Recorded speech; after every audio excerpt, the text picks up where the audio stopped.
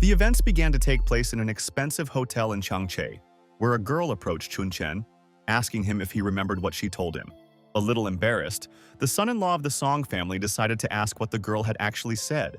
She was outraged by this behavior, because after all, they had already been married for 5 years. And it should be remembered that today at his birthday party, he would find himself in a very dangerous situation. This girl was Song Yan, or Miss Song Jiansan. She was going to give Chong Chen some money and he would have to leave Changcheng and hide. The main character didn't want to listen to it anyway, and while his wife was speaking, he instantly fell asleep because it was very boring. Meanwhile, the Song family's butler, Song Ruhai, opened the car door for the girl, and she only wished that her husband would sleep in the car for now. As soon as the third daughter of the Song family was seen near an expensive hotel, all the paparazzi immediately began to take pictures of her, considering her an incredible beauty. The little-known lady invited celebrities from all walks of life to her birthday party, and something grand was about to happen today. The paparazzi also saw a guy in the car and immediately realized that it was Chun Chen, Mrs. Song Jiansan's husband. No one could believe that they were still together, because everyone thought he was an idiot. The femme fatale had been married to this idiot for 5 years, like a fairy flower that fell on cow dung. The main character also had some strange pendant hanging around his neck, as if it had magical properties because it was unusual. At the same time, in the hotel, someone was shouting that the Song family had had a hard time in the past 5 years. As it turned out, it was the head of the Song family, Song Xianyang, who was saying that things were going well, because the fool Chong Chen was accompanied by great luck. Even Zhang Yungguo noted that it was only because of this luck that the Song family was able to rise from the dead in these 5 years. In any case, everyone knew that once the hour of darkness arrived today, Chun Chen's luck would run out, and when it ran out, their marriage would come to an end. The kind head of the family had been apologizing to the girl for the past 5 years, but soon she would no longer have to be with that idiotic guy. The timid girl explained to her father that there was no point in making a mountain out of a molehill, because they could have simply let Chun Chen go. And her father, in turn, said that he was doing all this only for the good of his daughter. Everyone in the city knew that Song had been a fool son-in-law for 5 years now.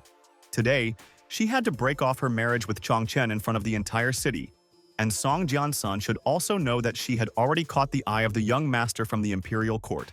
If their family connected with one of the largest families in Changcheng City, their family would become successful in an instant. At the same time, Song felt extremely uncomfortable when she realized that this was the senior master of the imperial court enterprise, and his name was Ya Shiaoan. Suddenly, that same young master from the imperial court arrived, and he was very close to the hotel. This guy was the pride of the business community, as well as an incredible handsome man and the son of a great family. All the girls were crazy about him and didn't understand why Song Jiansan didn't marry Mr. Ya Shiaoan. The smug guy immediately noticed the mysterious young man sleeping in the car and asked the manager who it was. The impudent man was immediately told that it was the Song family's son-in-law, Chong Chen, which is why he had to be woken up because Ya Shiaoan wanted to greet him. The servants immediately approached the guy and began to wake him up, calling him an idiot. No matter how much they pushed him, Chun Chen still continued to sleep and didn't even think about waking up. The impudent managers thought that only pigs sleep so soundly, but this fool sleeps like a plump piglet. The hero, meanwhile, didn't even suspect anything and continued to sleep peacefully in the car. Shiaoan began to leave with regret. Although he had hoped to talk to this fool, suddenly, part of the protagonist's medallion began to fly in an unknown direction. This direction turned out to be the back of the head of the impudent guy who dared to wake up the innocent Chun Chen. As if nothing had happened, the hero addressed from the car, saying that his name was Chun Chen, after which he asked what he could do for young master Ya Shiaoan. Showing his superiority, the unsuspecting impudent fellow was surprised, because he had no idea what awaited him next. The servants began to be indignant, asking the eccentric why he dared to throw something at the master. As it turned out, Ya Shiaoan knew that Chong Chen had not spoken a word since he became a member of the Song family, which made the managers laugh even harder. Since he was so pitiful, Shiaoan wanted to tell him something that he didn't understand. Tonight, his status as the son-in-law of the Song family would come to an end, and his famous little wife would become the young master's wife. Smiling haughtily, Ya Shiaoan wanted to know from the hero whether he even understood what he was saying to him, or if he was just stupid. All this time, the hero remained silent, and the impudent man did not pay attention to this, after which he gradually began to leave. Suddenly, the boy asked if he was really considered a fool, As it turns out, 5 years ago, he learned the art of magic and thought that he could become famous for his abilities. But he didn't realize that when he learned the soul suppressor, he accidentally went out of control and locked up his souls and power. At this time, he was hit by Song Yan's car, and that's how he ended up in the Song family, where he lived for 5 years.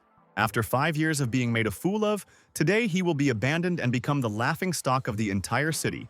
Despite the fact that everyone there has long wanted to kick him out, Song Yan seemed to be the only one who didn't want to give up on him. Because the girl protected him from all adversity, as well as from her family. He didn't get the good wife for nothing, as she silently protected him for 5 years. Now, it was Chun Chen's turn to protect his own wife. As soon as he got out of the car, someone immediately addressed the hero, calling him a stupid son-in-law, because today, he should become the most important star. It was Song Qingpeng, Song Yan's cousin, and he was saying that Chong Chen was being looked for everywhere. And I thought he was a blockhead with an incredibly pitiful face. The guy immediately looked at this impudent fellow with an angry look. After all, he remembered that for 5 years, no one from the Song family took him seriously. This Song Qingpeng secretly inflicted all kinds of violence on him because he considered him an excellent punching bag. Even now, the relationship had not improved at all. And Qingpeng spat into the wine glass, wanting to give it to his son-in-law. As an apology, this glass should go to the hero. And as a reward, he will not be beaten by Song Qingpeng today. Showing surprise, the hero asked if he could really drink this wine. The impudent fellow confirmed this, saying that the guy could safely do it. As if not suspecting anything, the guy began to bring the glass to his mouth, and everyone around him laughed at him, considering him an unreal fool. Everyone was literally dying of laughter, and Song Qingpeng didn't understand why he couldn't think of such a funny way to humiliate him earlier. Unable to bear such mockery, Chong Chen shouted that since Qingpeng wanted to drink wine, he needed to go down a little lower. Taking him by the throat, the self-confident guy began to pour wine with saliva straight into his throat, mocking him and humiliating him in front of all the guests. The stunned guests did not understand how this was possible, because a guy who they considered stupid could humiliate one of the most influential members of the family. Continuing to mock Song Qingpeng, the hero threw him to the floor, asking if he had drunk enough of the delicious wine. The trembling guests did not understand how this had happened at all, and how the idiot had managed to defeat such a strong opponent. Song Qingpeng could not bear such humiliation, because he lost face in front of a large number of famous guests, because of which he took a knife out of his back pocket and wished only death on the hero. I mean that now he is a corpse. Suddenly, someone stopped the impudent guy, a second before he would have used the knife. The man asked if Song Qingpeng really wanted to do this in front of so many high-ranking officials in the city, and if he really wanted to disgrace the reputation of the Song family. This man was the butler Song, to whom the impudent fellow told that this guy had publicly humiliated him, which is why he wanted to take revenge. The clever butler asked the boy not to do this in front of others. The master wants to see him now, and later Song Qingpeng will still have the opportunity to take revenge on the hero. Qingpeng started to leave, pushing the guy. Un said that he was wrong, apologized. The butler in turn thought that it would really be better this way, after which the man turned to the hero, saying that the master wanted to see him too, which is why they needed to go together to his office. The embittered youth, meanwhile, was thinking that Chong Chen was very lucky today, but they would soon be even anyway. Meanwhile, the family servant brought Chen to the office, telling him to go inside. There were many family members sitting in the office, and the head of the family asked Chun Chen to sit at the table. The boy realized with sadness that for 5 years he had to stand in the corner and listen to family gatherings, and he could not believe that today he was being treated like this. The head wanted to get straight to the point. In these 5 years, their Song family had risen from the dead thanks to Chong Chen. But Taoist Master Zhang said something before leaving. He said that Chong Chen's luck would last until tonight at most. For this reason, they should immediately separate Song Yan and Chong Chen. Otherwise, the hero would have a bad influence on them. Meanwhile, Lin Xinping tried to calm the hero down, saying that it was time to sign the document and asking him if he could write. The Song family's second son-in-law, Zhou Jian, even suggested that Chong Chen was not even able to hold a pen. Looking at the document, the hero understood that they were really going to abandon their son-in-law, and he couldn't believe that they still considered him a fool. But he didn't care what these scum thought of him because he wasn't going to explain anything to them. And in the future, he would have the opportunity to beat their faces in. The guy was only concerned about Song Yan because she was the only one who treated him well all these 5 years. Listening to all the insults that were directed at her husband, the girl could not stand it any longer and shouted that Chun Chen was a normal and healthy person. He was just mentally disabled, but he still needed to be respected. The guys weren't bothered at all by this, and just to show their politeness, they said that they wouldn't do it anymore. With a smile on his face, the hero looked at his wife and understood that if she did not sign the contract to end the marriage, then he would not do it either. And if he does sign, then he won't stay here for a minute. At the same time, the butler approached the master and said that the third and young master of Yanqing had come to talk to him about cooperation. The man was very happy and wanted to know where exactly the master was. However, the young master has a request, namely when conducting negotiations. He must meet with the most famous son-in-law of the Song family. The sons-in-law immediately began to argue among themselves about who is more famous. Finally, one of them began to leave, saying that now they must return with victory, and there was no point in keeping the gentleman waiting. Song Kyo, who was Song Xiaoan's only son, asked his mother what kind of family his father was talking about. Since he had never heard of them in Changcheng before, a woman named Su Yuexian explained that the Si family of Yangcheng was much more powerful than the Ye family. At present, the Xia family has come to Changcheng City, and there are countless people who want to cooperate with them.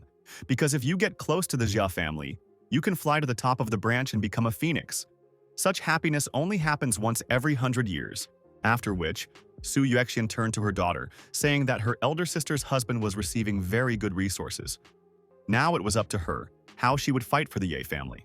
All this time, Chun Chen listened to this dialogue and understood that he could not expect anything better from the Song family, because they were ready to sell their daughter for profit. Suddenly, someone outside the door started shouting at Mr. Xia that they really didn't have a son-in-law who beat people in public. Having opened the door, the gentleman immediately discovered the very son-in-law who had beaten the man in public. Everyone was simply stunned by the presence of this man, because no one expected to see him here. The mother was confused and asked all the children to stand up because a very respected guest had arrived. Su Yuexian immediately thought that Mr. Xia was looking for a second son-in-law. The guy immediately introduced himself, saying that his name was Zhou Jian, and no one understood what was going on. Was it possible that the son-in-law that Xia was looking for was Zhou Jian? In fact, this was not the case, and Mr. Xia pushed his second son-in-law away, ordering him to get out of the way. Mr. Xia approached Chong Chen and said that he saw him beat up a man in the hall. Extending his hand, he introduced himself, saying that his name was Xiaobei, and that he admired Chong Chen, and then asked if he could ask him to talk to him alone tomorrow. Absolutely no one could have expected this turn of events, and everyone was just furious and confused, not understanding what was going on here. The kind hero also introduced himself, saying that he had nothing to do tomorrow anyway, so he didn't mind. After shaking hands, Xiaobei and Chong Chen agreed to meet in person tomorrow. The head of the family did not understand how this was possible, and the mother explained that this was the very son-in-law that Mr. Xia wanted to meet. But still, no one understood why this happened, because everyone considered this guy just an ordinary fool. Sometime later, the family began to discuss what had happened, because everyone wanted to know what was going on.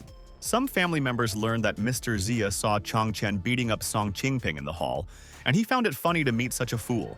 Meanwhile, the father of the family knew that if Chong Chen was so stupid that he could offend Xiaobei tomorrow, then their 5 years of luck would go to waste.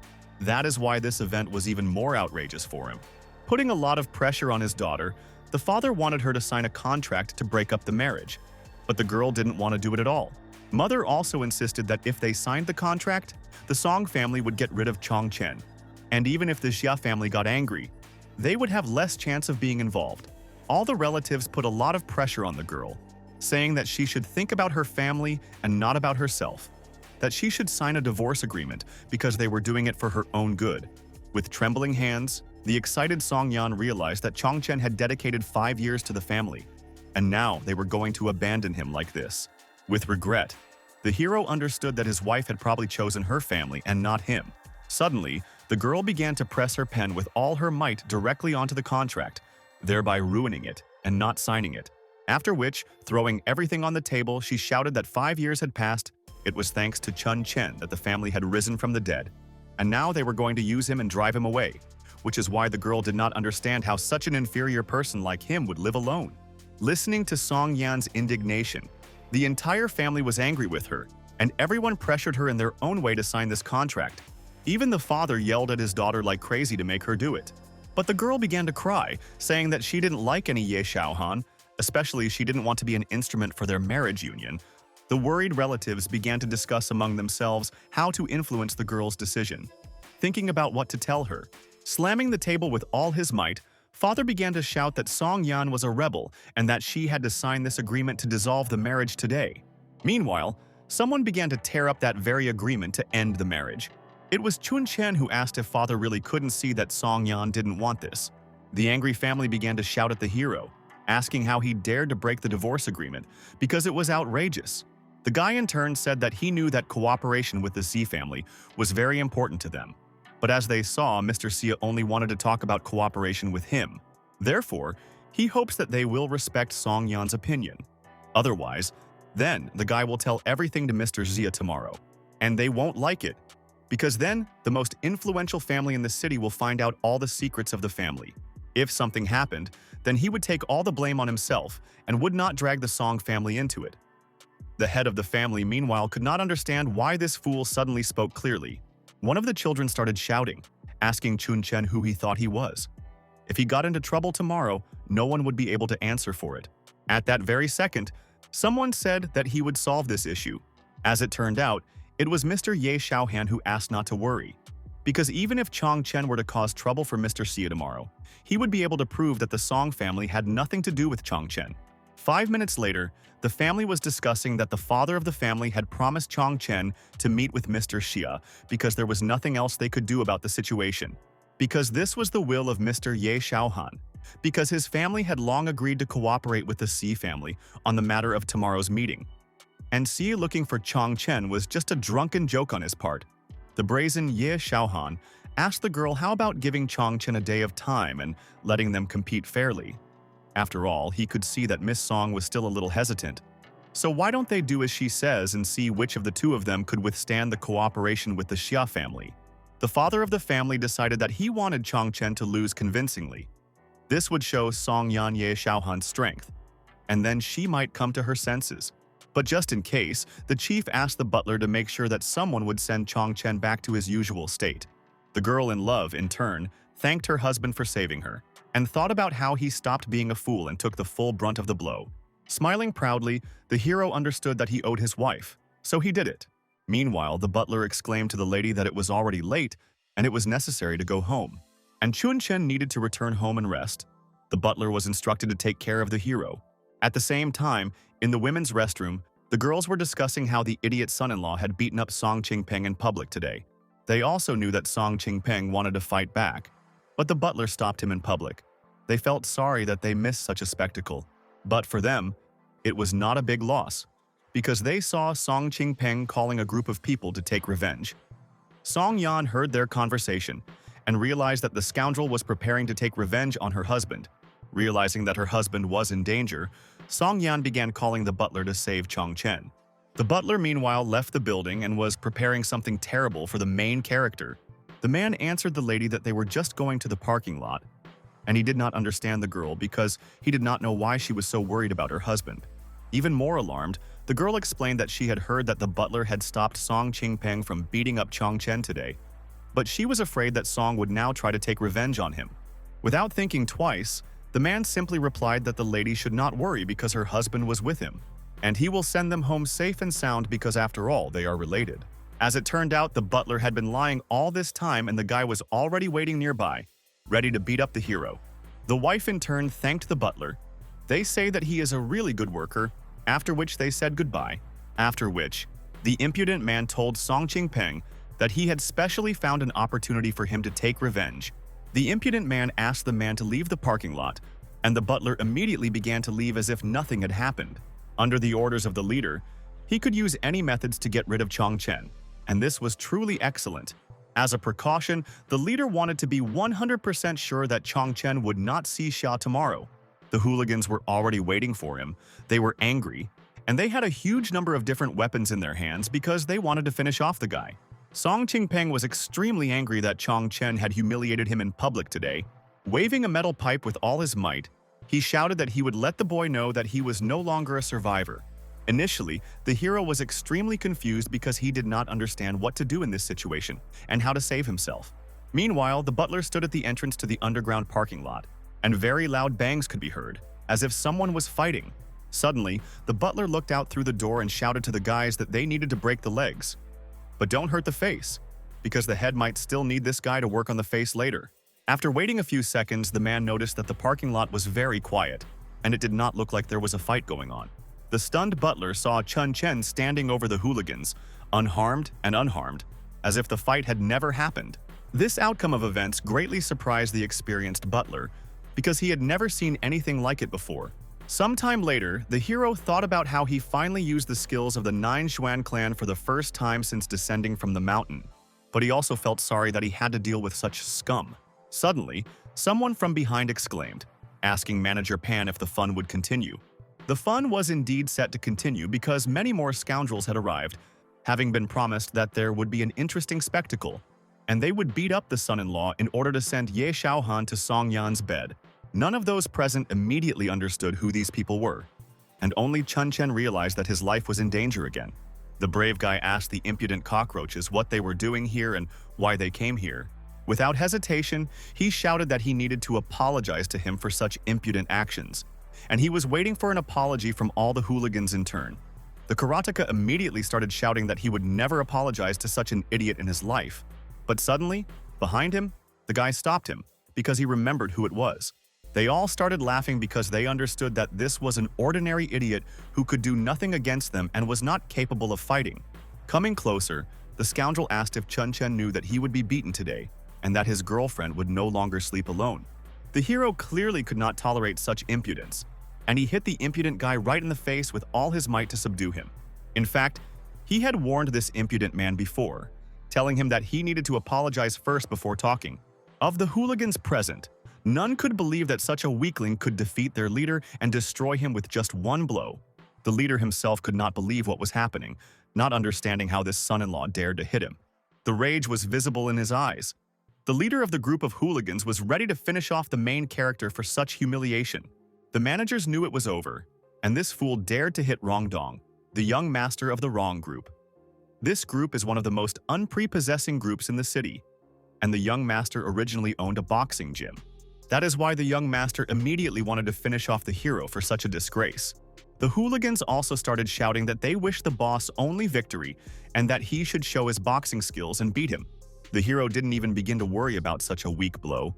He just watched the villains attempt to hit him, after which he kicked with all his might directly at young Master Wrong's secret place, causing him to scream in pain with all his might. This blow was dishonorable to all present because no one had dared to strike it before. The young master screamed in anger at his assistants because they did not want to help him at all, and only watched as he lost in this fight. Feeling intense rage and pain, the scoundrel shouted for all the hooligans to start attacking his son-in-law in order to cripple him. He even wished him death, and they say that his henchmen could even kill him without sparing him. Meanwhile, events continued to unfold in the parking lot. The butler was addressing Song Qingpeng. The bewildered man wanted to know what happened in that parking lot and who beat them up like that. The villain said that it was Chun Chen who did it, and the butler in turn asked how it happened. But no one could even understand how they could lose. After all, they only remembered that everyone attacked Chun Chen. And then there was a total beating. And at some point he used some black magic called Yanken, namely, the shift technique. He made them all somehow attack each other, and they started doing it.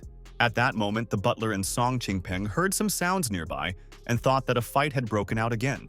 This was indeed the case, because Wrong's minions began to attack their leader and did not understand why they did not attack Chong Chen. With all his might, the hero stepped right on the back of the main villain to show his dominant position in this situation. The smart guy shouted that now the scoundrel must not take a single step closer, otherwise he did not know how much longer their boss would live.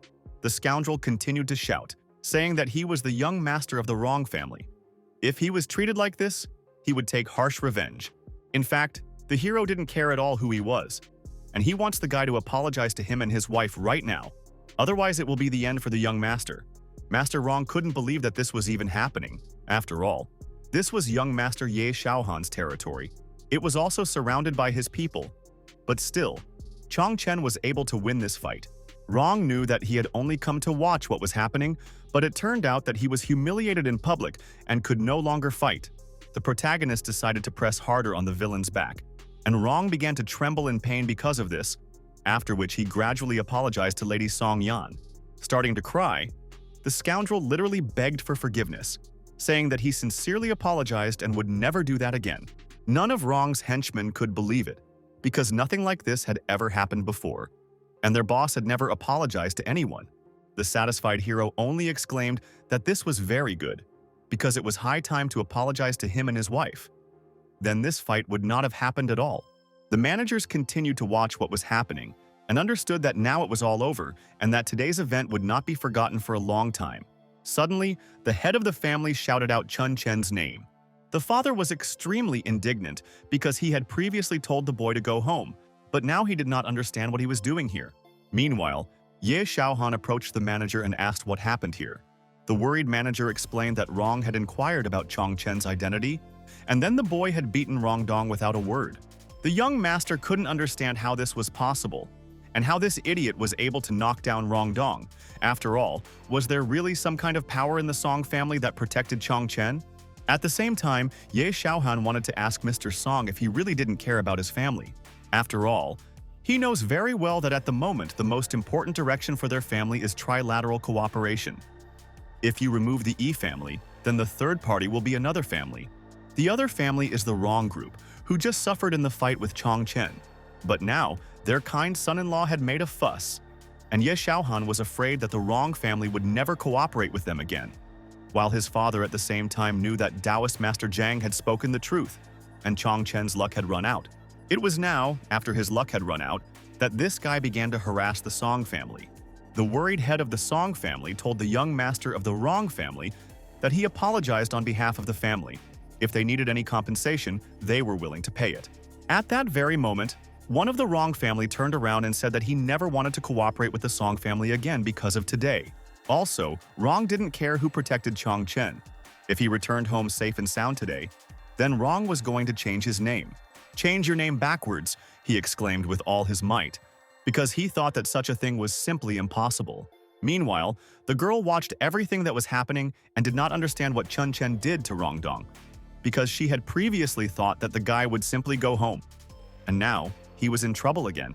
Meanwhile, the gloating Ye Shiaoan was thinking that from now on, without his help, there would be someone in the city who would want Chun Chen dead at any moment.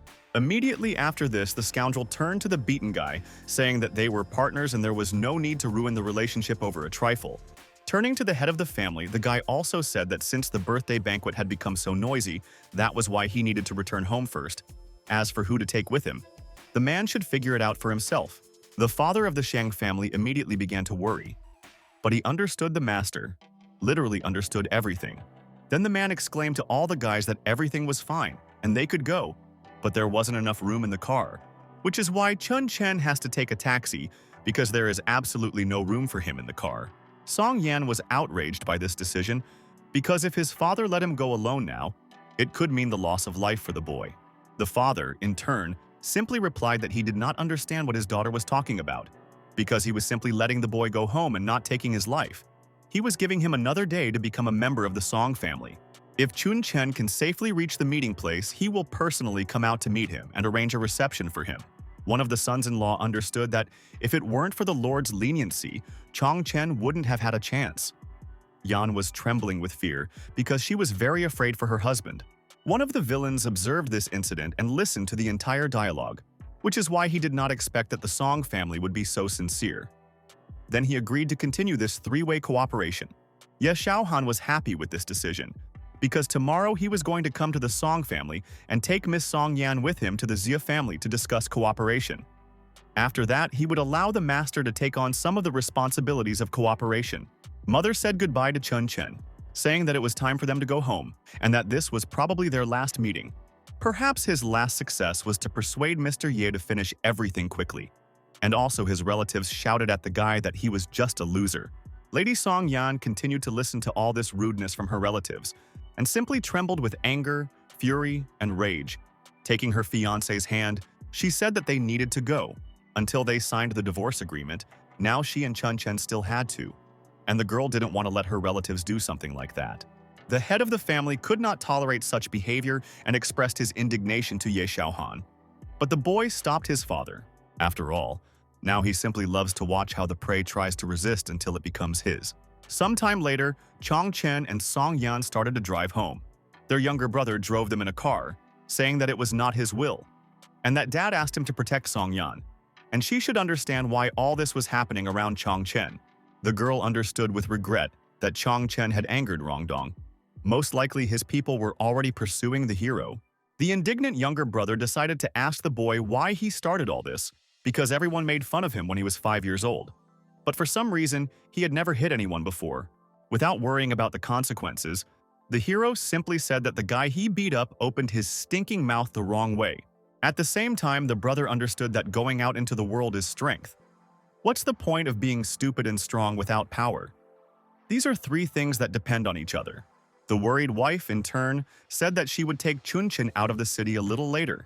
And from that time on, the guy had to be as honest with her as possible when suddenly several cars behind him started chasing them. A moment later, one of the cars that was in pursuit rammed right into the car's bumper. In the car, everyone started to get very worried.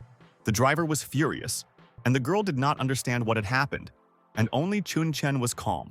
The girl asked her younger brother to break away from the pursuers because they had to leave the city. Suddenly, Chun Chen said that there was no need to flee the city and asked Song Chu to let him out of the car, because while he's inside, these guys are a threat to him, and he'll only be safe if the hero gets out of the car and lures them out. The wife was against this because she believed that Chen had gone crazy and these people would kill him as soon as he got out. Another strong impact immediately followed directly behind the car, which forced the car off the road. The car literally began to move onto the forest road because the impacts made it difficult for it to drive on the asphalt. Fortunately, the younger brother listened to Chun Chen and let him out of the car. The hero only asked Song Chu to protect his sister. All this time, the girl continued to scream for Chun Chen to get back into the car, and the guy only said at the last moment that he should not forget to make the pursuers pay for the damage to the car. A huge number of cars drove up to the forest glade to catch up with Chun Chen and take revenge on him for his actions. The pursuers immediately saw that this fool had decided to leave his wife and run away from her into the forest. An unimaginable number of hooligans were going to attack Chun Chen and finish what they started in order to bring this brat to the boss. The beaten criminal wanted to kill him himself, which is why he ordered his allies to bring Chun Chen to him. Feeling very anxious, Song Yan realized that all these scoundrels had followed her husband. I understand that it is necessary to somehow avoid beating up the guy. The girl wanted to get out of the car to talk to the gang bosses, but her brother was against it because he had to protect her. Yan still thought that there was no need for this, since the people from Rong's group were not strong enough to dare to attack her.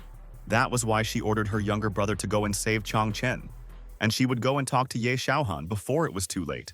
And if something happens to Chun Chen, she will renounce her younger brother for the rest of her days. Realizing that his brother did not want this, he went to save her husband and ran out of the car.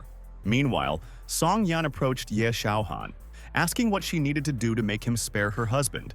Suddenly, Rongdong and Ya Shiaoan started to come closer, and decided to remind him that the divorce could be signed with a fingerprint. Today, Rong was going to kill Chun Chen, use his fingerprints to sign the divorce agreement.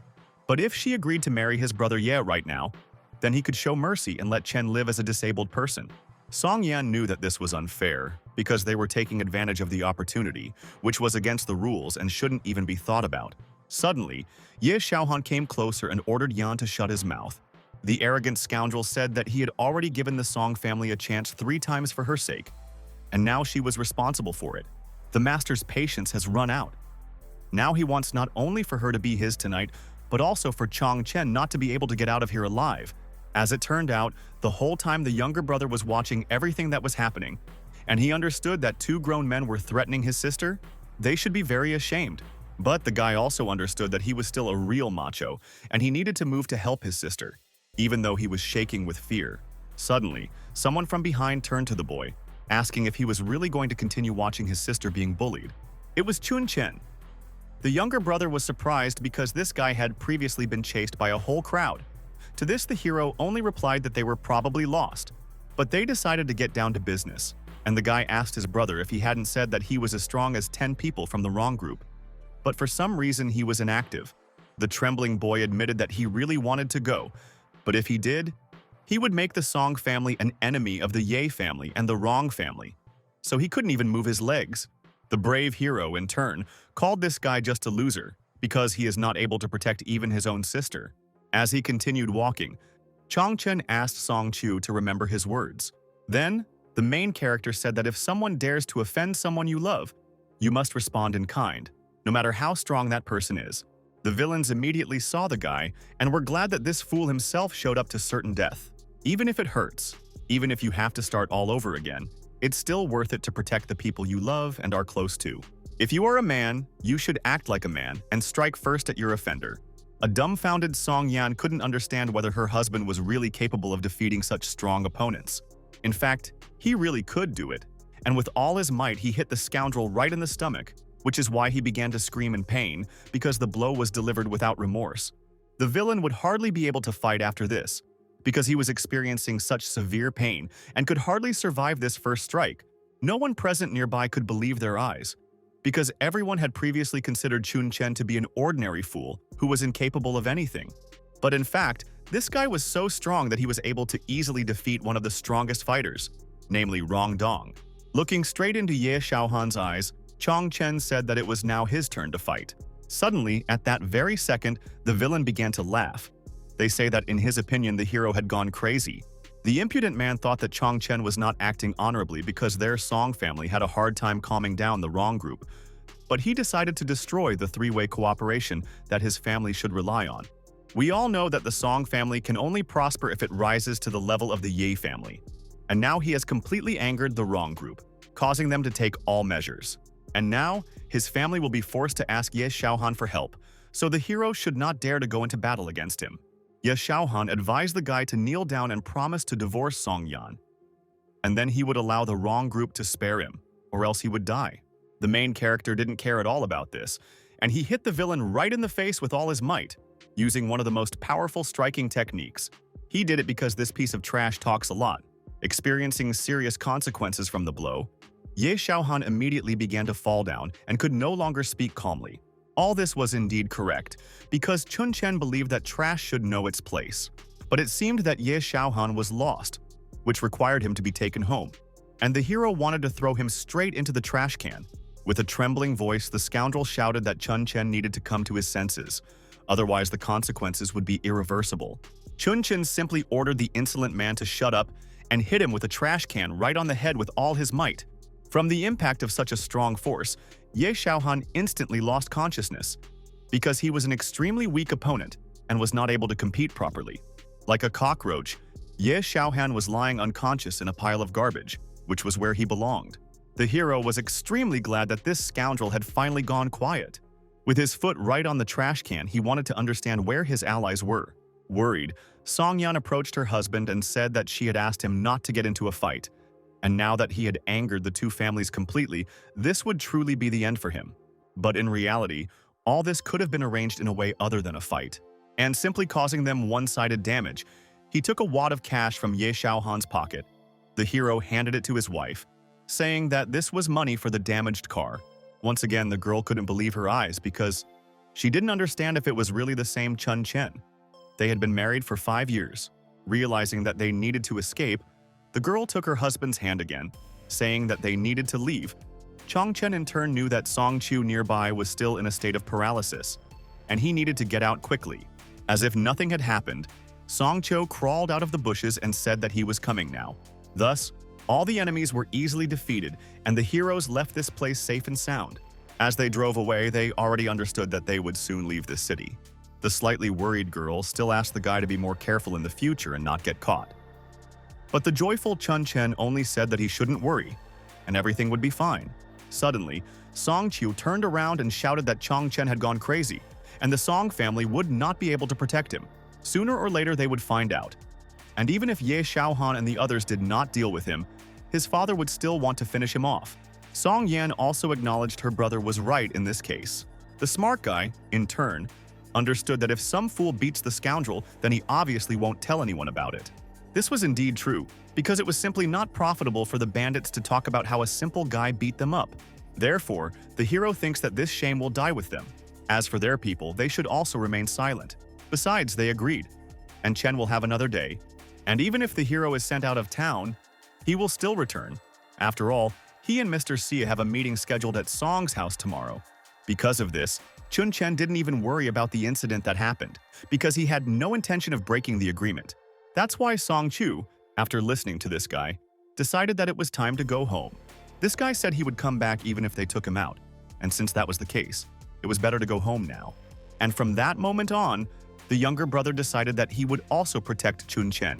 At the same time, the hero understood that he didn't even need this guy's protection because he was capable of protecting himself. Either way, it's time for them to go home, but first they need to call Dad so he knows they're okay. Sometime later, events continued to take place in the Song mansion. As it turned out, the elder complained to the head of the family that Chun Chen had done terrible things tonight. For the past 5 years, they had relied on Chun Chen's luck to become the head of the family. But the elder felt that he had caused a lot of trouble today and wanted him to give up his position to the second one. The Song ladies also didn't want this because if they allowed this to happen, it would be the end, because the business of the second uncle's family was developing so well, and they would all be crushed once they gained power. Even the son-in-law understood that he would be the one who would suffer the worst. And Chun Chen himself asked for such a fate. Suddenly, the head of the family asked them to remain calm. Fortunately, Ya Shiaoan helped them deal with him and calm down the wrong group. And thanks to the three-way cooperation, they were still able to keep the situation under control. So the elder still agreed for him to remain the head. The girls were very happy about this because they believed that Chun Chen's death was really worth something.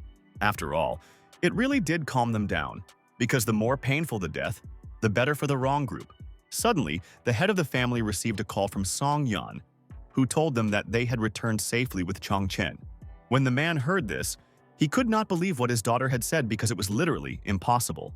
There was immediate fear and horror in his voice because he understood that if his son-in-law was not dead, then his family could now be in danger. Realizing the complexity of the whole situation, the father immediately dropped his phone. One of the daughters wanted to know what had happened. Meanwhile, the car in which the main character was finally arriving, the proud guy and his beloved wife finally returned home after a tough battle in the forest. None of the relatives could believe what was happening, because they did not expect to see Chun Chen here, whole and alive. Even Song Cho felt a slight chill down his spine after calling his dad, because he was extremely worried about the consequences that would happen now.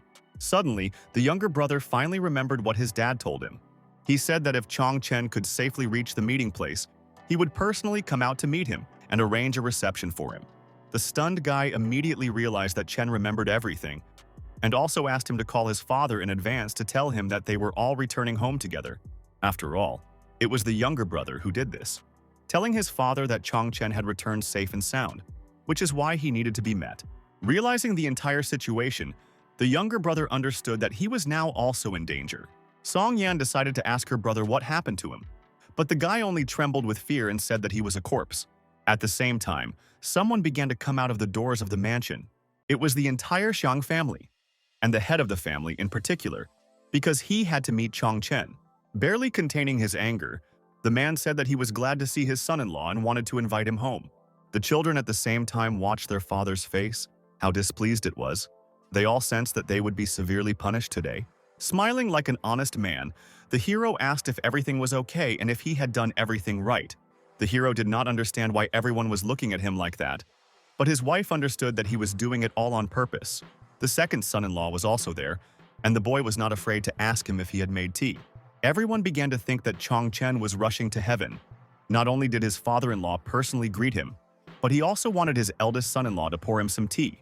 And then they remembered that the elder sister's husband said that he would pour him tea himself if he came back. But he had previously despised Chun Chen more than anyone else. Sometime later, the eldest son-in-law actually poured tea for the protagonist because he lost the bet. The kind young man, at first glance, gave the tea to the hero, as if he treated him with respect. Once again, Song Cho and Song Yan couldn't believe that the eldest son-in-law did this, as if he always kept his words, and served tea as a sign of defeat. Meanwhile, the son-in-law understood that if his father personally greeted Chun Chen, he did not dare not pour him some tea. Everyone immediately pounced on the younger brother, saying that he should have been protecting Yan, not her husband. Song Chu then began to explain that he was not guilty of anything, and in general, it was Chun Chen who did everything. Suddenly, Song Yan stood up for her younger brother, because she knew that it was hard to believe that Chun Chen had returned, but it was not because of Song Chu, because he was just protecting his sister, and the hero dealt with the wrong group people himself and returned with them. Hitting the table with all his might and feeling very angry, the head of the family couldn't believe these words, because to him it was just nonsense. The entire group couldn't handle just one person, and it really sounded like stupidity. The younger brother was threatened with punishment with a whip, but he, in turn, understood that after all, his father and the others did not yet know that Ya Shiaoan had been beaten. Otherwise, this punishment would not have happened. The butler actually brought a whip to punish his younger brother for lying. A moment later, the head of the family began to take out an ancient weapon to spank the young man. Swinging his whip with all his might, the formidable father shouted that today he would teach his youngest son a lesson.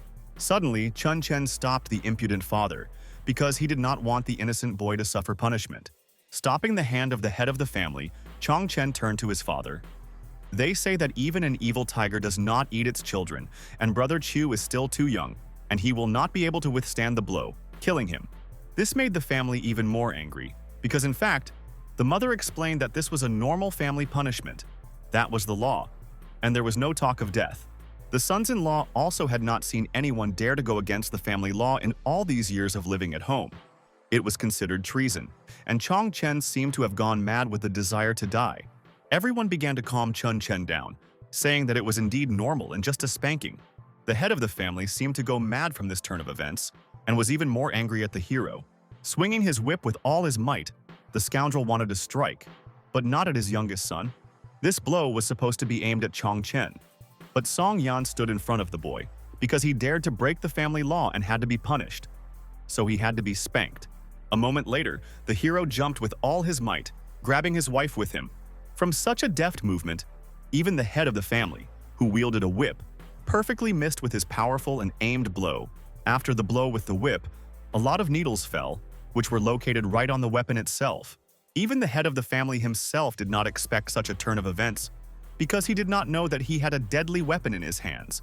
While protecting his wife, Chun Chen asked if this really wasn't an attempt to beat Song Chu to death, since there were so many needles on the whip.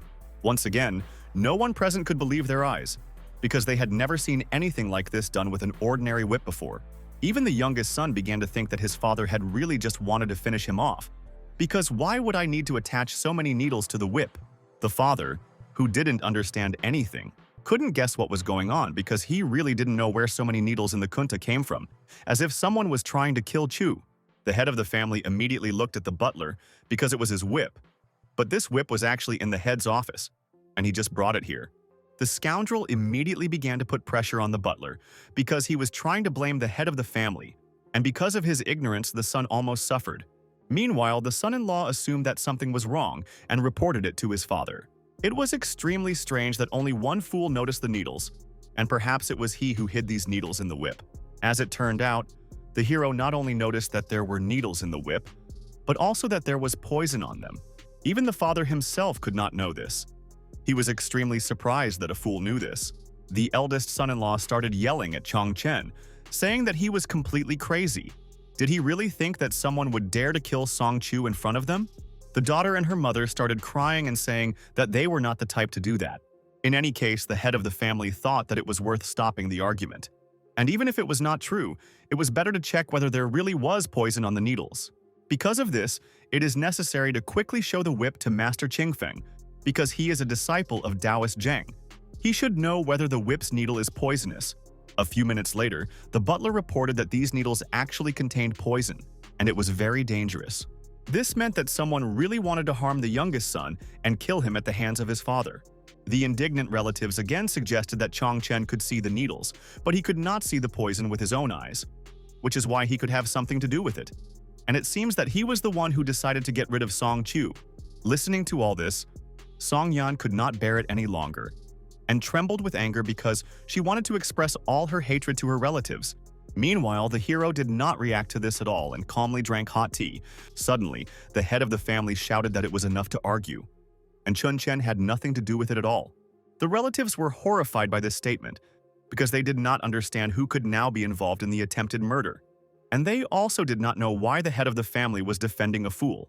He defended him because if Chun Chen hadn't said so, then Song Chu would truly be gone, and there was no point in continuing to argue. Without thinking twice, the father ordered the whole family to disperse. As if nothing had happened, Chun Chen thanked his father for protecting him and for actually believing in him. As soon as all the relatives began to disperse, Song Chu decided to turn to his son-in-law. Falling to his knees, the younger son began to apologize and thank his savior because he felt grateful for such a noble act. With tears in his eyes and trembling, Song Chu didn't know how he was able to see those poison needles. But he thanked his savior for saving his life and also asked for forgiveness for being so rude to him these 5 years. The good-natured guy, in turn, actually forgave him, saying that everything is fine because they are relatives. Sometime later, Song Chu was asked if he was angry with his father for that night. Song Chu explained that everything was fine, and he knew that it must be someone trying to harm him. The father, in turn, also admitted that he was also guilty, but wanted to ask his youngest son about something else. Namely, he wanted to know why Chun Chen had returned. Given the strength of the wrong group, such a return would not be accidental, and the boy really should tell his father the truth. This question really surprised the son a little, because the answer to it shocks the father. So first he has to ask the head of the family something. The caring youngest son asked his father if his blood pressure was high or if he was having a heart attack. The angry father shouted that he had never experienced anything like this, and that his son needed to be told as soon as possible what had actually happened. A few dozen minutes later, Song Chu told his father the whole truth, and he even mentioned that he could have easily saved his little sister. But his son-in-law got ahead of him and engaged in battle with Wrong's group. Even the guy said that Ya Shiaoan didn't take his son-in-law seriously and started chatting like crazy. But the son-in-law didn't care at all. Instead, he proclaimed that trash should know its place. He then picked up a real trash can and slammed it into Ya Shiaoan's head, which made his father extremely angry. And then, the youngest son said that after such a blow, Ya Shiaoan completely passed out. This fight was truly amazing. At that moment, Su Seon not only experienced high blood pressure and a heart attack, but even thrombosis of the cerebral vessels. A cry could be heard throughout the house, asking whether Ya Shiaoan had really been beaten. Hearing this, the mother began to cry, saying that it was all over, and they had finally insulted this family. Now they would stop the three-way cooperation, and the father would have to retire. The offended mother also wanted to prepare a new divorce agreement before the morning, and Song Yan would only need to sign it tomorrow in front of Ya Shiaoan and drive Chun Chen out, and maybe it would still be possible to save their family. Meanwhile, Chun Chen decided to turn to his wife, telling her not to worry. After all, it was just a three-way cooperation. And tomorrow, the guy will be able to achieve cooperation with the Z family. It is much better than the shitty cooperation with the Ye family and the wrong group.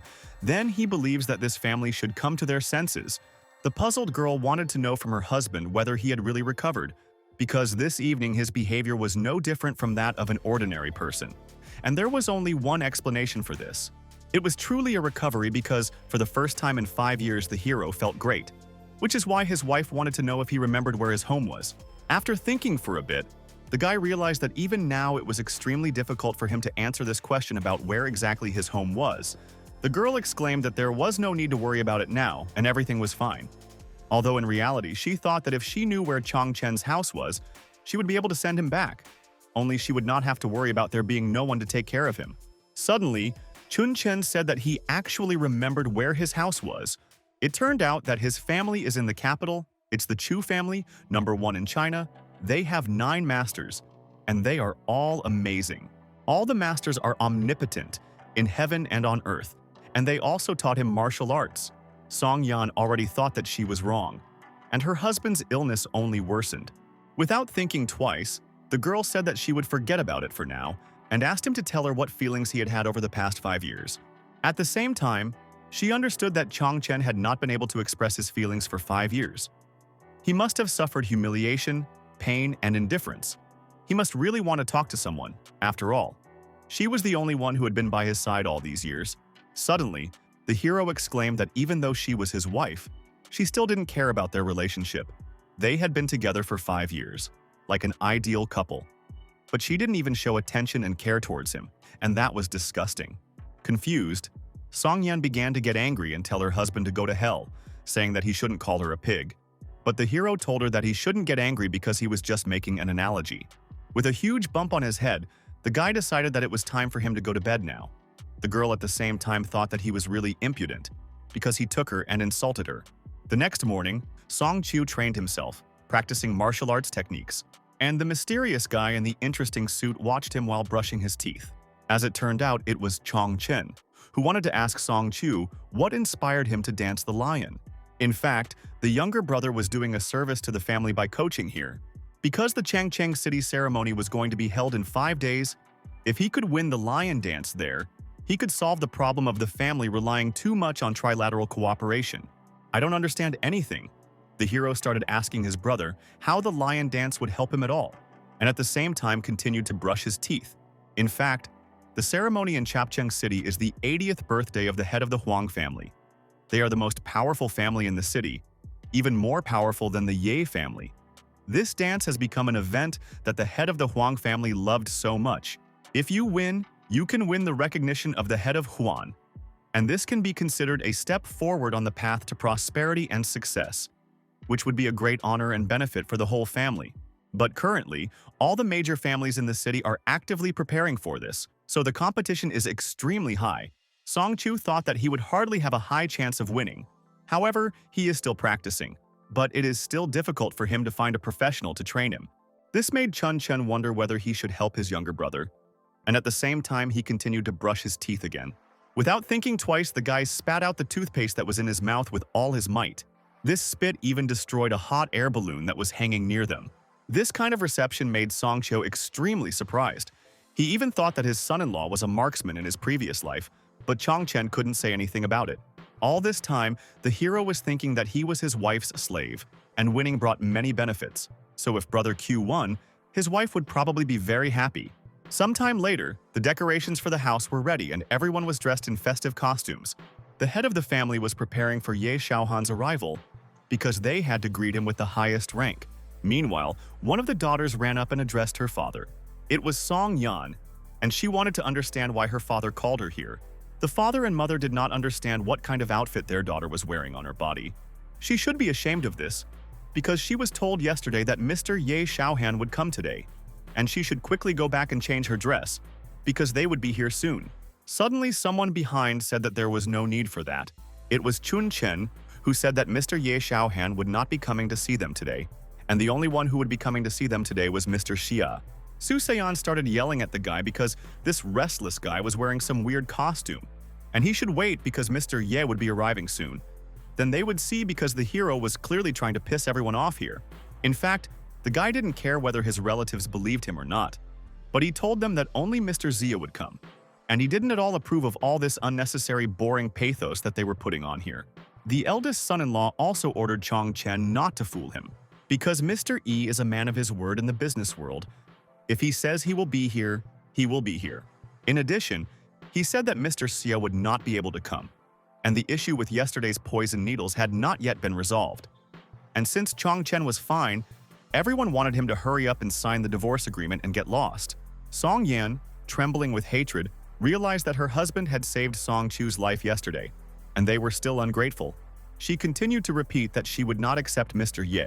Her sisters began to say that she was simply young and foolish, and once she tasted young Master Ye's sweetness, she would definitely change her mind. Meanwhile, the hero was thinking that this gentleman couldn't even block his attack, which meant that he really was a man. Suddenly, the butler ran up and shouted that Mr. Ye had arrived because he had seen the master's exclusive limousine arrive. The head of the family and his wife were happy that the gentleman had arrived, because it meant that he did not hold a grudge against them, and it seemed that the relationship between their families could still be saved. The sons-in-law, like smug scoundrels, were glad that Mr. Ye had come, and thought that Chong Chen was a nobody compared to him. At the same time, the protagonist understood that it was not actually Ya Shiaoan who had come.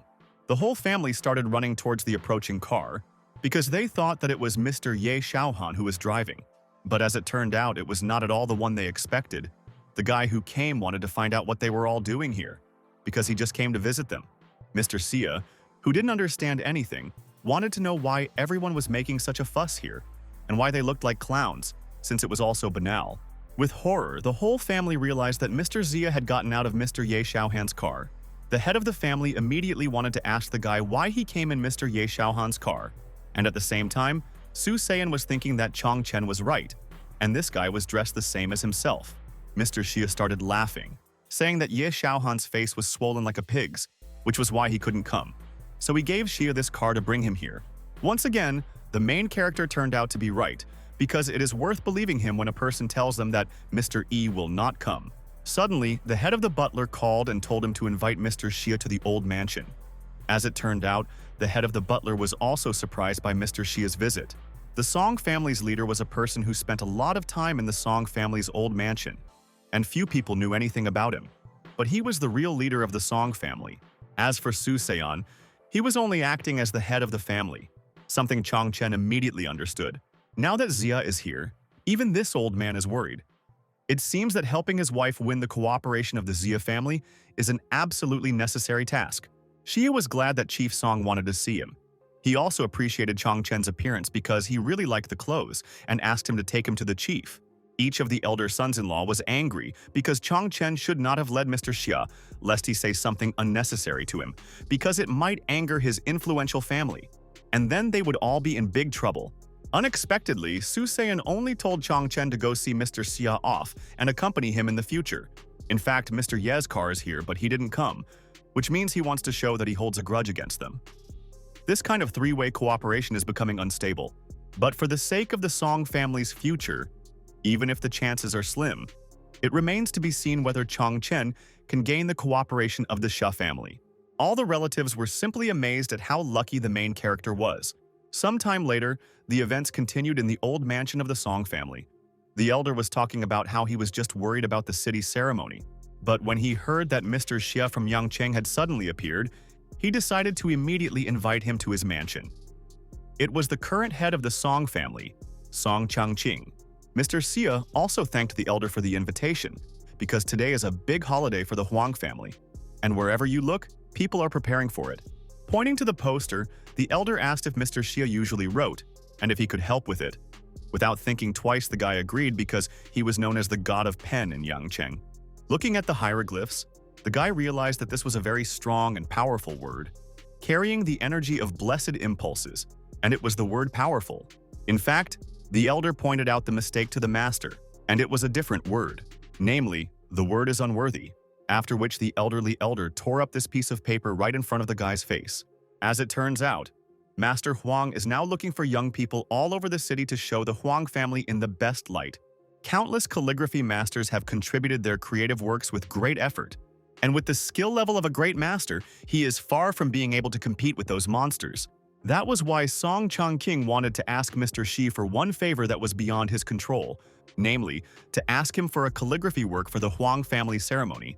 Because it would help save his Song family from the current difficulties, the old man cried and begged on his knees, but the boy only asked him to calm down and stand up from his knees because he was unable to do so. Song Changqing insisted that if the god of the pen did not agree, then he would no longer be able to stand up. And if he could not win this competition, he would no longer have a meaning to live. In fact, Xiao was just praising himself, and he couldn't draw as well as he said. But he still agreed to the old man's request to stand up. The old man was actually happy about this because a big shot like him shouldn't go back on his words, and Mr. Xia really was a good person. The dumbfounded boy immediately realized that this impudent old man was using him. But he still asked him to go first and let Chang Chen come in and talk to him while he wrote and they talked.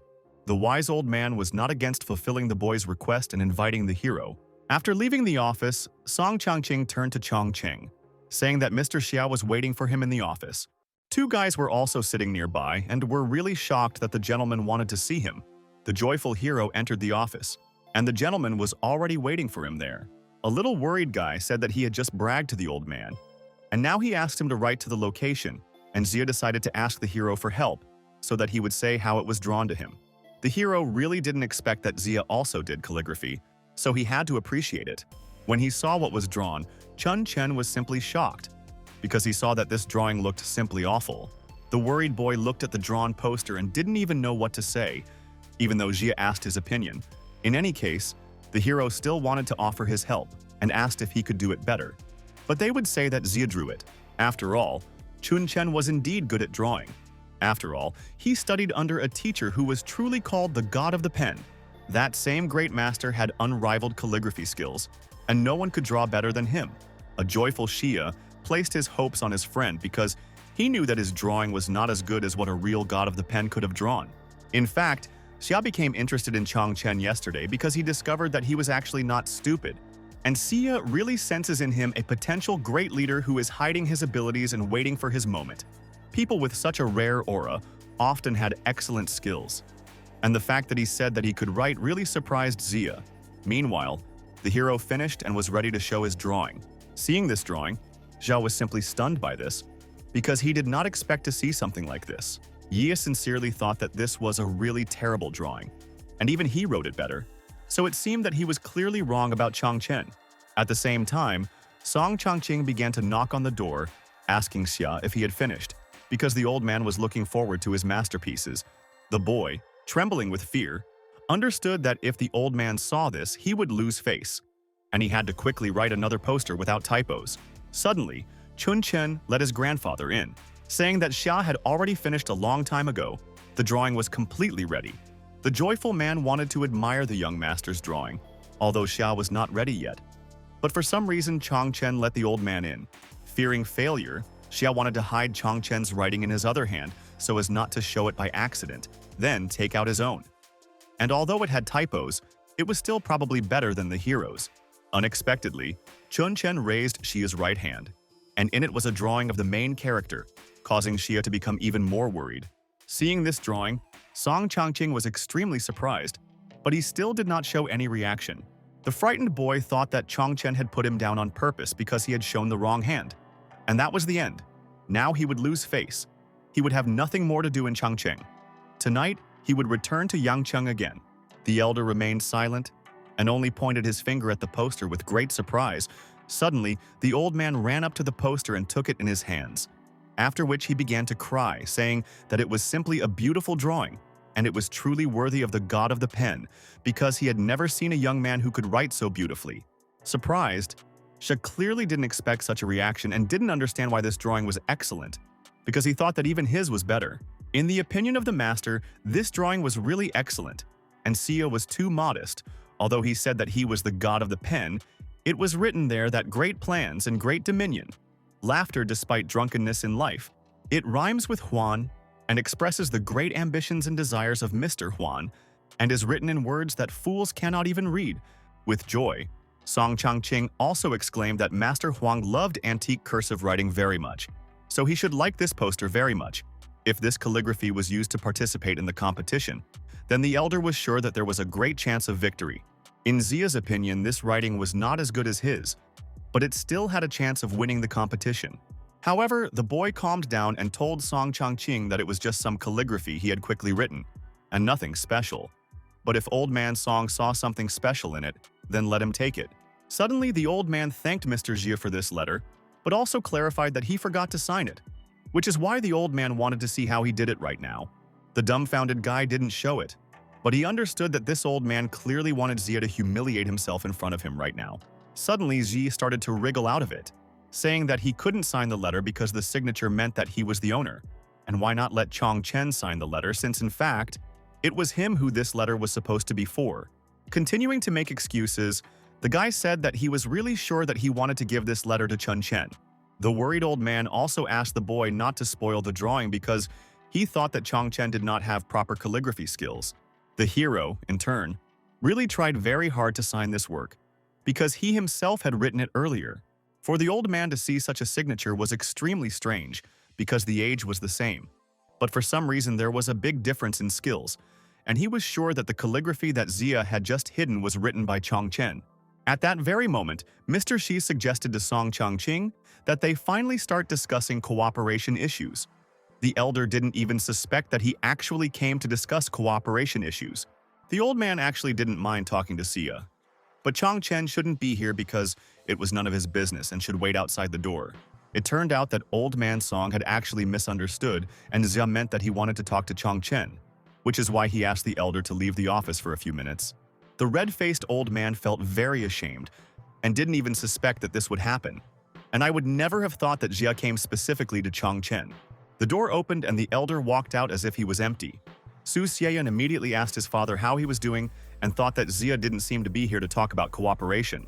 Then, the trembling old man explained that Mr. Xia was having separate negotiations with Chang Chen, and he had also given him an excellent calligraphy letter. Now, with Chang Chen's blessing, their Song family had a chance to get the green light from the Huang family at the grand ceremony.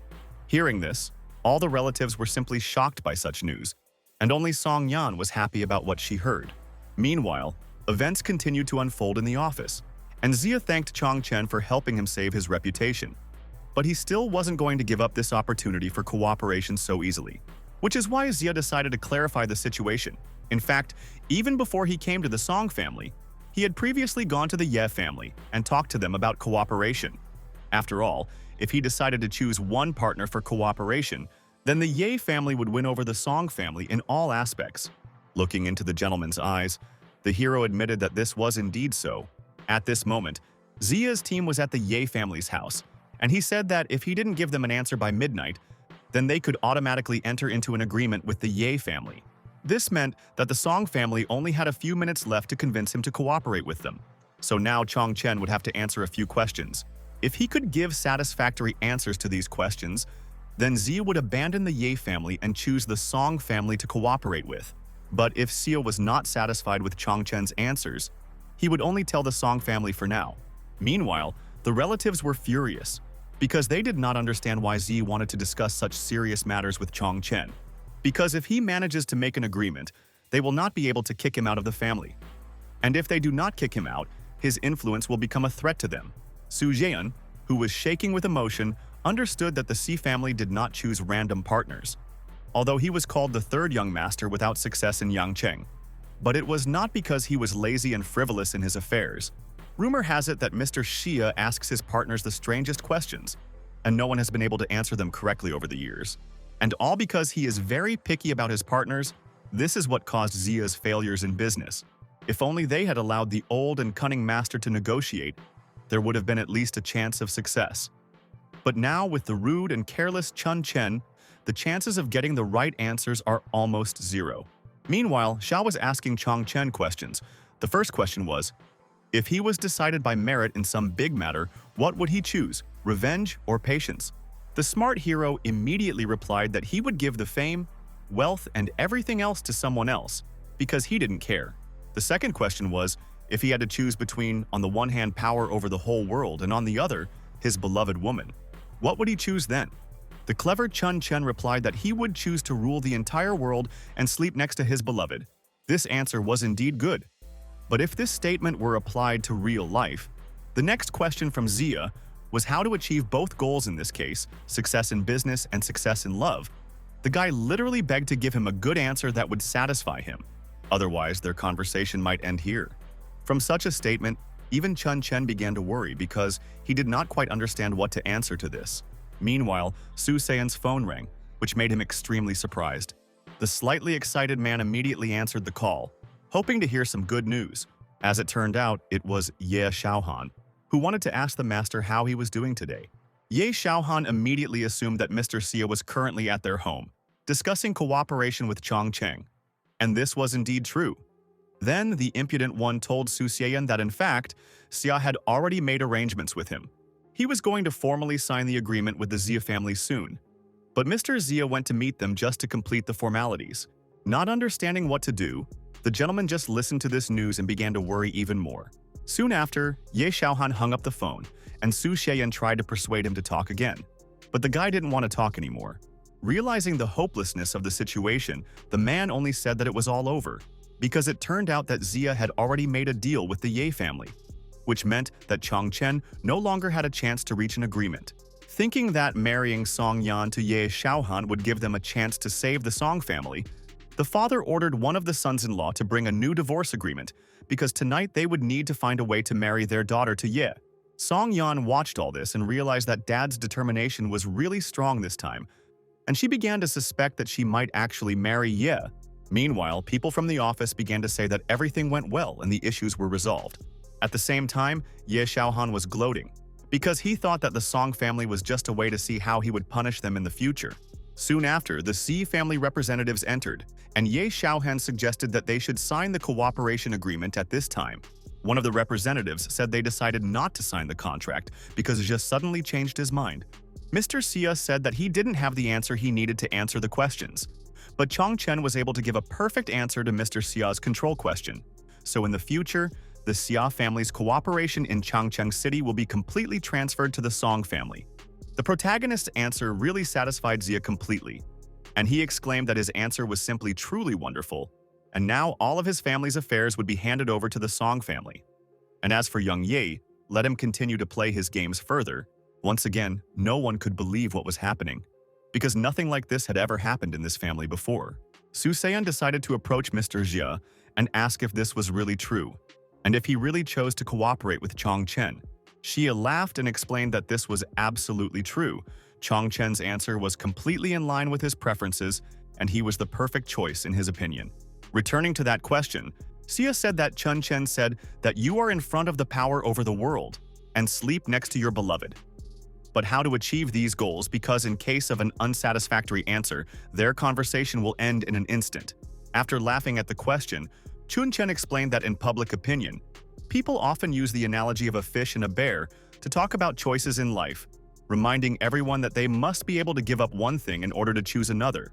But at that very second, the hero stood up and shouted that he was the one who was striving to conquer the world, and if he did not have the opportunity to take two good pieces, then there was no point in doing anything at all. At that very moment, Chun Chen asked Xia if he was really called the third young master without success in Yangcheng City, and the master immediately confirmed this, because of which the main character invited the guy to cooperate with him and guarantees him great success in business and the opportunity to truly become the first son of Tianan. In general, people often think that you can't combine different things together, like fish and a bear, but in Chun Chen's perception, only the whale fish and the bear are incompatible. Not understanding this answer, Xia wanted to clarify why this was so, since there were other options. Pointing to the next poster, the hero simply said that this was all because such deals were simply illegal. Laughing even harder, Xia exclaimed that Chun Chen had the ambition to conquer the world, but he also had the common sense not to overstep his bounds. No one had ever given such a beautiful answer before, which made Xia want to know how successful he was in the opinion of his listeners. This story made Su Seon and his son-in-law furious because they couldn't believe what they heard about Tianan's first son, and they couldn't understand how Chong Chung could even condescend to say something so arrogant. Since they had now agreed to cooperate together, Xia immediately began to leave, not wanting to linger here any longer. Although this guy had a unique taste, Chun Chen prepared an answer that was just perfect. After reading the divorce agreement, Su Seon realized that it was indeed true, and the sons-in-law also believed that once Chong Chen left his home, he would no longer be so arrogant. But at that very moment, the head of the family tore up the divorce agreement and said that Chun Chen was indeed right, and their arguments were pointless. Today, their three-way deal between the families had been successfully completed, and now they had to rely on the cooperation of the Jia family that Chong Chen had made, and the letter that Mr. Jia had written. If they kicked him out, then there would be nothing to compete with the old man's second son, and there would be no way to participate in the grand ceremony. As he left, Su Seon also called his sons-in-law scoundrels, saying it was time for them to think about it and reconsider their actions. Meanwhile, events continued to take place in Ya Shiaoan's house, where all the dishes were broken. The impudent man was simply furious because he believed that they dared to leave a fool behind so that he could steal his cooperation. From today onwards, he was going to declare war on the Song family and take revenge for all of Chong Chen's misdeeds. Sometime later, events continued to take place in the old estate of the Song family. Song Yan didn't waste any time and finished the conversation with her dad and grandpa about cooperating with the Ji family. Now they could return home. The disgruntled relatives understood that this was just a deal, and they wanted to see how the guy would relax on the wave of success and fall, and even wished him a quick death. Suddenly, someone nearby started shouting and calling out the name of a scoundrel named Chun Chen. It turned out that it was Old Man Song's second son, and Song Seon's younger brother, who demanded that Chong Chen kneel down and apologize to his beaten brother. The impudent relatives also gloated because retribution had come. The second uncle had come to deal with the hero. He was famous for his protection of his wards, and Chong Chen was about to receive his punishment. Song Yan began to defend the guy, saying that they had previously discussed yesterday's events with Chun Chen. And it should be noted that the beginning of the conflict was initiated by Song Peng, and the guy was simply defending himself. The elder brother still wanted to take revenge because the hero not only insulted Qingping, but also dragged the Ye and Rong family into a conflict, putting his family in a difficult situation. All these violations deserve punishment, and he is sure that the elder brother and father will definitely treat him fairly and strictly. The brave guy told his uncle that he was ready to fully accept any possible punishment. and the man wanted to immediately take care of this and gloated. The relatives ran to Uncle again and asked if it was possible for him to punish Chun Chen better, because he had made a deal with the Xia family, so turning to Dad and others was meaningless.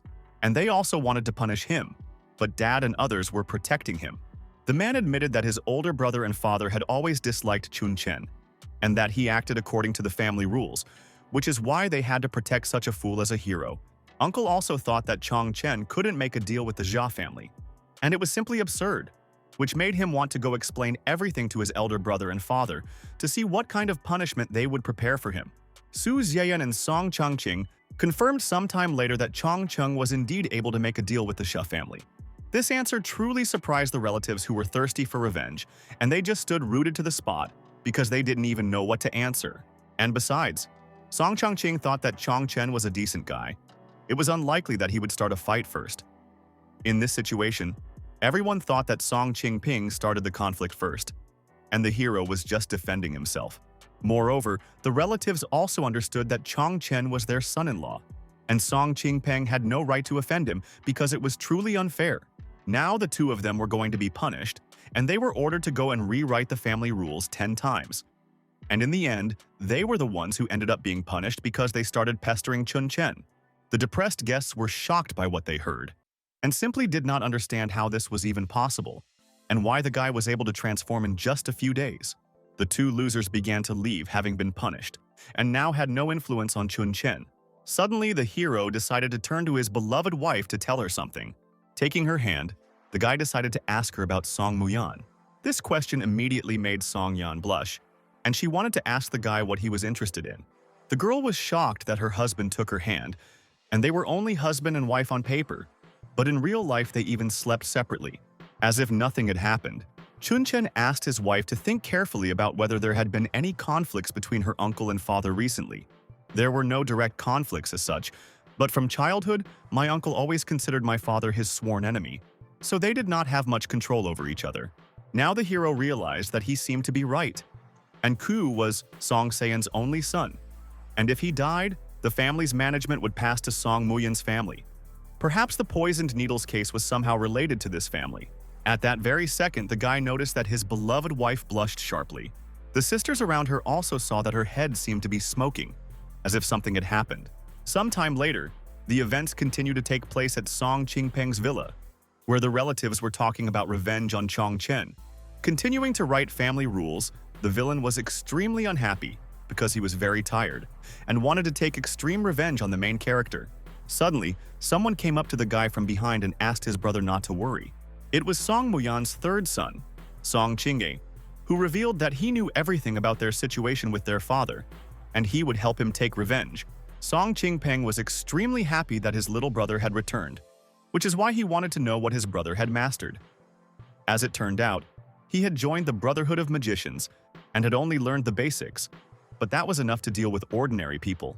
Previously, when Master Zhang was around, the guy was afraid to interfere, but now that he is gone, this stupid Chong Cheng doesn't dare challenge them. So now, they had to make their offender taste the bitterness, because they had a magical snake in their bag that was ready to bite Chun Chen. Sometime later, events continued to take place in the Song family's mansion, and it was discussed that Chong Chen had taken on a very large project with the Xia family. But he immediately handed over all the management work to Song Yan, which is why the girl did not understand whether her husband was really aware of his decision. Laughing, the guy explained to his wife that he had promised that cooperation would help her achieve success.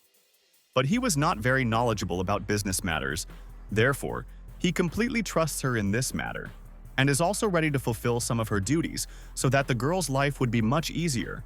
Puzzled Song Yan, in turn, understood that her husband only did sewing and cleaning, which is why it might be worth thinking about more serious, ambitious tasks. Suddenly, at that very second, something seemed to happen to the guy, and he very abruptly stopped cleaning the room. "I don't understand anything," the girl asked the hero what was wrong with him, because perhaps her harsh words finally made him think.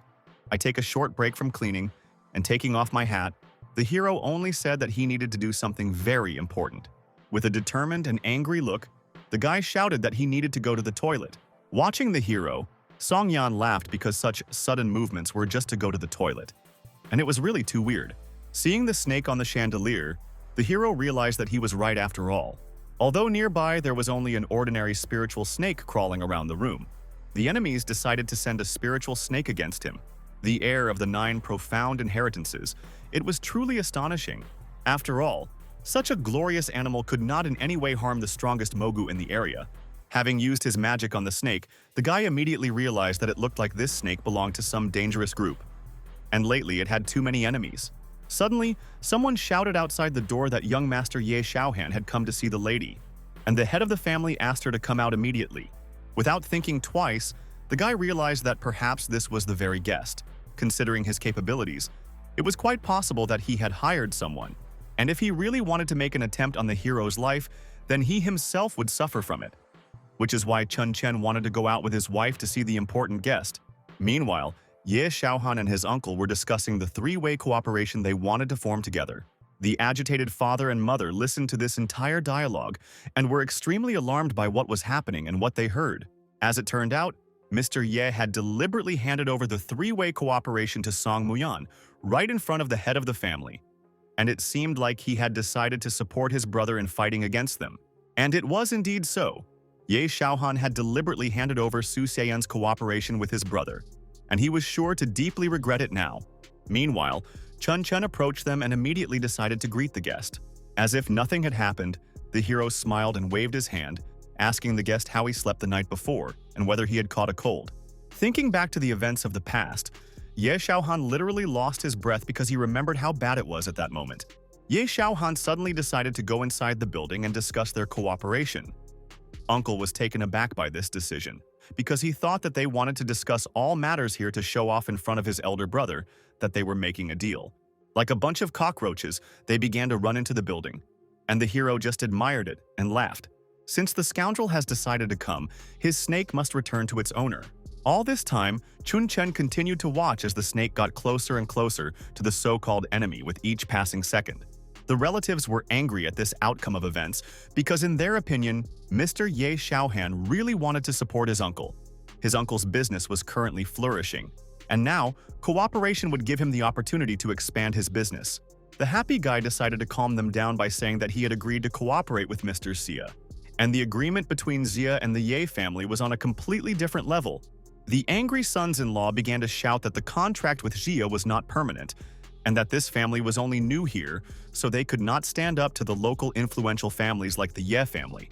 At that very second, the hero realized that if that was the case, then let them have some fun. With a deft movement of his hand, the guy used a magical technique, with the help of which the snake was supposed to attack the impudent fellow.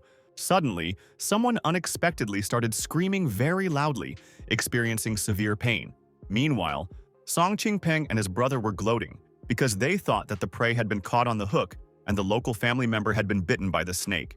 The villains even filmed the guy on their phone as he moaned in pain and wanted to quickly post it on the internet because they thought it was Chun Chen moaning.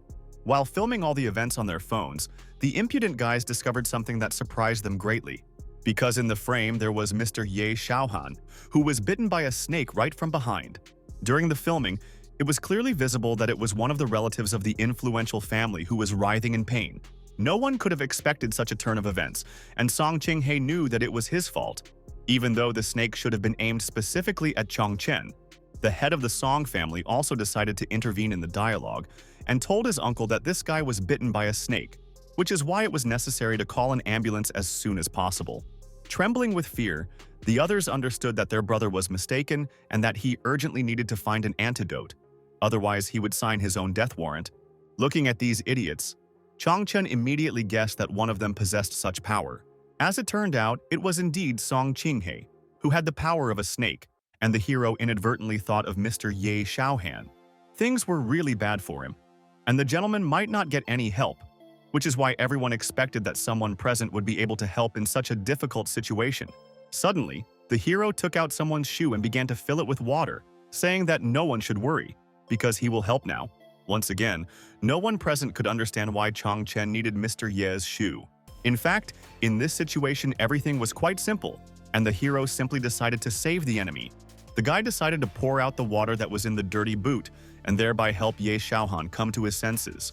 Song Yan immediately ran to her husband to ask what he was doing here, after seeing how bravely he was trying to save his enemy. but everyone actually thought that the guy was just trying to take revenge on the enemy, and thus would use any means necessary, which is why they were going to punish Chun Chen. Suddenly, at that very second, Ya Shiaoan began to cough, and gradually came to his senses. The guy had no idea what exactly was on his face because it stank so much, and he didn't know how he was saved at all. Then they said that Chun Chen took off his shoe, filled it with water, and splashed it on his face, which helped in this case. Although Mr. Ye didn't know why the boy helped him. It was unclear why he took his shoe. After all, he has a fungus on his feet, and it's just disgusting.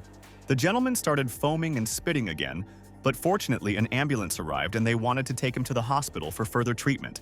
The lady, in turn, understood that although Chun Chen had saved Ya Shiaoan, it was in an incredible way, which is why he definitely held a grudge against him. It is better for him to stay at home at such a time, and as soon as he leaves the house it can end badly. Without thinking twice, the hero decided to call Mr. Xia to ask if he was at Tianhao Bar, since he was planning to go straight there. The angry wife did not understand why her husband was going to go there, but the guy only replied that he needed to be there because Mr. Xia was waiting for him. Soon after, the guy began to calm his worried wife down, saying that they had just signed a contract with Mr. Xia, and he couldn't miss such an opportunity. Even the younger brother shouted for his little sister not to worry because he would protect her husband. The girl at the same time understood that Chun Chen clearly did not need protection, because on the contrary, someone had to protect others from Chun Chen. Literally a few minutes later, the brother and the hero rode off into the distance to meet with Mr. Xia. The girl clearly felt uneasy, because the further it went, the more Chun Chen became uncontrollable, and Song Chu was the same. Meanwhile, events continued to occur in the hospital. The gentleman screamed in pain, and the doctors could not determine what was the cause of this condition. All examinations were carried out, and all indicators were normal. Suddenly, another villain heard a familiar voice nearby in the ward. The scoundrel immediately recognized Mr. Ya Shiaoan and wanted to understand what he was doing here. The angry and smug guy shouted that it was all Chun Chen, and that he should be found quickly to beat him up because he wanted the hero to suffer. Smelling the smell of old socks, Song Qingping was extremely surprised and thought that it was Chun Chen who had tried so hard. The boy continued to scream in pain again while doctors examined him. His brother-in-law in turn asked Mr. Ya Shiaoan not to worry because he was going to tell his guys to be ready. And as soon as Chun Chen showed up, they would leave no living place of him. Meanwhile, events continued to take place in the bar where the old friends had gathered. The hero asked Bao Huang if he was afraid that his grandfather would find out that he was using Leiva's dance to make money, because the old man might get angry because of it. As it turned out, a few years ago the best masters paid attention to him, and he learned something from them. His grandfather thinks highly of him. Even if he finds out, he will not check him. Mr. Xi wanted as much money as possible for Bao Huang and decided to wet his throat to secure their alliance. The girls also liked the master and asked him to teach them the art of dancing because they really wanted to see it. Laughing, the guy decided to show what he had. Taking out a paper figurine, he asked the girls to tell him their date of birth according to their horoscope, and he would write it on the figurine and would be able to control all the actions of this person. The stunned people did not want to tell him their date of birth, so that the guy could not control them in this way. Xia, in turn, understood that this was nonsense and sounded implausible, and in general, it was unlikely that anyone would tell Bao Huang their date of birth according to their horoscope. The angry guy exclaimed that he would not accept such behavior because no one wanted to respect him. Mr. Xia had understood all this time that Bao Huang had decided to show off in front of the girls, and he felt that nothing could stop him. Sometime later, the main character arrived and apologized to the gentleman for being late. His comrades immediately began to greet the new acquaintance, because he was the friend that Mr. Xia had always talked about, and also Song's son-in-law. The smart Bao Huang understood that Chun Chen was just an ordinary fool, and they were all waiting for him, which is why he asked to name his birthday because they would have fun, and the guy was going to pardon him. The puzzled protagonist looked at this scoundrel and asked if he would really be pardoned. Laughing at this suggestion, Chun Chen shouted that Bao Huang was a psychopath and unbalanced, because he just came here, and Bao Huang immediately asks his date of birth, although they don't even know each other, and then pardons him, like an emperor. No one expected such an answer because everyone knew Bao Huang's strength, and no one dared to talk to him like that. Mr. Xia was frightened by such an outcome of events, and understood that Chun Chen would quarrel with an influential person because the hero was invited here only to get acquainted and earn a little money.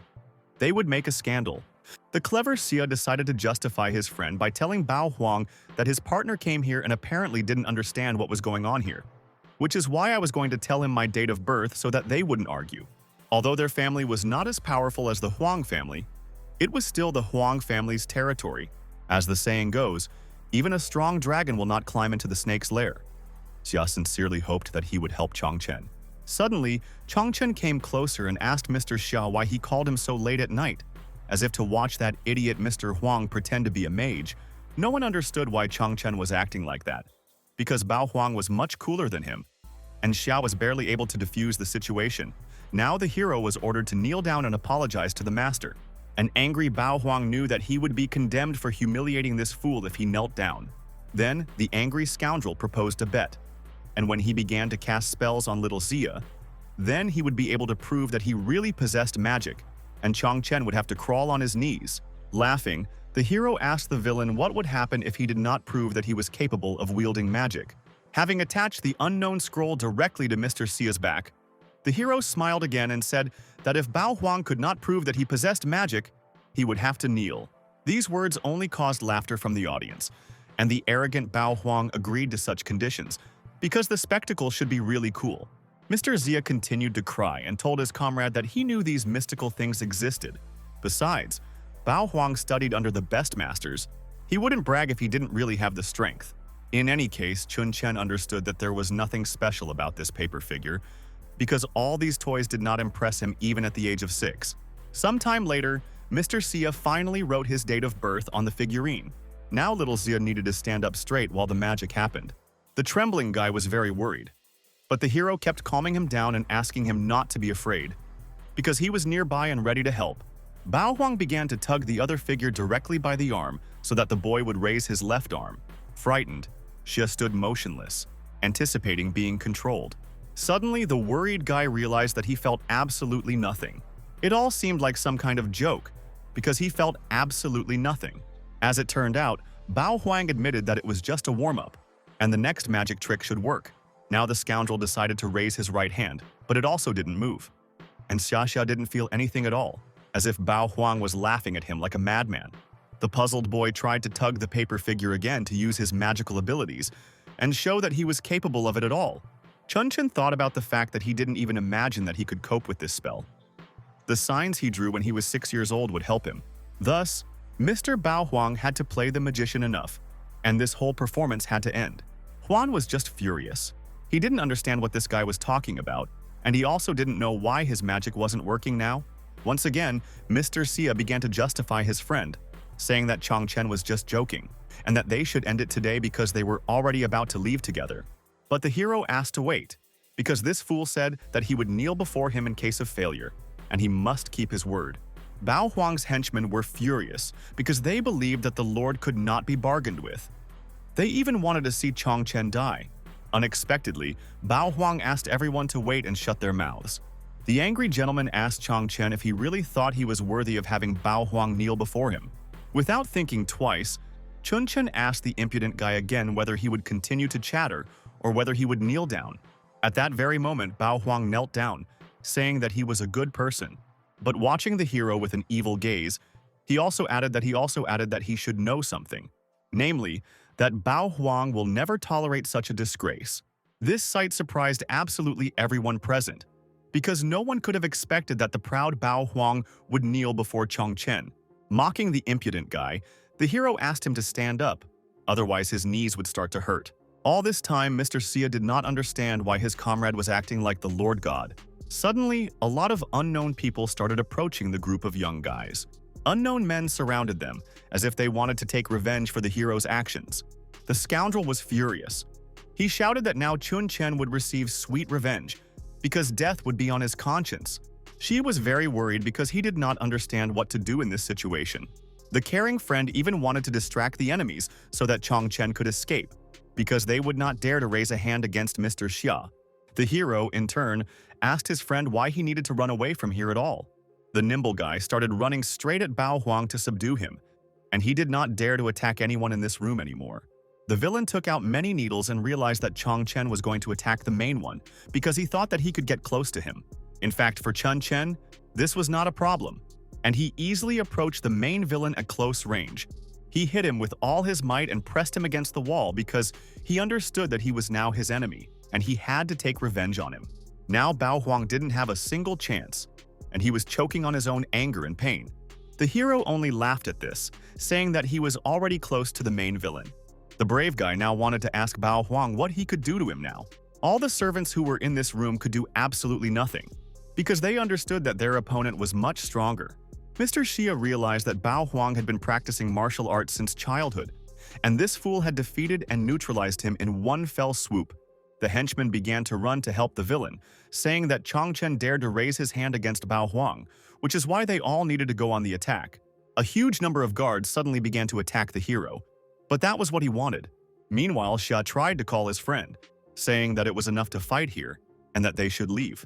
Suddenly, someone told all the guards to stop. It was Bao Huang who understood that his men had to retreat and give Chun Chen a chance to get away from here. Once again, no one could have expected such a turn of events, because everyone considered Bao Huang to be one of the strongest warriors in the city. But he turned out to be only a weakling compared to the hero. Looking at the scoundrel with an arrogant gaze, Chun Chen realized that it was time to leave and told his friend that they were leaving now. Even Xia was shocked by this, and even thought that he might have misheard, because it was extremely suspicious that Bao Huang decided to let Chun Chen go, because he always fought to the last like a madman, and now he allowed the guy to leave. His servants also didn't understand why Bao Huang allowed this impudent guy to leave this building. The trembling villain ordered his servants to shut up, because he only now realized that his abilities were gone. The worried scoundrel realized that Chun Chen also had some skills, and the level of his abilities was much higher than his. Looking around and seeing this giant hole in the wall, the impudent man understood that all his ideas in the eyes of Chun Chen were just pathetic attempts. Suddenly, one of the servants received a call from his friend. It turned out that he had received good news, and there were a bunch of Rongdong's fighters outside the bar. It seemed that they were here on Ya Shiaoan's orders, and they were looking specifically for Chun Chen to kill him. After coming to his senses, Bao Huang only said that all this was a waste of time. After all, Bao Huang actually understood that he possessed secret knowledge, and knew how everything worked in the magical world. Only the strong could command nature and change the world. Coming out of the bar, one of the opponents was simply shocked by what he saw. Because all of Rongdong's servants were defeated and could no longer fight, now Bao Huang realized that it seemed like they would have to invite the most powerful magicians to deal with Chun Chen. Or it would be better not to mess with him at all. Once outside, Xia immediately wanted to ask his friend about what was happening in the bar. A friend wanted to know how Chun Chen was able to kill so many fighters. Laughing, the hero only said that he himself did not understand what happened. It was dark, and apparently they fell themselves. After such a tough battle, the hero still wanted to go home and lull his wife to sleep. But Xia still didn't understand how the guy knocked down all the enemies. As it turned out, the hero only used a couple of tricks that he learned when he was 6 years old, and apparently still overdid it. Even Sun's younger brother thought that his son-in-law was hiding something from him. Sometime later, the events resumed in the hospital, and Ya Shiaoan was simply furious because all the people who were sent to beat up Chun Chen were beaten up themselves. To the angry Ya Shiaoan, it even seemed as if Mr. Xia had asked the higher powers to intercede for his friend. Meanwhile, the mother came to her son, saying that perhaps these were Mr. Xia's life-saving obstacles. But as soon as the apple fell into the scoundrel's hand, his hand was immediately paralyzed. As soon as he touched anyone, he was immediately paralyzed. Even Ya Shiaoan's mother didn't understand what was happening to him, and only the boy thought that Chun Chen dared to do this to him. The next day, a post was posted on social media, saying that Xiaobei from Yangqing had chosen his first partner, and it turned out to be a lover, namely a fool from the Song family. Even Song Qingpeng read this, and he immediately began to gloat. He enjoyed reading such news about his opponent. At that very moment, Song Yan came out, who understood that the news had been some kind of nonsense since the morning. Song Qingpeng also didn't expect that his sister would have such a bad experience in a relationship after using Chun Chen's luck, because it turns out that he doesn't love women. This news and the hero only made him laugh, because he understood that this was just stupid gossip. His wife, in turn, understood that her husband was extremely thick-skinned, and she was worried that the Xia family was very famous, and this stupid gossip could interfere with their cooperation. In any case, there was no need to worry because gossip will never necessarily get what it deserves. A moment later, wild screams could be heard nearby, as if someone was experiencing incredible pain. I don't understand anything. The girl wanted to know what this heartbreaking cry was, so they decided to go and see. Coming closer, together they saw a very unsightly sight. Namely, like a snake, it latched onto Song Qingpeng, and he screamed wildly in pain. The wife even thought that her husband was a seer, because he was able to foresee that the offender would get what he deserved. Smiling with joy, the guy asked his wife not to be afraid and not to look there yet. Otherwise, her head would spin. As for people, Chun Chen will do it because it is now his favorite activity. With all his might, the hero struck straight at the snake, which was not far from the enemy. The blow was really very strong, because the guy wanted to send the snake to hell and use a fatal blow from the shadows. The shocked relatives saw Song Qingpeng lying beaten on the floor, and no one understood what had happened to him. His brother immediately wanted to set the guards on him so that they would deal with the main character and neutralize him. In fact, they were simply slandering a good person, and first we need to look at what happened. After all, the snake had grabbed their brother, and Chun Chen had actually risked his life, and he didn't understand what he had done wrong. Upon seeing the snake, brother Song Qinghe immediately realized that it was the missing snake. Begging his brother for an antidote, Song Qingpeng screamed and trembled in pain, saying that he could not bear it any longer. The brother immediately ordered that this guy be carried into the house to help him there. The girl, meanwhile, did not understand why she had to carry Song Qingpeng into the house if he needed to be sent to the hospital. And apparently there was some kind of miracle cure in her uncle's house, the hero thought. Sometime later, events continued to take place at Song Muyan's villa. Song Qinghe literally cried because his snake was destroyed because he had tamed it for many years. It was truly a rare snake that only listened to him. The uncle also decided to tell them some good news because their elder brother Qing Long had won the favor of one of the Huang daughters, and they urgently needed to see the head of the Huang family. For the brothers, this was really surprising, because the Huang family was one of the most influential families in Chongqing. The next time they met Huang's daughter, they would now be able to call her their fiancée. But Song Seon only thought about becoming related to the Ye family. But their dreams are not destined to come true, because they need to get closer to the most influential family in the city. With the support of the Huang family, the uncle can become the head of this family. Meanwhile, events continued to take place in the most influential family in Chongqing, namely, the Huang family house. The head of the Huang family, Huang Jianghong, selected the calligraphy scrolls for the ceremony, and he believed that Bao Huang had the best handwriting. The gloating young man told his grandfather that he did not deserve his praise because he still had a lot of studying to do. But in fact, these hieroglyphs were written for him by masters, and participating in the competition was not an easy task. Huang Jianghong also asked his grandson to put away the other works because he didn't even want to look at the other calligraphies. While looking through Bao Huang's works, I noticed a familiar name. As it turned out, one of the scrolls was signed with the name of the Song family, Chun Chen. The scoundrel immediately wanted to look at the scroll and thought that he did not expect that you, the ignoramus, could write, and his maximum was a little magic. Even though it was signed poorly, the guy still wanted to look at this shameful creation. As soon as Bao Huang picked it up, he was simply stunned because he didn't expect to see something like this. The boy's grandfather immediately saw the boy's reaction and also wanted to look at the scroll. Upon seeing a piece of calligraphy, the elderly man immediately asked whose calligraphy it was. Taking the scroll in his hands, Huang Jianghong realized that this form and this content were very much to his liking. This was what he was looking for, which is why this calligraphy would be at the ceremony. The grandson clearly didn't like it because his grandfather had previously said that he wanted to use his calligraphy. The delighted grandfather simply replied that no longer, this calligraphy fully reflects everything he would like to say, and his grandson still has a lot to learn. Not wanting to listen to this, Bao Huang shouted that if his grandfather didn't believe him, then he should look at the clumsy signature below. And in any case, it wasn't he who wrote it all himself, but someone who helped him. In any case, the elder understood that one should not forget that the most worthy are always chosen for the ceremony. And it does not matter what kind of person it is, but most importantly, his abilities. His calligraphy is very profound. Trembling with anger, the young man still admitted that he was wrong, although he wanted to wait until the opening of the ceremony to bring out Chong Chen and tell everyone the truth. Because in front of the entire city, he would be forever disgraced in this way. Sometime later, events continued to happen in the hospital. The mother told Ya Shiaoan that no one in this city knew how to treat him, and he should be patient for a little while longer. His father found the contacts of the best doctor in another city, and it was necessary to urgently transfer him to another hospital.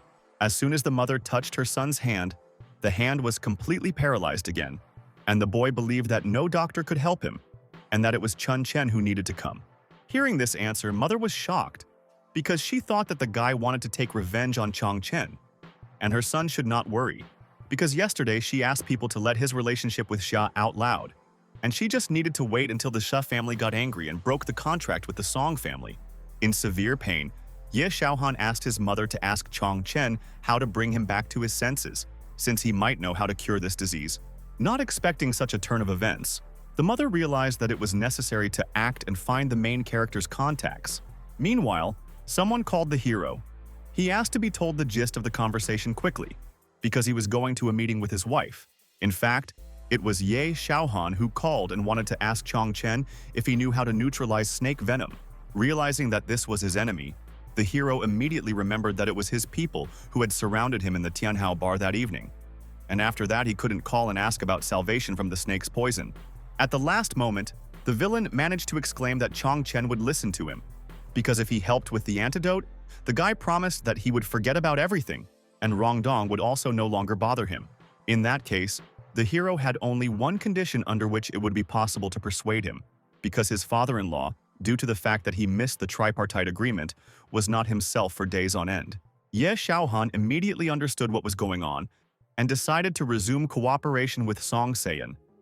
Moreover, he swore to the hero that if the cooperation suddenly did not resume, he would answer for it with his head. This answer really satisfied the hero, and the villain decided to find out where to get the antidote. Chun Chen told him that regarding the antidote, unfortunately, he did not know where to get it.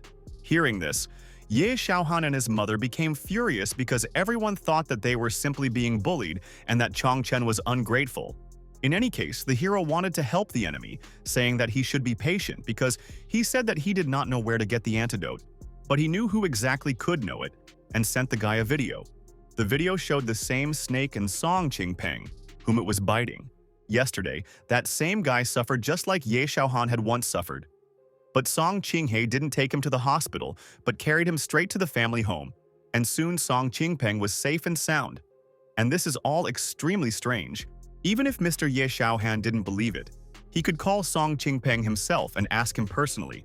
For the guy, it was really a shock because Chun Chen believed that the Song brothers knew how to get rid of the poison. But when he was bitten by the snake, Song Qinghe was there and saw everything. But it is unknown why he did not help then. The sick son immediately asked his mother to call Song Qingpeng to personally verify that Chun Chen was not lying. Meanwhile, the hero was thinking that it would be interesting to see how Song Qingpeng would get out of this situation.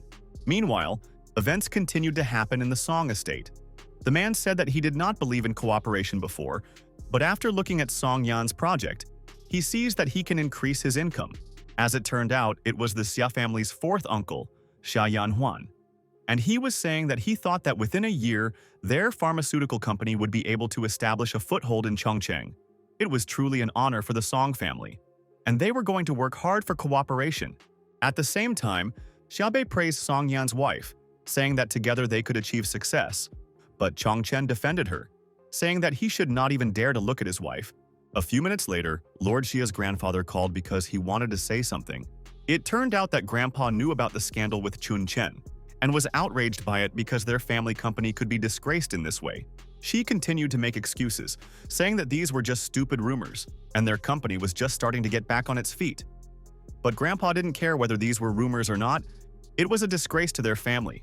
If he didn't break off this cooperation right away, he would immediately return home. Unfortunately, due to Grandpa just telling about the scandal, Xia Huan explained that it looked like they would have to stop their cooperation and apologized for it. Suddenly, Chun Chen decided to snatch the phone from Xiaobei and personally talk to Grandpa Xia. The boy introduced himself to Grandpa Xia as his grandson's new lover and asked if he could discuss the situation with him alone. The hero knew that his grandfather was most worried that he might lose face, but he could, on the contrary, save his face. Thus, Chun Chen guaranteed that his company could enter the Chongqing market within 4 months, and if they succeeded, he would be obliged to continue the cooperation. The partners were simply stunned by this promise, because they could not even imagine that such a thing was possible. Everyone understood that other companies needed 2 or 3 years, and 4 months was really a short period of time. Such a short time would not only add points to his reputation, but stupid rumors would also dissipate on their own. Grandfather was really furious because he knew that son-in-law Song was a real braggart and also a shameless boaster. While Xiaobei was aware of everything that was happening, he also understood that it was their grandfather who was putting on a show, because he disliked braggarts the most. Grandpa especially didn't like it when braggarts talked self-confident nonsense in front of important people, because he hadn't met such young people for a long time, and he was still going to give the guy a chance. This made everyone present at this conversation even more surprised, because no one could have imagined that Grandpa Xia would give a chance to someone like Chun Chen. With a smile on his face, the hero simply said that everything was under control, and the contract was successfully concluded. Everyone was extremely happy. They say that Chun Chen has no equal in this matter, and he is a master of negotiations. In any case, the partners were worried about the guy's promise, although Grandpa An had reassured them. But the period was only 4 months, and Xia Yanhuan wanted to understand whether they would really stick to it. The self-confident guy in turn exclaimed that he should be trusted, because they only needed joint action with their pharmaceutical company, and they would cope. Song Yan continued to watch these guys and understood that Chun Chen had certainly promised a lot, but it was unknown where this feeling that he would definitely succeed came from. Sometime later, events continued to take place in the hospital. The evil enemies were going to come to Mr. Ya Shiaoan to once again establish a three-way cooperation and strengthen the strength of their family. They also gloated because with such an alliance they could easily defeat Chun Chen, and they just had to wait a little longer. Soon after, the seemingly good-natured scoundrels came to visit Ya Shiaoan, greeting him. The displeased mother immediately turned to them and shouted for them all to kneel. No one could have expected such an outcome, and the scoundrels immediately fell to their knees to bow before Ya Shiaoan's mother. The embittered Ya Shiaoan wanted to ask Song Qingpeng, since they could rid him of the poison. Why didn't they tell him right away? I don't understand anything. The guy immediately asked why Mr. E was asking this, and why he was suddenly saying this. As proof, the guy decided to show a video of Song Qingpeng suffering from the bite of the same snake that had previously bitten Ya Shiaoan. After seeing this video, the scoundrels realized that things were bad for them, because it was filmed by Chun Chen, and it was unknown how this video ended up in their comrades' hands. The criminals started talking about how they could neutralize the poison, but they just wanted to teach Chun Chen a lesson and didn't expect that the snake would bite Ya Shiaoan. The mother immediately began to beat one enemy after another, shouting that they were scoundrels and had harmed her son. And after that, she still hoped for a good relationship. Ya Shiaoan shouted with all his might that he would continue to cooperate with Song Sayan and that he no longer wanted to have anything to do with them. Realizing that this was the end, the villains only had to hand over the antidote and then get out of here. As they left the hospital, they now understood that Ya Shiaoan had now finally said goodbye to their family, and it was all because of Chun Chen, because he had set the snake on the boy. Suddenly, something came on my uncle's phone, and he was very happy. As it turned out, the brother also wrote that he had settled everything with the fifth daughter, and in the Huan family. Tomorrow evening, her father is inviting them to dinner to discuss all family matters. Father understood that in Changcheng, only the Huang family decides everything, and he had to become related to the Huang family. Even if Ye broke off all relations with them, it would not make any difference. Now they only needed the support of the Huang family, and they would crush Song Sayan's family. And in the evening, they were going to torture Chong Chen to death. Sometime later, events continued to take place in the Song family's mansion. One of the sons-in-law said that he heard that tomorrow evening, Song Muyan's family and the Huang family would be intermarrying. This event caused everyone to be concerned, although there was a lot of gossip. But the three-way cooperation with Mr. Ye could thus pass to the second uncle, and as soon as the uncle became related to the Huang family, then the father would immediately lose the status of the head of the family. And my uncle still believed that it was my father who was to blame for my aunt's death during childbirth, and they still harbored a grudge against each other. Because of all the situations that happened in their family, now the Song family could be completely destroyed. At the same time, someone began to enter the room. They say that the second uncle is just meeting with the Huang family. Nothing is clear about the wedding yet. It was the main character, and he was saying that his family was very worried about something that was still not really known. And he had news. Now they would not only not lose their contracts with Jia, but also, now they will continue the three-way cooperation with Ye Shiaoan. One of the sons-in-law did not believe this and considered it nonsense because this fool could not have reliable news. In fact, The main character's source of information is not quite ordinary, because otherwise, how could he have learned about the poison needles in the whip? Even the head of the family wanted to know from Chun Chen what his source of information was, and how he found out about the needles last time. The relatives were eagerly waiting for the hero to finally tell them what kind of source he had for obtaining such hidden information. The happy guy showed on his smartphone that the source of his news is a magic shell, and they can safely ask her anything they want to know. The almighty shell will fulfill all their wishes. No one could have expected such an answer, and they again thought that this was just kindergarten and that this could not be. The hero also reposted the magic shell in his stories so that everyone could see it. The relatives were furious because they were discussing the future of their family, and he was playing games right now. Meanwhile, Song Yan went to the office and was surprised that everyone was here. The embittered son-in-law was glad that the girl came because he wanted her to take her fool away, because he had been acting inadequate all day today, and said that Zia had not broken off the cooperation between them. After taking out the documents, the wife confirmed that Chun Chen was indeed telling the truth. When they saw the documents, everyone was simply shocked again, because they realized that their inadequate son-in-law was right. Mr. Xia actually agreed to sign the contract, but still no one could understand how this was even possible.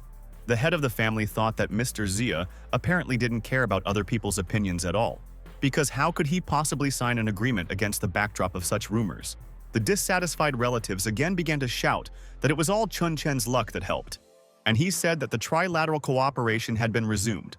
But this definitely couldn't be. Meanwhile, the head of the family's phone rang, and he immediately decided to answer the call. What he heard really shocked him, because it was extremely surprising.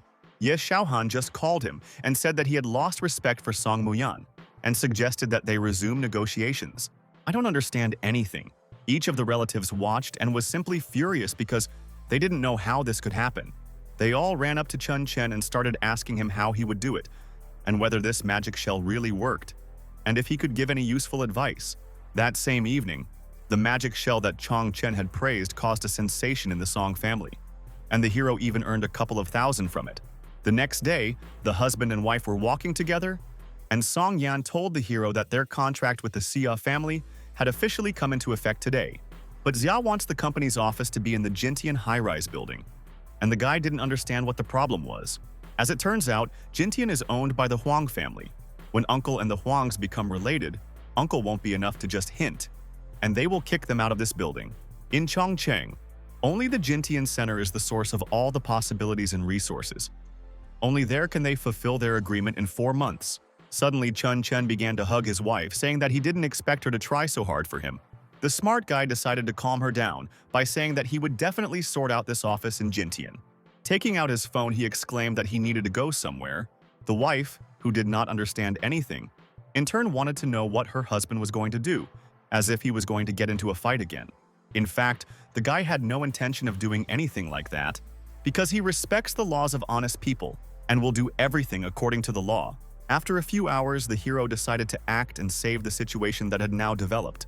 Together, they entered one of the buildings to carry out a well-thought-out plan. The younger brother of the family was of course not afraid, but he also did not understand why the hell they came here. The boy also had doubts because he asked Chun Chen if he was sure that this was a place for the living. In any case, brother could wait outside if he is very afraid to be here. The timid youth reminded him that he was Chun Chen's personal guard and could not leave him here. Suddenly, it turned out that there was absolutely no one else around, and a moment later the terrible creature behind ordered the young man to get out of this place and run away as far as possible. The frightened boy started screaming in fear, because he thought that there was a demon nearby, and he remembered that he still had an online lesson, which is why he had to leave. Chun Chen immediately realized that his brother was not very brave. Turning to face the monster, the hero addressed him as a girl, asking if he could buy a brush for calligraphy. Taking off her mask, the girl said that the store was now closed, and she ordered the guy to leave here. It was the store of the magician's star placers Huang Yu. The smart guy immediately noticed the girl's talisman, Lin Fu, and realized that she belonged to the mages of the star scattering. I don't understand anything. The mysterious Huan Yununo only asked how he knew about the magicians of the star scattering. The guy in turn said that he has been familiar with this movement for a very long time. After all, he is the senior disciple of the star scattering chief mage Luoyun. Since Huang Yununo was from the younger generation, she should respect Chong Chen as her senior mentor. By patting the girl on the head, he showed that he was superior to her in all skills. The embittered girl could not tolerate such rudeness and used magic called "keep your pockets wide." Having hit the guy, she began to ask where he came from and how he dared to defame the name of her teacher. Because until the guy apologizes, he won't be able to leave here. Overcoming the pain, Chun Chen understood that he was now in a hopeless situation. But he still managed to hold the girl's hand so that she could not hit the main character. With ease, Chun Chen was able to stop the attacking girl and asked what she was doing. The guy was literally furious because his wife bought him this suit, and the girl tore it. The wife would again think that he started a fight, and would not be able to explain anything. At that very moment, Huan Yununo realized that this guy was not so simple because he was able to grab her. If he hadn't promised Master Luo Yun that he would take care of them when he met the star-scattering mages, he would have already squeezed compensation out of her for the torn suit. In any case, the hero wanted to receive compensation, so he was going to write his phone number on paper. And if Huan Yununo has any problems, she can call her new mentor. Having wished the girl good night, the hero decided to leave, saying that she was very impudent. The guy also took brushes and cinnabar with him. Huan Yununo was very angry with him, because not only did he disgrace her teacher, but he also ruined her talisman. But the anger did not leave her, because she understood that this impudent man had humiliated her mentor, and also painted on her training talisman. But looking at that very talisman, the girl realized something. Namely, she trained for several months but still could not understand these inscriptions before. Now that he had written his phone number, it finally dawned on her what was written there. After which, Huan Yununo delighted her grandfather by saying that she had finally deciphered the meaning of the talisman. Chun Chen also heard the girl shouting at her grandfather, even though this girl was rude. But as her mentor, he had to give her at least some kind of gift. Meanwhile, someone began to leave the room, saying that only a few months had passed, and the girl had already been able to understand the essence of the talisman. It was Huang Xian, who said that since Huang Yununo had such abilities, it was quite possible that she would be able to touch the ninth heaven. The surprised girl wanted to ask her grandfather why they needed this ninth heaven. In fact, all earthly talents originate from the ninth heaven. The gates of the ninth heaven are a sacred place on earth that does not fit into their life framework. There are 9 branches in the ninth heaven teaching, and many spend their entire lives to learn just one branch. And to them, the mages of the star scattering, the teacher has already granted the opportunity to learn one branch, and even to found a school. From the star scattering, over the past 50 years, only 5 people have been able to join the ninth heaven. Then Huan Yununo realized that she was able to decipher this talisman only because this strange guy wrote his numbers, and he only glanced at them. Perhaps he himself belongs to the current of the ninth heaven. Hearing this, the grandfather immediately became angry with his granddaughter, because this man just took one look and immediately deciphered the talisman. It was necessary to treat him with respect, as a mentor. In fact, this guy didn't look like a mentor. He looked to be a little over 20 years old. And he also started bragging that their main elder was almost his brother. And the girl drove him away. In any case, the girl decided that she would continue to study hard and one day surpass the skills of this impudent man. Meanwhile, events continued to take place in one of the houses where Mr. Huan was invited to make him feel at home. The highly respected Huang decided to please the Song family and come to their house for dinner. The 5th son of the head of the family was also happy to attend this dinner, because the main thing was that the eldest son Song Qinglong took care of his daughter. Because his daughter Susu really needs a strong shoulder and love, the smart guy believed that her father was indeed right and the girl was worthy of love. Taking her hand, Song Qinglong said that as soon as he saw her, he immediately fell in love. And it seemed that she was the only one for him for the rest of his life. Starting to cry, the guy literally swore to Susu that he would take care of her for the rest of his life, and would also love her with every cell of his heart. Embarrassed Susu also began to cry with happiness and say that this love is truly mutual. Taking Song Qinglong into her arms, Suchu was very happy about this union, and truly fell in love with her new boyfriend. The relatives were very pleased that they had now discussed matters of the heart and were ready to begin cooperation. The clever uncle immediately approached Mr. Huan, saying that their family had recently encountered some minor difficulties, and he wanted to ask Huan for a favor. For the man, this was not a problem because they were related. The uncle immediately told about his brother. In order to keep his place as head of the family, he tried in every way to set him up. He initially stole his 3-way cooperation agreement, and even found a way to offend his sons. The uncle didn't even know how to fight back, and all he could do was suffer in silence. These words really hurt Huan because he realized that his family could now be in danger. Song Qinglong must participate in the development of Jintian Center, but his brother's daughter also wants to go to Jintian, and they will not allow Qinglong to settle there, and the guy himself does not know how to negotiate and will have to compromise. Getting even more angry, Huan slammed his fist on the table with all his might, and he shouted that this bastard Song Sayan was offending his new son-in-law, and he would not tolerate it. Because Qingtian is the property of the Huang family, including him, they don't even dare to step foot on the threshold of this building. The satisfied uncle gloated and thanked the matchmaker, because now Song Sayan will not be able to conduct business in this building and will advance in Changcheng. All this time, Chun Chen had been eavesdropping on this conversation, and he realized that the old fox had started a dirty game again and also wanted to harm his wife's business. The hero, in turn, understood that this impudent fellow had gotten involved with the wrong person and wanted to take revenge on him. The guy thought that they were extremely bored drinking together, which is why it was necessary to use a little magic. Having drawn an element of magical technique, the hero began to use his abilities to take revenge on the villain. In an instant, magic fell upon Song Qinglong, and his price immediately began to rise. Nobody understood what was happening to him, and even the guy himself just stood rooted to the spot and couldn't say a word. His beloved was already waiting for a proposal from this guy, and did not understand what was happening to him at that moment. Suddenly, Song Qinglong began to spit out all the wine right into his lover Su Chu's face. Suddenly, Song Qinglong spilled wine on Huang Kai's daughter, Huang Xiuxiu, and he said that he thought that the two fat people would show respect to him. The father asked Song Qinglong what he was doing and could not understand why his son was behaving so impudently and spilling wine right on his friend's daughter. Song Qinglong told his father what's wrong, and he just says what he thinks, and his dad saw how powerful and best Huang Xiuqiu's family is. Song Qinglong told Huang Xiuqiu that if it weren't for this, why would a handsome man like him need a monkey like her, and he wouldn't communicate with an ugly woman? Huang Xiuqiu was shocked and asked Song Qinglong what he was doing and how he could behave so brazenly, and she did not expect such behavior there. Huang Qi was furious and asked Song Qinglong what he was saying and how he was not ashamed to behave like this, and he would be punished for all his words. Song Qinglong asked Huang Kai what he was saying, and said that he had never said anything to an old and stupid idiot like Huang Kai, and that was the truth. Song Qinglong told Huang Kai that he looked at his daughter and found out that he had been feeding her sports nutrition since she was a child, and that was why she was strong. Huang Kai was hurt to hear such words, and Song Qinglong asked the old man if he didn't agree with his words, and he never lies. But suddenly, at that very second, Huang Xiuqiu stood up from her seat and slapped Song Qinglong in the face with all her might and told him to shut his mouth right now.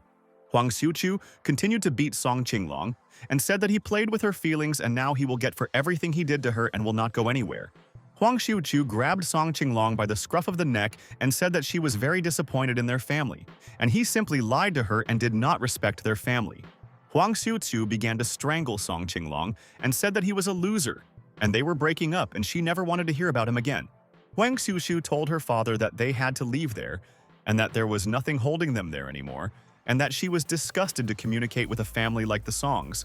Huang Qi told Xu Xiu that he saw how she quickly defeated this Song Qinglong, and he would block this family at all levels forever. Song Qinglong's father was shocked and thought that his son had ruined everything, and now Huang Kai would no longer do business with them, and that was their misfortune. Brother asked Song Qinglong what he did, and why he said all those nasty words to the Huang family, and offended them, and now they will block them. But the assistant asked the family to wait and said that he felt a magical trace and someone was controlling Song Qinglong and managing him. The guy asked Song Qinglong's father if there was really a mage in Song Sayan's family, and that controlling a person was definitely the work of a mage from their family. The father was surprised and asked the boy if he really thought that Sun Sayan did all this and why he needed it, and why he should interfere with him there. Father Song asked. But how did they know that it was meeting with the Huang family?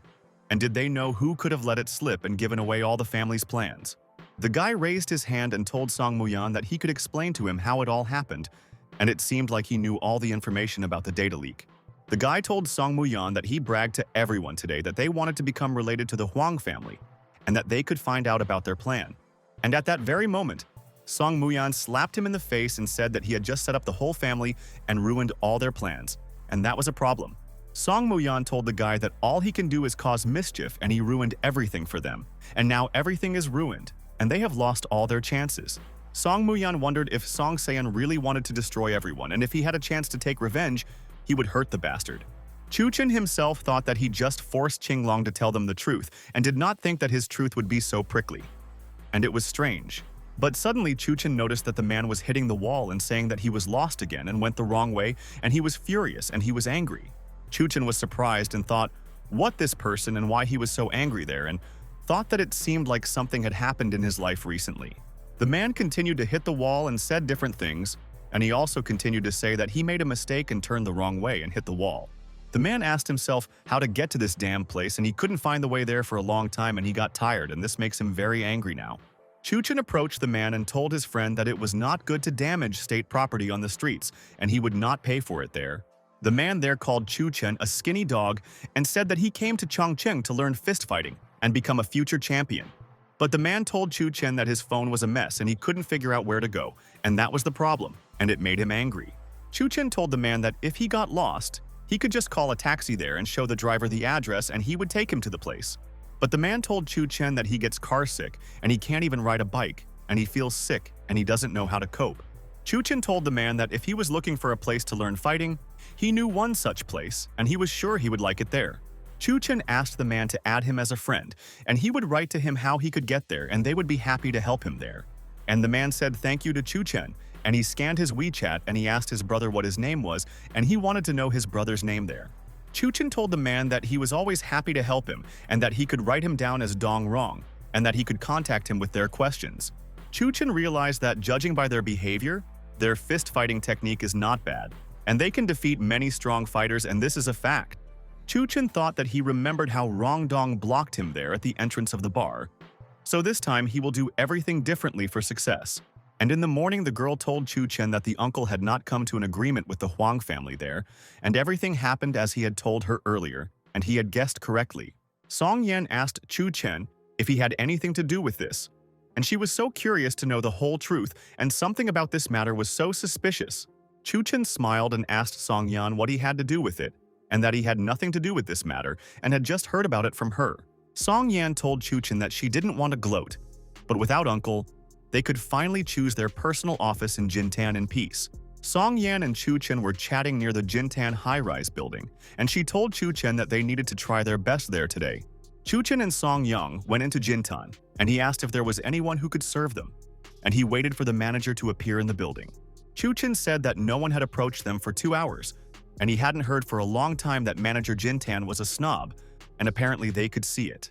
Song Yan was angry and told Chu Chen that he could take his feet off the table, and it was so ugly, and if the manager came there, he would be offended by them.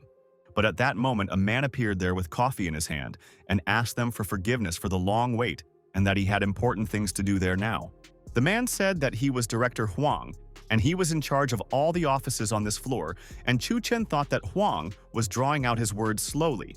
Song Yan asked Director Huang if he was looking at the offices on the 21st floor specifically, and she wanted to know information about the offices.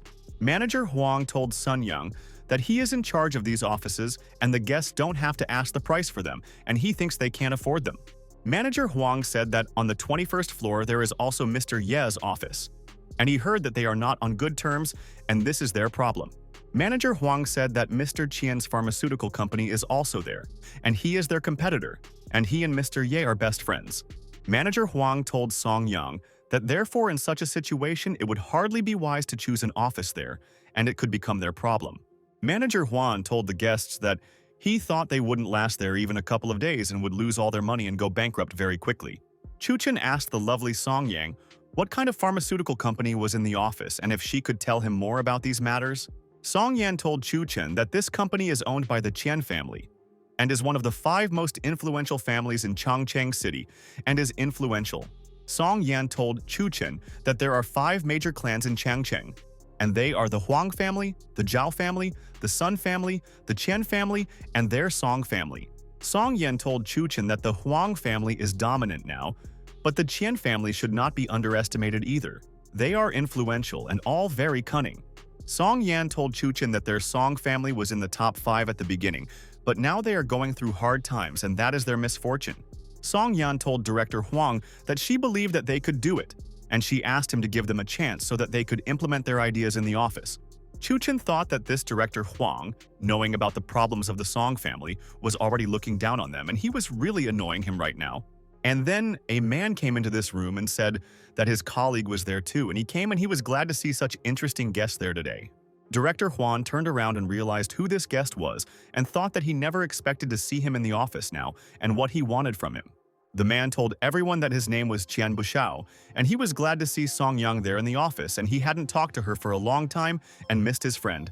Song Yang stood up and said, "Good afternoon" to Qian Bushai, and she was very happy to see him there and hoped that everything was fine with him and that business was going well. Director Huang also stood up from his seat and told Mr. Chen Bushai that he could come and sit down and he would do whatever the boss said. Song Yan asked Qian Bushai from the pharmaceutical company he and she want to know more information about this company, their Mr. Qian Bushai told Song Yang that she was still new to business and had already come to Jintan to look for an office, and Ye Xiao was definitely behind her. Song Yan was surprised and asked Qian Bushai what he meant, and he told her that he was telling her everything as it is, and that he and Ye Xiao were old friends. Qian Bushai told Song Yang that if she is Ye Xiao's person, he will not interfere at all. But if she is not with him, he cannot expect friendship. Song Yan told Mr. Qian Bushai that he misunderstood her and that she had no relationship with Ye Xiao, and that Bushai was wrong in his guess. Song Yan told Qian Bushai that the man next to her was actually her husband Chun Chen, and he was also an influential person and understood their business. Qian Bushai started laughing along with Director Huang and said that he forgot that he and Ye Xiao never agreed on the wedding, and it was a shock.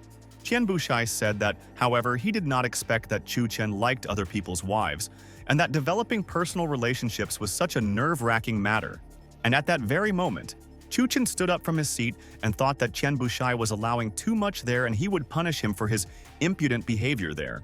And suddenly at this moment, Chun Chen walked up to Qian Bushai and hit him in the face with all his might and wanted the scoundrel to shut up, and Bushai was an idiot. Chun Chen told Qian Bushai that they came there to choose an office, but with his appearance, they don't even talk about business, and he distracts them.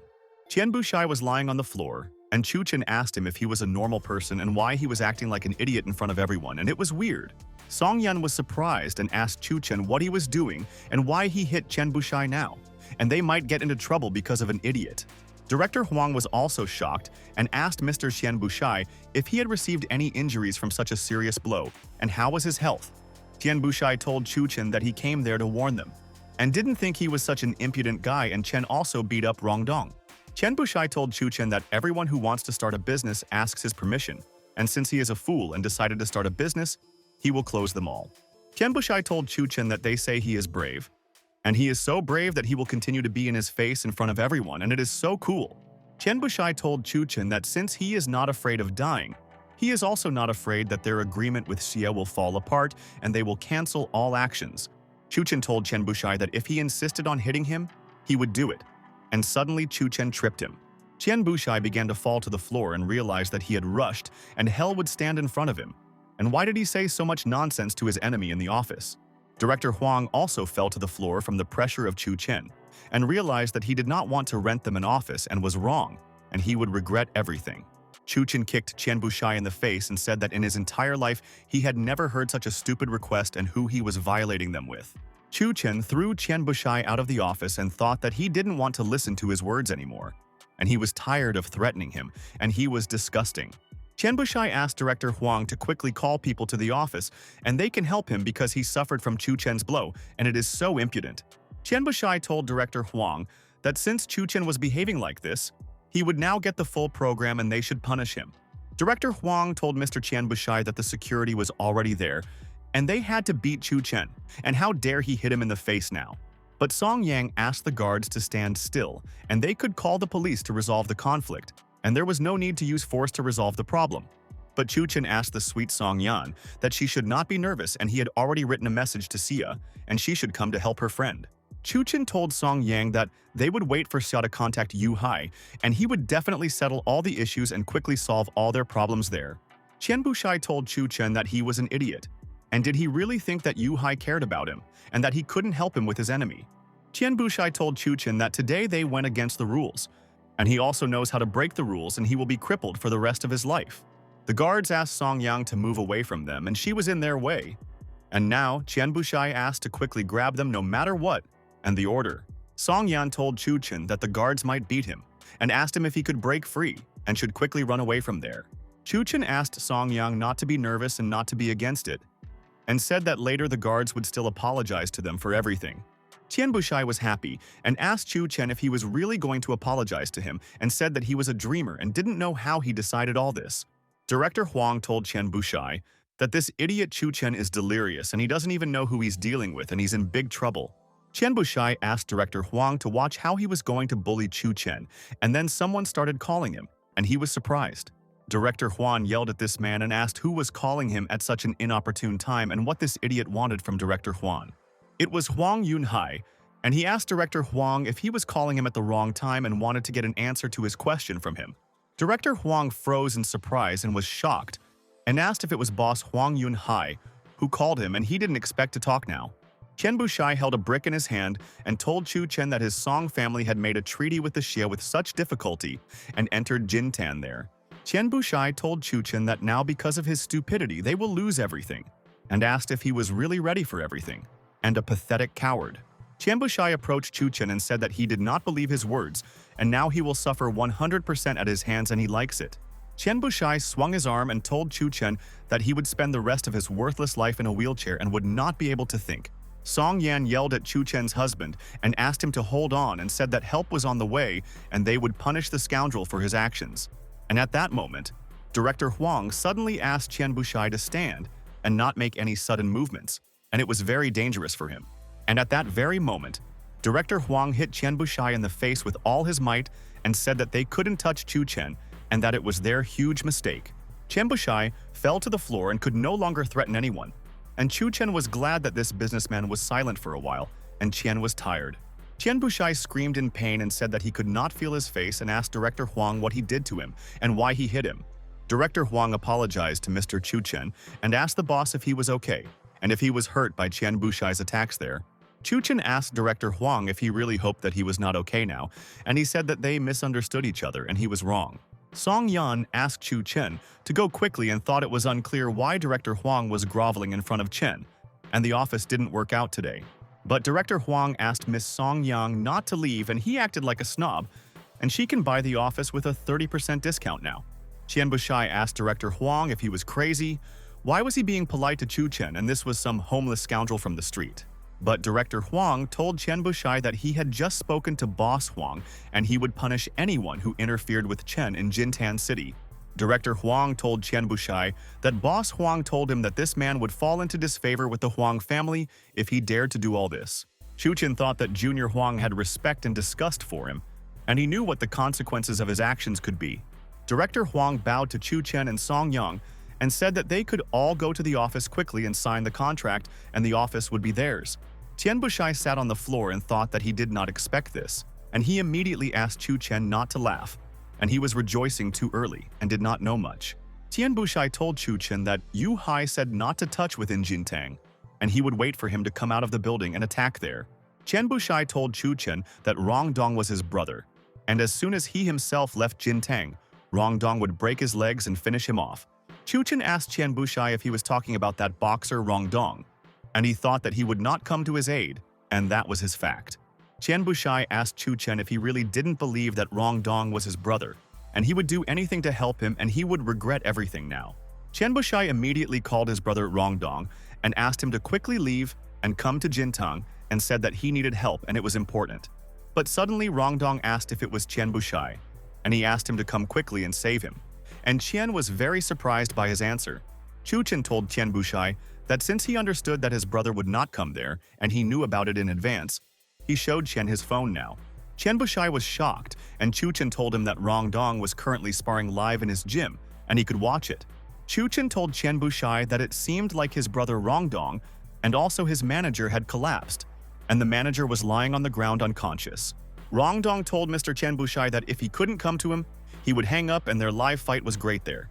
They said on the phone that the manager was knocked out, and Tian Bushai was surprised and it should have been the other way around and who knocked out this fighter.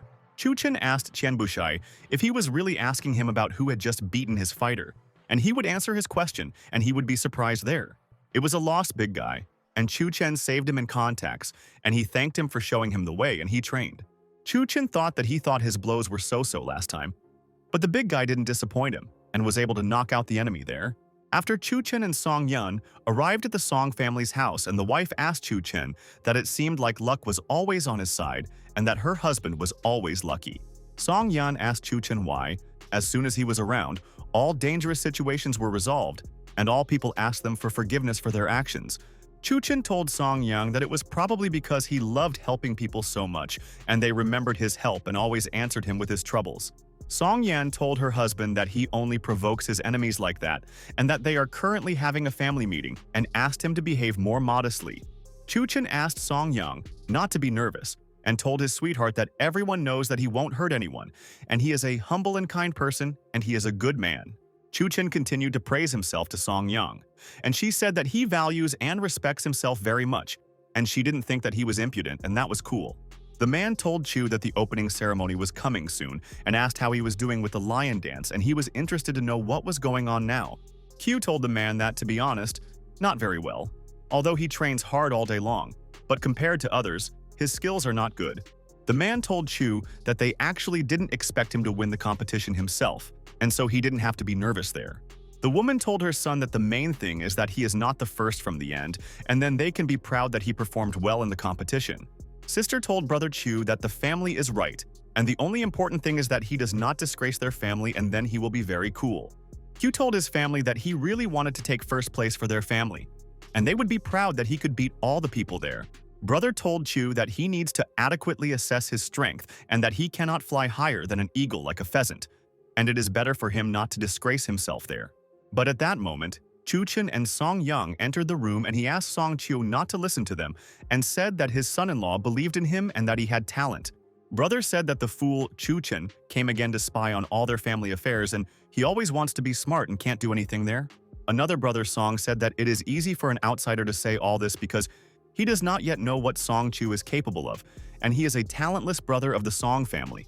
Sister said that Chun Chen himself will not participate in the competition, and it is easy for him to speak from the outside, and he himself would be disgraced in this competition. Chun Chen asked the Song family who else is a stranger, and they know that this lion dance can be bet on, and many people are betting on the event. Chun Chen told the Song family that he wants to support Song Chu and bet money on him, and he believes that he can win the competition tomorrow. Brother told Chun Chen that they also believe in Song Chu and will bet 5,000 on him as if he were family, and asked how much money he himself had bet. Chun Chen told brother Song that he bet a little money on Song Chu and it was only 1 million, and he would believe in his brother and he would surprise there. The whole family was shocked and froze in surprise and asked Chun Chen if he really bet 1 million on Song Chu's victory. And this is strange. Song Yan asked Chun Chen where he got the money, and he told his wife that he was lent the money and he believes in his brother, and it is mutual and he will win. Song Yan was shocked and asked Chun Chen if he really borrowed 1 million, and what kind of nonsense was this and why he didn't discuss it with her at all. Brother Song said that Chun Chen is definitely crazy and that he can set up a business for 1 million, and Song Chu will never be able to win the competition. Brother Song told Chun Chen that he hadn't even found out the past lion dance champions, and their brother Song Chu had never even come close to winning. Brother Song told Chun Chen that for several years in a row, the Lion King has been a member of the Huang family, and this year they will most likely win. Brother Song told Chun Chen that so many families tried to defeat him but all in vain, and no one was close to defeating the champion from Huang. Song Q told his son-in-law Chun Chen that he appreciated his concern, but didn't he feel like he wasted his money and that he wasn't strong or talented? Chun Chen asked Song Chu not to be nervous, and now his chances are estimated at 1 in 20, and they will earn 20 million for this. Brother Song told Chun Chen that his brother Song Chu could only win in a dream, and how could he be optimistic and believe in success? And it was so stupid. Sister Song asked Chun Chen, or maybe he asked his magic shell for advice again, and it told him about brother Song's victory. But at that moment, all the important people came into the room and asked everyone to be quiet and said that the meeting was starting, and they were ready for it. Grandpa asked Song San and Song Muyan to tell him some important news that he hadn't heard, and he was interested in how their business was going. The son told his father that they had resumed negotiations with Ya Shiaoan and wanted to sign a 3-year contract with him, and Grandpa Xia had also approved the deal. The guy stood in the room and thought that his father was right and everything was getting better, and soon they would be able to reach a new level of business. Grandfather told Sayan that this was good news and asked Song Muyan what had happened to him and whether he had any interesting news for their business. Song Muyan was silent for a couple of minutes and told his father that they were not doing well, and now he would explain all the details to him, and he could assess their problem. The sons thought that their grandfather would be shocked to learn all the deeds, and they should be prepared that he could punish them for their family's mistake. Grandfather told Song Muyan that it doesn't matter whether it's good or bad, and their status as head of the family goes to Saiyan, and he said thank you to his father. Song Muyan's son thought that it was a disaster and realized that he should not be angry, and soon there would be a holiday on their street, and they would all be happy. Song Muyan's son thought that Chu Cheng asked and he would regret it, and he always interfered with their affairs and he would punish him at a calm moment. Grandfather told the family that they will continue the meeting, and now the most important thing is the lion dance, and from year to year their family is at the very bottom of the rating. Grandfather told Saiyan and Muyan that the two brothers needed to unite in the sports arena and show a worthy result in the competition. Saiyan agreed with his dad and thought that for the last couple of years he and his brother Muyan had been like cat and dog, and he would hardly agree to such a thing. But Muyan told his father that there would be no problem with them giving absolute support to Song Chu, and they would all strive for the best results. Muyan's son thought that his father definitely has a plan and he will do everything to fulfill it, and then they will be happy and it's just cool. Muyan's other son thought that his brother and father were right, and they would do everything, and the unification of brothers could not lead to good deeds. Son wondered if it was strange that his uncle had agreed to act together and was saying all this shit in a quiet voice so that no one in the family could hear. The guy agreed with his brother and said that Muyan also very actively supports Song Chu, and it seems he has something in mind, but he doesn't know what. Grandfather asked his son Saiyan what he would say, and he said that if his brother agreed, then he would too, and they would hold a good competition for the family. Grandfather told Sejin that it was glorious, and that with joint efforts there would definitely be a worthy result, and he hoped that the brothers would become heroes. Song Muyan told his father that of course he would do everything 100%, and his father would be happy and the result would exceed his expectations, and he promised. Chu Chen told Song Chu that he doubted his uncle's good intentions and that he had to be careful during the competition and that it would be dangerous. Song Kyo was surprised and told Chu Chen that he felt like he was exaggerating and that his uncle couldn't do something mean to his family member. But Chu Chen asked Song Chu to be careful and said that he was telling him everything seriously and he could die if he did not watch him.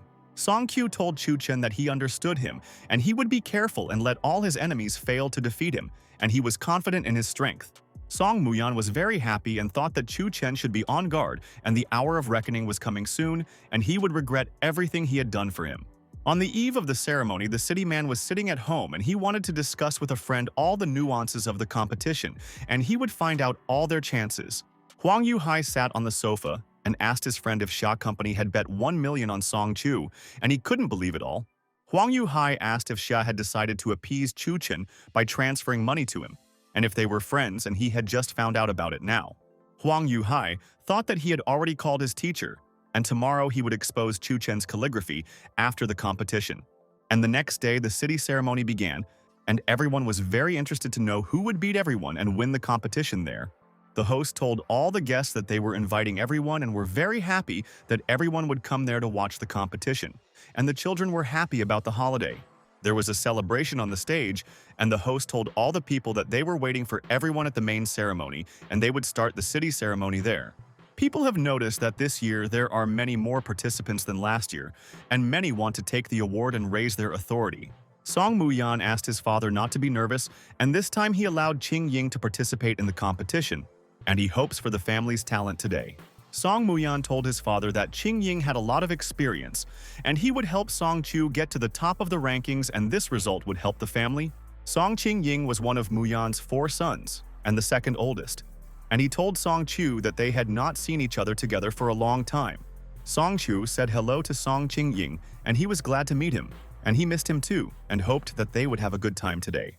Grandfather told his grandchildren that he believes that the 2 brothers will break through to the top together, and the family will be proud of them in any case. Song Qing shook hands with Song Chu, and they talked with him about various topics and thought that they would defeat the participants from other families, and they were confident.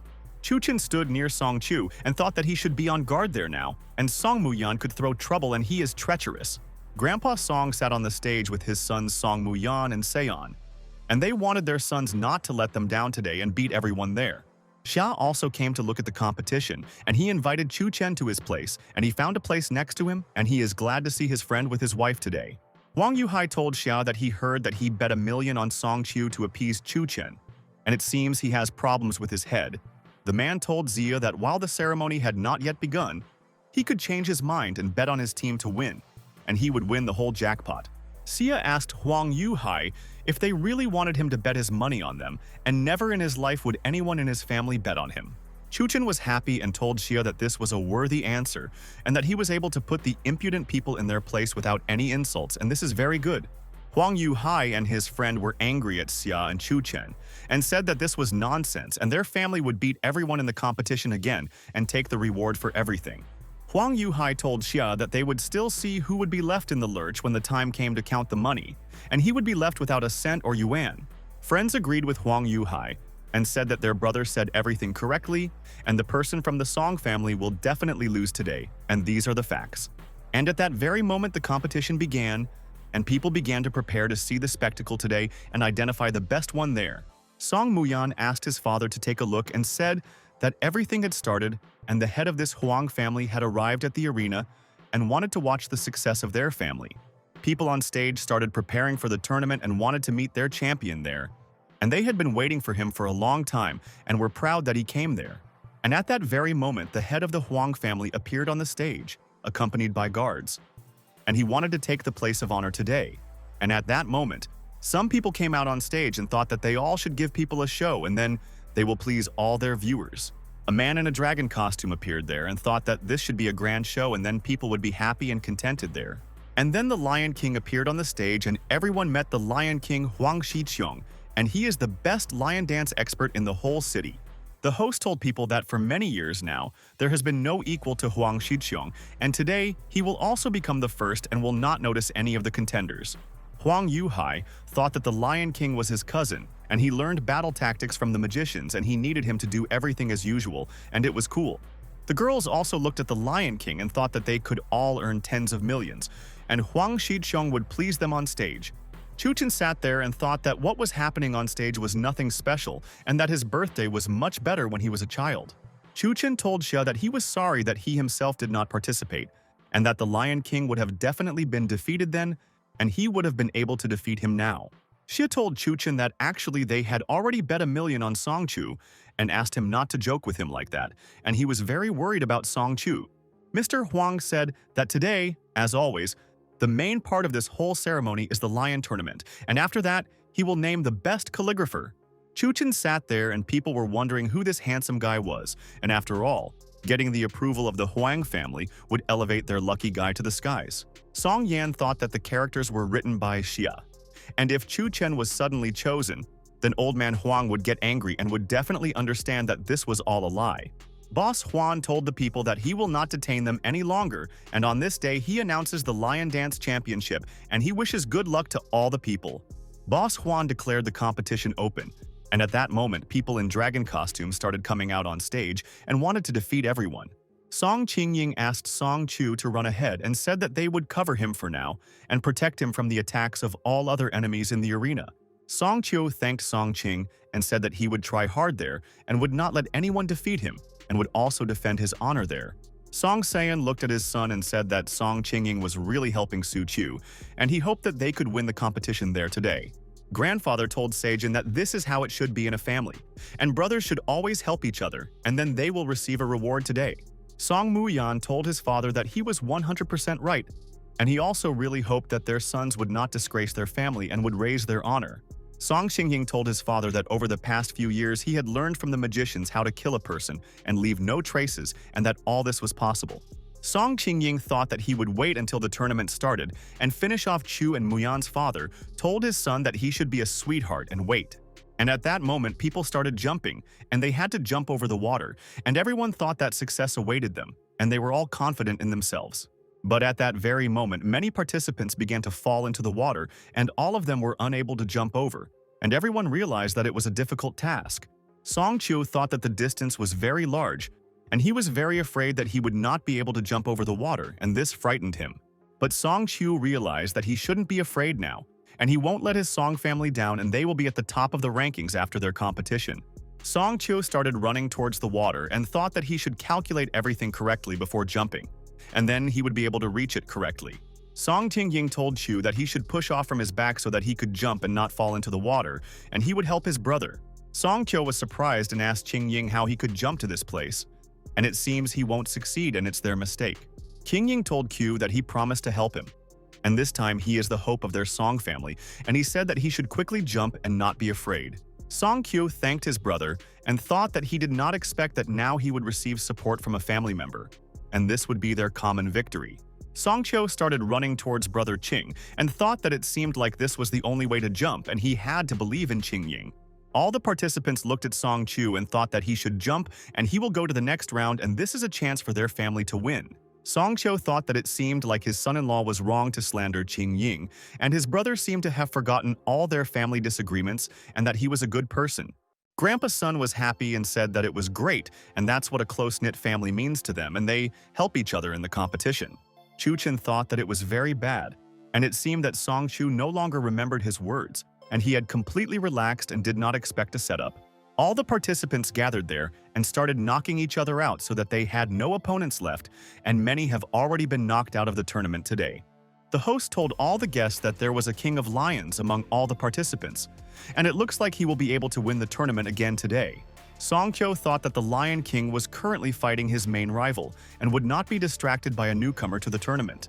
Song Chio thought that now he could quietly slip forward and the boss wouldn't be able to reach him, and he could defend against his attacks right there. All the people were very surprised and thought that Song Chu had just come out ahead and was the main contender to win now. Grandfather Song continued to say that the brothers' unity made him very happy and that together they would be able to defeat everyone, and he believed in their success. Sia was shocked and told Chun Chen that he was shocked, and could they really win money, and he had not bet on Song Chu's brother in vain. Chun Chen didn't want to rejoice and thought that there was something strange there, and he didn't trust Qingying and he could still frame his brother Song Chu. The Lion King noticed Song Chu and asked if he had decided to go around him and began to rush forward and thought that he could catch up with his opponent. Song Chu thought that now there would be a third obstacle and he only needed to jump well and he could bypass the obstacle now. And at that very second, Song Chu stopped at the edge of the abyss and he barely managed to break and did not fall down into the water and realized that he was so lucky. Song Chu was surprised and realized that it was so high and he could easily fall and he had to be extremely careful and it was so dangerous there. Qingying told Chu that he could move on and he would hold the Lion King there for now and not let him interfere with him and he would be able to defeat. Qingying told Chu that he should jump quickly and that was the only way he could win, and if the brothers acted together they would succeed. And at that very second, Song Chu jumped and thought that he would be able to cross the obstacle and then he would reach the finish line and this was their family's chance. Song Chu thought that Qingying helped him again, and he shouldn't think about anything, and he jumps and it looks like Chun Chen just made a mistake and deceived him. Qingying was very happy and thought that the time had come, and he could do everything as he and his father had planned, and now this was a chance for revenge. And at that moment, Qingying took out a needle and thought that he would do everything very quietly and no one would understand that he was involved in the death of Song Q. Qingying threw the needle at Q with all his might and used the technique and power of the ice needle, and it should help him take revenge on the bastard Song Chu. And at that very second the needle reached right to Song Chu, and he did not notice which of the participants could throw the needle at him, and it was very painful and sharp. Song Chu became very lethargic and thought what was happening and why he couldn't move, and he suddenly lost all his strength and all his energy. Song Seon was shocked and started shouting at Song Chu's son and asking what happened to him and why he became lethargic and couldn't get through this. Song Yan was also surprised and asked Song Chu what was going on with him and why he had lost all his strength and energy and seemed so lethargic there. Song Muyan thought that this poison acts very quickly and paralyzes Q's entire body, and they will wait until he falls into the water and does not swim out. And there, Sun Cho started to fall into the water, and his friend asked Sun Chu to just hold on, but he couldn't save him and let him fall into the water from there. And at this moment, Song Yan wanted to say something to Chun Chen's husband, but suddenly she did not notice him nearby and was surprised and wondered where he could have gone. Chun Chen at this time began to run quickly on the water, and he wanted to help Song Chu so that he would not fall into the water because he knew that he would not be able to get out. Chun Chen managed to get there and Song Chu fell on his back and he had already completely lost consciousness and could not save himself and the poison was working. Chun Chen jumped up and thought that he was 100% right, but Song Chu completely forgot his words and was not alert and did not see the attack. Chun Chen pushed off the obstacles and realized that this was the only way he could get out of the water with his friend Song Chu, and he quickly began to walk out with him. Chun Chen came out from there and thought that now he had to help Song Chu, and he was in pain now and he had to quickly find an antidote. Chun Chen stood there with Sun Cho on his back and looked at all the people and realized that they wanted a show and no one cared what happened to their member.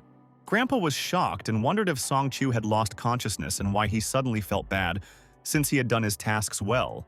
Song Yan was also surprised, and now she understood where her husband Chun Chen went, and he saved Song Chu because if it weren't for him, Chu could have fallen hard into this water. Song Qingying also looked at Chun Chen and thought that this scoundrel had ruined his plans again, and why did he save Chu when his father would be very angry? Boss Huang thought it was strange and what happened to Song Chu and how he lost consciousness, and this has never happened in the tournament, and it's scary. The Lion King also did not understand what happened to the participant, and he did not even have time to raise how strong he was and hopes that he was alive. People asked what happened and why the idiot son-in-law's son was there, and before they could blink he was already there, and there was a violation of the rules. Chun Chen told Mr. Huang that a very hidden weapon was used against Song Chu, and he could send people to check it now. Boss Huang was very surprised and asked Chun Chen if he was telling the truth, and a hidden weapon was used and he should find out. Boss Huan was very angry and asked, who is so brave that he does not care about the rules of their Huan family and is not afraid of getting their punishment? The man approached Boss Huang and said that the cameras showed that Song Chu had a wound on his hand, and it looked like Chun Chen was telling them the truth and that these were facts. Boss Huan asked his man if the camera recorded who did it, and the man said that unfortunately it is not visible on the video. Qingying thought that the poison from the ice needle would disappear almost immediately, and besides, the camera was only aimed at Song Chu and he wouldn't be noticed. Song Chu began to come to his senses, and Chun Chen thought that it was very good, and he and all his relatives were nervous and worried about him there. Song Chu woke up and asked his son-in-law Chun Chen why he was next to him, and it was against the rules, and they could be expelled from the tournament, and it was dangerous. Chun Chen told Song Chu that he had just almost passed out due to the poison and someone wanted to harm him, and even kill him. Song Chu's friend was horrified and asked Chun Chen if there were really people in the tournament who wanted others to die, and that it was terrible, and why was no one watching? Sun Kyo's partner started running away from there with all his might and said that he was leaving the game, and Sun Kyo asked him to stand, and the tournament was not over yet. Grandfather Song told his sons that Song Chu no longer had a partner, and it seemed that everything was over and they tried to defeat all their enemies today. Song Sayan told his father that the main thing was that Song Chu was okay, and he was afraid that he was badly hurt and would not be able to continue his journey. Song Muyan told his father that this time they were not the last from the end, and this year they performed much better in the tournament and this is their success. Chun Chen picked up the dragon costume and thought that he didn't want Song Chu to lose in the tournament, and he should help him in difficult times. Chun Chen asked Mr. Huang if he would allow him to perform in place of his partner Song Chu, who had run away, and he would easily replace the participant there. Song Kyo was shocked by Chun Chen's son-in-law's words and thought that he was a very good person and wanted to help him reach the end of the road. Mr. Huang told Chun Chen that the escaped participant was very scared of the hidden weapon, and this is the obvious reason, and therefore he allows him. Chun Chen told Song Chu that he would control the head, and he only had to follow his movements, and then they would be able to walk together. Song Kyo asked Chun Chen's son-in-law if he could control this dragon suit, but Chun Chen said that he couldn't and had only seen it on video. The people from the Huang family started laughing and said that Chun Chen would really be the head of a lion and that it looked like a joke or a drunk guy's dream. A friend asked the people from the Huang family what was the point of reviving a dead horse, and they had to accept defeat and it was their shame. The guy agreed with his friend's words and said that they said everything accurately and without lies, and they will see how Chun Chen disgraces himself there in front of everyone. Chun Chen asked the other participants to be braver, and although he is the son-in-law of their Song family, they still do not know what he is capable of and what his talent is.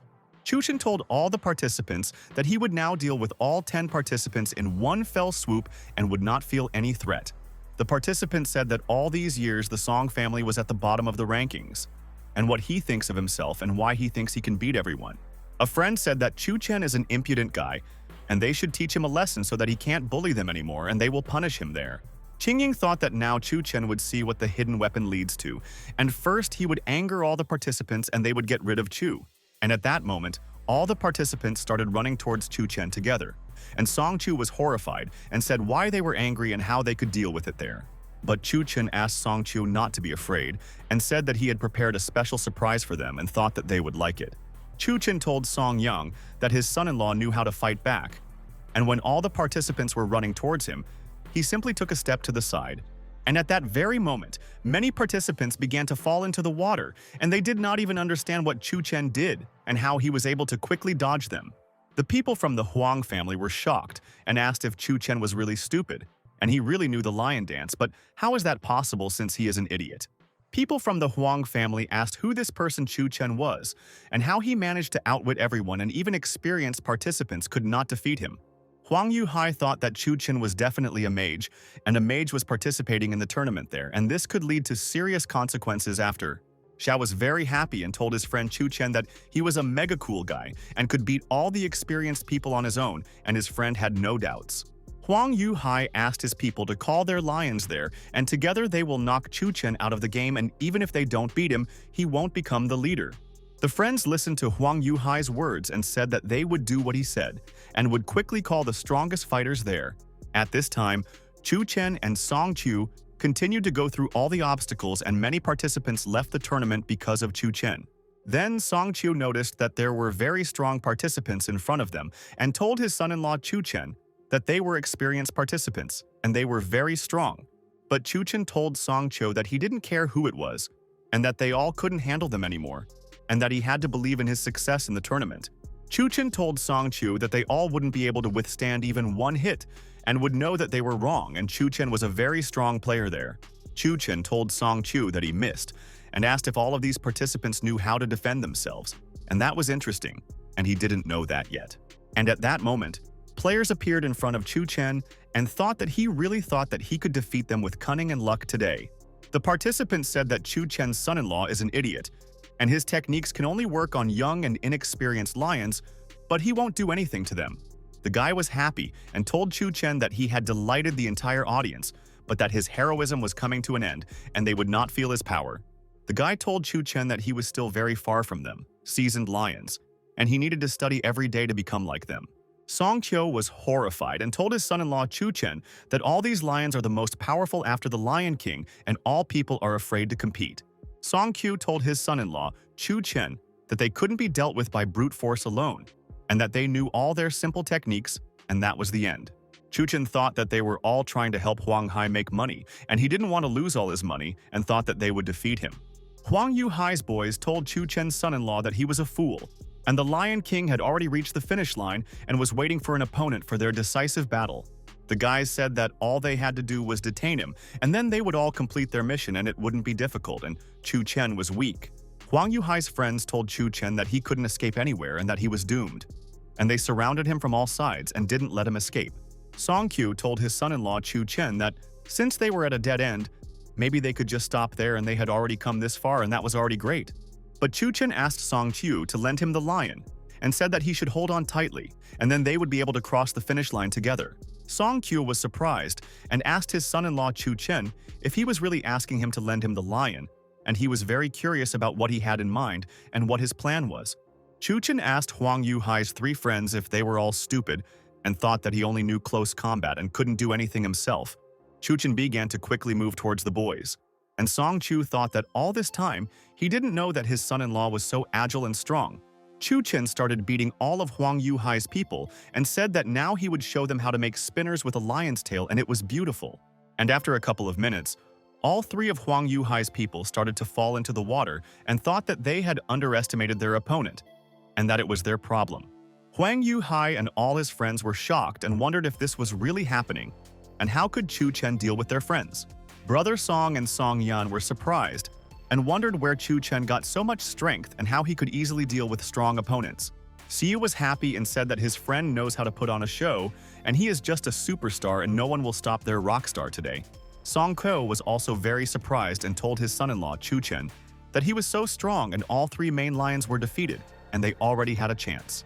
Chun Chen asked Song Cho if he really thought he had a chance to win, and he was glad that he had a good attitude and it was so cool. At this time, Qing Ying thought that Chun Chen had only beaten a couple of weak participants there and thought that he had a chance to defeat the king. Qing Ying realized that now all attention was focused on the lion song, And this meant that no one was expecting his sudden attack, and this was his chance.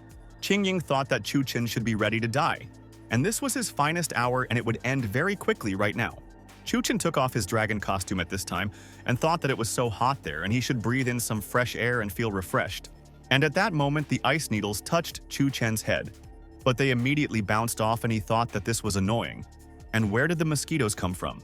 And suddenly, at that very second, the needles stuck into Qingying's hand and he could not understand how they could have gotten into himself. And it was so unexpected.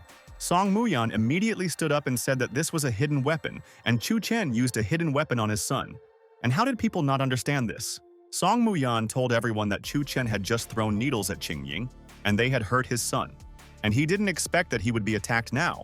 Brother Song said that this is indeed a hidden weapon, and how could he use it against his own people, and Chun Chen has no shame or conscience at all. Brother Song said that he knew that nothing good could be expected from Chun Chen, and that he had disgraced their family right in front of all the people there. Song Yan couldn't understand when Chun Chen had done this, and Song Muyan told Mr. Huang that he saw it with his own eyes right now. Song Muyan told Mr. Huang that it was Chun Chen who ignored their family's rules and cheated. And even though he was from the Song family, principles were the most important thing. Mr. Huang said that Chun Chen is shameless, and how could he have the courage to use tricky methods and techniques in their ceremony? Mr. Huang asked the security to drag Chun Chen there, and he wants to personally talk to him and explain what will happen if he breaks their rules. Song Qiu was at a loss, and asked his son-in-law, Chun Chen, if he had really used a hidden weapon just now, and hit his brother Song Qingying. But Chun Chen asked Song Qiu not to panic, and the criminal was only diverting suspicion from himself, and he was sure that the villain would soon give himself away. Qingying realized that he had prepared a double dose for Chun Chen, and if he fell now and his body went numb, he would inevitably drown and die there. Qingying was afraid and said that this would not work, and he had to do something otherwise everything would end very badly for him, and it would be sad for his father. Qingying realized that if he didn't drink the antidote now, he would definitely die there, and he had to do it right now and quickly. But when Qingying was taking the antidote out of his pocket, Chun Chen came up to him and grabbed Qingying's hand and did not want to let go. And he held it tightly. Chun Chen asked the people that if they thought that the hidden weapon was his idea, then he could answer all their questions right now in the arena. Chun Chen asked the people that if the hidden weapon was his, then where did Qingying get something similar to an antidote and where did he get it right there? All the people in the arena were shocked and thought, is this really true and how dare he do this? And Grandpa couldn't believe that the scoundrel Chun Chen told people that if they don't believe they can look at all the cameras and he wanted to hurt him, and the needles accidentally bounced off him. Mr. Huang's man said that it was correct, and he just watched the slow-motion video, and it was Song Qingying who used the hidden weapon. Mr. Huang asked Song Muyan if he wanted to explain why his son had a hidden weapon and why he wanted to harm Chun Chen. Muyan couldn't find the words and thought that his plan had failed, and now all the people would know that it was his idea, and this was his misfortune. Song asked Brother Muyan to stop saying anything and said that he was the one who was the most indignant and wanted to shift the blame onto someone else. Grandfather said that besides, Qingying wanted to harm Chu.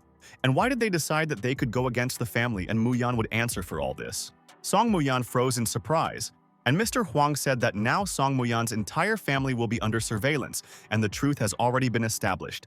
Mr. Huang was angry and said that Song Muyan had the audacity to use such vile methods of struggle now and will now be punished. All the people started throwing trash at Song Muyan and said that he was the most dishonest liar, and the security started escorting him out of the arena then.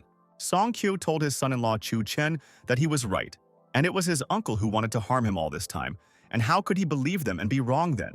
Chun Chen told Song Qiu that his son-in-law was always right, and now he should always trust him, and he would never advise his brother to do something bad. Mr. Huang told all the people that they would return to this matter a little later, but for now they would continue the competition and everyone would be interested to know. And the host said that only the King of Lions and the Lion of the Song family remained in the arena. And unexpectedly, the Song family made it to the finals today. She asked Brother Chun Chen to make them champions and said that he believed from the very beginning that his friend could win, and it was so cool. Chun Chen looked at his opponent and thought that he only had to take one step there, and then he and Song Qiu would become champions in the city tournament. Huang Yuhai thought that if Chun Chen and Song Qiu became champions, he would have to give all the money to Gui Chun Chen, and he didn't want to lose. The Lion King told Chun Chen that he didn't expect to be fighting a newbie in the finals, and he wondered how he got to their finals. The Lion King told Chun Chen that he had never seen anything like this in the last 10 years, and he was amazed that they were able to reach the finals. But the Lion King started moving towards Chun Chen and said that he didn't want to make any concessions and would fight them with all his might now. The Lion King told Chun Chen that he could see all of his weak points and he could easily deal with him now, and it wouldn't be difficult for the boss. The Lion King continued to talk about Chun Chen's shortcomings and ran towards him and wanted to quickly finish the final and go home to his family. Friend Huang Yu-hai said that it is wonderful and it is not for nothing that all people call him the King of Lions, and he is now showing all his power. Huang Yu-hai realized that a little more and Chun Chen would lose, and the Lion King was very difficult to deal with, and he would not give the crown to anyone. Huang Yu-hai's friend told the Lion King that he must tear Chun Chen apart and leave him no chance, and defeat the idiot in the finals. She wondered why Chun Chen suddenly became such a weakling. Or was it the Lion King who was too strong and didn't give his friend a chance? The Lion King swung his leg and thought that now he felt the power and would think before performing in tournaments with him. The Lion King hit Chun Chen on the leg and said that this is just the beginning, and he has prepared the best surprises for him and will show them now. The Lion King jumped high up and wanted to kick Chun Chen harder and said that it was in vain that he met such a powerful master there. The Lion King dealt a strong blow to Chun Chen and he flew away from the enemy a couple of meters, and all the spectators thought that the final was almost decided there. Huang Yu-hai realized that he didn't think that Chun Chen, who had magic, would no longer be able to deal with his cousin, and apparently his level was not that high. Mr. Huang said that it looks like the Lion King will beat everyone again. But the fact that the Song family reached the final will affect their ranking. Mr. Huang suggested that the Song family, instead of shamefully and hopelessly losing, choose honor and surrender now, and that's good. But suddenly, Chun Chen started to stand up and told Mr. Huang that he had a couple of questions, and he wanted to get them answered right away. Chun Chen felt very good and asked Mr. Huang how he decided that their strength was running out and maybe this was their strategy to fight him. Mr. Huang was very surprised and asked Chun Chen how this was possible and how he wanted to defeat the Lion King, and all the challengers lost. But the Lion King told Chun Chen that it was obvious that the advantage was on their side. But they had a strong character and would never give up. The Lion King fell to his knees and was exhausted from constantly chasing Chun Chen, and he needs to catch his breath and then he will gain strength during this time. And the Lion King sat on the ground and took a break, and Chun Chen asked Mr. Huang if he should surrender to this king, and that is not so. And at that very second, suddenly all the people froze in surprise and they all thought that they were seeing this for the first time, and it seemed that Chun Chen was very cool. Huang Yu-hai was surprised because the Lion King had given Chun Chen a good beating just now, but at the moment he had fallen to his knees and was not moving there. The Lion King thought that he wanted to beat Chun Chen, but that's not true. And there are amateurs sitting there, and it's just a facade to divert attention. The Lion King thought that from the outside it seemed that he really was beating his enemies so hard, and they couldn't do anything to him there. The Lion King thought that he had underestimated Chun Chen, and now had to answer for his mistake.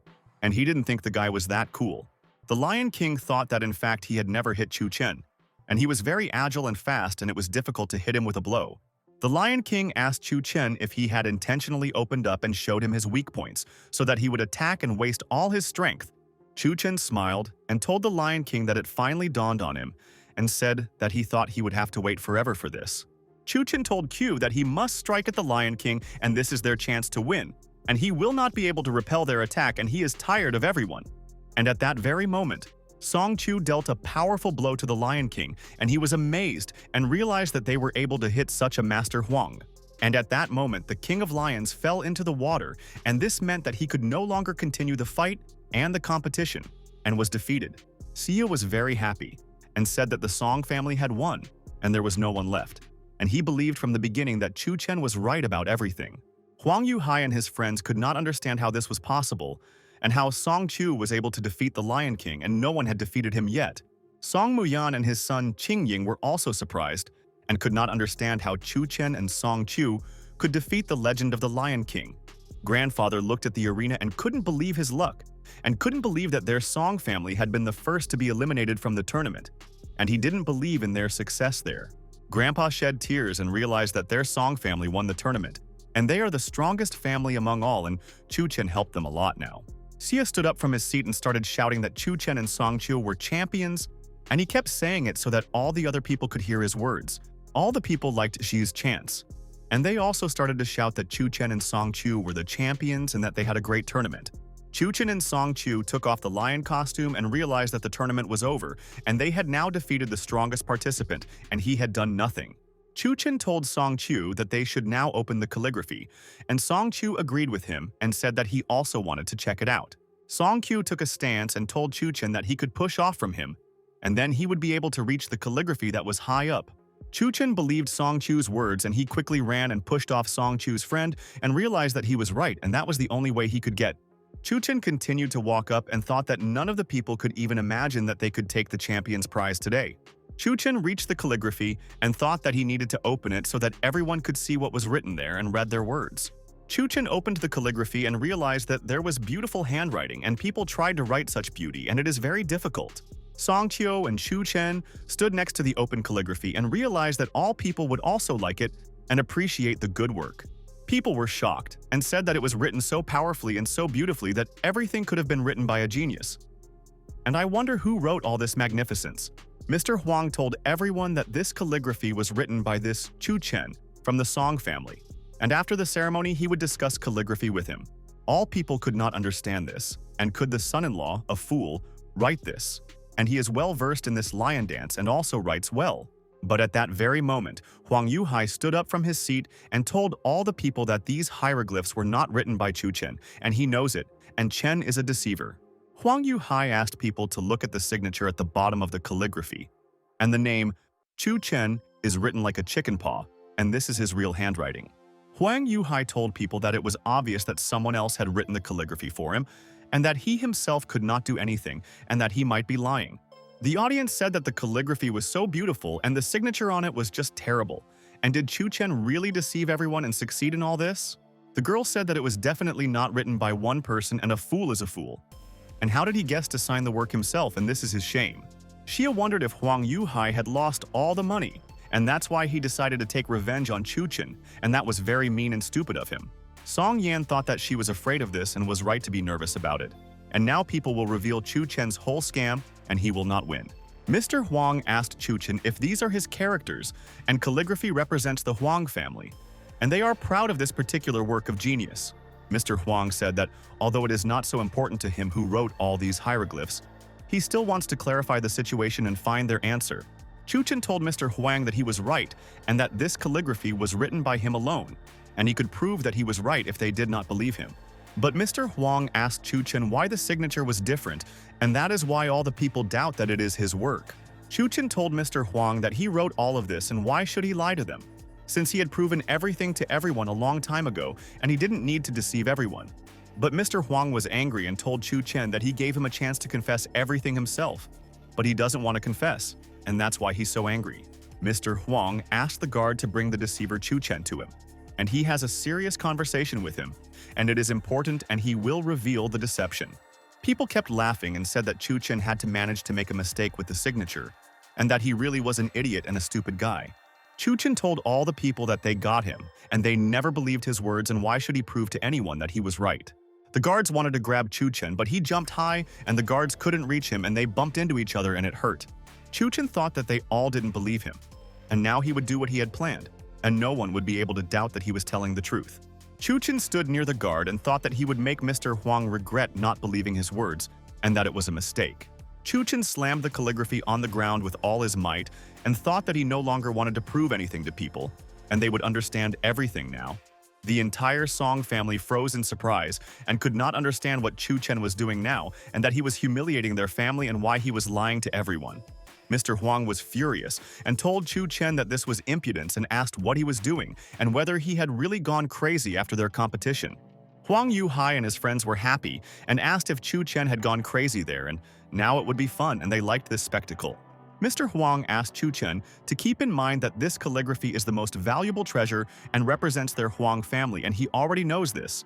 Mr. Huang asked Chu Chen if he wanted the relationship between their Song and Huang families to deteriorate, and this could even cause a conflict.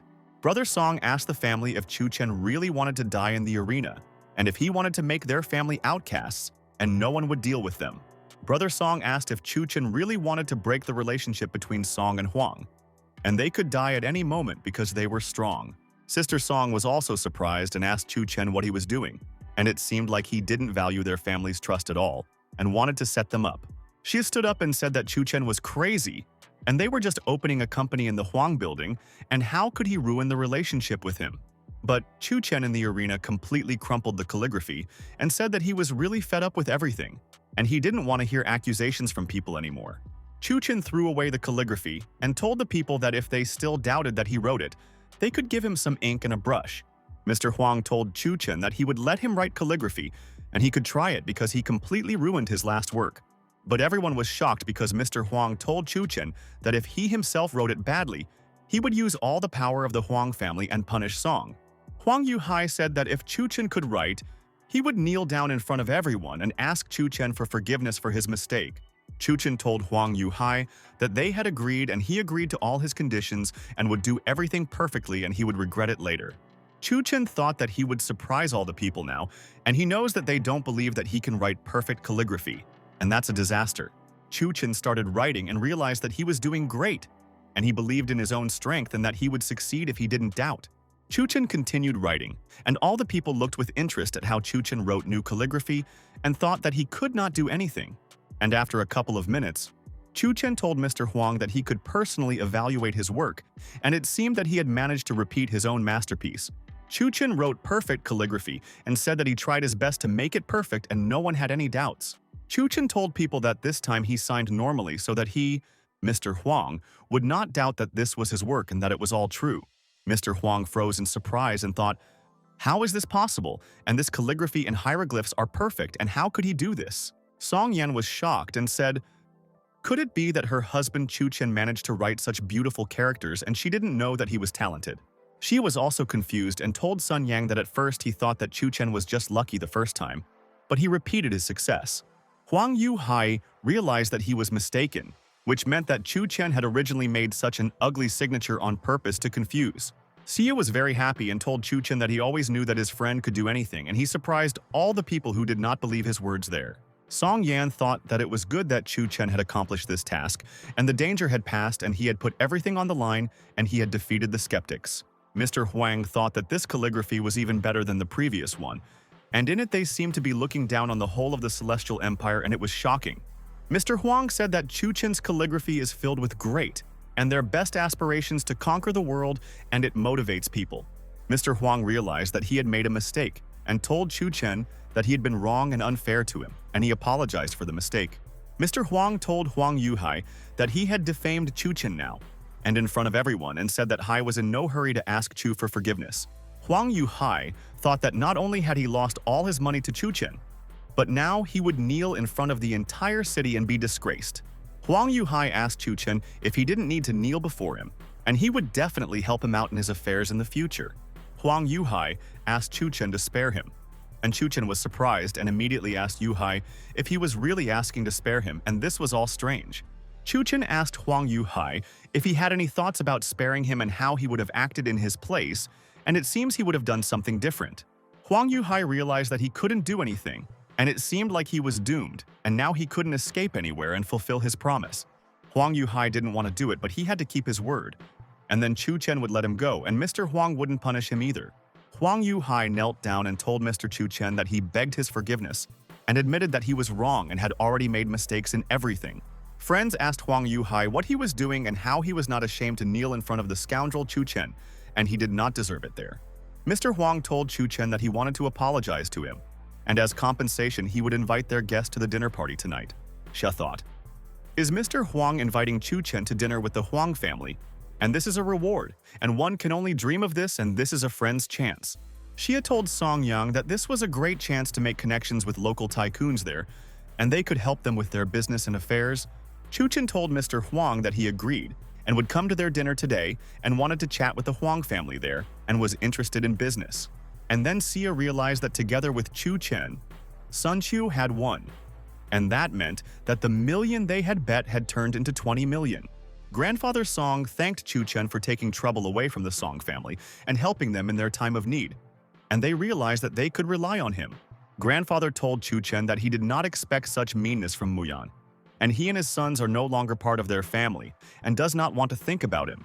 Grandfather told all the people in the family that they too had always unfairly accused Chun Chen before and never apologized to him. Brother Song approached Chun Chen and said that he was asking for forgiveness and that they were all wrong, and had set up his brother, and that they were all ashamed of all of this. Chun Chen told Brother Song that everything was fine, and that they were one family and should always help each other in difficult situations, and that it would be right. Huang Yuhai stood behind the scenes and thought that everything went wrong. And Chun Chen the scoundrel has now become a hero, and all the people adore him for everything. Huang Yuhai thought that Chun Chen dared to disgrace him, and he himself would do everything so that he would not return from the dinner party and Chen would die. Night came, and all the guests started arriving for the dinner party at the Huang family's house, and wanted to have a good time and dine with interest. Chun Chen sat there and ate the dishes, and people said that they wanted to drink there for General Director Zhang and also drink for his honor Yin now. Chun Chen thought that everyone was happily drinking and the atmosphere was lively and everyone was eating quietly and no one cared about him. And there were delicious dishes there. Grandfather told the whole family that there was a time when their family was honored and shining and all the people respected the Song family in their whole city. Grandpa Song said that he didn't think that today at the party no one would come up to them to say a few nice words for everything. And at that moment, a waitress came up to Chun Chen and told the mister that someone wanted to see him and asked him to go with her to the side. Chun Chen followed the girl and thought that it was a very dark place and who could need him there and what did he need from him. And at that very second, the waitress fell to the ground, and Chun Chen thought that she had just come in and lost consciousness. Was there really a magic circle there? Chun Chen thought that it seemed like the stranger's intentions were not good at all, and it was in vain that he went with the girl now, and it seemed like it was a mistake. Chun Chen said that he knew there was someone there and asked him to come out right now, and he wanted to talk to the person alone in the dark. The voice told the idiot son-in-law Chun Chen that he had offended his brother from the black magic sect, and he would repay him in kind. And he entered the magic circle. Chun Chen smiled and asked the man if he was a black magician, and he said that his mentor Huang Yuhai taught him all the techniques too. Chun Chen told the magician that he didn't believe all his words, and told the scoundrel to get out of there, and he didn't want to communicate with him and he was annoying him. And at that very second, a magician began to come out to Chun Chen, and he thought that he didn't think that Chun Chen owned this technique, and he was able to find him now. The magician told Chun Chen that he used the Chenkun step and was able to destroy his magic circle so easily, and asked him who he was in life. But Chun Chen started to go to the magician and said that who he was didn't matter, and he would now show him that it was not worth messing with him, and that it was a disaster. Chun Chen told the magician that since he is Huang Yuhai's teacher, he can tell him his Bazi there, and he will calculate it himself and find out who he is. The magician agreed and thought that Chun Chen was an idiot and who would tell a magician their date of birth according to Bazi, and this was his sentence today. But Chun Chen told the magician that he could listen carefully to his Bazi, and he would be surprised to hear information about the one he wanted to kill. The magician froze in surprise and realized that he did not expect him to tell him about this Bazi, and it seemed that Chun Chen was a very strong guy. 10 minutes later, Huang Yuhai thought that he was secretly asking their teacher to take action and hoped that Chun Chen was kneeling now. Huang Yuhai opened the door and asked the teacher if he had settled all the affairs there and resolved the problems with the scoundrel Chun Chen, and the idiot deserved it. But at this moment, Huang Yuhai suddenly froze in surprise and could not believe it, and it seemed that he underestimated Chun Chen, and he was strong. Teacher Huang Yuhai sat in the room and showed no signs of life, and he was afraid that Chun Chen had finished him off and he could do nothing. Huang Yuhai ran up to the teacher and asked him if he was okay now and why he was sitting in the room and not showing any signs of life. But at that moment, when Huang Yuhai did not expect this, the magician teacher hit him in the face with all his might and said that his student was a fool and an idiot. The teacher asked Huang Yuhai if he knew what rank the person he had gotten involved with was, and if he did not receive forgiveness, he would be kicked out of their sect. Huang Yuhai was very surprised and asked the teacher why he would be kicked out of the sect and what Chun Chen did to him recently and where he was now. But the magician teacher told Huang Yuhai that he was not supposed to know this, and he just had to do everything as he said, and it would be good. The teacher thought that according to Chun Chen's horoscope, he was protected by the highest deities, and this only happens to people from the ninth heaven, and it was a shock. And then Chun Chen returned to the hall and his wife Song Chu asked him where he had been, and he said that he had gone to the toilet and had stayed there for a minute. Huang Yuhai's friend noticed that his friend also came to the hall and thought that it seemed like his plan had succeeded, and that's why he was very happy now. Friends said that their brother Huang Yuhai was coming to Chun Chen's table, and he definitely had something in mind and was interested in what he would do to their enemy. Friend Huang Yuhai said that brother will definitely stand over Chun Chen and provoke him, and may even beat him for provoking him. Huang Yuhai's friends said that this would be a spectacle, and they all can't wait to see how Huang Yuhai will deal with his opponent there. Huang Yuhai walked up to the Song family's table with a glass of wine in his hand, and he wanted to chat with Chun Chen, and everyone thought that he was about to spill everything. But Huang Yuhai told Chun Chen that this glass is for him, and he asked him for forgiveness for the misunderstanding today, and hopes for their forgiveness. Huang Yuhai's friends froze in shock and could not understand why their brother was asking the scoundrel for forgiveness and how he made him do it. Chun Chen told Huang Yuhai that of course he forgives him, and thought that he needed his forgiveness, and teacher Huang had already reported everything to him. Huang Yuhai said to brother Chun Chen, "Thank him for being merciful, and he can forgive his brother, and he could always help him in difficult times." Friends thought why Huang Yuhai begged Chun Chen for forgiveness and even bowed to him, and it seemed like a dream, and it seemed like they were all sleeping there. Huang Yuhai told Chun Chen that his grandfather wanted to see him, and he agreed with him and said that he was free, and they could go there with him. Chun Chen walked up to the table where the Huang family was sitting and told Mr. Huang that she had learned that he wanted to see him and was not against chatting. Mr. Huang told Chun Chen that he had done a great job today, and he decided to fulfill any request he made and asked what he wanted from him. Huang Yuhai's friends couldn't believe their ears and thought that Chun Chen was lucky and that he could immediately rise to the heavens and ask for any things. Chun Chen told Mr. Huang that he looked very pale and wanted to ask him if there was something wrong, and he wanted to know the reason for it. Mr. Huang told Chun Chen that this is an old illness, and as long as he himself does not drink alcohol, everything is not so bad and will soon pass, and it is not a problem. Chun Chen told Mr. Huang that then he knew what to ask for, and he said that he hoped that Mr. Huang would fulfill just one request. And suddenly, Chun Chen said that he wants Mr. Huang to drink wine on time every day, and that's all he asked for and nothing more is needed. The head of the Chen family was shocked and asked his son-in-law Chun Chen if the guy had really gone crazy, and everyone knew that Mr. Huang was no longer allowed to drink wine. Chun Chen said that he would prepare a special and medicinal tincture for Mr. Huang, and in 7 days the illness would disappear, and this is true. Mr. Chen said that their pharmaceutical company has not been able to find a cure for Mr. Huang's disease for all this time. Mr. Chen told Chun Chen that on top of that, he beat up his grandson Chen Bushai in the Jintang building, and he was badly hurt by his blows. Mr. Chen told Chun Chen that, on behalf of the entire Chen family, he swears that he will not be able to develop his pharmaceutical company there. Chun Chen asked Mr. Chen what if his medicine could cure all of Mr. Huang's illness and could strengthen their company's position. Mr. Chen told Chun Chen that if he fulfilled both conditions within 3 months, he would apologize in front of everyone. Mr. Chen told Chun Chen that otherwise he would leave Changcheng forever and would not be able to conduct his business there, and he guaranteed. Chun Chen told Mr. Chen that they had agreed and that they needed to think everything over regarding the development of the company, and then he would quickly win the bet with him. Chun Chen said that for now, he will prepare the tincture for Mr. Huang, and the most important thing is that he does not forget to drink it on time, and then it will be good. Song Yan thought that Chen Company is a pharmaceutical giant, and she knows that Mr. Huang's illness is almost incurable, and everyone knows it. Song Yan thought that by choosing an opponent of the same level as Mr. Chen himself, he could lose all his positions and the entire business would go bust. At this time, Chun Chen came to the star scattering store and asked if there was anyone there, and the teacher came to them to buy something urgently. The man asked Chun Chen if he had said last time that he himself was a disciple of their main teacher and knew a lot of information. Chun Chen told the man that he was right and asked if they had the ingredients to make the 7-star talisman. The man told Chun Chen that he saw him at the Huang family party, and he wanted to cure Mr. Huang and asked if he knew what Huang's illness was. But Chun Chen told the man that Mr. Huang was not sick and that he was currently under ordinary black magic, and he was able to recognize this when he met him. The man was shocked and asked Chun Chen how he was able to see black magic and know exactly what kind of ritual was performed, and it is so difficult.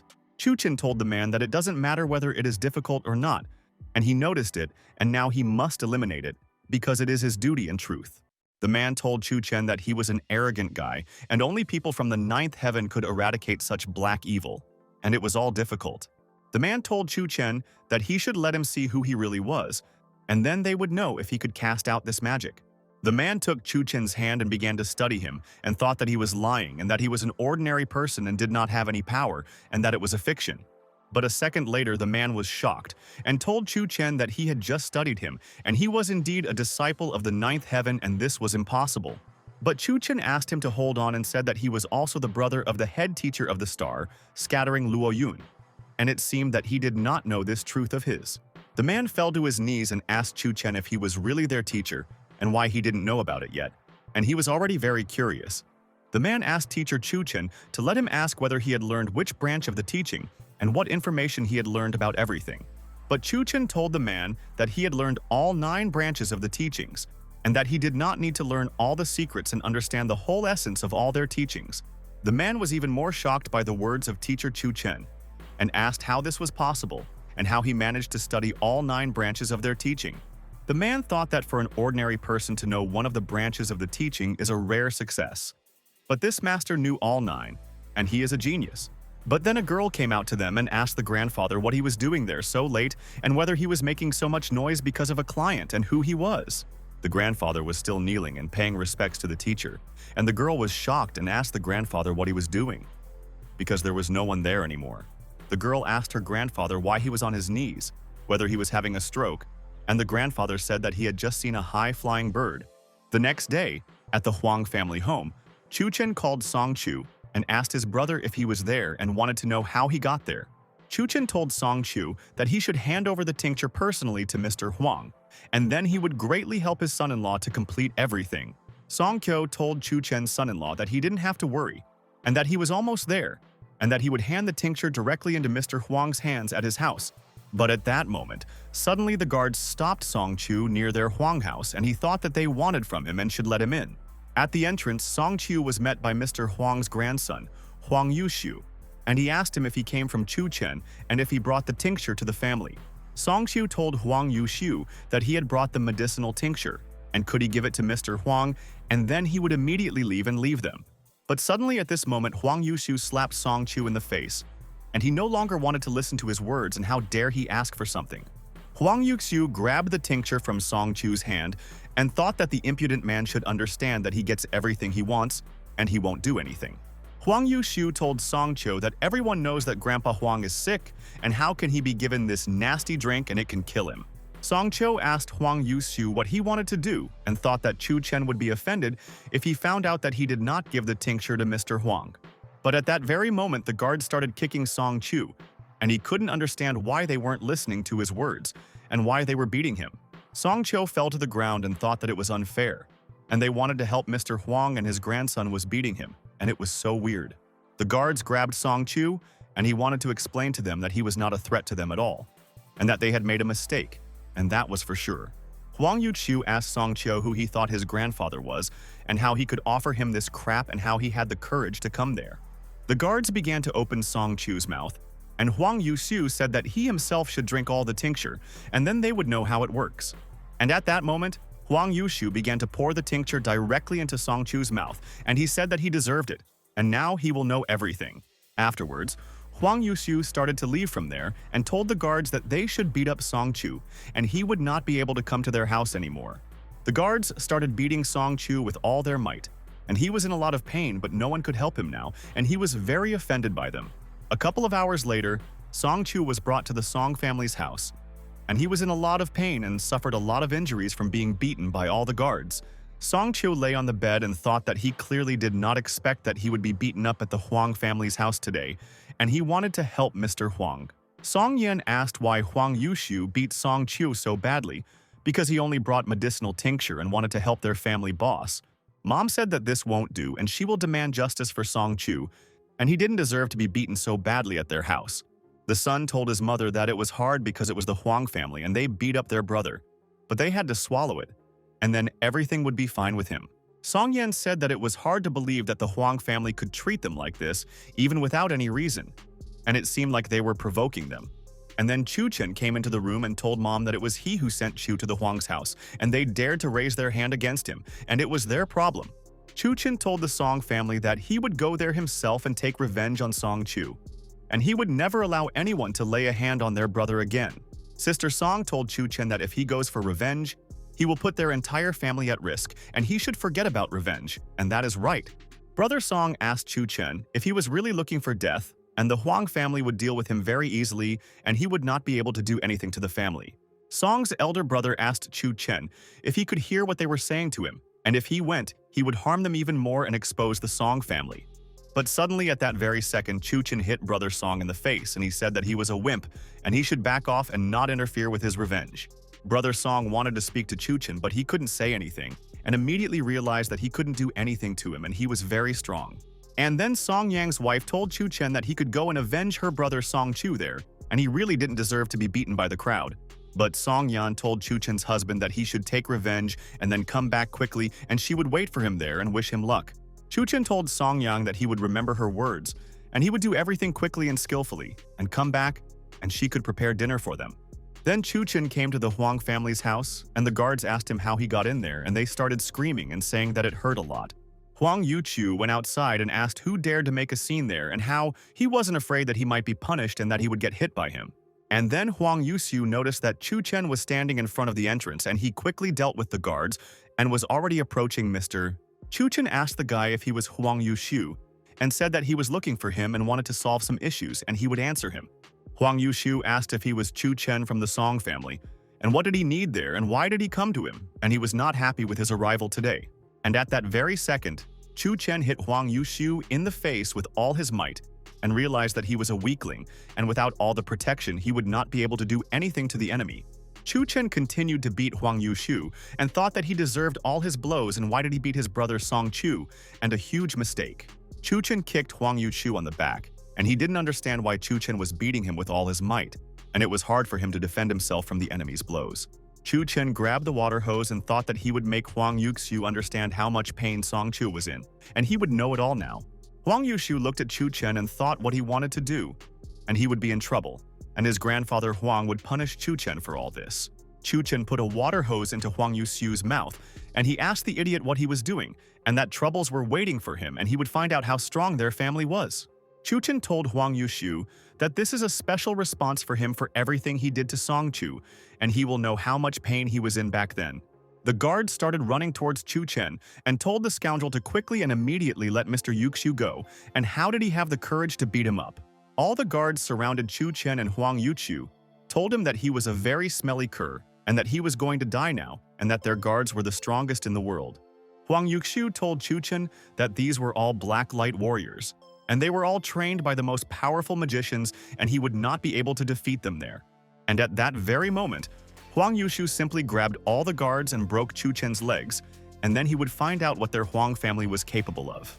All the soldiers started running towards Chun Chen and said that he would die there now, and no one would be able to help him, and that he had beaten Huang Yuqiu in vain. And after a couple of minutes, many cars arrived at the gate of the Huang's house, and they were members of the Song family, and they only wanted to talk to Chun Chen. Song Sayan got out of the car and told Chun Chen that he had to go back and that he shouldn't take revenge for Song Chu anymore, and that it might hinder them. Song Sayan thought that this was a problem, and he never expected that Chun Chen would go to take revenge on Huang without his knowledge, and he didn't want to be late.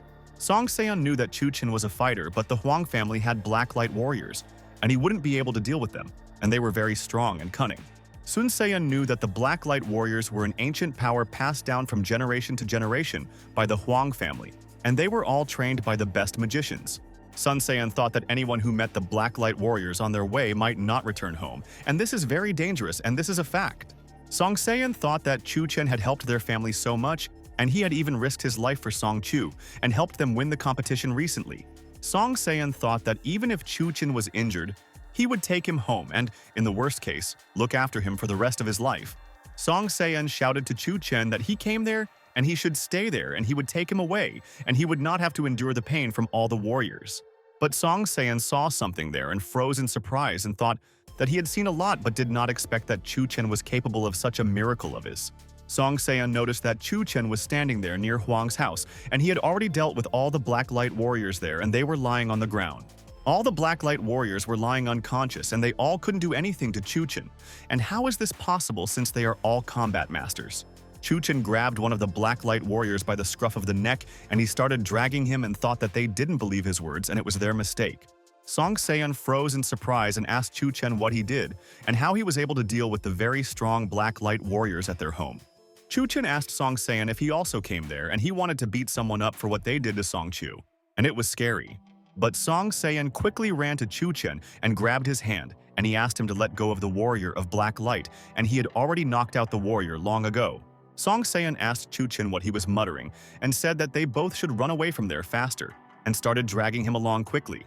They got into the car and drove away from there, and Song Sayan thought that Contrary to all expectations, Chun Chen had simply destroyed the Blacklight warriors there.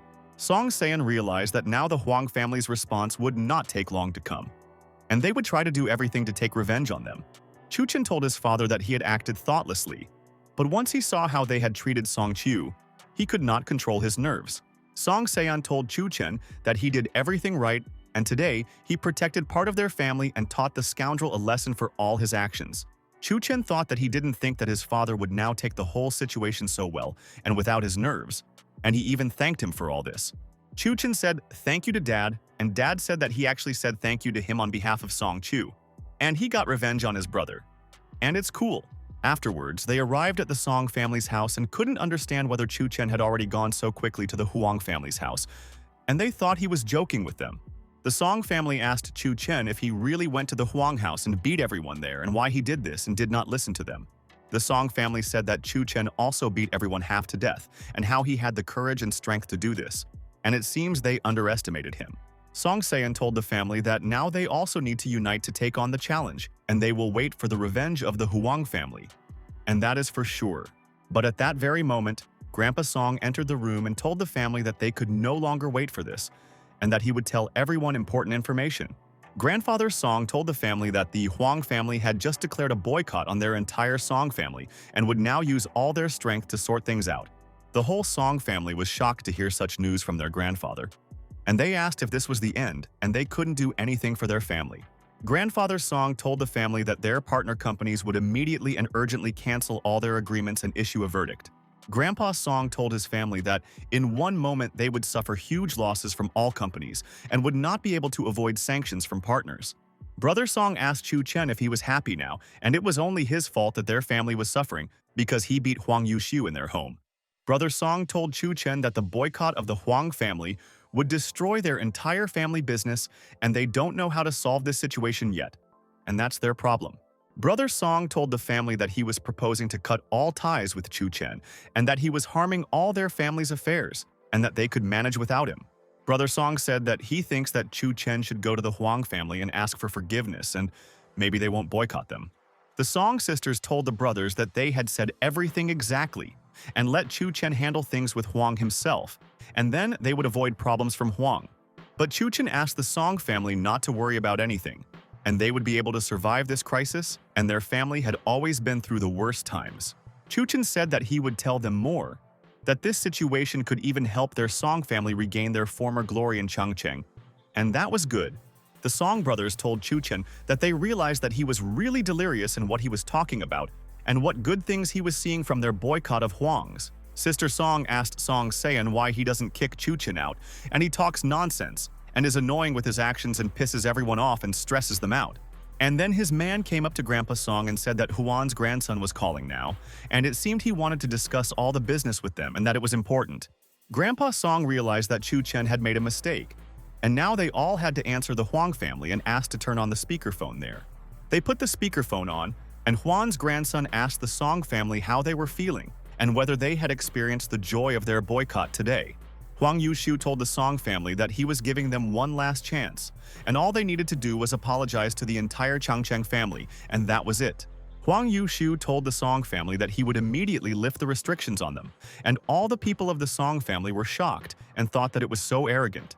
The Song brothers and sisters asked if Huang Yushu wanted an apology, and that was it, and said that this was a chance and they could avoid trouble. But then Chun Chen approached the man and asked him to let him talk to Huang Yushu for a while, and he wanted to tell him all the information. Chun Chen told Huang Yushu that he was the one who started the fight, and he advised him to apologize to him quickly, or else it would be worse for him. And at that moment, Chun Chen immediately disconnected the call and told Huang Yushu that he didn't want to say anything anymore, and he knew all his conditions. Brother Song asked Chun Chen what kind of nonsense he was talking about and said that he was definitely crazy and why he made it worse, and now he could solve the problem there. Huang Yushu said that Chun Chen would not calm down and asked the guards to also continue to put pressure on the Song family, and they would soon surrender. And at that moment, all of Changcheng learned that the Huang family was boycotting the entire Song family. And people wondered if the Songs had crossed the Huangs. People couldn't understand whether the weak Song family had never admitted defeat and whether they really wanted to fight the Huang family, and this was madness.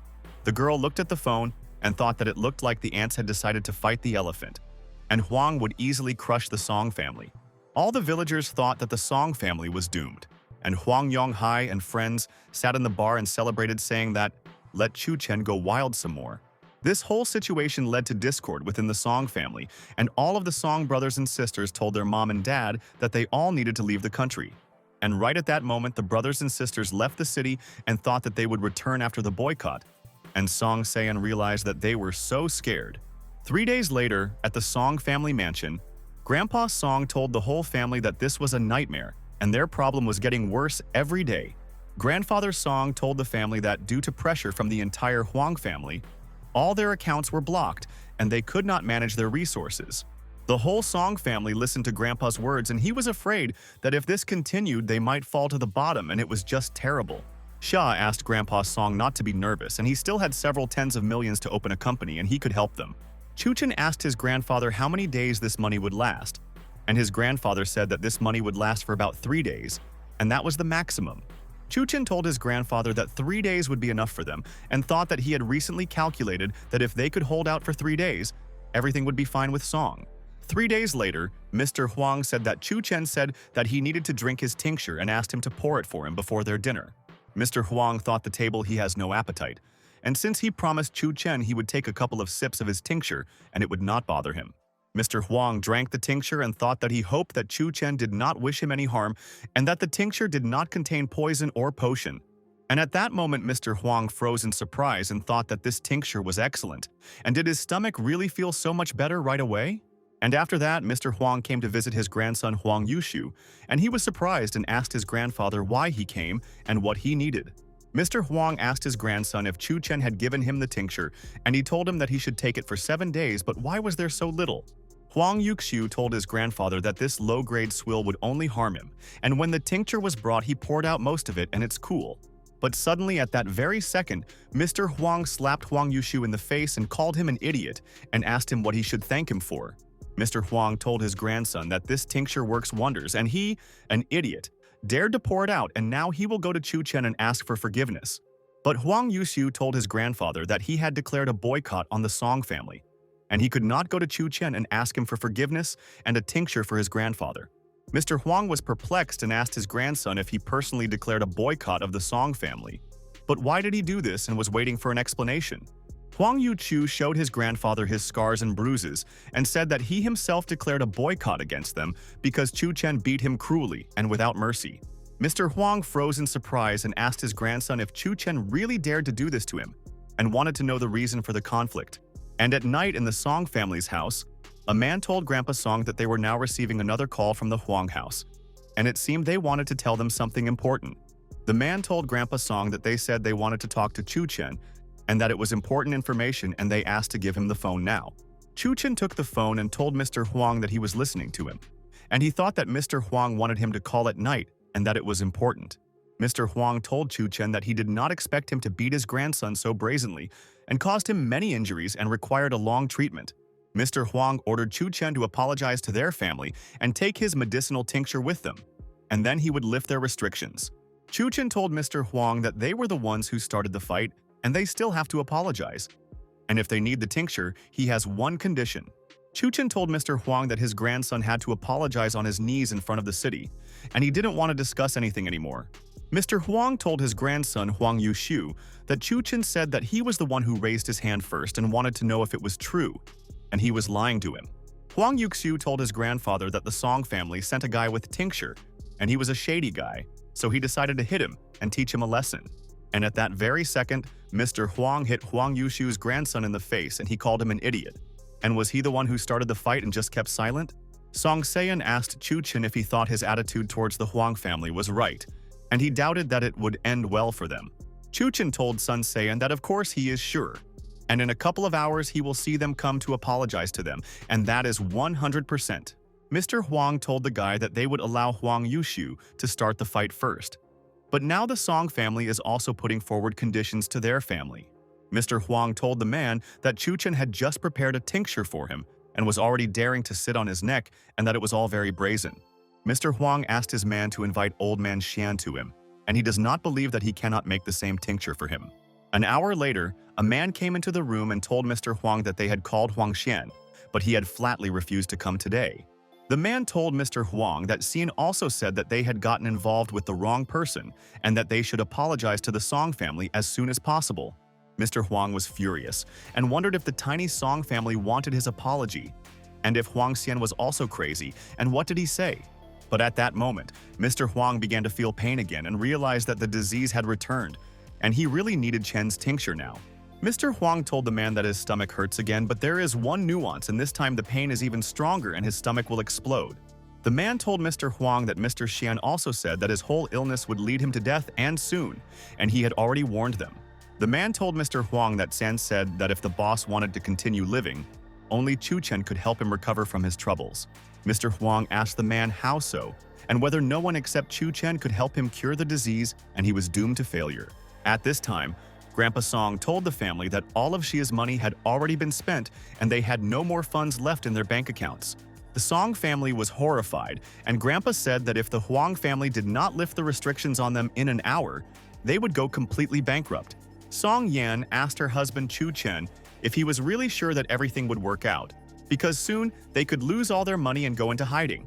But Chun Chen was extremely calm and told Song Yang that they would soon see for themselves and understand that he was 100% right in their case.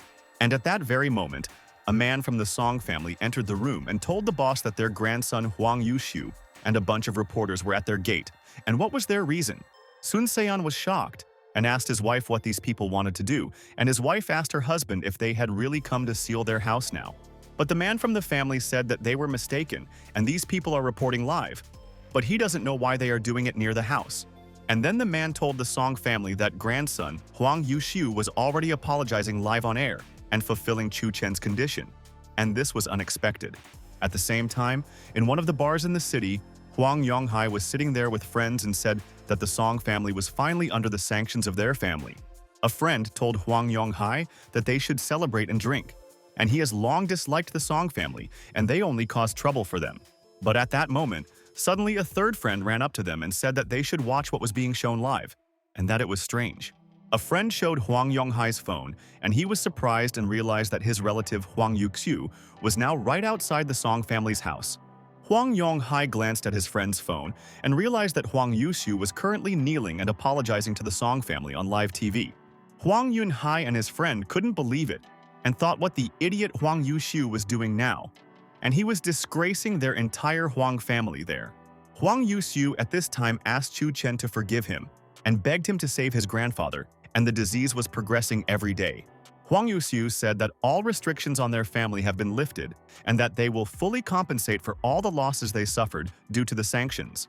Huang Yuxiu knelt down and continued to beg Chun Chen without hesitation to save his grandfather, and he did not want to lose him, and he was nervous. And then the gates of Song's house opened and Chun Chen began to come out to Huang Yuxiu, and he wanted to talk to him because he was there asking for forgiveness from him. Chun Chen told Huang Yuxiu that he agreed with him and his apology would already be accepted and he could get up because it was raining and wet outside. Huang Yuxiu thanked Chun Chen and said that kind people like his brother Chun Chen have big hearts and will always help brothers in trouble. And on the same day, the news that the Huang family publicly apologized to the Song family caused a sensation and people were shocked by the news. All the residents were shocked by this development, and Brother Song wondered if this was true, and the Huang family publicly apologized there. They didn't understand if the Huang family had even compensated for all the losses, and the Song sisters asked their brothers how this was possible, and it was fantastic.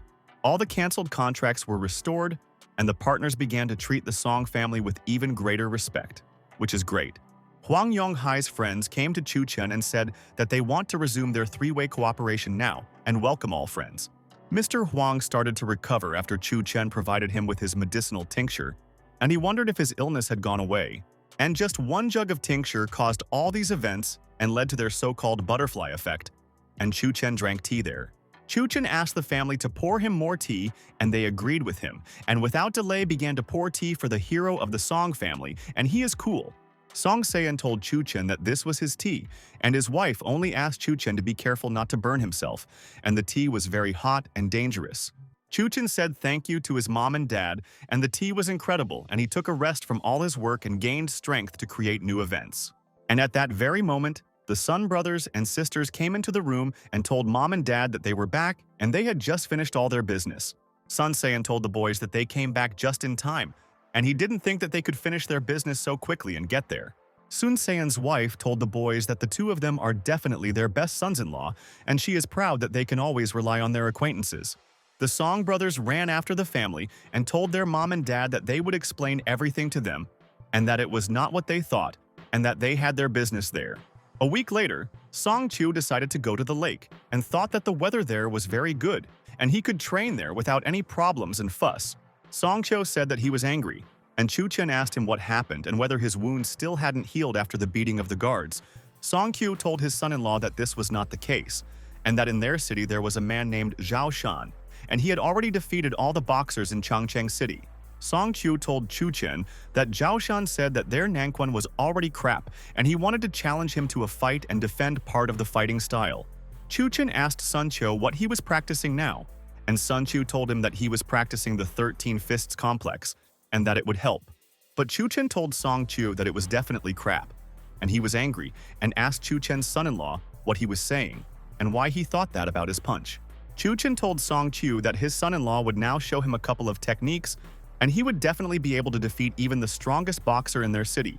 Song Q was surprised and asked his son-in-law Chun Chen if he really knew about fist fighting, and he didn't know his talent, and it was very interesting to know. Chun Chen told Song Q that of course he knows martial arts and will personally share all the skills, and he will learn the secret techniques from boxing. And at that moment, Chun Chen hit the stone and told Song Chu that he himself knows fist fighting, and it is an ancient martial art and very beautiful. But Song Q noticed that nothing had happened to the stone, and it stood in its place safe and sound, and it seemed that something had gone wrong there. Song Q told Chun Chen's son-in-law that it seemed like his style was even more lame, and Chun Chen asked his friend if he really thought it was lame. Song Kyo walked up to the stone and asked his son-in-law Chun Chen what the loud sound was and where the noise suddenly came from, and it was very strange to him. Song Kyo walked around the stone from the other side and noticed that a huge crack had formed behind the stone. But how is this possible, and is this cool? Song Q was shocked and asked his son-in-law Chun Chen how he did it, and he was right and broke the stone with one blow from her other side too. Chun Chen told Sun Q that he had told him recently that it was an ancient martial art and that he could teach him all the secrets of fighting. Chun Chen told Sun Q that if he learned just one of his techniques, he would definitely be able to defeat the best boxer Zhao Shan. And a day later in one arena, boxer Zhao Shan knocked out one of his opponents and said that he was weak and did nothing to him. Boxer Zhao Shan told everyone that today he defeated the strongest Nanquan fighter from the Huang family there, and it was all very easy. Zhao Shan put his foot on the fighter and said that their Nanquan sucks, and asked everyone if there was anyone willing to fight him now. But people were horrified and asked if there were madmen who wanted to fight the boxer Zhao Shan. And this was a mistake and a loss. A friend told the guy that it was terrible, and all the fighters from the Huang family had just lost to the boxer Zhao Shan, and no one wanted to fight anymore. But suddenly from the crowd, Song Chu told Zhao Shan that he could fight him and was ready to have a fight with him and show him a master class.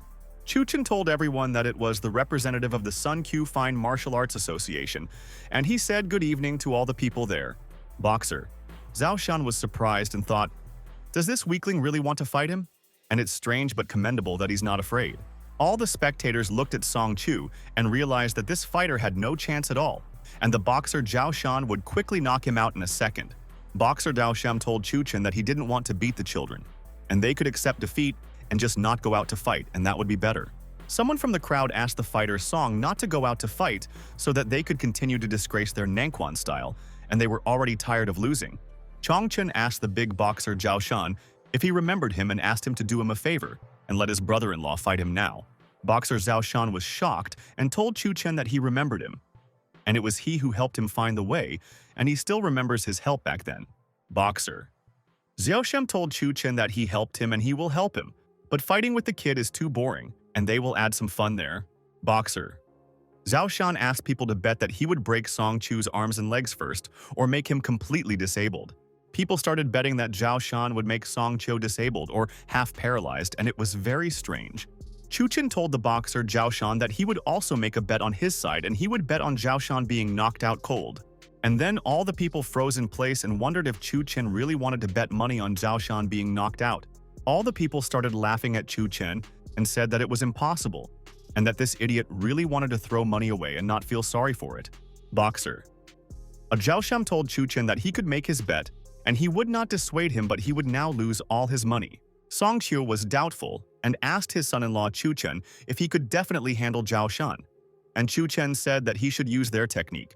Song Qiu entered the ring and stood in front of the boxer Zhao Shan, and the referee told everyone that the fight was starting and they should be ready for their fight. Song Qiu thought that although his son-in-law showed him the ancient art yesterday, he had only trained for one day and was no longer confident in himself.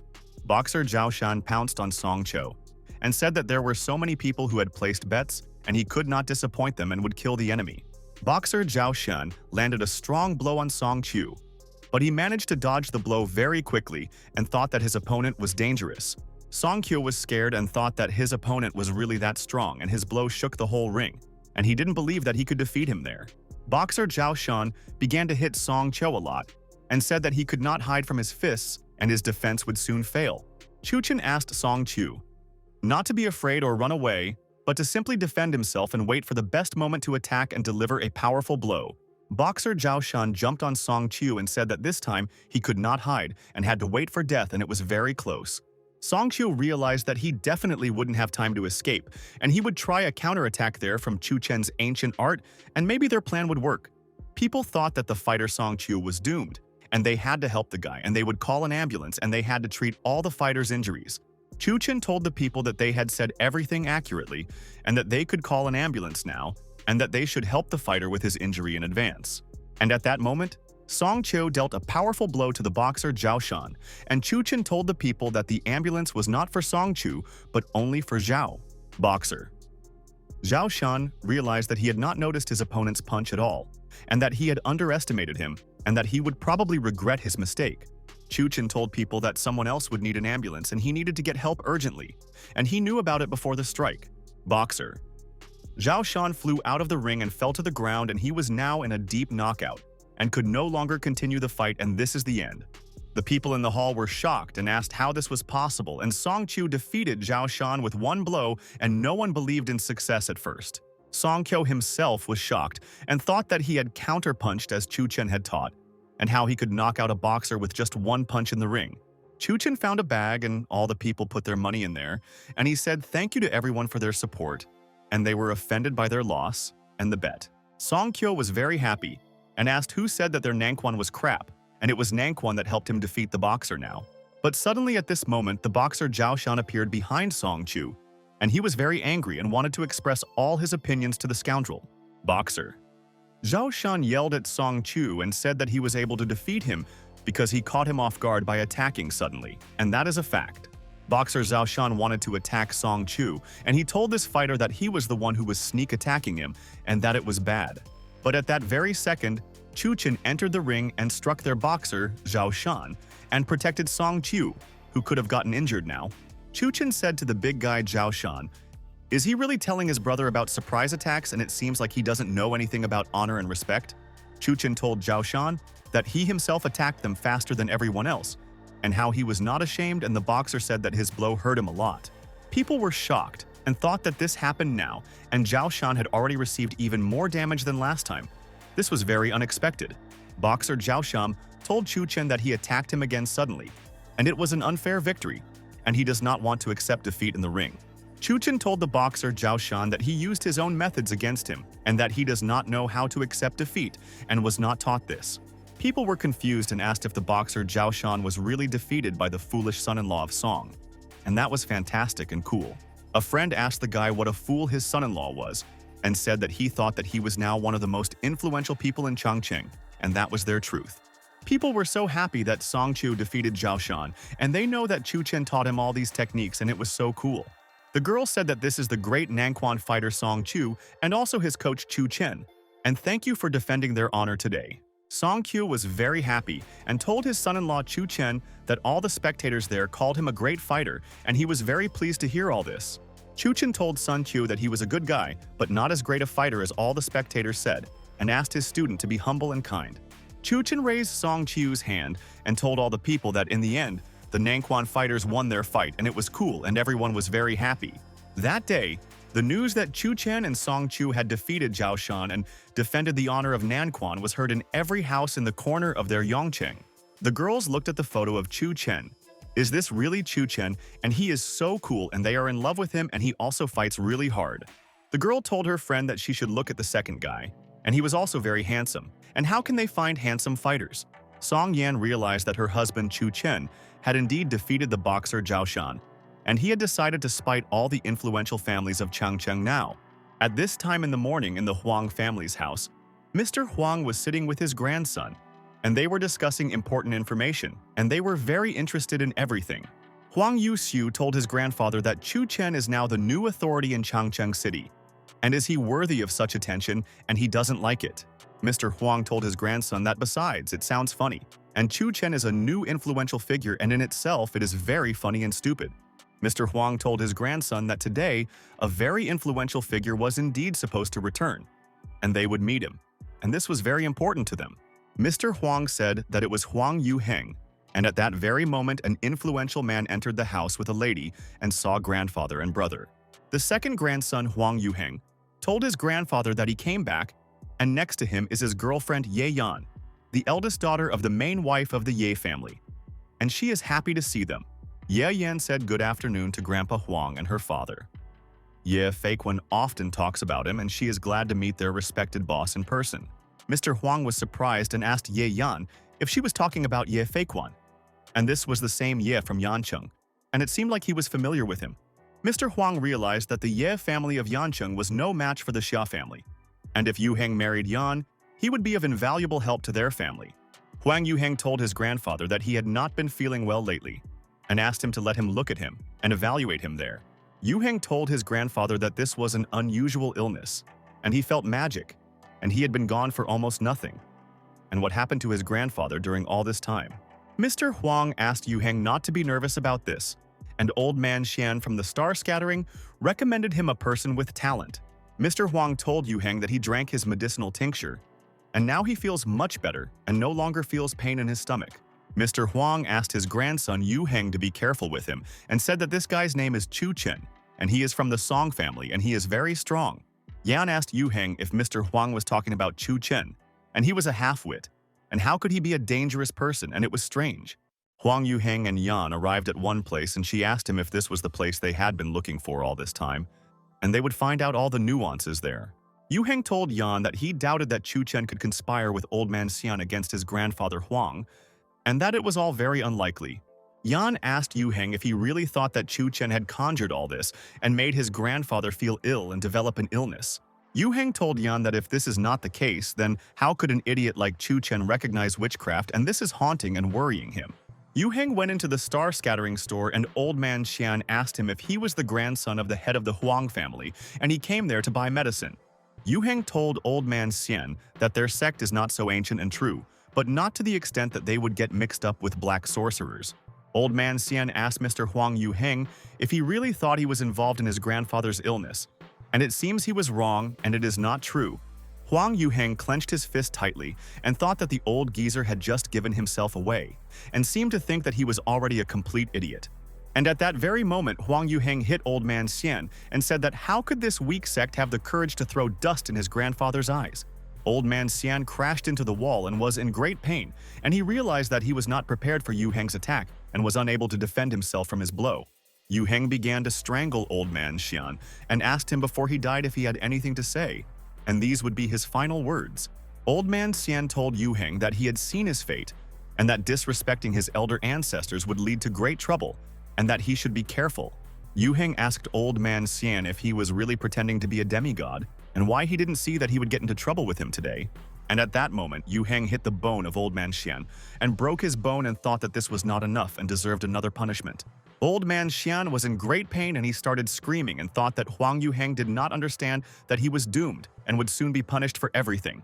Huang Yuheng let go of old man Xian and he fell to the floor and could not get up and thought that he had received a serious injury from the scoundrel. Yuheng asked old man Xian to tell Chun Chen to come to their house to confess, and if he doesn't, his end will be worse than Xian's. And a couple of minutes later, his granddaughter, old man Xian, came to the starry shop and asked her grandfather to look at what she bought today. But suddenly, at that moment, the granddaughter froze in shock. and could not believe her eyes.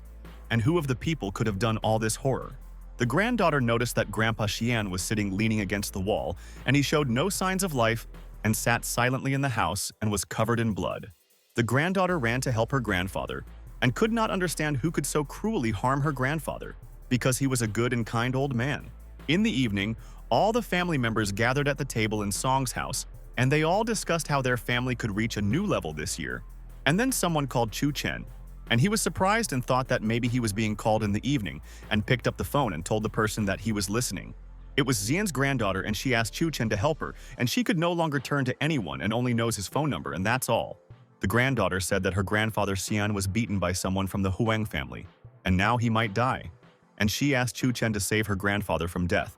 Chun Chen asked granddaughter Xian if her grandfather was injured and said that he would immediately call a doctor, and old man Xian would receive quick help. Brother Song told Chun Chen that he wanted to drink with him to restore relations with the Huang family, and they could now be called best friends. Chun Chen told the Song family that he had an urgent statement and they should listen first and then decide if they all wanted to drink with him. The Song brothers were surprised and asked Chun Chen what he wanted to tell them, and they were very interested to know what he had learned and why he was nervous. Chun Chen told everyone that on behalf of the Song family, he should declare war on the Huang family, and they themselves are provoking him and they deserve war.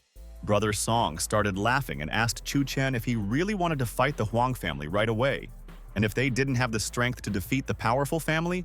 Sister Song said that her son-in-law shouldn't joke like that, and many of their family members are right, and they don't have enough strength and army to defeat their opponent.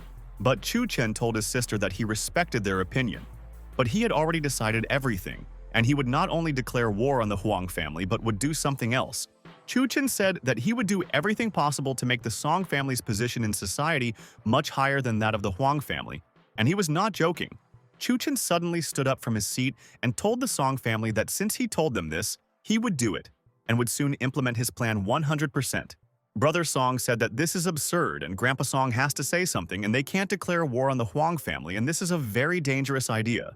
Brother Song told Chun Chen that he was playing with fire, and they didn't want to die with him and they didn't agree with his idea, and it was his stupid decision.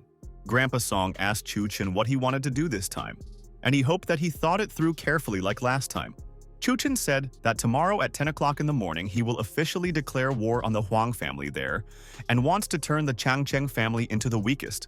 Brother Song told Chun Chen that if he did this, the Zhou family would now have to break off business relations with them, and this would definitely happen.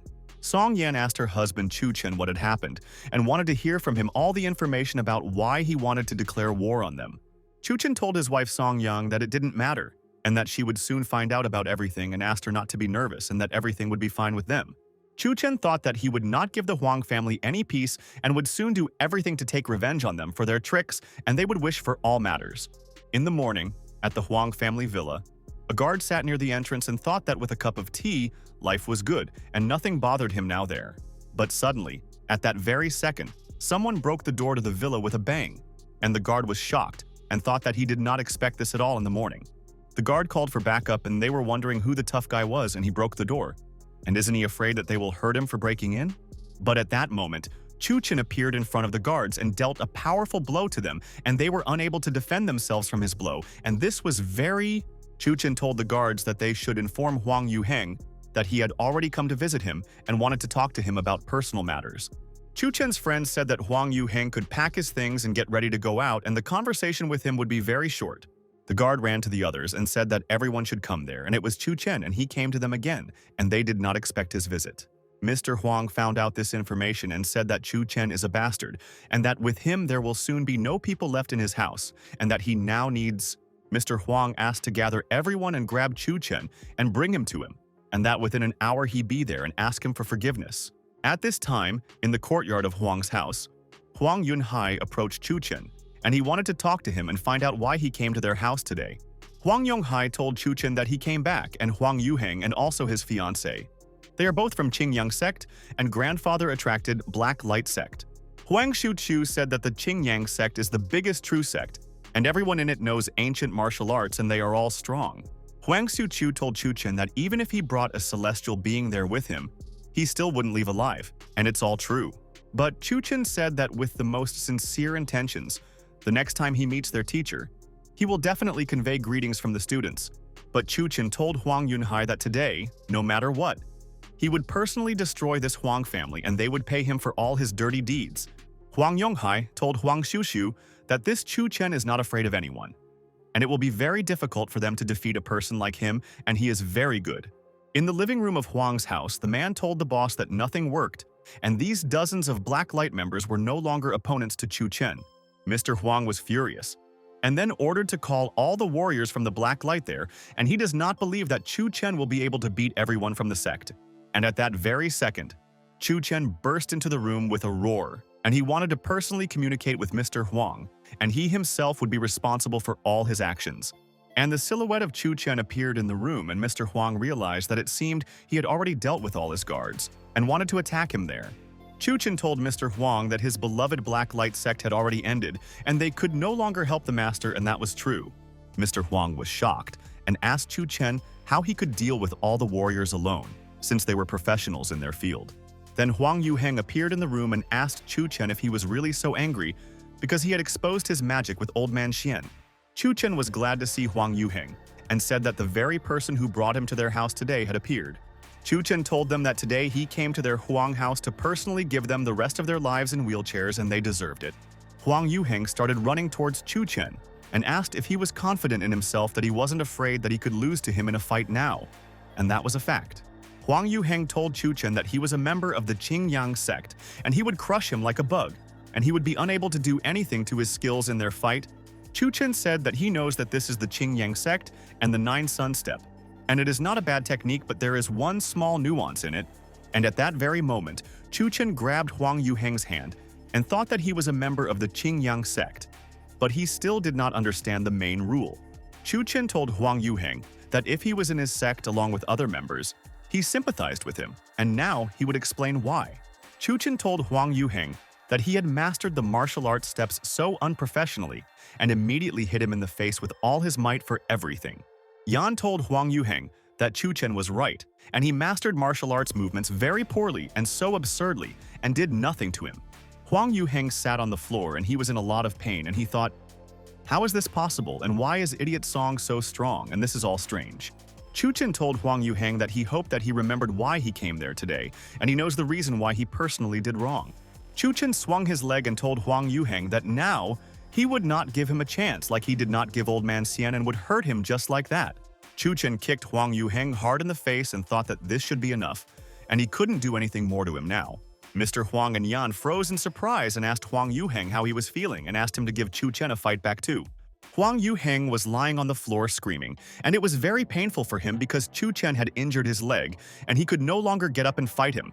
Yan told Chu Chen that Huang Yuheng was injured and he had to fight with her, and she was ready to give him an equal fight and defeat their enemy. But Chu Chen asked Yan not to worry and said that now it was their turn, and it would come and they would also get their share of pain, and that was true. Many warriors wanted to attack Chu Chen at the same time, but he just stood there and thought that they could defeat him, and he was happy. And at that moment, Chu Chen dealt a strong blow to Yan's face and thought that he was warning her, but she continued to come at him with her attack. Chu Chen continued to beat all the warriors and thought that today he would implement his plan, and now he would not leave a chance to anyone from the Huang family. Yan crashed into the wall with a bang, and Huang Yuheng shouted and asked his girlfriend to be careful and why she went for Chu Chen with her attack. Mr. Huang asked Chu Chen to leave Huang Yuheng alone and said that then they would end it and part in peace after his beatings. Chu Chen asked Mr. Huang if he really wanted to just let him go now and not take any measures to eliminate him.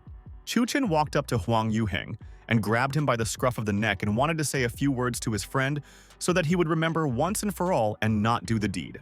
Chu Chen asked the Huang family if not fighting there anymore would help Old Man Xian get back on his feet and heal his injuries.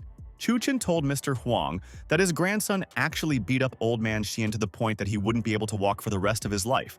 Chu Chen told Mr. Huang that if today Huang Yuheng also becomes a cripple like Old Man Xian, he will be unworthy of his name. Mr. Huang wondered if Yuheng beat Xian and asked Chu Chen to just leave his grandson, and he would help Xian with treatment and personally apologize.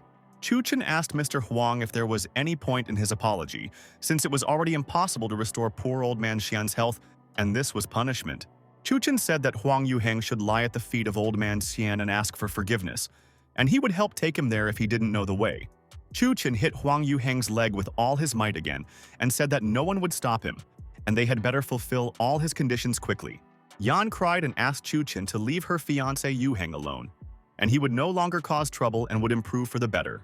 Mr. Huang told Chun Chen that his unwillingness to compromise was not a good decision, and he should think about it personally.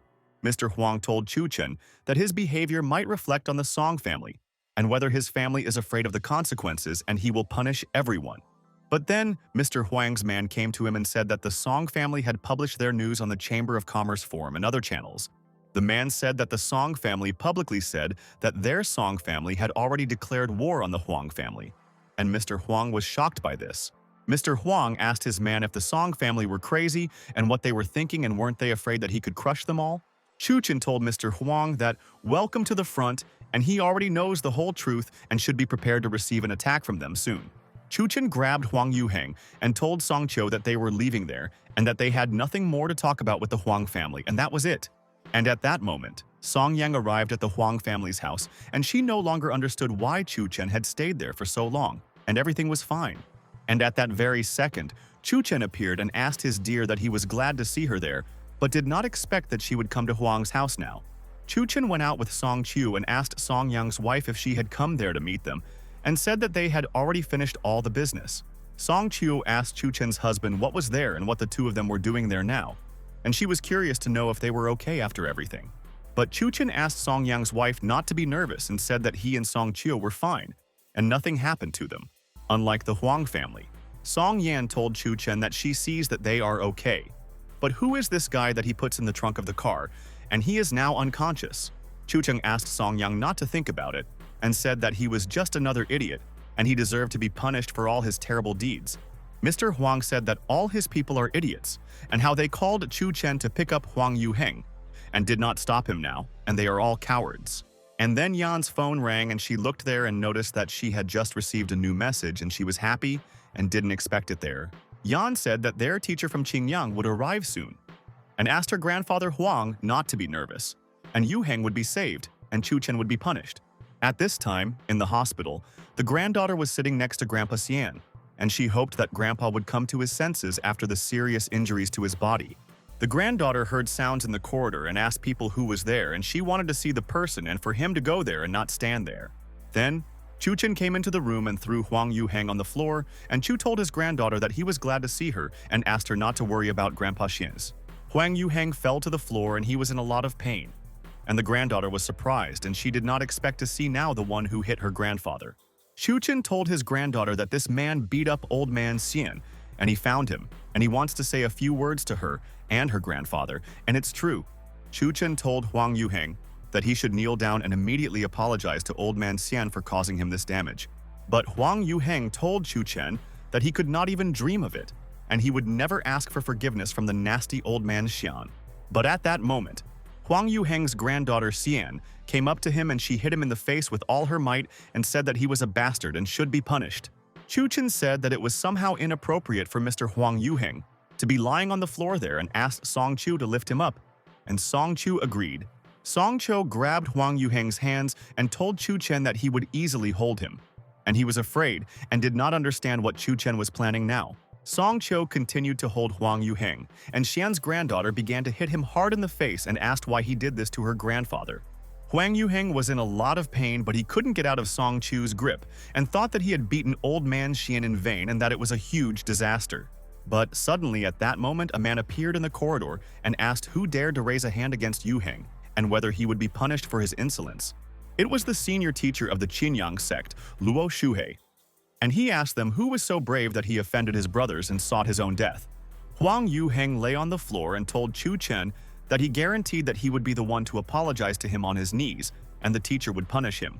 Huang Yuheng told Chun Chen that now that his teacher was there, he would not be able to leave so easily, and he would be held accountable for this insolence. Chun Chen told Luo Shuhei that Huang Yuheng had just been silent as a fish, and as soon as his teacher appeared, he became bold and began to threaten him. Chun Chen told Luo Shuhei that barking behind the master's back is their characteristic of the Qingyang sect, and they can't do anything to others anymore. Luo Shuhei was furious and told Chun Chen that he should watch his words there, or else he might run into trouble right now. Luo Shuhei wanted to hit Chun Chen, But suddenly he grabbed the teacher's hand and thought that it seemed like teacher Qingyang clearly didn't expect his protection. Luo Shuhei froze in surprise and couldn't understand how Chun Chen was able to defend himself so easily from his attack, since he had dealt him a strong blow. Chun Chen said that he wanted to ask the great teacher from Qingyang sect one question, and he would wait for his answer, and he respected the teacher. And at that moment, Chun Chen hit teacher Luo Shuhei on the floor and asked him if this was all he could do, and he thought that teacher was stronger. Teacher Luo Shuhei asked his disciples why they were standing there and ordered the idiots to attack Chun Chen and punish him for his impudence. The disciples of Qingyang started to run towards Chun Chen and told Master Luo Shuhei that they were coming to help and would beat up the bastard, and it was so easy. Song Qiu asked Chun Chen if the scoundrels were going to take him now with numbers, and said that he would help his son-in-law defeat those scoundrels.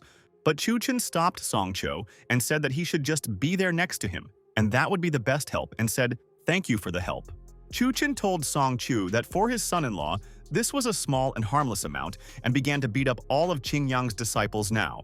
Chun Chen was able to knock 3 of Qingyang's disciples to the floor with one blow, and they couldn't do anything to such a great fighter even with 3 of them. Mr. Huang was shocked and thought that even 3 teachers could not do anything to one Chu Yi. Their strength was not equal, and this is a fact.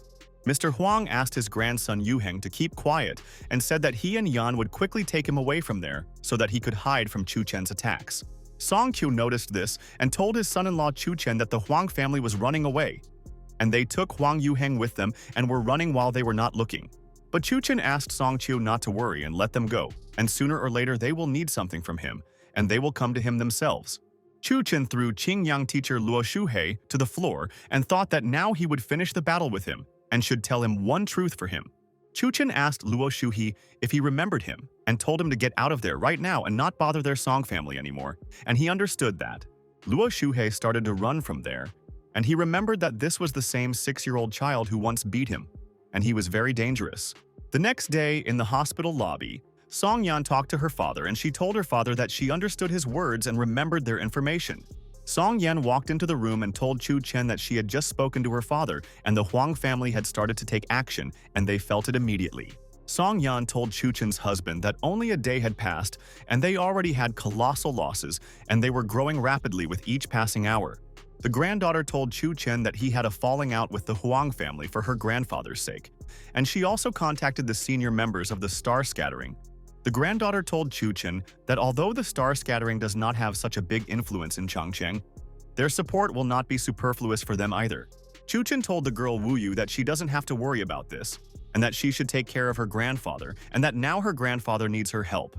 But at that very second, a man entered the room and said what nonsense this was, and how Wu Yu's words could personify a scattering of stars, and he did not expect. Chun Chen and Wu Yu were shocked, and did not expect that the people from the Star Scattering sect would come there right now and want to hear their reason. It was the head of the Star Scattering Wei Guantao, and he asked if it was because of which old grandfather that they should be at odds with the Qinyang clan. Wei Guantao stood with his men and asked Wu Yu if she really wanted the Star Scattering to cease to exist after them. Wei Guantao told them that he advised them to apologize to the Huang family. Otherwise, he would exclude them from the Star Scattering and would not regret it. Wu Yu said that it was obvious that Huang Yu Heng was oppressing them using his position, and was the Star Scattering covering the Huangs? Chun Chen asked Wei Guantao who he was, and how he made decisions there arbitrarily and did not listen to the head of their sect, and this was disrespectful. Chun Chen told Wei Guantao that Wu Yu was the sect leader, and she no longer needed to hide her high status from everyone under such circumstances. Wei Guantao was shocked and asked Chun Chen what kind of nonsense this was, and how could this snotty girl be their leader, and it seemed like he had gone crazy. Chun Chen told Wei Guantao that, as far as he knows, the leader of their sect is the one who has the Ling Pai of the Star Scattering, and he has read everything. Chun Chen asked the leader of Wu Yu to take out the Ling Pai from his pocket and prove her high status, and she wondered what Chun Chen was planning, and where she got it from. But suddenly at that very second, Wu Yu froze in surprise and realized that there really was something in her pocket. But how is that possible, and it's strange? Wu Yu took out a spell board from her pocket and wondered if this was the Star Scattering Lin Pai and how it ended up in her pocket. Wei Guantao and his men noticed the Star Scattering Ling Pai and immediately froze in place and thought, how is this possible, and is Chen really right? Wu Yu wondered if it was really Chun Chen who had arranged everything, and it seemed like he really was the disciple of their main Luo Yun. And that was why Chu Ling Pai had a scattering of stars. Chun Chen told Wu Yu that she is now their leader, and she has the authority as the head of the star-scattering sect, and she controls all the people. Chun Chen told Chief Wu Yu that now she can easily command all the people and no one has the right to disobey the leader's orders. Chu Cheng asked Wei Quantao to treat their sect leader with respect and hoped that she would carry out her job as a leader very wisely. Wei Quantao and his men knelt down and said that they were glad that they had a new leader and realized that she really did have the Ling Pai of their sect. Wu Yu said that this is great, and since she is now their leader, Wei Guantao must listen to her order and he must do everything she says. Wu Yu told Wei Guantao that he must direct all the forces of their star-scattering sect to help the Song family, and this is the main order of the leader. Wei Guantao told leader Wu Yu that her order would be carried out and they would all try their best to help the Song family with their affairs. At this time, Mr. Huang and Yan were standing in the orthopedic department and the boss asked why it took so long and how Yu Heng was feeling now. And at that moment, the doctor came out to them, and Mr. Huang asked the doctor what happened and how his grandson was feeling now, and what about the operation. The doctor told Mr. Huang that they had tried all possible methods there, but were unable to mend Yu Heng's grandson's broken bones. The doctor told Mr. Huang that perhaps they should look for another surgeon who is even more experienced and perhaps he could help them with their troubles. Mr. Huang was furious and asked the doctor if they still couldn't handle the fracture, and he wondered what kind of doctor he was. Yan told Grandpa Huang that he shouldn't attack the doctor and they really tried but couldn't do anything to Huang Yu Heng there. Yan told her grandfather that there might have been some magical action, and she would ask her teachers to examine Yu Heng and help him with it. Mr. Huang said that he agreed with Yan. And as for the old man, he would go to Xian and apologize to him, but the Song family must die. The news that the Song family challenged their Huang family blew up the whole of Changcheng, and all the people were shocked by this news and they were interested. In turn, Head Huang also spoke angrily and said that in 3 days there would be no trace of the Song family left in Changcheng, and promised. At this time, the entire family gathered in the living room of the Song family, and they were all discussing things and how they could protect themselves from the sanctions of the Huang family. Xia came to the house and told Chu Chen to forgive him, and he just came back from his grandfather, and the Zhe family will no longer be able to help their Song family in business. Grandpa Song told Zia that he had already done too much, and this time their family was in a hopeless situation, and this was the end of their family. Chu Chen asked everyone not to be nervous, and he has already found partners, and they are meeting today at the Huateng Grand Hotel in their main hall. The entire Song family was shocked and wondered if Chu Chen could find new partners and he would settle all the problems today, and it would all be good. Afterwards, Chu Chen and the entire Song family came to the Huateng Grand Hotel, and they hoped that the new partners were good people and would help them in their business. But the security guard stopped the Song family in front of the restaurant and said that he couldn't let them in right now, and that he felt very awkward right now. The man said that the main hall was already booked and asked them if he could find them a place in the lobby and they could have a good time. Song Yan told the man that they had just reserved a place in the main hall to meet important guests, and the lobby was not the place. The man said that the main hall was only for influential clients, and in their position they should be glad that they were not thrown out of the lobby. Song Seon wanted to yell at the man, but Chu Chung asked his dad not to get nervous there and said that the lobby would also be good for talking.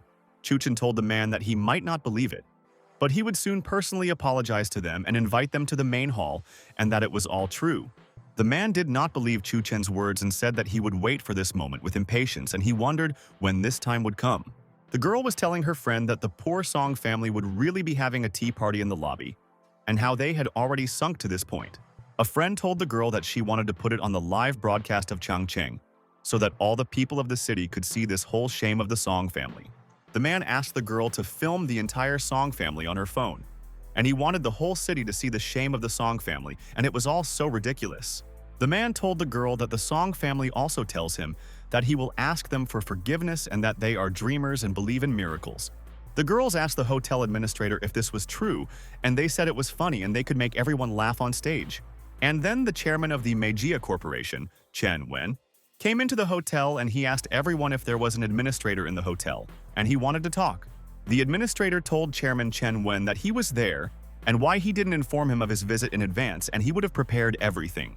Chen Wen told the receptionist that his friend had invited him to tea in the main hall today, and that's why he couldn't tell him in advance. The administrator was very surprised and asked Chen Wen if he was really invited to the main hall, and immediately asked the gentleman who his friend was. Chen Wen asked the administrator why he was interested, and he said that he was invited by the Song family, and he asked to be taken to them. The administrator was shocked and froze in surprise and thought how he didn't realize that the Song family came to meet Chen Wen at the hotel. Song Yang asked Mr. Chen Wen to go there and said that they all booked a booth in the main hall, but they were all placed in the lobby. Chen Wen didn't understand this and asked Song Yang if they were seated in the lobby and there was no separate room for them in the main hall. The administrator said that it must be a mistake and thought who could have known that Song had invited the head of the corporation, Chen Wen, to a meeting. Grandpa Song approached Chen Wen and told the gentleman that he was very pleased to meet him today and that he had heard a lot about his affairs. Chu Chen continued to sit on the sofa, and his wife kicked him in the leg and she wanted him to stand up and say, "Good afternoon" to Director Chen there. Song Yan told Chu Chen's husband that Chairman Chen Wen had already arrived, and maybe he would be more polite and stand up and shake the hand of the family's investor. Song Yan thought that they were saying that Chen Wen was obsessed with etiquette and hoped that Chu Chen's indifference to her would anger him now. Chairman of Meijia Corporation Chen Wen bowed to Chu Chen, and he said, "Good afternoon to Mr. and he is glad to see him today, and it is an honor." The Song family was shocked, and they did not understand why Chen Wen called Chu Chen Mr. and showed him great respect, and it was strange. Song Yan couldn't understand what was going on, and Chu Chen told Chen Wen that he was so kind and thanked him for respecting his friends so much. At this time in Huang Yu's office, Huang Yuxiu asked his uncle to look at this and wonder who the Song family is meeting at the Huateng Grand Hotel. Huang Jianghong's second son, Huang Yu, looked at the phone and said that at such a time, Chairman Chen Wen decided to express sympathy to Song. Huang Yu said that we need to put pressure on the Meijia Corporation, and then they will see who else dares to do business with the Song family, and that is dangerous. The administrator thought that fortunately the entire Song family had only invited one big boss, and if someone else had come it would have been his misfortune. And at that moment, a girl came to the administrator and said that another guest had come to them, and he was also talking about the main hall of the hotel. The administrator asked the girl if he was also looking for the Song family, and she agreed and said that it was the head of the Xiong family from Shenzhen, Xiong Lei. The workers said, "Are they talking about Xiong from Shenzhen? And that is also a very famous family, and they will also come to their hotel today?" The girl said that the head of the Dong family from Yacheng City and the head of the Yacheng Corporation and the Changle Corporation should also come, and they are influential. The girl was shocked and said that they are all influential and rich people, and everyone in the city is afraid of these people and fears the wrath of their bosses. The girl was wondering if they were really going to keep all the guests there in the lobby, and that's how it should be. And it's all very strange and bad. The girl told her friend that it looked like their administrator needed to calm down a bit, and he had to make an important decision before they arrived. The administrator could not understand why so many important people were looking for the Song family there, and they were practically beggars. And where did they get all their connections from? And then the chairman of the board of the Huateng Grand Hotel came to the hotel, and his name was Sun Leishao, and he was in a hurry and wanted to go to the main hall there. The administrator realized that even the head of the Huateng Grand Hotel had come to meet with the Song family, and for him it was definitely over. Song Yan apologized to director Sun Leichao and said that she learned that the main hall was occupied and they should wait in the lobby. Director Sun Leichao approached the administrator and asked him who was currently in the main hall, and he was interested in knowing their name. The administrator was very nervous and told Director Sun Leichao that in fact, there was no one in the main hall and he would explain the whole situation to them. The administrator fell to his knees and begged for forgiveness from Director Sun Leichao and said that he wanted to make fun of the Sun family and was not serious. Director Sun Leichao asked the administrator if he was acting like an arrogant snob again and would be fired immediately today. The security started to take the administrator out, and he asked the director Song Leichao to give him another chance, and he will not let him down. And that is true. Director Sun Leichao apologized to his friends and said that his administrator had behaved very badly, and he regretted it. Director Sun Leichao asked Chu Chen and the entire Sun family to come with him to the main hall and discuss all the important matters of the company with them there. Chu Chen looked at Director Sun Leichao and thought that he was right at first, and that the administrator was wrong not to believe his words, and that it was his mistake. People watched the live broadcast and said that the Song family is already meeting with the head of the Huateng Grand Hotel, and a very cool businessman. People wondered where the Song family got such connections from, and whether this family would be able to get out of this situation and become the main ones in the city again.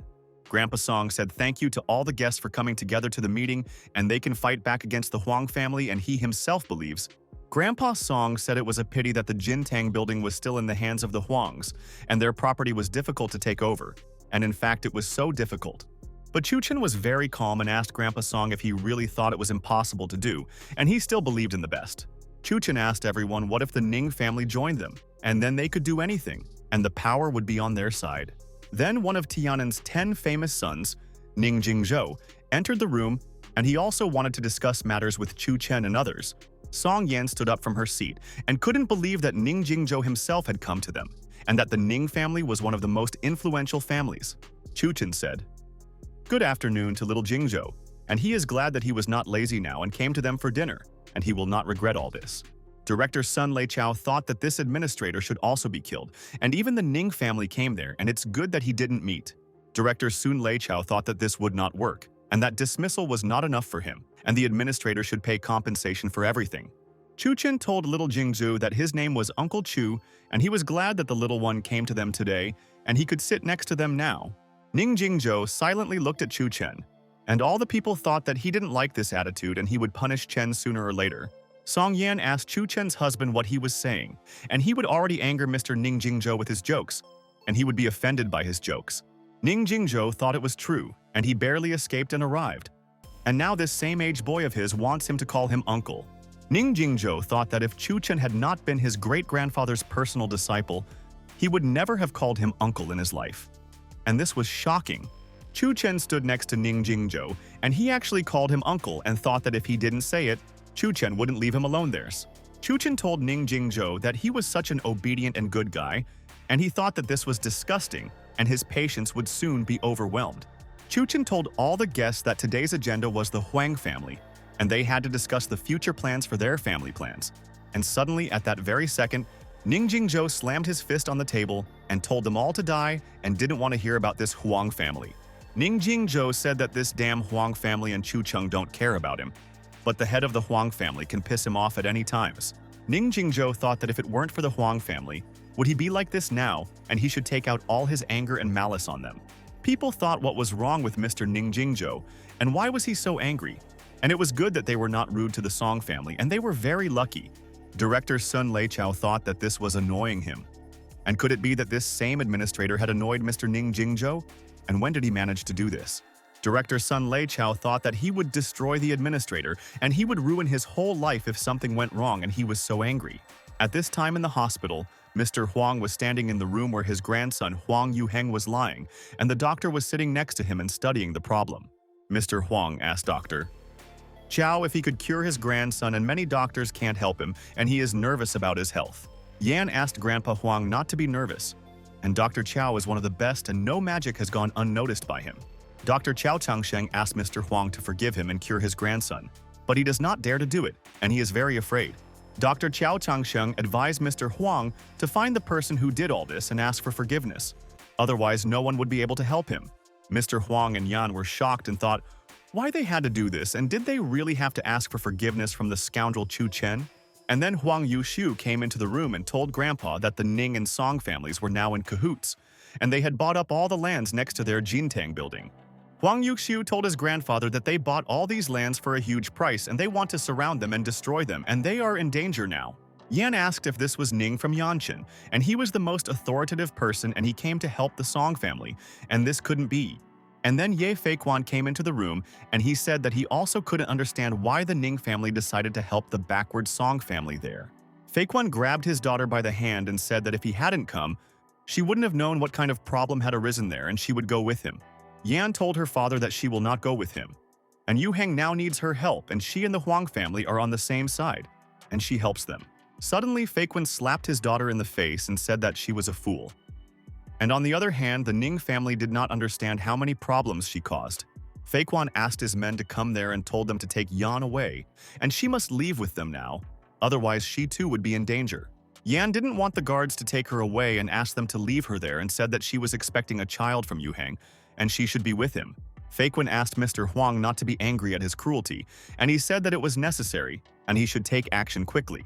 Feiquan told Mr. Huang that he really messed with the wrong person this time.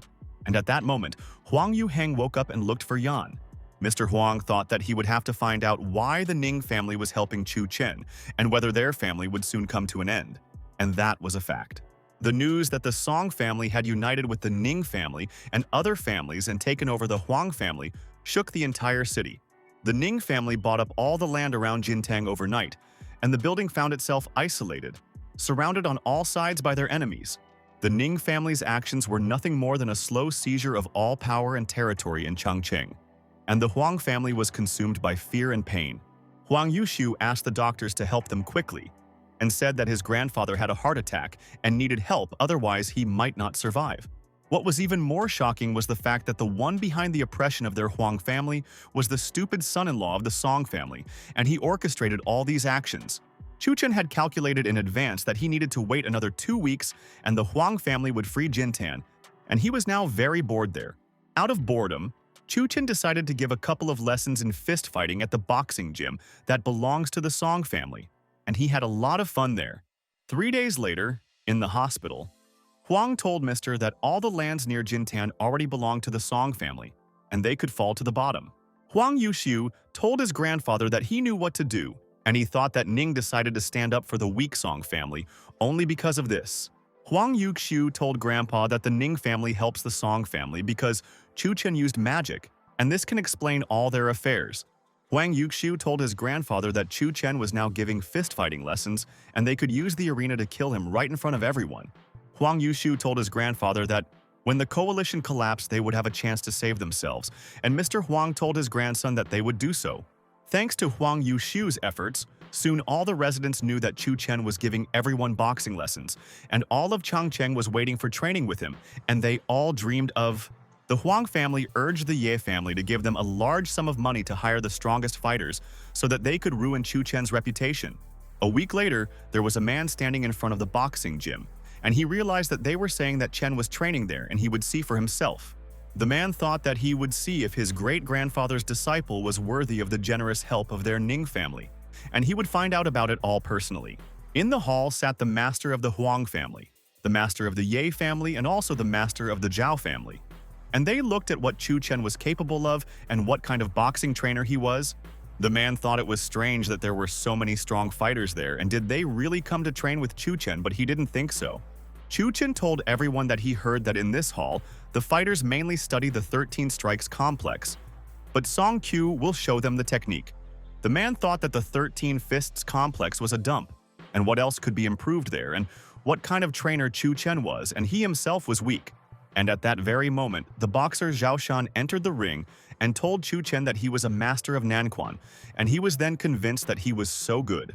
Boxer Ya Shiaoan told Chun Chen that he represented Beiquan and challenged his fighters to a duel, and asked him if he agreed. People were surprised and asked their friends if it was the boxer Ya Shiaoan, and he came there again and what he wanted from Coach Chen. A friend told the guy that Chun Chen had knocked out the boxer Ya Shiaoan with one punch last time, and that he really didn't get enough and wanted more. Chun Chen agreed with the boxer Ya Shiaoan, and Song Qiu said that he was glad to see him. And did the unfortunate fighter come again to fight him? Chun Chen approached the weakest student and asked his name, and the guy told the coach that his name was Zhou Wu, and he heard Chen's words.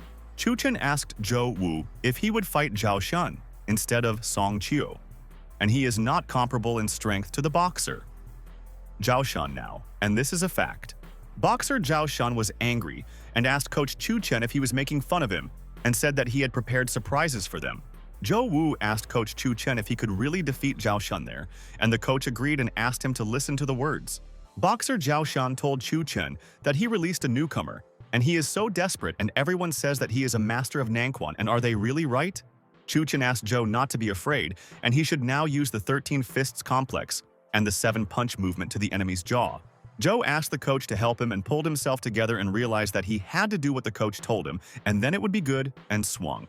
And at that very second, Zhou delivered a strong blow to the face of the boxer Ya Shiaoan and thought that the coach had not deceived him, and he was able to hit the face. Boxer Ya Shiaoan fell on the ring and realized that the table student Chun Chen was very fast, and he could not defend against his blow, and this was a mistake. Boxer Ya Shiaoan was knocked out cold and could no longer continue the fight at that moment, and Zhou did not believe that he was able to hit his opponent. People started saying that Chun Chen is a real master of Nanquan, and he has trained excellent students and they can all fight with anyone. Chun Chen told Zhou's student that he did everything he told him to do perfectly, and therefore easily defeated a strong boxer, and that's cool. The man thought that this was a problem, and Chun Chen was pretending again, and which of the masters could defeat him, and he became a very powerful fighter. And then the master of the Zhao family came into the ring and asked Chun Chen how he dared to humiliate his student, and he should answer all his questions. The master of the Zhao family pounced on the disciple of Zhou and said that now he will finish him off, and he will have no chance to win, and this is true. But at that very moment, Chun Chen grabbed the hand of the Zhao family fighter and thought that he almost injured his best disciple with his blow. Chun Chen told the master of the Zhao family that he now understood why his boxer disciple Ya Shiaoan loved to strike from behind like a rat. Chun Chen told the master of the Zhao family that it turns out he has one example in front of his eyes, and it is the example of his teacher, and he is the cunning one. Chun Chen asked the student Zhou that he could rest for now and that he would take on this fighter, and the student agreed with the teacher and was glad. Chun Chen pushed away the master of the Zhao family, and he wanted to test all the strength of this impudent man because he thought that he could defeat him in a fight in the ring. The master of the Zhao family told Chun Chen that if he could withstand his blow, it meant that he had strength and was a good teacher of their style. People realized that the master in the ring was Gao Zhen, and if he showed his talent, Chun Chen would quickly give up, and his opponent was very strong and cunning. Chun Chen told the people that if Master Gao Chen wanted to show them the technique, he would give him a chance to be a punching bag in the arena. Chun Chen. People thought that Chun Chen was crazy, and calling a Baekwon master a sandbag was dangerous and very disrespectful to such a fighter. The man wondered if Chun Chen was calling his opponent a punching bag, and he was curious and asked to show them his true strength. Master Gao Chen told Chun Chen that he was an arrogant guy, and now he will quickly change his attitude towards him after receiving a blow. Gao Zhen delivered a powerful blow, but Chun Chen dodged it, and people asked to look at this blow of the master, and he deserves respect and he is strong. The students told teacher Chun Chen that in this position they would not be able to use the 13 fist complex, and what should they do next? Chun Chen told the disciples that they would then combine the movement 1 and the movement 9, and then they would be able to defeat the strong master Zhen. And at that very moment, Chun Chen dealt a powerful blow to Gao Zhen's face, and he told the disciples that they would then get a super result by combining. The man and all the people were shocked and couldn't believe that teacher Chun Chen had thrown Master Gao Zhen away with one blow, and he was very powerful. People thought that Master Gao Zhen was defeated, and Chun Chen was so young and could already resist the master, and he was very talented. Master Gao Zhen was furious after missing the blow and asked Chun Chen to close his mouth already, and he would now respond to him with the same blow, and he would regret it. Chun Chen said that Master Gao Zhen had just set a bad example for them, and that a fighter should never be distracted during a fight. Master Gao Zhen launched a strong strike, but again failed to hit him, and Chun Chen defended without any problem, and he moved very fast. Chun Chen struck Gao Zhen's stomach and said that otherwise all the master's strikes would be a mistake, and he would not be able to hit his opponent.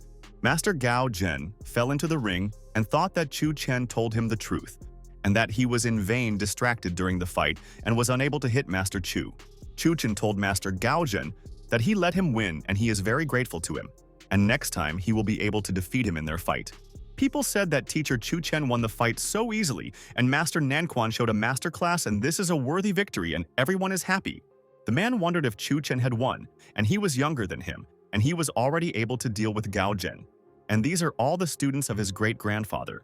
Chun Chen asked all the people if there were any more masters who wanted to share their technique with them, and he was interested to know.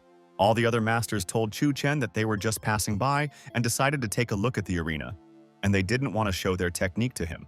All the experienced masters said that they still had things to do and quickly ran away from there, and no one could convince them to stay in this hall. Huang Yuqiu asked the elder, and he told the boy that nothing can compare to the ancient art, and the currents of boxing are powerless against it. And at that very moment, the elder next to Huang Yuqiu jumped into the arena and said that he himself wanted to try his hand against the good Master Chu. It was Elder Malin from the Qingyang sect, who told Chun Chen that he advised him to be more polite and he might get hit by him. Huang Yuqiu said that all hope is on Malin, and he hopes that he will teach the scoundrel Chun Chen a lesson in the ring for everything, and he will lose to him. Chun Chen asked if it was the Qingyang sect again, and it seemed that he had a bad relationship with their sect and he fought with everyone. People wondered if this was Malin from the Qingyang sect, and the master should definitely already have mastered the ancient martial art and defeat Chun Chen. People were surprised and told their friends that even the master of ancient martial arts came to fight Chun Chen, and it was very interesting. It was important for the man to know whether Chun Chen would admit defeat in the ring this time, because he had an invincible opponent, and he was cunning. Malin asked his friend Chun Chen when he broke Huang Yuheng's legs, whether he knew then that he was a disciple of the Qingyang sect and Yu Heng was their disciple. Chun Chen told Malin that whether he knew it or not, it was all the same to him, and he would do the same and would never regret it. Malin told Chun Chen that he was really an impudent guy and ordered him to go out and fight him now, and he would show him real technique and strength. And at that moment when Malin wanted to attack Chun Chen, his phone rang right in the ring, and he was surprised and thought that it was ringing. Malin apologized to Chun Chen and said that he needed a minute and he had to answer the call and it was very important for him there. Huang Yushu thought that Malin took out his phone right in front of Chun Chen's face and that the master didn't take him seriously and was confident of winning. Now, Luo Shuhei called Malin and told the master that he doesn't need to fight with Chun Chen, and he will explain all the information to him and he will know everything. Malin was surprised and asked Luo Shuhei what he was carrying, and he told his master that Chun Chen was a disciple of the ninth heaven and he was a very strong master. Hearing this information from Luo Shuhei, Malin fell to his knees and realized that he had made a mistake and now had to solve this problem. Malin told Chun Chen that he was his friend, and regarding Yu Heng's matter, they just had a misunderstanding and should forget about it. Huang Yuxiu was shocked and said, "What kind of nonsense is this? And has his master Malin really gone crazy? And what is he doing and why did he fall to his knees in front of Chen?" Chun Chen told Malin that there was no misunderstanding and he then brutally beat Yu Heng without regret and asked him to continue their fight. Malin told Chun Chen that Huang Yuheng himself was to blame for their incident and if necessary, he could drag him there to apologize now. Huang Yuqiu was stunned and speechless, wondering what was going on in the ring and why Master Malin was talking nonsense. Chun Chen told Master Malin that he was so kind and said that since he came there, maybe they could still fight and find out their strengths. But Master Malin told Chun Chen that he would refuse his request and he respects him very much and does not want to fight with his best friend. And this is a disaster. And then Malin told Huang Yuxiu that if the idiot Yu Heng gets up and returns to the Qingyang sect, then let him come and bow to him there personally. Huang Yuxiu still couldn't understand why Master Malin was telling him such things, and it seemed like he had gone crazy and didn't understand what he was doing. Chun Chen asked all the people if there were any more people willing to be his punching bag today, and he wanted to fight all the fighters there. People said that Chun Chen is invincible and they all want to become his disciples, and he is a distinguished master of Nanquan and cool in their city. The man thought that he was disappointed, and it seemed that Chun Chen had not shown his full strength there either, and it would be necessary to check him again personally. And then his wife Song Yang came to Chun Chen and said that she came and she asked him how the training went and how the sparring went. Chun Chen told his wife Song Yang that the training went very well and they would go from there and eat at a restaurant somewhere, and he was very hungry. Chun Chen was glad that his wife had come to visit him now, and they would have a good time together and sit in a restaurant, and he was so happy. Chun Chen and his wife Song Yang were sitting in a restaurant and a man was secretly watching them, and he hid among the grass and he was watching. The guy said that Chun Chen went and kicked them out of Song Qingyi's house, and he can now enjoy his last supper tonight. The guy started casting spells and thought that this should help him get rid of Chun Chen, and he always interfered with his plans and he hates. And at that very second, all the insects started to walk towards Song Yang, and she was terrified and started screaming and asked Chun Chen what was going on. Chun Chen covered Song Yang and told his sweetheart that she should be careful, and that these insects could harm her, and that he would help her quickly now. Chun Chen began to cast a spell and said that all the insects should quickly disappear and they will not be able to harm anyone, and he will kill them all. And at that moment, Chun Chen quickly killed all the poisonous and dangerous insects, and they couldn't do anything to him and his wife, and that's a fact. The guy was surprised and wondered if Chun Chen had already destroyed all his poisonous creatures, and realized that this was a problem, and he had to get out of there. Song Yin asked her husband Chun Chen what it was just now, and where all those poisonous insects came from, and wanted to bite them there. Chun Chen thought that it looked like the work of black magicians, and that they might be involved or perhaps one of Song Qingyi's people. Early the next morning at Song's house, Song Seon told Chun Chen that he had asked him yesterday to find out where Song Qinghe was now, and if there was any news. Song Seon said that they had not left Qianan district, but that Song Qinghe had recently returned to Changcheng and rented a villa on the outskirts of the city. Song Yan told Chun Chen's husband that her uncle's family was very vindictive, and she asked Chun Chen what he wanted to do and how he wanted to resolve the matter. Chun Chen told Song Yang that he had a solution and thought that Qinghe had brought people to take revenge on him, and he appeared at the right time. And a day later, The whole city knew that Chun Chen had defeated the martial arts masters, and Wu Yu was sitting in Grandpa Xian's room at that time, helping. Wu Yu told Grandpa Xian that this Chun Chen was so strong and asked if he was one of their mentors, and she wanted to know the answer now. Grandpa Xian told his granddaughter that she was right, and Chun Chen and Luo Ying were spiritual brothers, and they were very close, and he studied a lot together. Wu Yu said that Chun Chen was a junior disciple of their leader Luo Yin, and now it was no wonder that Chun Chen was able to obtain the star-scattering Ling Pai. But Grandpa Xian didn't agree with his granddaughter and said that Chun Chen was their senior disciple, and Wu Yu was surprised that Chun Chen was really a senior disciple. Then, Chun Chen appeared in the room and told Wu Yu that he heard that she wanted to leave Changcheng and asked what happened and what the reason was. Chun Chen asked Wu Yu if she really wanted to leave Changcheng City because it made her the head of the sect, and she was in danger from everyone. Chun Chen told Wu Yu that now the other members of the Star Scatter want to take the Ling Pai from her in a duel, and she does not want to conflict with them. Wu Yu told Chun Chen that he was right, and now he is wanted, and it is very dangerous, and she decided to leave Changcheng so as not to take risks in the city. Wu Yu told Chu that she still had 5 years of training, and she believed that her cultivation level would be enough, and she would become a very strong warrior and leader. But Wu Yu told Chun Chen that now she was afraid that she would no longer be able to hold on to the Ling Pai, and that other people might take it away from her soon. Chun Chen told Wu Yu that a good doctor would look after Grandpa Xian, and she should go and train with him, and then she would defeat everyone. Chun Chen told Wu Yu that right now, there is an opportunity to participate in a real war, and she will find out what it is like and feel the atmosphere. After late at night, Chun Chen, Song Qiu, and Wu Yu came to the villa of the sorcerer Song Qinghe, and they wanted to sort things out with them and decide now. Song Qiu told Chun Chen's son-in-law that he had already spread a rumor that he would appear at the villa tonight, and all the people there knew about it and were all prepared. Chun Chen told Song Qiu that he did the right thing, and now he already has a lot of enemies in Changcheng, and they can harm their enemy at any time. Chun Chen told Song Qiu that if this gang found out that he was in such a remote place late at night, they would definitely not miss the chance to take revenge on him, and that was good.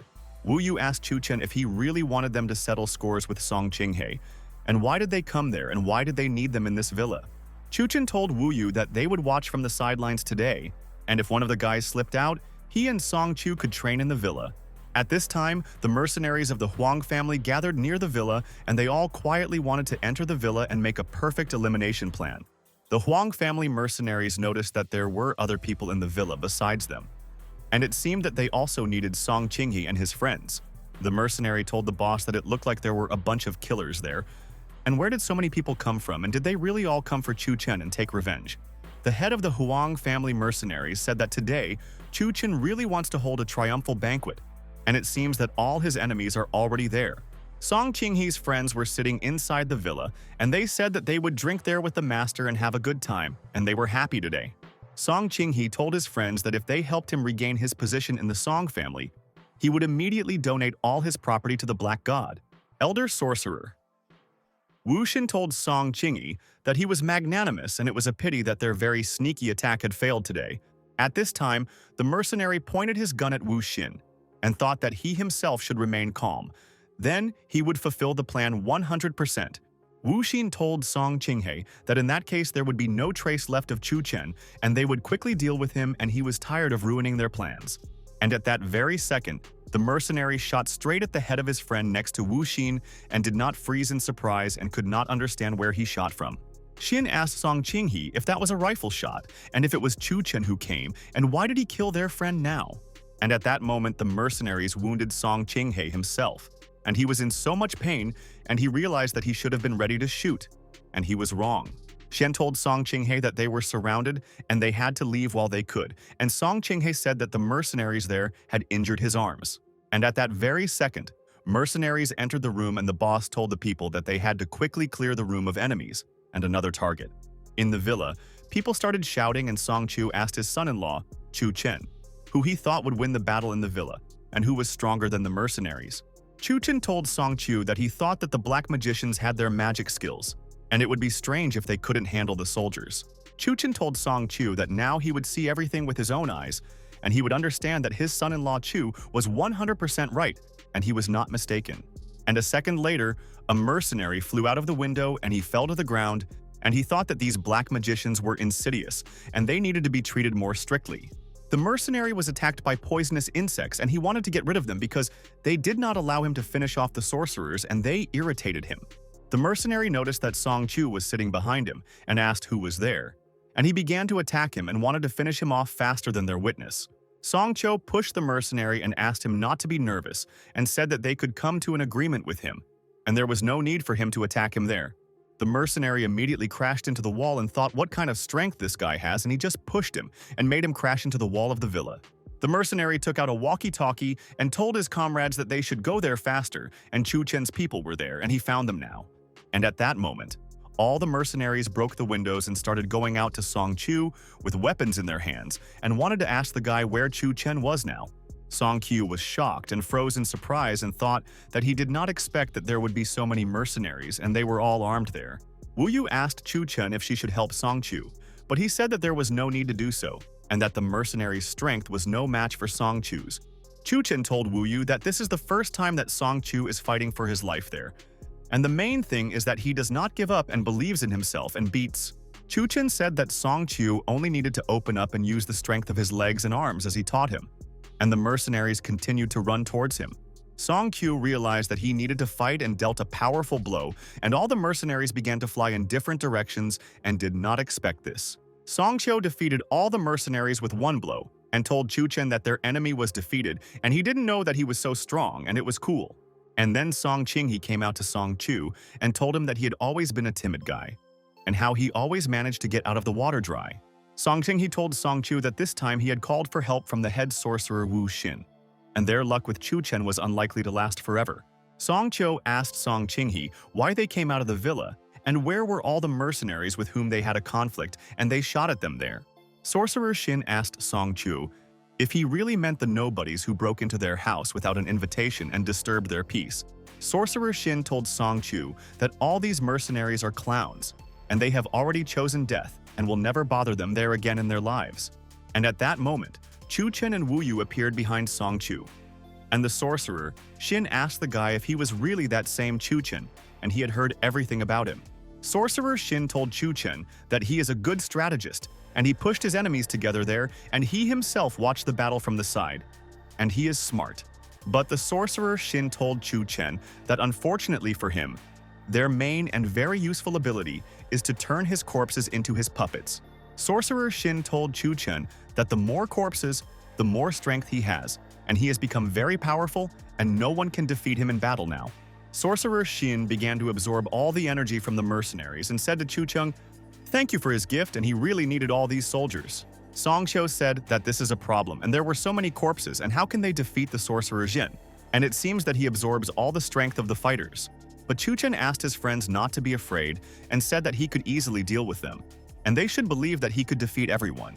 Chun Chen started to use his technique and thought that sorcerer Xin would definitely be surprised, and he didn't expect that his enemy was capable of this.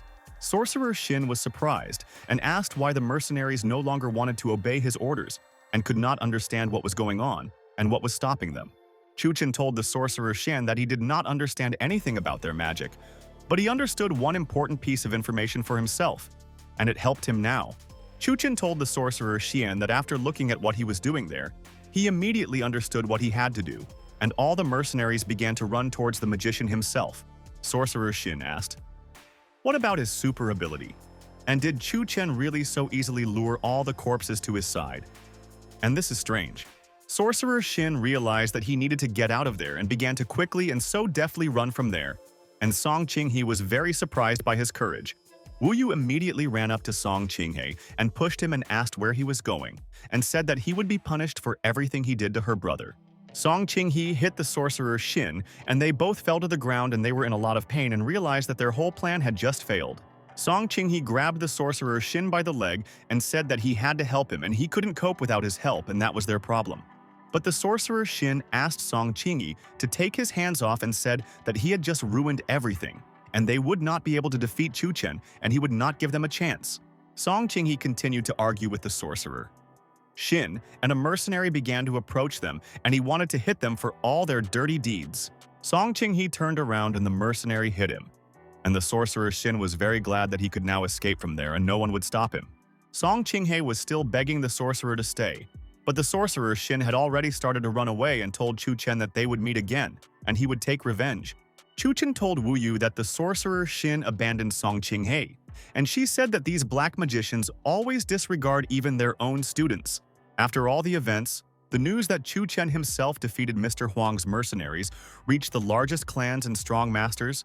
The people from the clans couldn't understand whether Chun Chen alone could deal with everyone, and where did he get such fighting power, and it was dangerous for them to fight with him.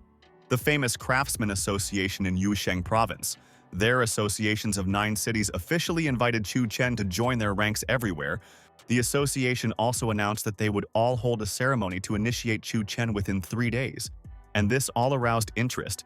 People looked at Chun Chen and thought that he was so young, and everyone was already inviting him to become a master, and he was the youngest master in history. At this time, in the Huang family, a man told Mr. Huang that all their mercenaries had been defeated, and his heart felt so bad. Huang Yuxiu told his grandfather that last night at the villa. It was not Chun Chen, and he deceived them and brought them together with his enemies, and he succeeded. Mr. Huang said that if Chun Chen doesn't die, the Ning family will never get rid of them, and this time it seems like they really won't be able to escape their fate. Huang Yuxiu told his grandfather that maybe they should negotiate with Chun Chen, and then maybe Huang Yuheng could get better, and the family would be happy.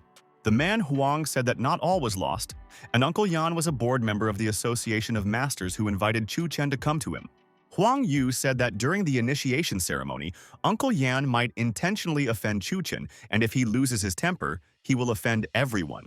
At this time, in the Song family, Song Chu ran to his son-in-law Chun Chen with a phone, and he said that his son-in-law should quickly take the phone and that he was being called now. Song Chu told Chun Chen's son-in-law that the Association of Masters of the 9 Cities invites him to join their ranks, and this is a chance for him, and they are lucky. Song Qiu told his son-in-law Chun Chen that this was one of the most famous of those organizations, and if he could become a member, he would think he was dreaming. Chun Chen asked why some unknown organization, without even receiving his consent, was making an official statement, and he didn't like it.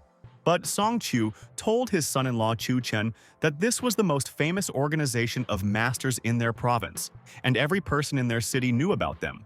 Chun Chen told Song Qiu that he was not interested and that he would rather go to a piano concert with his wife Song Yang than to a meeting of their organization. And at that very second, someone started calling Chun Chen's phone, and he realized that it was an unknown number, and who needed him now, and who was calling him. Chun Chen picked up the phone and asked the man who it was, and asked him to tell them what they needed right away, and that he was ready to answer their questions if necessary. The man told Chun Chen that this was Master Wei Q, a board member of the 9 Cities Association, and he wanted to convey important information. Wei Q told Chun Chen that the association was holding a ceremony in his honor on Friday at 8 p.m. this week, and he had to go there. But suddenly, Chun Chen called Master Wei Qiu an idiot and immediately hung up the phone after these words. And Song Chu was shocked by such an act. Master Wei Qiu froze in surprise and asked the girl if Chun Chen had hung up, and he didn't understand his reaction and clearly didn't expect it. Chun Chen told Song Chu that some guy called him and said that he was a member of the association. And where did such conceit come from? And he didn't want to listen. Song Qiu told Chun Chen's son-in-law that he actually just turned down the association master, and he didn't know why he did it.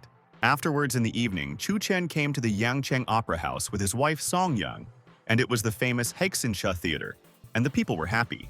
Song Yan asked Chun Chen if he would attend the initiation ceremony held by the 9 Cities Masters Association today. Song Yan told Chun Chen's husband that if he doesn't go to this ceremony, it will offend the Song family, and they are all waiting for him at the ceremony, and this is important. Chun Chen told his sweetheart that he had already offended many people and was this association more important than his wife, and asked her to enjoy the concert. At this time, Chun Chen and his wife were being closely watched by Huang Yu, who was waiting for the right moment to implement his brilliant plan. Huang Yu said on the phone that he has been following Chun Chen all the time, and he is currently at the Haixinsha Opera House and is sitting there with his wife Song. Yan was standing at the site of the initiation ceremony at that time and asked Huang Yu if Chun Chen was at the concert in Yangcheng and why. Yan wondered if Chun Chen even had an interest in music and decided to show disrespect to all the members of the association by not coming today. Yan thought that it would be even better this way, and if Chun Chen didn't come, he would immediately declare hostility with the masters, and he wouldn't be able to conduct business in the province. 9 City Association member Xiao Tianhe was angry, and said that it was already 8 o'clock in the evening, and why had Chun Chen not come to their hall yet? Mr. Q told Xiao Tianhe that he tried to contact Chun Chen on their phone, but he didn't pick up, and now his phone was unavailable. Mr. Xiao Tianhe was very angry and slammed his fist on the table and told everyone that he saw that Chun Chen had no respect for them at all, and that it was impudent. Master Chu thought that the Xiao family is one of the 5 richest, and they are the most important family in Yangcheng, and Chun Chen will definitely be kicked out of Yangcheng soon. And then Yan came to Master Wei Chu and said that she found out that Chun Chen was now at a concert there in Yangcheng, and told Wei that she was very sorry. People were surprised and thought, could it be that the youngest master Chun Chen in history just went and threw the association of masters and this is impudent and terrible? Xiao Tianhe said that he wants to personally see what kind of super Chun Chen is there who didn't even want to respect them when he came there, and he will go to him. At this time, Chun Chen continued to sit in the Hexinxia Opera House, and he really liked the concert and did not want to go anywhere today.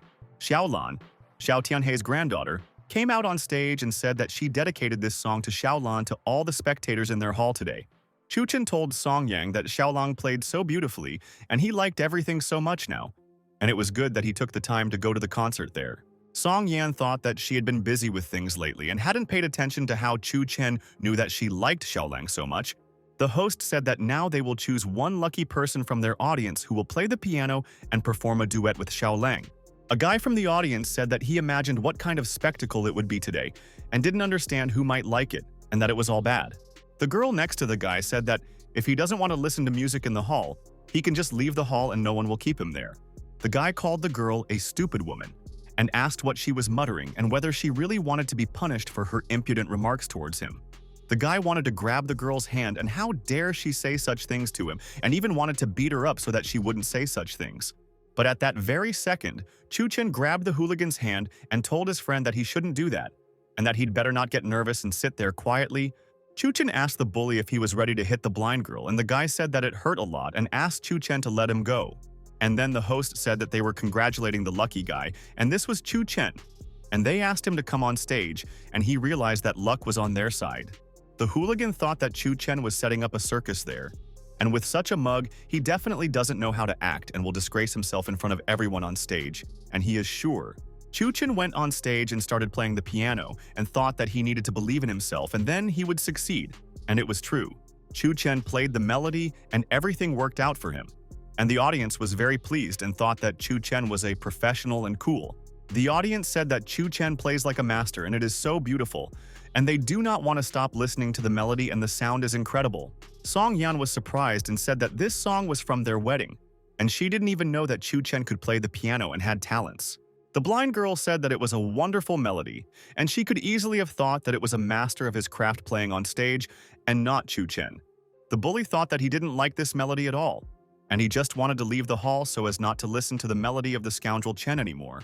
Xiaolan stood behind the screen and thought who this guy was, and he could perfectly complement her song, and with him it would be a unique duet of her song. And then a man came up to Xiaolan and told Miss that all the masters of their association were waiting outside, and they were looking for one guy, and he was in this hall. The man told Xiaolan that it seemed like they came about a guy named Chun Chen, and he didn't show up for their meeting today, and they were all angry. Xiaolan glanced at the guy playing the piano and thought, are they really looking for Chun Chen, and what a coincidence, and how is this possible?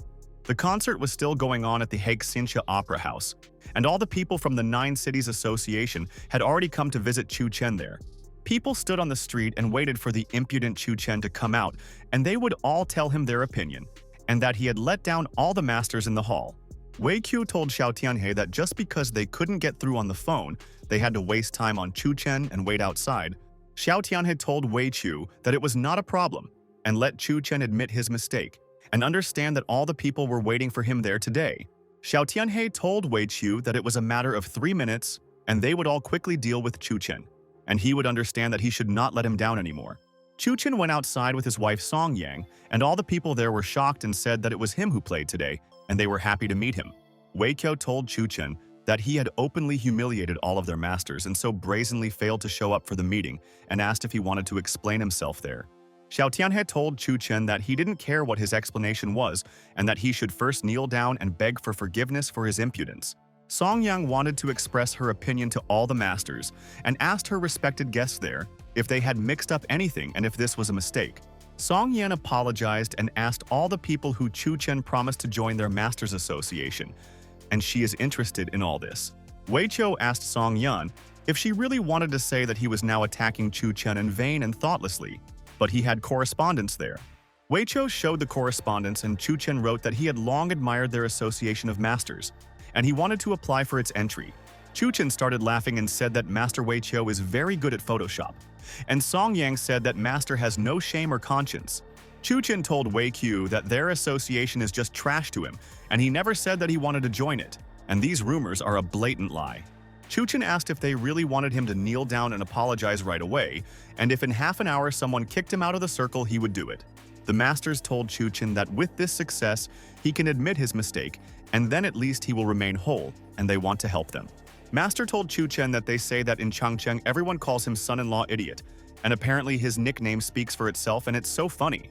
Master Wei Qiu laughed and asked Chun Chen if he understood them correctly, and he wanted to go against them all alone, and that was his problem. Master Wei Qiu told Chun Chen that if he did not come out of the circle within half an hour, he was ready to kneel down himself, and everyone agreed with him. Xiao Tian had thought that he would have to take part in this bet, and realized that he had to do it for the sake of his masters. And then, Zhao Lang came out to them and asked Grandpa if he too wanted to attack the ordinary man Chen, along with this crowd. Grandfather Xiao Tianhe was furious and told his granddaughter Xiao Lang that it was none of her business, and she should not interfere in their affairs, and he said everything. And then Xia came there and told his best friend Chun Chen that he heard that he was there and came to support him personally and was glad to meet him there. Xiao Tianhe was surprised and wondered if the Xi family really wanted to solve all of Chun Chen's problems, and how he knew the influential family in the city. Friend Xi said that they just don't like it when a whole association mocks one master and it's wrong and they won't wait. Xia's friends said that if their organization doesn't need Chun Chen, they themselves will gladly accept him into their union of fighters of southern Nanquan. The masters were very surprised and asked Mr. Xia what kind of union of fighters of the southern Nanquan this was, and what kind of ancient game and their nonsense this was. Master Wei Qiu told Mr. Xia that if it was a nationwide famous Nanquan union, he might look at them and hear. She asked Chun Chen not to be nervous and said that there were so many people on their side, and if they lost it would not be so shameful in the general context. Master Wei Qiu took out his phone and set the timer and told Chun Chen that the time was up and he had to be prepared to keep his word and not leave. Master Wei Qiu told Chun Chen that he would give him 10 minutes of rest, and he was sure that in a minute he would be very tired and would want to give up on everyone. Chun Chen said that Master Wei Qiu was so generous and asked the guys that they could make their bets for now, and he put his 100 on himself. The guys said that they had 1,000 set aside and that Master Wei had no equal, and that it would be very difficult for Chun Chen to defeat the experienced master there. The experienced master said that such a clever trick clearly demonstrates to everyone that Chun Chen himself knows that he will not last half an hour. Master Wei Qiu said that Chun Chen was just bragging in front of everyone, and it would hurt him to know that he screwed up in front of everyone right now. 10 minutes later, Xiao Tianhe said that 10 minutes had already passed and asked the masters to teach Chun Chen a lesson properly, and he deserved it. Master Wei Qiu said that he was the first, and asked Chun Chen to be there ready for anything, and now he will receive a powerful blow and understand that he was wrong. Master Wei Qiu wanted to deliver a strong blow to the face, but Chun Chen easily defended himself from his blow and thought that the masters were stronger. Chun Chen grabbed Master Wei Qiu's hand and asked him if he really thought it was a strong blow. But he thought it was a warm-up, and he was joking. And at that very moment, Chun Chen dealt a powerful blow to Master Wei Qiu, and he said that this was not even half like their shameless kung fu. Master Wei Qiu crashed into his fighter, and the student was shocked and immediately asked the master how he felt and whether he was hurt by the blow. The fighter said that Master Wei Qiu is a very technical fighter, and in their entire association there is no worthy opponent for him, and is Chen really that strong? All the fighters ran to Chun Chen and asked him not to be such an idiot, and they came to meet him, but he himself wanted this massacre. The fighter struck Chun Chen and asked him not to say later that his uncle had offended him, and that his uncle was used to wielding a sword. Today, he would learn the skill. Chun Chen told the fighter that then he would also try the sword, and the uncle should be ready to defend. Otherwise, he would be very hurt by his entire attack. The fighter froze in surprise and thought, could Chun Chen really have such power and strength at his fingertips? And it seemed like he was wrong to laugh at his skills. Chun Chen directed his attack at the fighter, and the fighter began to dodge all of Chun Chen's attacks, and it was very difficult for him to defend against his blows. The fighter was in shock and thought that if he had hesitated even a little, he would have already lost his head. and he was very lucky that he was so quick. Another master pounced on Chun Chen and told the fighter that he was too old and couldn't handle this brat, and it was as easy as pie. Master told Chun Chen that he could taste his punch, and he would wait for his evaluation if he survived his punch there. Chun Chen thought that this master was even weaker than the previous one, but he was pretending to be the coolest, and now he would understand that he had overestimated his skills. And at that moment, Chun Chen delivered a powerful kick to the master's stomach and thought that they were all cool in words. But in reality, they were all weaklings and cowards. The master crashed into the wall from Chun Chen's powerful blow and realized that he had definitely underestimated his opponent, and he was dangerous, and his blow was a terrible bomb. Master Wei Cho looked at the unconscious master in the wall and thought, where did Chun Chen get so much strength and none of their masters could hit? People started laughing and said how they are all masters and they can't even withstand one blow from Chun Chen. But they say that they are all experienced. A friend told the guy that Chun Chen was probably telling the truth when he said that none of these masters knew how to fight and that they were all weaklings. Xiao Tianhe asked the fighters to stop giving Chun Chen a chance to win. Otherwise, their reputation would be destroyed and everyone would doubt their strength. The master listened to Xiao Tianhe's words and said that Chun Chen was not so simple, but he would fight him and defend the honor of their City Masters Association. The master of the Fighter Association told Chun Chen that he would now try his single whip, and this is an ancient technique of hand-to-hand combat style. But Chun Chen defended himself from the master's blow and said that his Chinese martial art Taijiquan was good, but there was one nuance. Chun Chen dealt a powerful blow to the master and said that his fighting style and technique were far from perfect, and he would not be able to defeat him in battle. The association master was knocked back a couple of meters by the impact, and he was very surprised and realized that Chun Chen's power was not comparable to him, and he was weak. The fighter told his friend that it seemed that Chun Chen did know Kung Fu, and that their time was running out, and there were already 10 minutes left and they had to hurry. The masters decided that they would deal with Chun Chen if they all attacked him together, and then he would not be able to defend himself from all the blows of their masters. Chun Chen said that it was interesting, but warned all the fighters that they were wrong to believe in their success, and would be offended when they found out that it was fake. Chun Chen started beating up all the masters and said that he would be happy to watch a bunch of losers trying to beat up Grandpa Chun Chen on the street. And after a couple of minutes, Chun Chen dealt with all the masters from this association of 9 cities and said that he still had not left the circle. Chun Chen continued to stand in the same place, and all the masters lay on the ground and said that everything hurt and they could not get up and fight. Xiao Lan was shocked and thought who this Chun Chen was, and she initially wanted to ask her grandfather to leave him, but now she needs to do the opposite. Chun Chen asked Mr. Xiao Tianhe if he wanted to try and he would give him a chance and he could be the first one to defeat him there today. She had told his friend Chun Chen that there were still 5 minutes left and he could deal with the boss of the 9 Cities Association there and answer all of this. Xiao Tianhe thought that their 6 masters at the same time were unable to deal with Chun Chen, and he realized that he would have to use this. Xiao Tianhe thought that, although it was impudent on his part, he had to save the association's face, and that was much more important and would teach a lesson. Xiao Tianhe told Chun Chen that he admits that he is a good fighter, but he has one problem, and that is that he is too young and has little experience. And at that very moment, Xiao Tianhe rushed at Chun Chen and said that he shouldn't stick his head out, and that it would be better for him to stay at home and not bother anyone. Chun Chen wondered if this was a secret power, and it was stronger than the skills of ordinary masters, and it seemed that Xiao Tianhe was the strongest of them all. Chun Chen told Xiao Tianhe that he himself wanted to keep a low profile, but there was one problem, and his skills did not allow him to sit at home and remain silent. And at this moment, Chun Chen defended himself from Xiao Tianhe's attack, and he was shocked and thought what was possible, and it was a gift from the leader of Huangfu.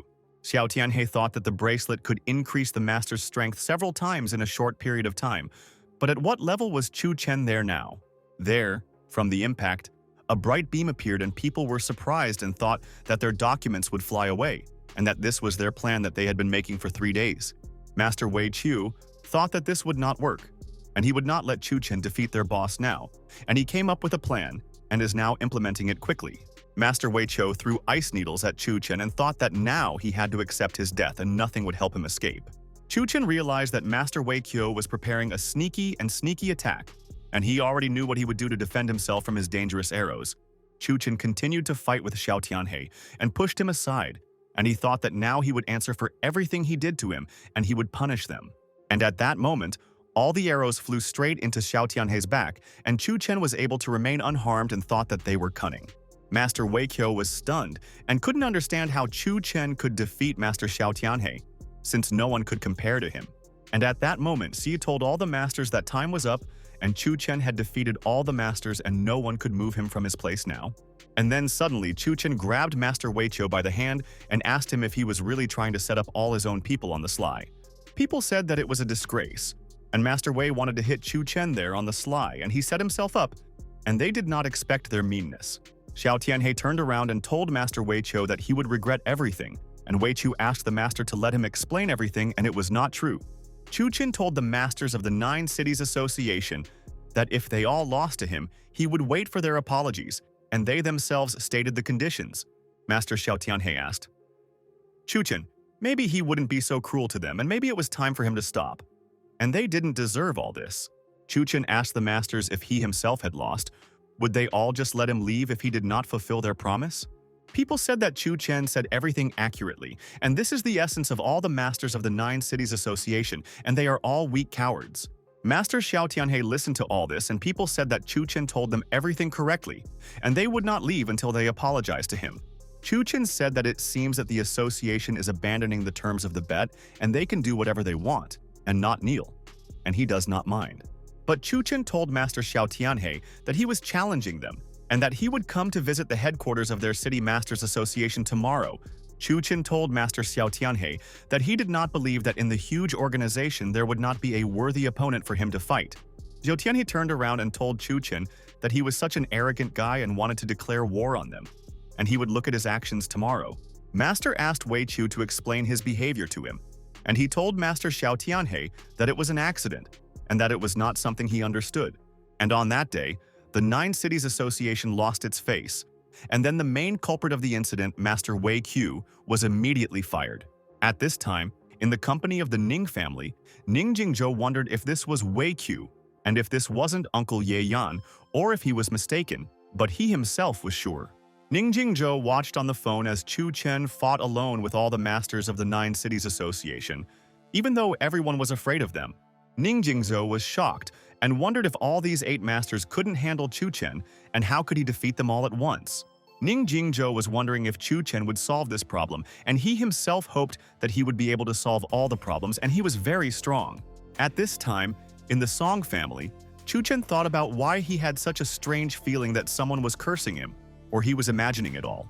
Song Yang said that they had talked with Uncle Xia and came to the conclusion that the pharmaceutical market was oversaturated and it would be difficult for their company. Song Qiu told Chun Chen that only if they didn't have powerful investments and exclusive goods right away, Chun Chen asked for a plan of action. Song Yan said that they need to shift their focus to products for overall health maintenance, and with them they will definitely conquer the Changcheng market. Xia said that, according to his calculations, in a few days the Huang family would loosen its grip and give up its position in Jintan. And that was true. Chun Chen said that they don't need anything unusual, and since they cooperate with the Ning family, the Huang family has been giving up all their positions. At this time in the morning, a lot of people have gathered at the headquarters of the 9 Cities Association, and they remember that Chun Chen will have a fight there today. People said that it was almost noon, and they were wondering if Chun Chen would show up there, and they asked to go and have lunch because he didn't come. Master Wei Qiu was sitting in the headquarters and said that all the people at the building began to disperse, and it looked like Chun Chen would not come, and he would no longer be able to keep his promise. Master Xiao Tianhe said that he hopes that Chun Chen will come now, and he is waiting for him, because he promised that he will fight with the strongest. Master Wei Qiu said that he also hopes that Chun Chen will come. And besides, their leader Huang Fu is in the building today, and he will teach Chen a lesson. And at that very second, Chun Chen entered the room and asked for forgiveness. And he said that yesterday at midnight he was watching a TV series, and today he didn't get up there. Wei Qiu was angry with Chun Chen, and Master Xiao Tianhe told Chun Chen that he still dared to come there today and was not afraid to get what he deserved there. Chun Chen asked if they would make a bet today, and if they won, he would forget the debt as an apology on his knees. And it was true. Wei Qiu asked Chun Chen if he was serious, and Master Tianhe asked Chun Chen what they were going to argue about, and he was interested to know. Chun Chen told Master Xiao Tianhe that he first had to make sure that they would keep their word, and asked if they had a guarantor. And at that moment, a man came out to them and said that he would vouch for them to the end, and Mr. Chun Chen need not be nervous about their dispute. It was one of the founders of the 9 Cities Association, Huang Fu Heiyu, and he wanted to personally talk to Chun Chen and find out what kind of guy he was.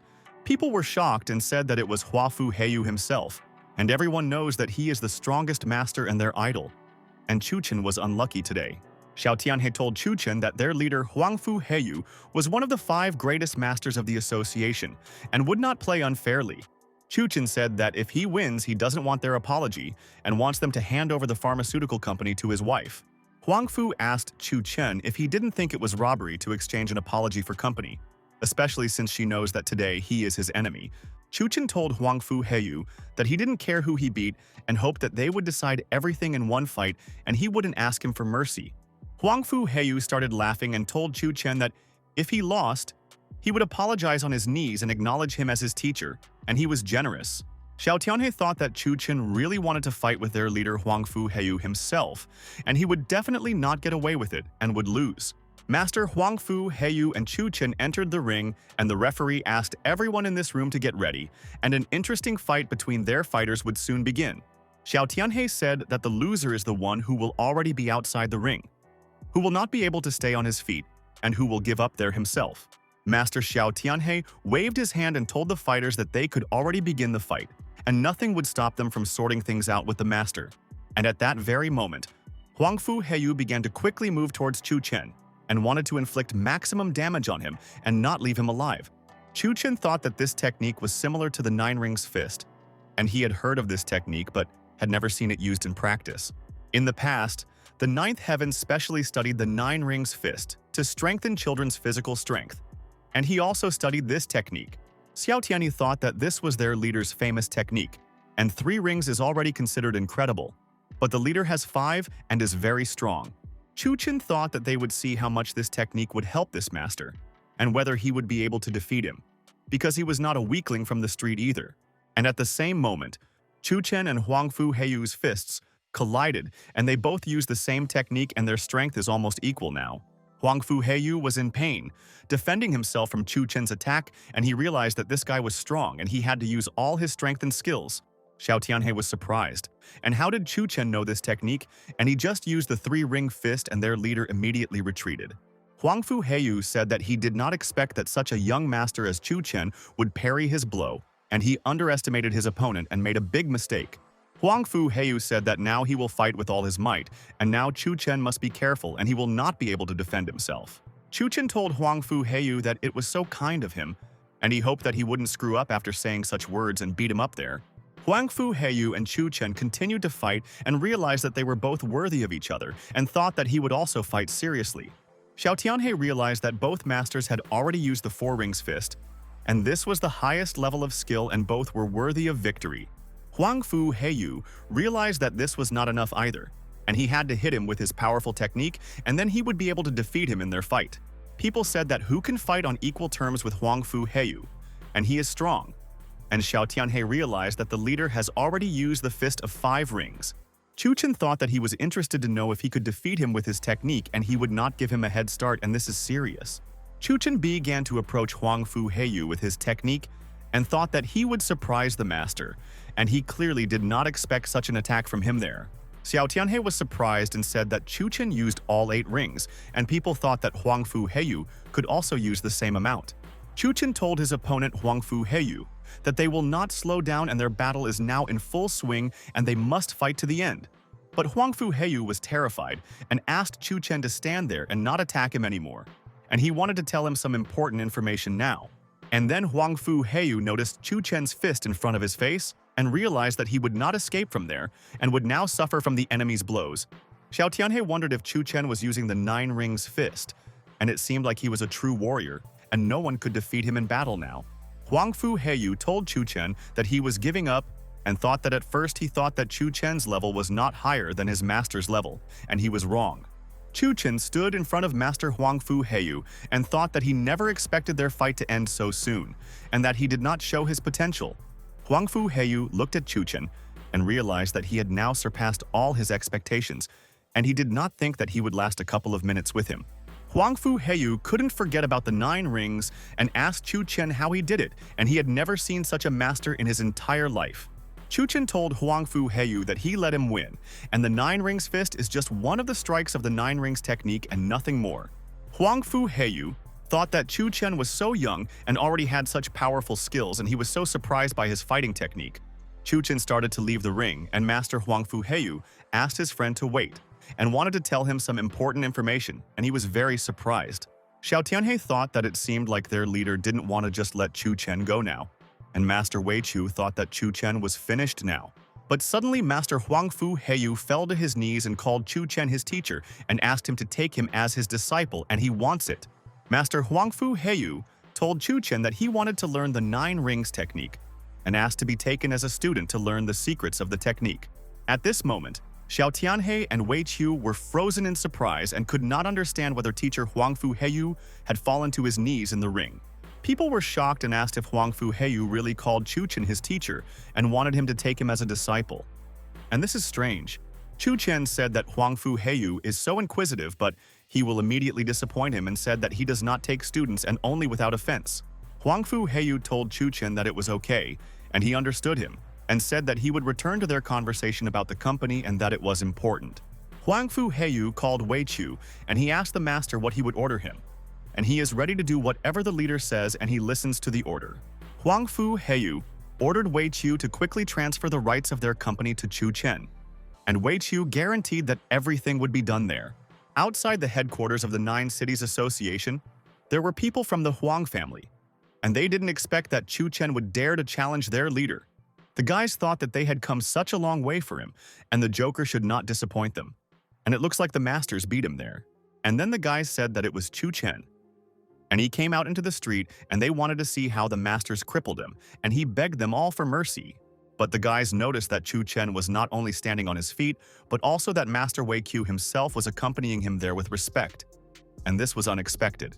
All the guys froze in surprise and thought, what kind of nonsense is this, and how is this possible, and how was he able to earn authority there in front of the masters? At this time, in Ning Jingzhou's office, the girl told the boss that he asked her to subscribe to Chun Chen, and he challenged Master Huang Fu.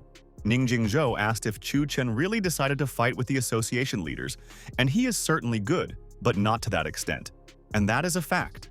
But the secretary told the boss Ning Jingzhou that he was mistaken, and she had to tell him some important information, and he had to listen to her right away. The secretary told the boss Ning Jingzhou that Chun Chen had won, and he had defeated all the masters there, and Ning Jingzhou couldn't believe her words. Ning Jingzhou wondered if Chun Chen's level was superior to that of the top master, and if so, he could handle this guy. At this time, in Huang Yuheng's ward, his brother Huang Yuxiu told him that his grandfather had decided to abandon the Jintang building and not waste their strength. Huang Yuxiu said that grandfather first wanted to wait for a chance to get rid of Chun Chen. Then the Ning family would also leave them alone forever. But Huang Yuxiu said that no one expected that Chun Chen could easily defeat the association leader, and grandfather immediately gave up on the idea of killing Chun Chen. Huang Yuheng said that only one Chun Chen brought their family to this state and asked what would happen to his legs and how is his health.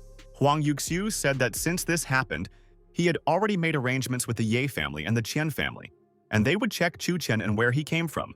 As a result, the Huang family could not withstand the pressure and immediately gave their building to Jintang, and the Huang family's authority was undermined and it became weak. On the other side, under Chu Chung Wuyu's leadership, her combat skills have greatly improved, and the battle with the Star Scatter members is already close. At this time, Sun Seon was sitting in the living room of Song's house, and he felt very good because everything was calm and there were no problems. But then a man ran into the room and told the mister that Huang Fu Heiyu had come there, and Song Seon was shocked to hear such news now. Song Seon wondered if Huang Fu Heiyu was the master Chun Chen had fought with yesterday, and he had definitely come to their house today to take revenge. Song Seon asked the guy to lead Huang Fu Heiyu there and warn Chun Chen so that he could hide from the leader and Huang Fu would not see him there. Huang Fu Heiyu entered the living room and Song Seon asked the master how he liked their tea and whether it met his requirements and whether he was offended. Huang Fu Heiyu told Mr. Song Xian that there was no need to be too nice now and that he had something for Chun Chen and wanted to chat.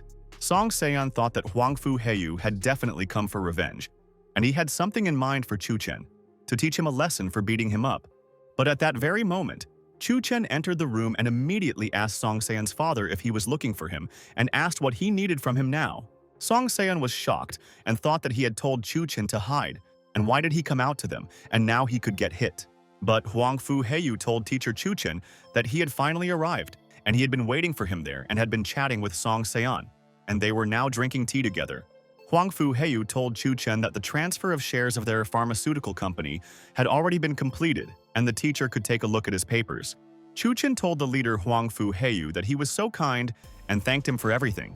But Song Xian was shocked and thought why Chen was Huang Fu's teacher. Master Huang Fu Heiyu asked Master Chu Chen if they could discuss with him again that he would teach him various techniques and methods. But Chu Chen told Huang Fu Heiyu that he did not have the qualifications for this, and he would not be able to teach him different techniques. But Chu Chen told Master Huang Fu Heiyu that he could give him some useful tips about the 9-ring technique, and it is interesting. And then their brother came out to them and told Chu Chen that it was good that he was there and asked where Song Yang was, and she hadn't seen her since the morning, and everything was strange. Chu Chen told his mother that Song Yang had left early in the morning, and asked her what happened and if he could tell her something himself if it was all important. The guy said he had bad news for them, and the pharmaceutical company Chen also wants to produce health products for people. The guy told Chu Chen that their company is just huge and they have no way to compete with them and they can finish them off so quickly. Chu Chen asked Xia, what if they teamed up with the 9 Cities company and they could help them sell all the goods? Xia said that this company produces unique medicines and they have no analogs. And in Changcheng, they have partners. Everyone is on their side. Chu Chen asked Xia if this was true and handed him the documents, and he was surprised and asked Chu Chen what it was and how it could solve everything. And after reading the documents, Xi froze in surprise and asked Chu Chen if she had really intercepted the 9 Cities company and how she had managed to do it. Chu Chen told his friend that he still had some business to attend to and said that while he was there, he could talk to the leader Huang Fu Heiyu and discuss all the business with him. She turned around and was shocked, and he didn't expect to see the master there, and he asked the leader Huang Fu Heiyu why he was there and what he wanted from them. After Chu Chen, Song Qiu and Wu Yu went to Mount Siqiao, and Wu Yu told Chu Chen that the Star Scattering School was located on this mountain, and they found. Wu Yu said that now in the Star Scattering, the duties of the head are already being performed by Ning Yuan Shui Wei Guantao, and also his junior fellow disciple. Wu Yu told Chu Chen that this time she will have to meet face-to-face with Jin Lushi, and he is the senior disciple of Yuan Shui, and trains before her. But Wu Yu said that training with Chu Chen helped her a lot, and she already feels that she can handle and defeat all opponents, and this is her destiny. The man asked the girl if her name was Mo Wu Yu, and said that she should follow him already and that the head of Ning Yuan Shui was already waiting for her there. But at that very second, Chu Chen quickly ran towards the man, and Wu Yu asked him not to do this and not to get nervous over trifles, and it was no big deal. Chu Chen kicked the man in the back and asked him how the impudent man dared to say the full name of their leader, and he made a mistake. The big guy fell to the ground and stopped saying something to Wu Yu, and he didn't expect Chu Chen to attack him, and how could he hit him so quickly? The man was shocked and did not understand what was happening and why Chu Chen hit him there. And he will soon answer for all the pranks, and the scoundrel will be dead. Chu Chen asked the man where the head of Ning Yuan Shui came from, and the head of the sect was already standing in front of him, and he should go up and bow to Wu Yu. But the man quickly stood up and asked Chu Chen if Mo Wu Yu was the head of the Star Scattering, and he didn't believe the words of the scoundrel and liar Chen. The man wanted to hit Chu Chen and said that this snotty girl can't be the leader, and he made it all up to hurt him and his friends. But at that very moment, Song Qiu kicked the man in the stomach and immediately asked the scoundrel how he dared to raise his hand against his son-in-law Chu Chen. Chu Chen told the man that he couldn't calm down and accept the fact that Mo Wu Yu was their leader, and said that he had never lied to him before. Mo Wu Yu told the man that she was offering him 2 options for a solution, and first he should apologize to her friends for everything.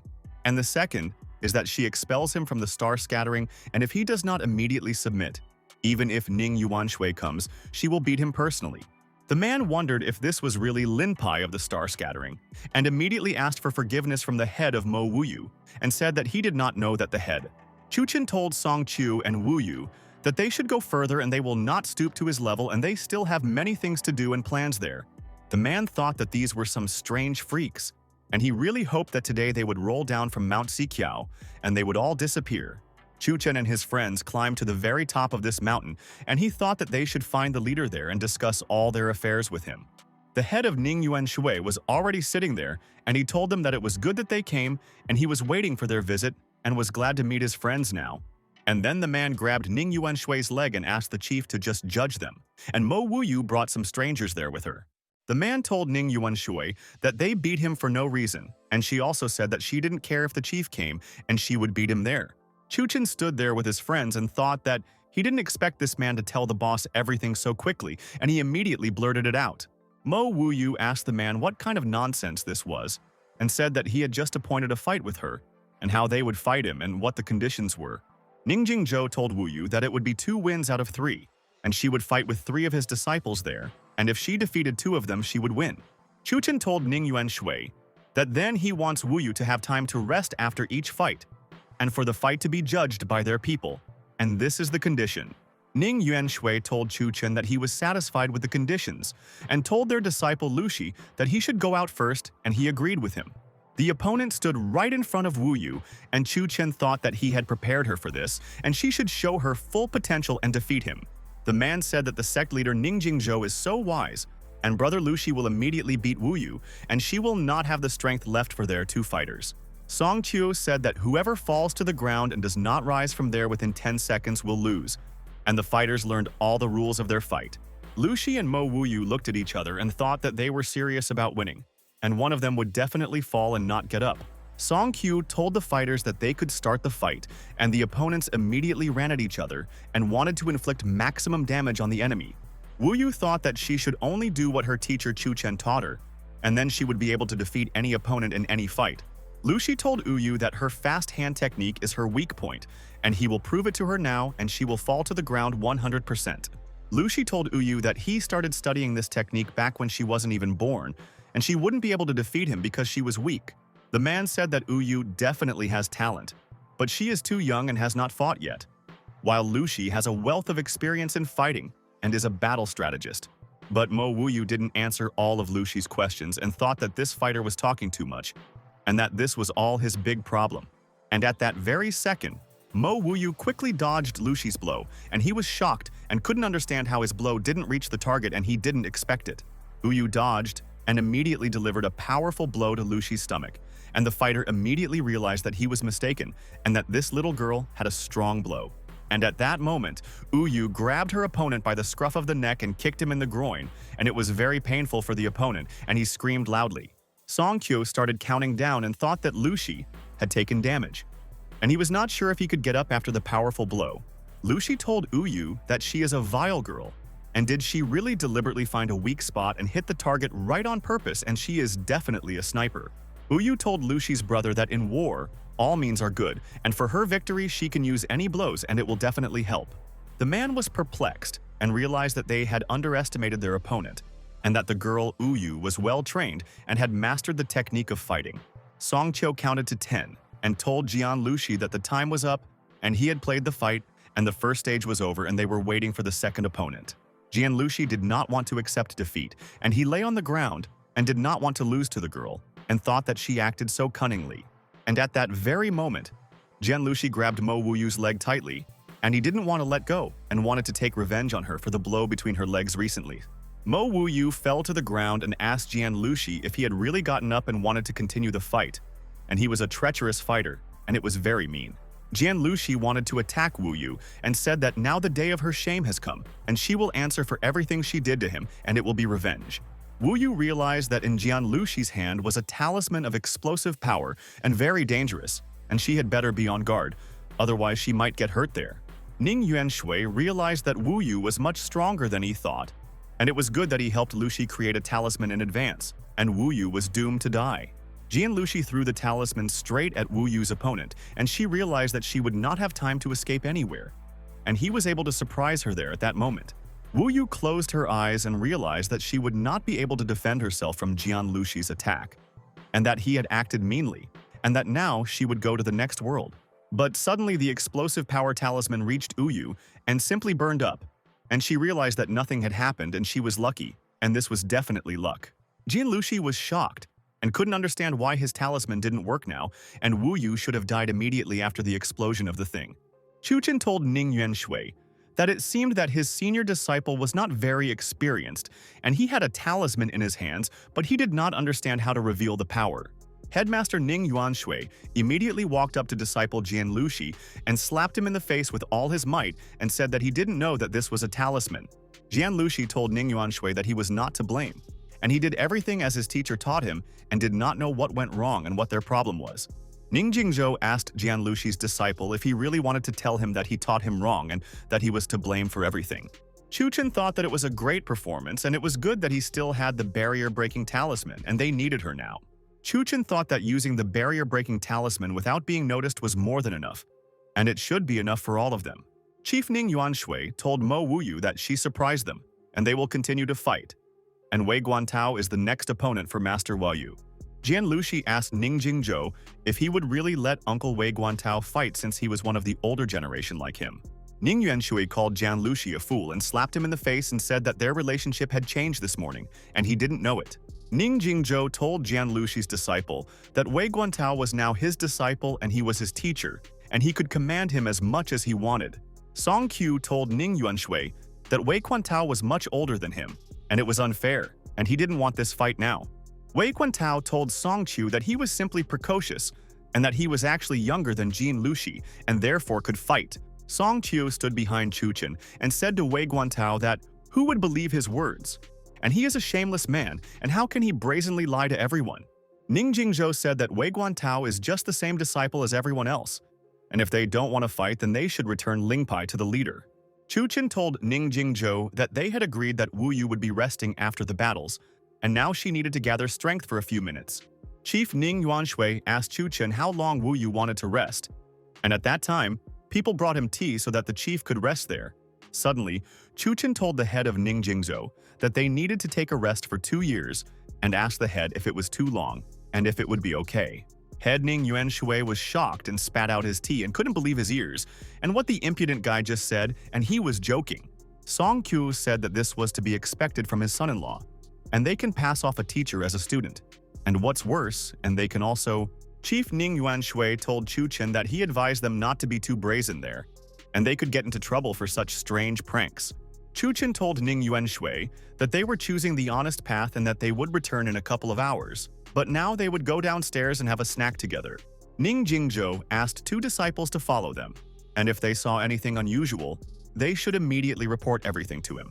Afterwards, Ning Jingzhou's disciples were sitting in a snack bar at the bottom of the mountain, and he asked his brother if they should follow Chun Chen and his friends. Jian Luxi asked his brother what he was afraid of, and if Wu Yu wanted to defeat Wei Guantao, she needed a talisman of the highest order, and how would she draw it? Jian Luxi told his brother that for this, a ritual called the ablution ritual was first needed, and it was very difficult for beginners to perform it. Jian Luxi said that then you need to burn the incense candles. After that, you need to meditate, and this is the next stage of learning the technique. Jian Luxi said that if they miss even one step, nothing will work out and they just came to eat and how to get the talisman. The man said that the senior student Jian Luxi is so smart, and he told his brother that this is elementary knowledge and he just remembered it. In a private booth in the snack bar, Chun Chen was eating a dish and thought that he was very hungry and needed to eat more now. Chun Chen continued to eat the chicken leg, and at the same time he had already started to draw a talisman of the highest order there and thought that it would help. Chun Chen was drawing and Wu Yu said that it was very fast and she never thought that such a talisman could be drawn in such a short time. Wu Yu thought that Chun Chen had not performed the ablution ritual and had not lit the candles, and she had never seen such a talisman created so quickly. Wu Yu thought that how correctly she understood this is the talisman of 5 thunders, and definitely one of the rare talismans of the highest order. Wu Yu thought that as far as she knew, even Ning Jingzhou definitely couldn't draw such a talisman, and Chun Chen had the talent and skills. Chun Chen put down the brush and said that everything is fine, and a great job has been done and he can be calm about his friend Wu Yu, and she is a strong fighter. Wu Yu apologized to Chun Chen and said that this talisman was far beyond her level of power, and she could no longer use it. Chun Chen told Wu Yu that this was not the real 5 Thunder talisman, and he drew a simplified version and she didn't have to worry about it. Chun Chen told Wu Yu that this talisman is weaker than the previous real one, and is easier to use, and he called it the 5 Small Thunder Talisman. Chun Chen told Wu Yu that it was a fun trinket, but against Wei Guantao, he thought it would be enough, and she would defeat him there without any problem. Wu Yu froze in surprise and was shocked, and asked Chun Chen if he could really create a fake talisman, and it was all very interesting. Wu Yu thought that she had spent half a year and could not create a weak talisman, and Chun Chen was slightly older than her. But Chen modifies talismans. Chun Chen told Wu Yu that they had already eaten, and now they could go upstairs and they would smash this Ning Jingzhou to smithereens, and he would lose. Wu Yu thought that according to her feelings, these old people won't be able to do anything there. Chun Chen and her friend are stronger than any masters, and he will punish everyone. The students approached teacher Ning Jingzhou and said that he and his brother had followed Chun Chen and his friends, and they had all entered the snack bar. Ning Jingzhou asked the disciple if they had just eaten, and nothing suspicious had happened, and the disciple agreed with the boss. Ning Jingzhou said that the main thing is that they don't run away, and he told Wei Guantao that they lost one fight and he must finish off Wu Yu. Ning Jingzhou asked Chun Chen and his friends if they had all had enough rest, and if Wu Yu was ready to fight his disciple Guantao. Chun Chen said that they are ready, but they are worried that they will start to cheat again. And wasn't it he who gave this explosive talisman to Jian Luxi's disciple?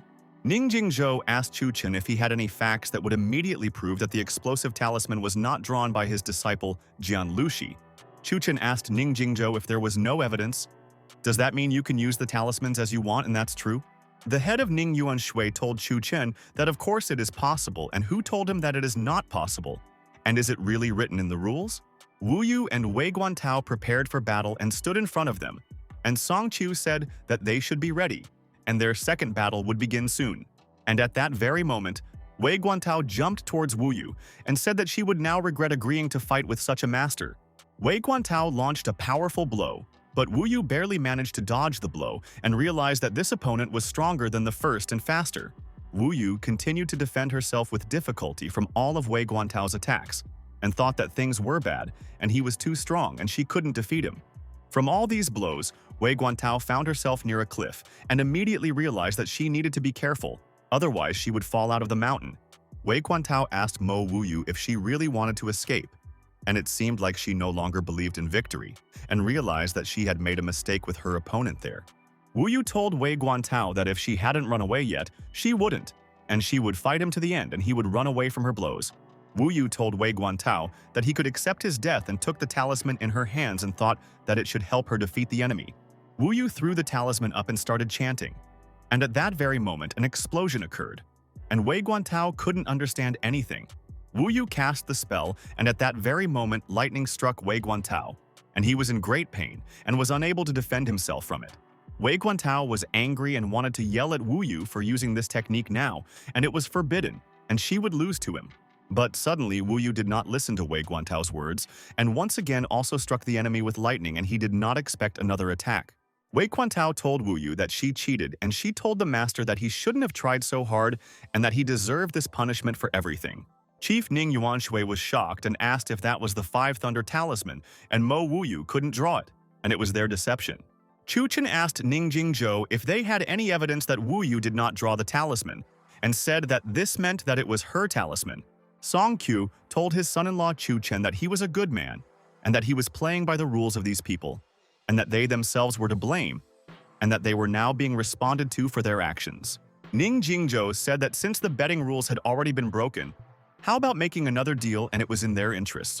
And suddenly, Ning Jingzhou told Chun Chen that if he and his friends could get down from the mountain alive and well, then Linpai them.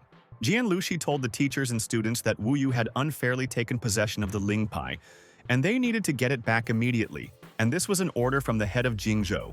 Wei Guantao told everyone that today they would all act unanimously and obediently in the name of their teacher and defeat these scoundrels. Wu Yu said that this is just a crowd of villains, and if she keeps the Linpai today, she will kick everyone out of the star-scattering sect at once. Chun Chen asked Wu Yu not to be nervous, and no one would take away her Lingpai, and he asked Song Qiu to ensure her, so that the enemies would not be able to touch her there. Song Qiu told his son-in-law Chun Chen that there was no problem, and he started beating up all of Ning Jingzhou's disciples, and he didn't want them to hurt Wu Yu. Song Qiu and Wu Yu began to beat all of Ning Jingzhou's senior disciples, and they screamed that they were in great pain and asked for mercy and to let everyone go. Ning Yi told Chun Chen and his friends that they were boastful and asked them if they really relied on their strength, even though there were only 3 of them, and that was a fact. Ning Jingzhou started casting a spell, and so many talismans appeared behind him and told Chun Chen that they had gone crazy and were all going to die. And at that very moment, Ning Jingzhou directed all of his high-order talismans towards Chun Chen and thought that this should be enough for them. Chun Chen and his friends noticed that a stack of talismans were moving towards them, and they were all explosive, and Song Qiu was scared by this attack of Ning Yi. The disciples said that the fast hand technique was the signature move of their leader Ning Jingzhou, and the 3 brats dared to provoke. The boys said that their leader Ning Jingzhou will now teach them all a lesson, and they will no longer disrespect the leader, and he is the strongest.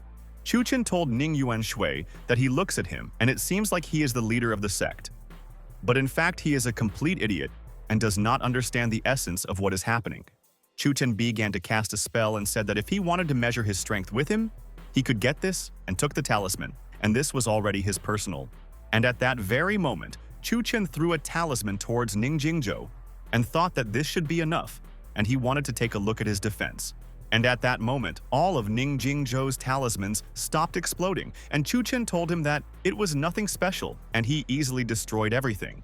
Ning Jingzhou was shocked and asked if this was a talisman that could destroy barriers, and that meant he was the one who had been plotting there all along. Chun Chen quickly moved towards Ning Jingzhou and said that he was such a weakling that he couldn't even land a single blow on him there. Chun Chen kicked Ning Jingzhou in the stomach and said that he was just acting exactly like him, and he was surprised that he didn't like it now. Ning Jingzhou flew back a few meters and broke the boards along the way, and he was surprised that Chun Chen was able to hit him, and it hurt so much. All the students were shocked and asked if their leader Jingzhou had lost there, and they thought that no one could defeat their leader now. The disciple started running to Ning Jingzhou and said that he would help the leader there, and he didn't want him to get hurt, and he didn't deserve it.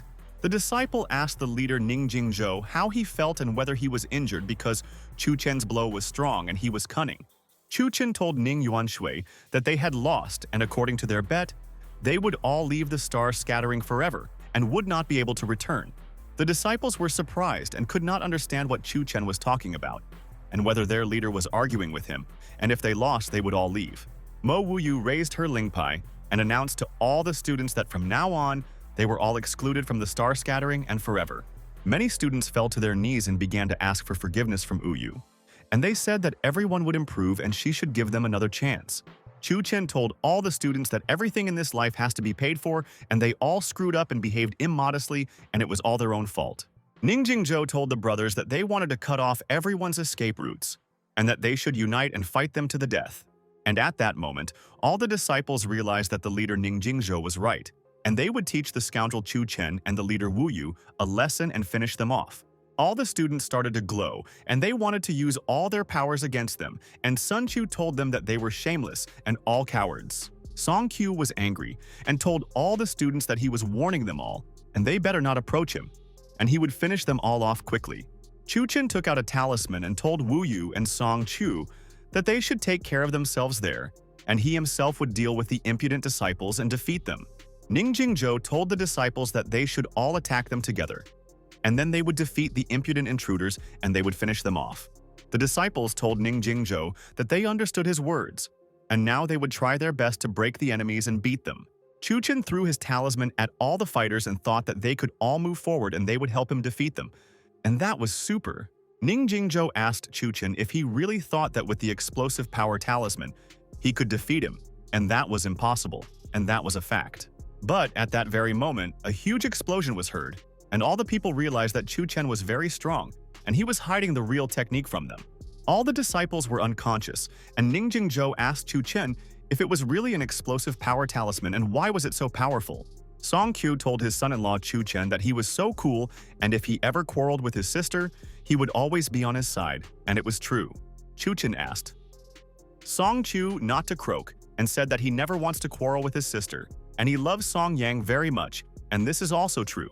Wu Yu said thank you to Chun Chen, and if he hadn't been with her today, she doesn't know if she would have handled it the same way and would have been able to defeat everyone there. Chun Chen told Wu Yu that she was so kind, but she shouldn't forget that he was her mentor, and how he calmly watched when she was being bullied. Chun Chen told his friends that they had to leave, and he found a miraculous healer for old man Xian, and now he should probably arrive. Afterwards, they all arrived at the hospital and went into Xian's room, and Chun Chen noticed that the healer Chao was already sitting there, and he was glad to see him there. Chun Chen told Wu Yu that this was the famous healer Chao from the Medical Valley, and he had come specially to examine her grandfather today. Zhao Changsheng told Chun Chen that his knowledge was useless there, and the old man had blockages in 3 places in his thigh, and needles could be dangerous. Chun Chen asked Zhao Changsheng if he really thought that old man Xian was beyond healing, and could he take a look at him now. Chun Chen asked Zhao Kongshen to give him needles and he would try to heal him, and the healer was happy and said that he could try to heal him. Mo Wuyu thought that this was strange, and why was the healer Chao Changsheng so excited, and why did he call Chun Chen master, and this was strange. Chun Chen said that he understood the patient's condition, and that the healer Chao Changsheng didn't have to be nervous, and he would try to cure him of his illness. Chun Chen started to insert needles into old man Xian's legs and thought that this should help him, and he hoped that it would cure him of his illness. And at that very second, suddenly Grandpa Xin was in shock and said that he could feel his leg. And how was that possible since he almost lost his leg? Chao Tangsheng said that he was finally able to see this wonderful skill, and this is Master Chun Chen's golden needle technique, and it is simply a miracle. In those years, Master Chu came to the medical valley and showed them all the golden needle technique to save lives, and it was wonderful. Chao Kangshen thought that they were saying that all the elders had already learned everything on the second day. But unfortunately, he missed his masterclass. Chao Tangsheng thought that now, Chu Chen called him to give him another chance and show him everything, and he is such a good person and a genius. Wu Yu and Song Chu were surprised and thought about what was happening there with the healer Chao Kangshen and what he was thinking about, and he changed dramatically there. Chu Chen said that everything went well and asked Old Man Xian how he felt after the operation, and it was important for him to know his full opinion. Grandpa Xian said he feels great, and this is the first time he has felt his leg and he can't believe it. And then Mr. Ning called Chu Chen's phone, and he asked his friend Ning Jingzhou what happened and why he decided to remember him. Ning Jingzhou told Uncle Chu Chen that he had some business and asked him if they could meet at his place and that it was an important conversation with them. Chu Chen said that he would go, and now there is chaos in the star scattering, and they will wait until Old Man Xian recovers his health. Chu Chen said that later Wu Yu and the healer Chao Changshen will be able to win back the star scattering, and it won't be their problem. Chao Tangsheng told Wu Yu that since Master Chu had entrusted him with such a task, they would of course do everything possible and return the star scattering back. Wu Yu thought that even the healer Chao Kangshen of the Medical Valley wanted to help her, and Chu Chen was really highly respected. Afterwards, Ning Jingzhou and Chu Chen gathered at the Song family's house, and Ning told him that today he wanted to talk to him about his brother. Ning Jingzhou asked Chu Chen that he was not sure if he knew about all the underground fights, and this was important information, and this was an important conversations. Chu Chen was surprised and asked Ning Jingzhou why he was asking him about the underground fights, and he was interested in learning more about all these fights. In underground halls, there are arenas for fights, and the contender pays a fee and fights with the main opponent, and if he wins, he takes their prize. Compared to the official halls, in the underground halls there is always bloodshed, and there is a hall of eternal night, and their entry fee is 100,000. Chu Chen asked Ning Jingzhou if he really wanted him to go to that hall and fight with someone, and he still didn't understand what he wanted from him. Ning Jingzhou told Chu Chen that his brother was also involved in these fights, and he wanted him to defeat him so that he could retire from these fights. Jingzhou said that 6 years ago, his elder brother Ning Zimo was the best in their family, and no one else could come close to him. Ning Jingzhou said that, however, later Ning Zimo accidentally entered the underground boxing hall Eternal Night, and he saved a girl there. Ning Jingzhou told Chu Chen that his brother saved her from death, and they quickly developed feelings, but then the girl suddenly disappeared. Jingzhou said that Ning Zimo thought that their family was against it, and persuaded her, and out of anger, his brother stayed there in the boxing gym. Later, Ning Jingzhou's family made an agreement with the club that if someone could defeat him, Ning Zimo would definitely return home. However, 5 years and 9 months have passed and the brother is still there, and the prize fund is 15 million, but no one has won. Chu Chen told Ning Jingzhou that since it was about the Ning family, he himself would of course try to help, and he would try his best in the hall. Chu Chen told Jingzhou that when the prize pool opened again, he should inform him, and Ning said to Uncle Chu Chen a huge thank you. Afterwards, Chu Chen and Ning Jingzhou went out into the courtyard and noticed that his disciple Song Chu had been training there all this time, along with Huang Fu Heiyu. Song Chu asked his son-in-law Chu Chen if he and Ning Jingzhou had finished all their business, and the teacher asked how they had gone from training for 2 days. Song Qiu told his son-in-law, Chu Chen, that it was so great to have Master Huang Fu Heiyu guiding him, and he learned a lot from their experienced master. Master Huang Fu Heiyu told Master Chu Chen that he was already tired of training with this guy and asked him to quickly teach him himself. Chu Chen jumped towards Master Huang Fu Heiyu and thought that he would now test his abilities there and see what he had learned over the past few days. Chu Chen stood on the planks and told Huang Fu Heiyu that they would then train together if he thought he was ready for it. Huang Fu Heiyu asked Master Chu Chen if this was true and said that then he could not expect any kindness from the disciple, and it was true. Chu Chen told Huang Fu Heiyu that he should be bolder and can already attack him, and he will try to defend against his strike and technique. Huang Fu Heiyu used his technique, but suddenly Chun Chen used his technique at the same time and was able to hit Huang Fu Heiyu there. Huang Fu Heiyu was lying on the ground and said that it was strange and Chun Chen used the 5-ring fist there. But why is his punch so much stronger? Chun Chen told Huang Fu Heiyu that it was all because the student had trained on the pillars much less than him, and this affected the strength of the strike. Huang Fu Heiyu told Chun Chen that it was impossible, and he knew all these pillars like the back of his hand and had been training on them there for a long time. Chun Chen told Huang Fu Heiyu that he agreed with him, and today there will be a fun training with the master, and he is happy to show him his strength. And at that very moment, the fists of Chun Chen and Huang Fu Heiyu collided, and a huge roar was heard in that place, and the two masters were worthy of each other. Huang Fu Heiyu realized that Chun Chen was too powerful and thought that he would not be able to withstand the pressure and would give up now, and the teacher was strong. Immediately after, Chun Chen hit Huang Fu Heiyu in the face and realized that the student needed to train a lot to defeat the teacher, and he was still so weak. Chun Chen asked Huang Fu Heiyu if he was okay, and said that he himself did not want to hurt him, and acted instinctively during the fight. Huang Fu Heiyu lay on the ground and asked Master Chun Chen how this could be, since he trained every day and he was still weak. Huang Fu Heiyu was very interested and asked Master Chun Chen how he could fight like that and defeat any opponent. Chun Chen told Huang Fu Heiyu that he had no base, and if he wanted to learn this technique soon, he had to get through the pillars in 10 seconds. Huang Fu Heiyu was surprised by the teacher's words and asked if he wanted to teach him the technique of 9 rings, or how to balance on high poles. Chun Chen asked Huang Fu Heiyu's disciple if 10 seconds was really that difficult, and he thought he could do it, and he was strong. And at that very second, Chun Chen began to jump on the poles, and he did all this very quickly and showed that it is possible if you only believe in yourself. Song Kyo was very happy and said that his son-in-law Chun Chen is a mega cool, and he can already do anything and will always answer for his actions. Huang Fu Heiyu froze in surprise and was shocked and thought, how could a person do this, and he was very fast and he didn't know it. Chun Chen told Huang Fu Heiyu that he should first practice the unicorn step with Song Chu, and then he would definitely teach him the 9-ring technique. Huang Fu Heiyu agreed with Chun Chen, and Song Chu asked his son-in-law not to worry about him, and he himself would teach Huang Fu Heiyu now.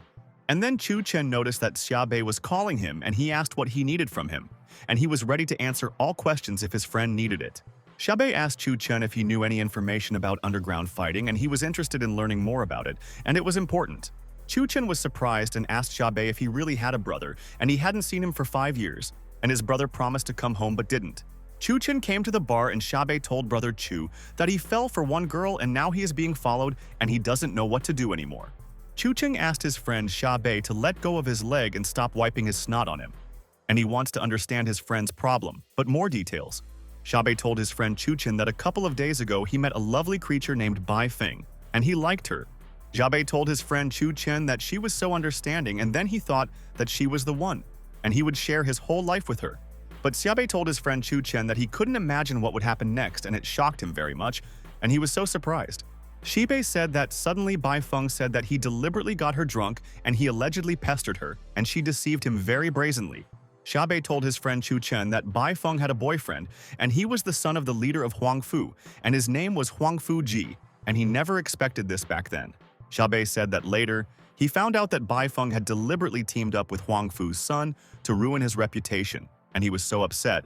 Xiaobei said that no one in the family would help him, and they did not want to get involved with the Huafu family, and he would turn to a lady with the surname Zhang.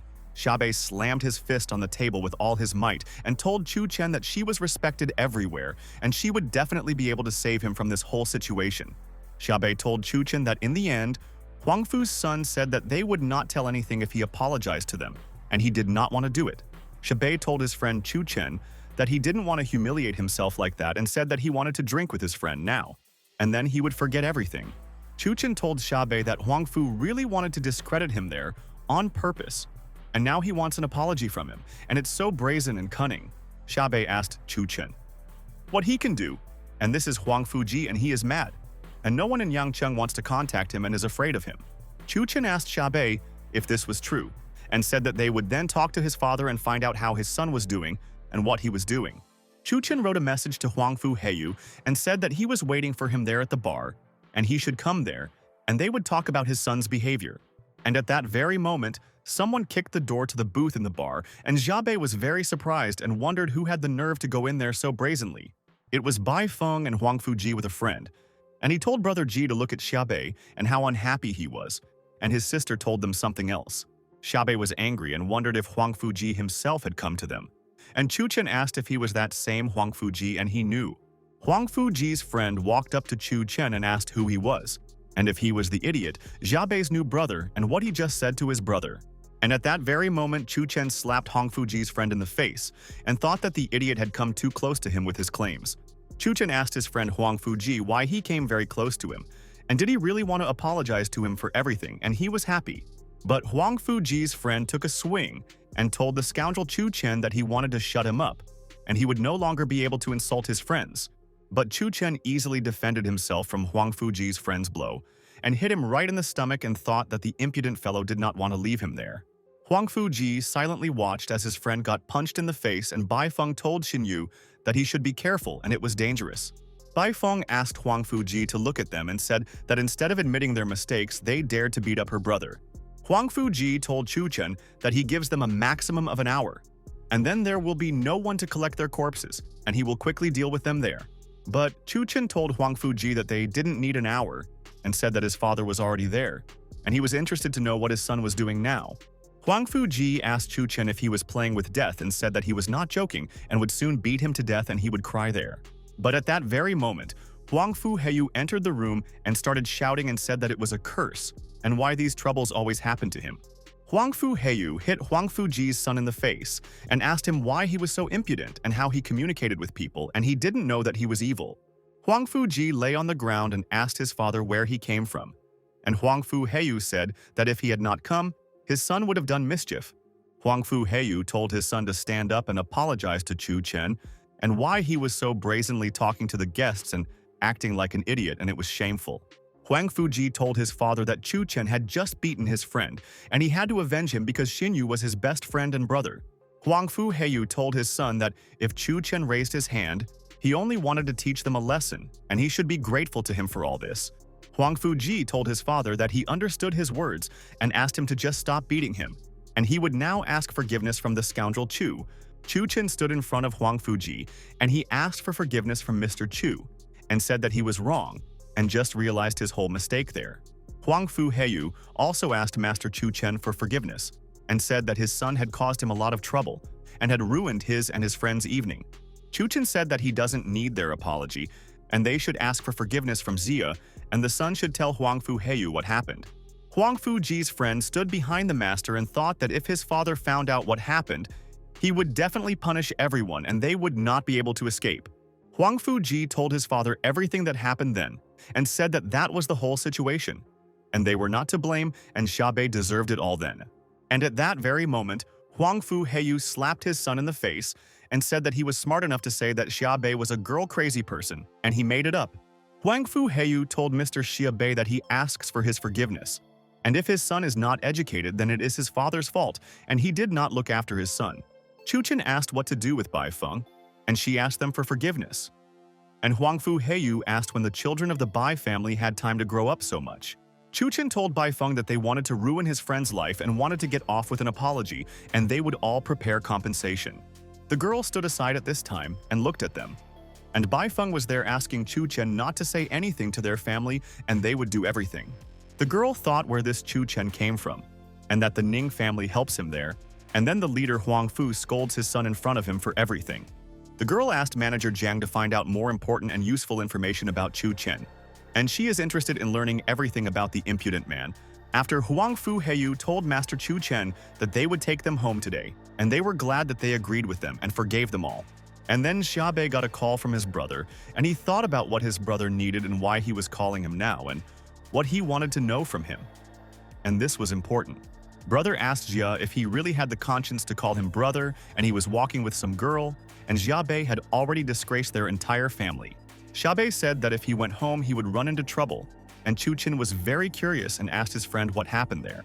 Xiaobei said that his elder brother thinks that he only hangs out and does nothing, and today this incident will make him get violent. Then Ning Jingzhou called Chun Chen on the phone, and he wanted to ask his uncle something and also tell him important information about the battles. Ning Jingzhou told Uncle Chun Chen that the prize fund for the fight with his brother would be open after lunch and asked him to come pick it up. Chun Chen told Huang Fu Heiyu that he had some business and asked him to leave him there and take Xiaobei home, and then he would be very happy to see them. Huang Fu Heiyu told Master Chun Chen that it was not a question, and he could rest assured that they would take Mr. Xiaobei home very quickly. They arrived at Xiaobei's house, and Xiaobei's older brother Xiaogao's was already waiting for them near the house, and he wanted to have a serious conversation with his brother. Xiaogao said that the brat finally got home, and the brother thought that he hadn't caught him in trouble for a long time, and he would definitely teach him a lesson today.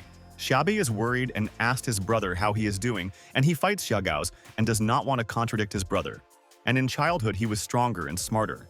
Xiaogaoze was surprised why the leader Huang Fu Heiyu came there, and he obviously came to quarrel, and Xiaobei's death hour has come, and his brother will not forgive. Xiaogaoze told the leader Huang Fu Heiyu that he would guarantee to severely punish Xiaobei for his mistake, and would definitely explain everything to him. But the leader Huang Fu Heiyu told Xiaogaoze that there was no need to punish anyone seriously, and he did not want Xiaogaoze to interfere in their affairs there. Xiaogaoze doesn't know why Huang Fu Heiyu is so angry, and whether Xiaobei has offended Huang Fu's family so much that an apology is not enough, and he will kill his brother. Huang Fu Heiyu told Xiaogaoze that his son Huang Fu Ji should explain everything now, and told him to quickly apologize there for his actions. Huang Fu Ji bowed and asked for forgiveness from Mr. Xiaogaoze, and he shouldn't have done that to Xiaobei, and now he realized his mistakes. Xiaogaoze is confused, and why is Huang Fu Ji apologizing to Xiaobei? And can someone explain all the information, and brother is confused? The leader Huang Fu Heiyu left his son there and told Huang Fu Ji that he was not young and would get home on his own and let him think about his behavior there. Huang Fu Ji asked his father not to rush, and he wants to go with him because he apologized, and Xiaogaoze does not believe what is happening, and it is absurd and nonsense. Xiaogaoze asked his brother why the spoiled youngster Huang Fu Ji was apologizing to his brother so much, and maybe Xiaobei had slipped something to his friend. Xiaobei told his brother that he himself did not know why Huang Fu Ji was seriously apologizing, and remembered that Chu Cheng called and immediately solved the problems. Xiaogaoze realized that it seemed that Chu Cheng was Xiaobei's work colleague, and what a mysterious person he was, and could already influence the leader of Huang Fu Heiyu. After Ning Jingzhou brought Chu Cheng to a huge building and wanted to show everything there, and Uncle Chu should know all the information about the fighting tournament. Chu Cheng asked Ning Jingzhou if there were underground fights going on there, and if this was the building of one of the hundreds of leading companies, and he knew. Ning Jingzhou told Chu Cheng that all the underground clubs clearly had support from above, and Guangming Corporation was one of the first to have a club.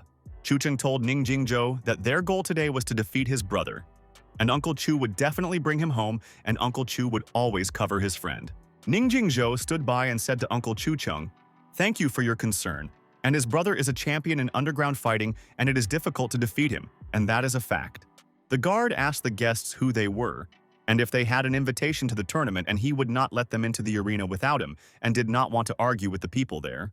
Ning Jingzhou told the guard that they had an invitation, and that he and Chu Cheng had come to fight the god of war, and that it was important to them. People asked if anyone decided to fight the main guy and these two skinny guys, and people don't think that two weaklings will defeat the champion. People said that it looked like two people came to fill their account with the prize fund, and they themselves do not hope for success in the battle there. And then suddenly the girl saw Chu Cheng and did not understand what he was doing there, and she did not expect to see him in underground fights, and it is so strange. People said that, strangely enough, there was still a man there who was ready to fight with the god of war, and he thought that there were no more brave men left. A friend asked the guy how many times the god of war had already won, and how many battles he had, and in which of them the god of war was damaged by the opponent. The lady said that the god of war had 333 fights, and everywhere the result was the same, and there was no intrigue because the fighter was too strong. The spectator said he would make a formal bet, and now bet 100,000 that the fight would end in 5 minutes, and he knows. A friend said that he just didn't have enough change, and now had to bet 500,000 that the fight wouldn't last longer than 10 minutes. The lady glanced at the monitor and wondered if Chu Cheng would fight the god of war, and he would get hurt. And didn't he know the risk in fighting him? And then the lady told the people that she was betting 500,000 on Chu Cheng, and hoped that he would defeat the god of war. And Chu Cheng had tremendous experience.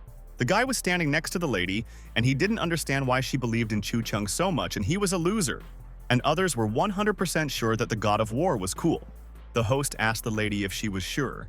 And this is the arena of the god of war, and he has never lost to anyone, and people have made money thanks to him.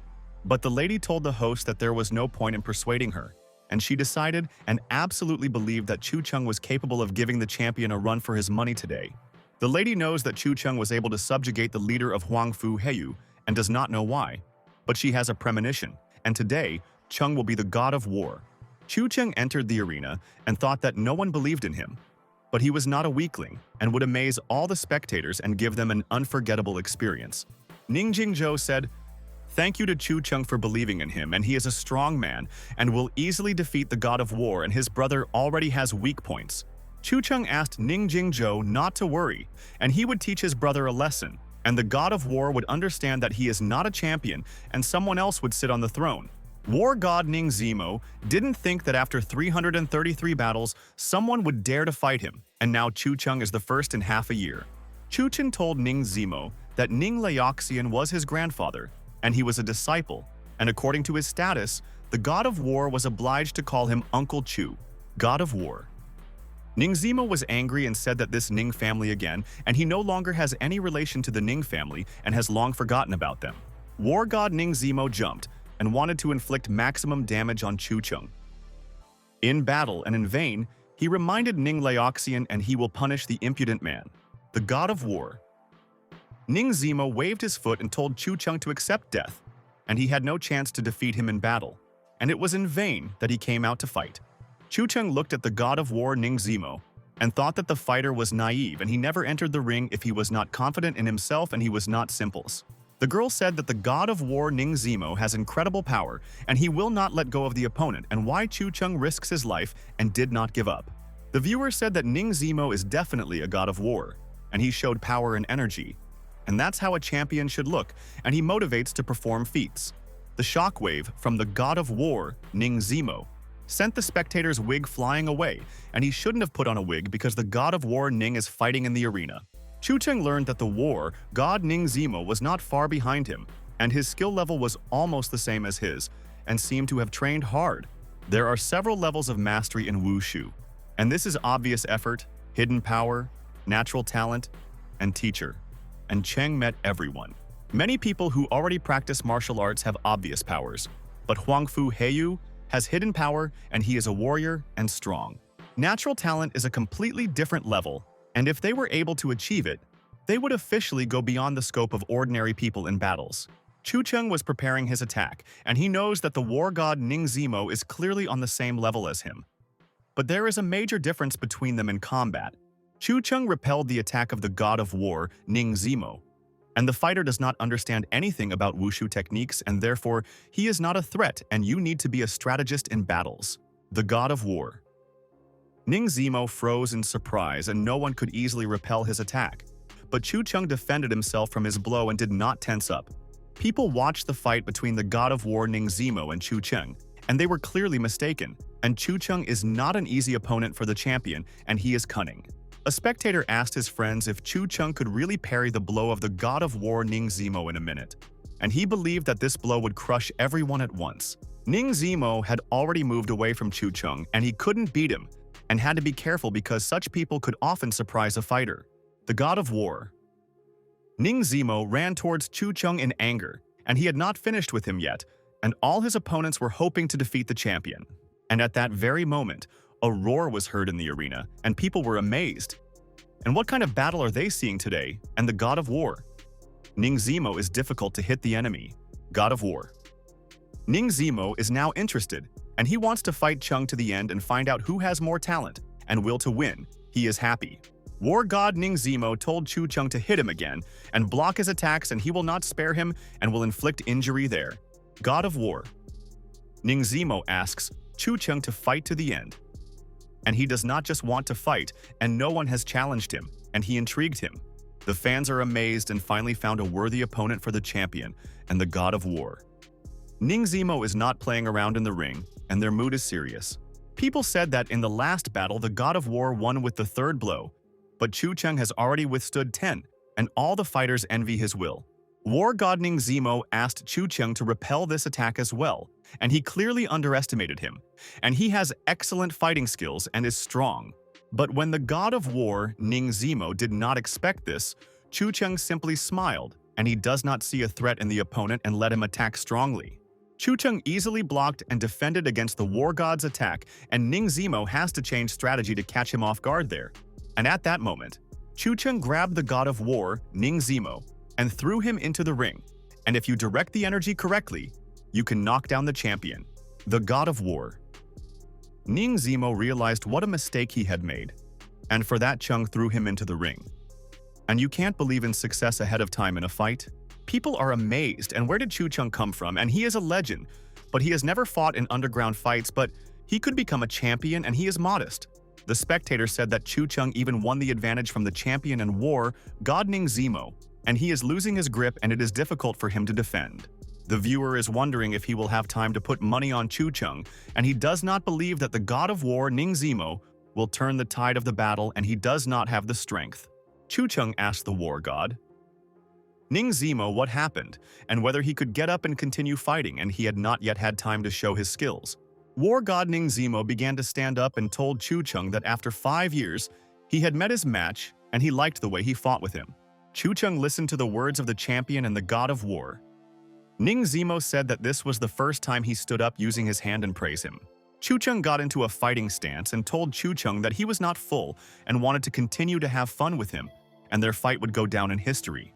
Chu Chen saw the glow, and did Ning Zimo really have a chance to move to the level of natural talent, and the fighter is one step away from a real breakthrough? Chu Chen promised Ning Zimo's grandfather that he would personally look after Ning's younger generation and help the war god advance to the next level. Chu Chen asked Ning Zimo to apply more force on his shoulder, and it will protect him from the blow, and he will learn all the techniques, and he has potential. Chu Chen told the war god Ning Zimo that his technique had definitely been mastered at speed, and that he should not dodge so easily, and he would be able to strike. Chu Chen asked the god of war Ning Zimo if he hadn't had lunch today, and where was his power that was legendary, and Uncle Chu didn't believe in fairy tales. God of war Ning Zimo was angry at Chu Chen and why the scoundrel always points out what he should do in battle, and this infuriates and angers the fighter. God of war Ning Zimo told Chu Chen that he had gotten him and hit him with all his might now, but Chu Chen managed to dodge and he did not get any scratches there. The audience said that the god of war Ning Zimo seemed to have become stronger, and he destroyed the ring and wanted to hit Chu Chen with a blow. But he was agile and nimble. A friend told the guy that the god of war Ning Zimo is a monolith, and he will not lose. And it is difficult for opponents to break the champion, and this is true. God of war Ning Zimo has been accumulating his energy and will soon surprise Chu Chen, and he has strong skills that the opponent does not know about, and he is cool. And then the god of war Ning Zimo has a feeling that he is full of unprecedented strength, and is he really moving to a new level and improving as a fighter? Ning Jingzhou was surprised that Ning Zimo's brother had leveled up and how he had reached the limit, and he obviously had incredible talent and potential. The viewer said that now his money is stable, and he was so nervous while the god of war Ning Zimo and Chu Chen were figuring out who was stronger. Ning Zimo told Chu Chen that he had specifically guided him during the fight now, and he was forced to admit that his enemy's wushu technique was powerful. Chu Chen listened to the champion with interest, and the war god Ning Zimo said that they would continue the fight, and he had increased his level and was full of energy. God of war Ning Zimo told Chu Chen that now he is no worse than him, and he must win the fight, and all the fans believe in his success, and he will not let him down. Chu Chen told Ning Zimo that since Uncle Chu is already at the level of innate talent, he will not play the game of giveaway, and they will seriously find out who is better. And at that very moment, the fists of champion Ning Zimo and Chu Chen clashed, and the spectators were curious to know which of their warriors would win the fight. War god Ning Zimo took a punch from Chu Chen in the face, and it hurt, and he hadn't reached Uncle Chu's level yet, and that's why he was so confident. War god Ning Zimo fell to the floor with a thud, and the champion now had an equal opponent who made him nervous in battle. War god Ning Zimo was shocked and asked Chu Chen where Uncle Chu Chen got such power, and he was unable to land a single blow on him in battle. Chu Chen told the champion Ning Zimo that they had finished the fight and thanked him for taking the time. And the champion fought well, and he appreciated the character. The fans were crying with grief, and the guy lost $1 million by betting on the god of war Ning Zimo, and how he could lose to a newbie is beyond comprehension. A friend asked the guy if he was dreaming that the god of war Ning Zimo had lost, and that there was a unique person on Earth who could defeat their beast. The lady said that Chu Chen had won after all, and he never ceases to amaze her, and she had no doubt that he would defeat the champion today. The lady is delighted, and her money has increased and she already has 25 million and where to spend it and can buy a lot of beautiful shoes. The spectator sat in despondency, and he lost 150,000, and as the god of war, Ning Zimo made a mistake and missed a powerful blow. Chu Ting told champion Ning Zimo that he had good data, and he could look for Uncle Chu Cheng if he had time, and he got the skills. Ning Jingzhou told his brother that he lost, and now they will go home and the family is waiting for them, and he knows that Ning Zimo is the true champion, the god of war. Ning Zimo was indignant and asked Ning Jingzhou if he had sent Chu Cheng, and he knew that such a fighter could not have come there himself. Ning Zimo asked Ning Jingzhou not to waste his energy, and even if he left the boxing club, he would definitely not return to his father's house. Chu Cheng told Ning Zimo that he shouldn't make any decisions impulsively and that barbecue would help him discuss everything and resolve the brothers' issues. Chu Cheng invited the champion to a barbecue, but the god of war Ning Zimo no longer wants to go and told Chu Cheng that he will refuse and will not go with his brother. Ning Jingzhou told his brother that he might not return home, but why did he refuse the invitation to the restaurant, and he didn't think about his answer there. After some time, the friends were sitting in a cafe, and Chu Cheng told Ning Zimo that Ning Jingzhou said that Zimo decided to stay in the club because of a lady. Ning Zimo said that their Ning family had a good reputation in their society, but they didn't like that he chose a lady from the underground. Ning Jingzhou told his brother that although dad was against it, he never harmed Xiao Jin, and this was some kind of misunderstanding and absurdity. The god of war. Ning Zimo asked Ning Jingzhou then where and why Xiao Jin disappeared, and whether his brother could answer important questions for them. Ning Jingzhou thought about the answer, and Chu Cheng has to help him. And he doesn't want to tell his brother where Xiao Jin is, and he can offend his brother greatly. Chu Cheng asked if Xiao Jin had suddenly disappeared, and if Ning Zimo knew Xiao Jin's Bazi, and if he could clarify the situation soon. War god Ning Zimo listened to his friend's words and told Uncle Chu Cheng that he knew Xiao Jin's Bazi and let him ask them any questions he was interested in. And at that moment, suddenly Chu Cheng said that things were bad, and Ning Zimo was very worried and asked Uncle Chu Cheng what happened, and he was in shock there. Chu Cheng told Ning Zimo that he calculated that Xiao Jin's Bazi might be in danger and whether there is a photo of her, and he wants to search and find the lady. War god Ning Zimo was very nervous and asked Uncle Chu if Bazi Xiao Jin might be in danger, and he was worried about his sweetheart. Champion Ning Zimo told Chu Cheng that he had a photo on his phone of him and Bazi Xiao Jin together, and he hoped that she was safe now. War god Ning Zimo showed Uncle Chu the photo, and Chu Cheng asked his friend if this was Xiao Jin's Bazi. And this was obviously important information. Chu Ting wondered if this was the lady he saw at the concert recently, and he should help her if she was in danger and save her from troubles. Chu Cheng told champion Ning Zimo that he saw Xiao Jin's Bazi and knew someone who could help them and asked him not to worry about her. Champion Ning Zimo was happy and told Uncle Chu Cheng that it was great, and he consoled him, and he believed that soon they would all save Bazi Xiao Jin. At this time, Xiao Tianhe's granddaughter named Xiao Long answered the phone and asked the person who it was, and if she was listening and ready to help now. Chu Cheng said good evening to Xiao Lang. They saw each other at the concert, and she asked her friend what happened and let him tell her everything at once. Chu Cheng told Xiao Lan that she had a concert at the Hexensha Opera House back then. And could he find out the list of those who had bought tickets to the opera? Ning Zimo listened, and Chu Cheng said that there was a girl sitting in the 5th row in the 3rd seat who looked very similar to his missing friend. Xiaolan said that she gave this ticket to Bazi Xiao Jin, and she has not been in touch for 3 days, and she is worried about her and is stressing her out. Chu Cheng asked Xiao Lang if Xiao Jin's Bazi had disappeared, and he didn't think that she hadn't contacted anyone, and he was afraid for her life. Champion Ning Zimo is very worried and asked Uncle Chu Cheng what happened to Xiao Jin's Bazi, and whether he found it, and he wants to see the eyes of the cutie. Chu Cheng told Champion Ning Zimo that his friend clearly knew where Bazi Xiao Jin lived, and he had already learned important information about her. Ning Zimo listened with interest to Uncle Chu, and Chu Cheng said that, however, now Bazi Xiao Jin has disappeared and is not in contact with anyone. Ning Jingzhou told his friends that he went to start the car and would also help his brother find Xiao Jin's Bazi and save her, and he cared. After some time, the friends met with Xiao Lang and want to find out the truth and why Bazi Xiao Jin disappeared and who is involved in her cunning business. Chu Cheng told Xiao Lang that this is Bazi Xiao Jin's ex-boyfriend, and he came to help him find his beloved, and he is worried about her. Ning Zimo told his friends that this was the house where Bazi Xiao Jin used to live, and suggested that they go and find out what happened to their beloved. The friends entered the house, and Chu Cheng noticed that the house was dark, and no one had kept order for a long time. and wanted to ask Xiaolong a question and find out everything. Chu Cheng asked Xiaolong if she was sure that Xiaolong lived there, and the house looks like there hasn't been anyone there for many years and it's scary. Xiaolong said that Bazi Xiaojin lived alone, and especially in such a state without sight. It is difficult to clean up and she understands the lady. Champion Ning Zimo was shocked and asked his friends if Bazi Xiaojin was blind and what happened to her. But he never imagined it. Ning Jingzhou asked his brother not to blame himself, and then Chu Cheng noticed something interesting there, and someone covered something with a sheet. And this is important. Chu Chen removed the sheet and noticed the circle of illusions of black magicians, and he did not know that Bazi Xiaojin is somehow connected with the grid, and this is intriguing. Chu Cheng held the sheet in his hand and realized that this circle was a very important clue in the complicated case, and soon they would reach the truth and find out. Usually this magic sign is used together with the introduction of poisonous creatures into the body, and my uncle remembered seeing this spectacle once. Because of the magic ritual, people lose their memory, listen to poisonous reptiles and grow poison inside themselves, and it is terrible and he does not think about them. Chu Cheng asked Xiaolong if she had ever seen Xiaojin's Bazi without a blindfold, and that this was important information and he understood the essence, and it was true. Xiaolong listened to her friend and Chu Cheng asked if Xiaojin's Bazi had strange marks on her face, and that would lead to a clue in her case.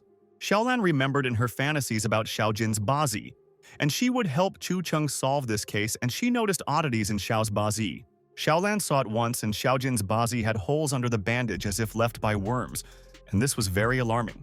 Chu Cheng said that this is definitely the work of black magicians, and he is afraid that Bazi Xiaojin was chosen by black magicians as an incubator. Xiaolang and the Ning brothers were completely shocked by Chu Cheng's words. And could it be that Xiaojin's Bazi is now an incubator? And how can she be saved from this situation? Chu Cheng told his friends that they understood him correctly. And Bazi Xiaojin is now an incubator, and they need to look up and find evidence of his sister. And at that moment, Xiaolan froze in place in surprise. And Chu Cheng is so right in everything, and the threat is pursuing them for looking for Xiao's Bazi. At that moment, someone began to open the door and quietly enter the room, and Chu Cheng realized that they had arrived on time, and now the enemy himself had come there. Chu Cheng told his friends that they were lucky, and that a black magician had just come and wanted to clear the area, but he didn't think that her friends would come to the house. Chu Cheng asked the stranger if he left the purification magic circle, and he wants to find out information and will not let go anywhere without answers. The black magician listened to Chu Cheng's words and realized that he was not alone at home. And he did not know that Bazi Xiaojin had friends, and they were worried about their friend. The black magician said that this was Chu Cheng from the Song family and that he forgot there. And since they had figured him out, it meant they wouldn't go anywhere, and he would destroy everyone. But at that very second, Chu Cheng hit the magician in the face and didn't want to listen to his nonsense and let him shut up and not be smart, and he hates magicians so much. Chu Cheng used a powerful technique against the mage, and the villain crashed into the wall and did not expect Chu Cheng to attack, and he caught him off guard. The black magician held his face and said to Chu Cheng that he didn't even let him finish speaking. And why was it so difficult for Chu Cheng to listen to the magician's words in the house? Chu Cheng told the magician to confess and where his accomplices were, and he would still find out everything, and then he would be in trouble, and he would torture him severely. Chu Cheng, along with Ning Zimo and Ning Jingzhou, looked menacingly at the magician, and they would beat him up if he didn't tell them where Xiaojin's Bazi was, and that was a fact. The magician was horrified and told his friends that they shouldn't mock him like that, and that he was not guilty of anything, and that he would answer for everything, and that his friends shouldn't rush to make threats. And at that moment, the magician suddenly released cobras on Chu Cheng and his friends and told the scoundrels that they would die, and that it was in vain that they decided to find out everything there. Ning Jingzhou and Ning Zimo are terrified and how to protect themselves from cobras, and they are used to fighting with people and hate snakes, and the magician will regret it soon. The magician thought that these were his cobras that he had tamed with difficulty, and that they would be enough for those eyes, and were they really so naive that they thought they would harm the black magician? But when the magician did not expect this, Chu Cheng grabbed the snakes with his fingers so quickly and thought that he had gone through fire and water, and the snakes were nothing. Chu Cheng told Mash that his snakes weren't even good for snacks. And did he really want to harm him with the snakes? And did the magician miscalculate his threat? The magician was in complete shock and asked Chu Cheng how he did it, and no one could defend themselves from the cobras, but Chu Cheng squeezed them in his finger without straining. After a while, the magician said that they were keeping Bazi Xiaojin in the Meiji district in House C, apartment 601, and they would definitely find a girlfriend. Chu Chen told Ning Zimo that they would go to the Meiji area and find out everything. and he would call the healer Qiao to look after the cunning magician. The magician sat on his knees in front of Chu Cheng's feet and realized that they were serious and beat him up to find out Xiaojin's Bazi information. A few minutes later, Chu Cheng arrived with Ning Zimo to the Meiji district, and he is 100% sure that the magician did not lie to them. Otherwise, he will destroy the magician. Champion Ning Zimo told Chu Cheng that this place seemed to be there, and the magician told them that they would find Xiaojin's Bazi in House C, apartment 601. Chu Cheng and his friend entered the house, and Ning Zimo broke down the door and really wanted to find Xiaojin's Bazi, and he couldn't bear it if she was harmed by the magicians. But there was no one in the apartment, and Chu Cheng told Ning Zimo that it seemed like the magicians had been warned in advance and had managed to escape from the house in a hurry. Chu Cheng said that there were a lot of personal belongings there, but it didn't seem like there was a stronghold of black magicians in that place, and let him find out who lived there. After a while, Ning Zimo said that he checked and this apartment and that country house belonged to Song Qingpeng. And does Uncle Chu know the man? Chu Cheng listened to Ning Zimo's words and said that Uncle knows the scoundrel Song Qingpeng, and he is a restless idiot, and that he has made up another plan with her. Chu Cheng said that Song Qingpeng has a direct relationship with him, and he dreams of his death, and he will not allow Song Qingpeng to enjoy life. Chu Cheng called Song Chu and asked if there were any contacts of people from Song Qingpeng's gang, and let him ask if they could invite Qingpeng to a meeting. At this time, Song Qingpeng was in one of the residential buildings in the neighborhood, and he was yawning and tired of watching Xiaojin's Bazi, and it exhausted him. Song Qingpeng told his colleague that he was bored and wanted to go to a bar and relax. And he hadn't been to a bar for so long and forgot how fun it was. The assistant told Song Qingpeng that they couldn't stick their heads out now, otherwise they would be exposed, and they couldn't defeat Chu Cheng, and he was somewhere nearby. The magician also invited their chief elder of black magicians, and in a few days he will be there and finally deal with Chu Cheng. And there are still a couple of days left. Song Qingpeng told his colleague that he understood him, but he was lost in thought and he wanted to take a break from all the hustle and bustle, and he wouldn't mind going outside, and it was tempting. And at that moment, Song Qingpeng froze in place and thought that his friend was reading his thoughts, and how glad he was that he wrote the message now. Ganzi from the night bar wrote to Song Qingpeng that he hadn't seen him in the bar for a long time, and he received a new batch of goods, and Qingpeng will like it. Song Qingpeng is happy, and his mouth is watering with anticipation, and he doesn't care, and he can't help but go to the bar, and Ganzi has a shipment of goods there. Song Qingpeng wrote to Ganzi that he always knew he was a good friend, and asked him to leave him a couple of goods and he would soon be in a cool bar. Song Qingpeng told his colleague that he was going to have a smoke, and it was important for him to calm his nerves right away, because they were doing important things and it was so exciting for him. And a couple of minutes later, Song Qingpeng came to the bar, and he was glad that Ganzi remembered him, and they hadn't talked for a long time, but he made his friend very happy. Song Qingpeng decided after so many days he would finally throw out all his irritation in the bar, and the best cure for nerves is a beautiful product. Song Qingpeng entered the bar, and Chu Cheng was quietly watching him, and was pleased that the scoundrel had come to the bar, and soon he would regret everything and he would beat him up. Chu Cheng realized that the fish was on the hook, and Song Qingpeng could not hide anywhere, so they surrounded him and let Song answer for all his dirty deeds. 10 minutes later, Song Cho asked his son-in-law if Song Qingpeng had come out of the bar, and Chu Cheng said that Song Qingpeng was outside and everything was under control. Chu Cheng realized that they had lured the beast out of its lair and would wait until Song Qingpeng himself led them to his hole, and they would not have to look for them. A few minutes later, Song Qingpeng arrived in the Manhwa district and realized that this was a thrill, and he finally let off all his steam and immediately calmed his nerves. Chu Cheng followed Song Qingpeng, and soon he will find out where they hide Xiaojin's Bazi, and will save her from the scoundrels and take revenge for all their evil deeds. Song Qingpeng walked up the stairs, and Song remembered that at this time, Elder Wu Xin usually meditates and he would very quietly enter the house. And at that moment, Song Qingpeng noticed Elder Wu Xin in front of him, and he was confused why he was not meditating now, and it was so strange. Song Qingpeng told Wu Xin that he had just bought something downstairs and was waiting for its smell to dissipate because Wu Xin doesn't like the smell of smoking, and he took this into account. Elder Wu Xin listened to Song Qingpeng's explanation and asked if it was true, and he had been smoking for so long, and now he believed it after learning the reason. But suddenly, Wu Xin hit Song Qingpeng in the face. And does he really think that he is an idiot and smells of strong drinks, and left the house?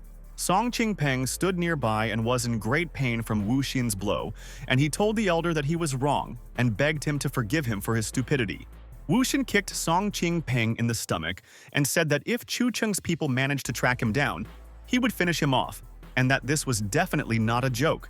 Song Qingpeng asked Wu Xin to pardon him, and he was 100% sure that no one had tracked him down and that they were not in any danger, and he checked it. Elder Wu Xin told Song Qingpeng to quickly go upstairs and collect all the things, and they needed to leave this place quickly just in case. Song Qingpeng listened to Wu Xin's instructions and said that he would quickly collect all the things, and then Chu Cheng would definitely not be able to track down the location of the magicians. Song Qingpeng entered the house, and this is a problem, and with Bazi Xiaojin he clearly won't be able to escape quickly, and this is a hemorrhoid, and he will find a solution there. Song Qingpeng kicked Bazi Xiaojin and told her to wake up, and he didn't want to carry her in his arms and let her go with him and not drag his boss back. Bazi Xiaojin woke up and asked who is speaking, and she doesn't know where she is and let someone answer her questions, and she is so afraid. And at that very moment, Chu Cheng suddenly kicked Song Qingpeng in the face and told Bazi Xiaojin that this was a dead man speaking, and he was so ashamed. Song Qingpeng asked Chu Cheng where he came from and how he was able to find their hideout, and it seemed like he went to the bar in vain and Wu Xin was already right about everything. Chu Cheng once again struck Song Qingpeng's stomach with a powerful blow and said that he personally came to see off his brother Song Qingpeng on his final journey.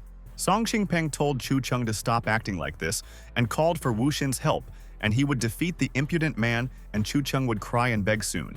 Bazi Xiaojin asked the guy who he was, and he said that he was Xiaolang's friend and came to save her and asked her not to worry and that she was safe. Bazi Xiaojin asked Chu Cheng if Xiaolang had sent him to her, and he agreed with her and said that she was strong and had survived such a thing.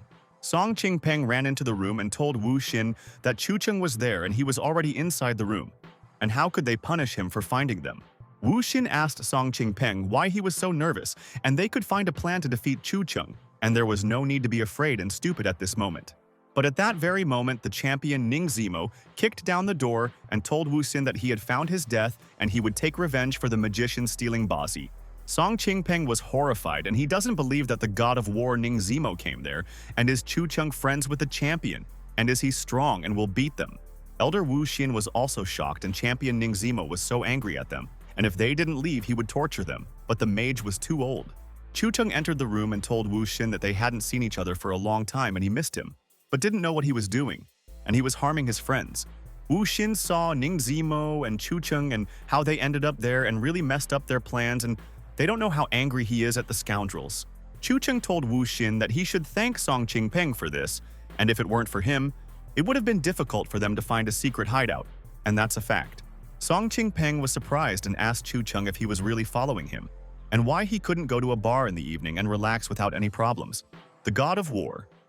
Ning Zimo told Song Qingpeng and Wu Xin that he had found them and they had taken Xiaojin's Bazi from him, and he would beat them like animals there. Wu Xin took off his hood, and he won't just watch as champion Ning Zimo beats him up, and he has his own trump cards and cunning tricks. Wu Xin said, Ning Zimo, he is the same god of war and ex-boyfriend of Bazi Xiaojin. But for magicians, Zimo is a worthless person and a weakling. And at that moment, the snake Wu Xin began to attack the champion Ning, and he realized that the magicians were insidious, and he had to figure out how to defend himself there. The god of war. Ning Zimo continued to look at the snake Wu Xin, but he is not afraid of his magic and let him do whatever he wants, and he will still save everyone. Champion Ning Zimo swung his arm and told Xin that Bazi Xiaojin had suffered so much all these years and he wanted them to answer for it all. The god of war. Ning Zimo hit the snake's face, and his strength is incredible, and he can repel the magicians and let them believe in their success in their business. Snake Wu Xin became ill, and the magician was surprised by Ning Zimo's power. And was he already at the level of innate talent, and when did he increase his strength? And at that moment, Wu Xin quickly grabbed Song Qingpeng and said that they both should quickly get out of there, otherwise the two guys would seriously punish them.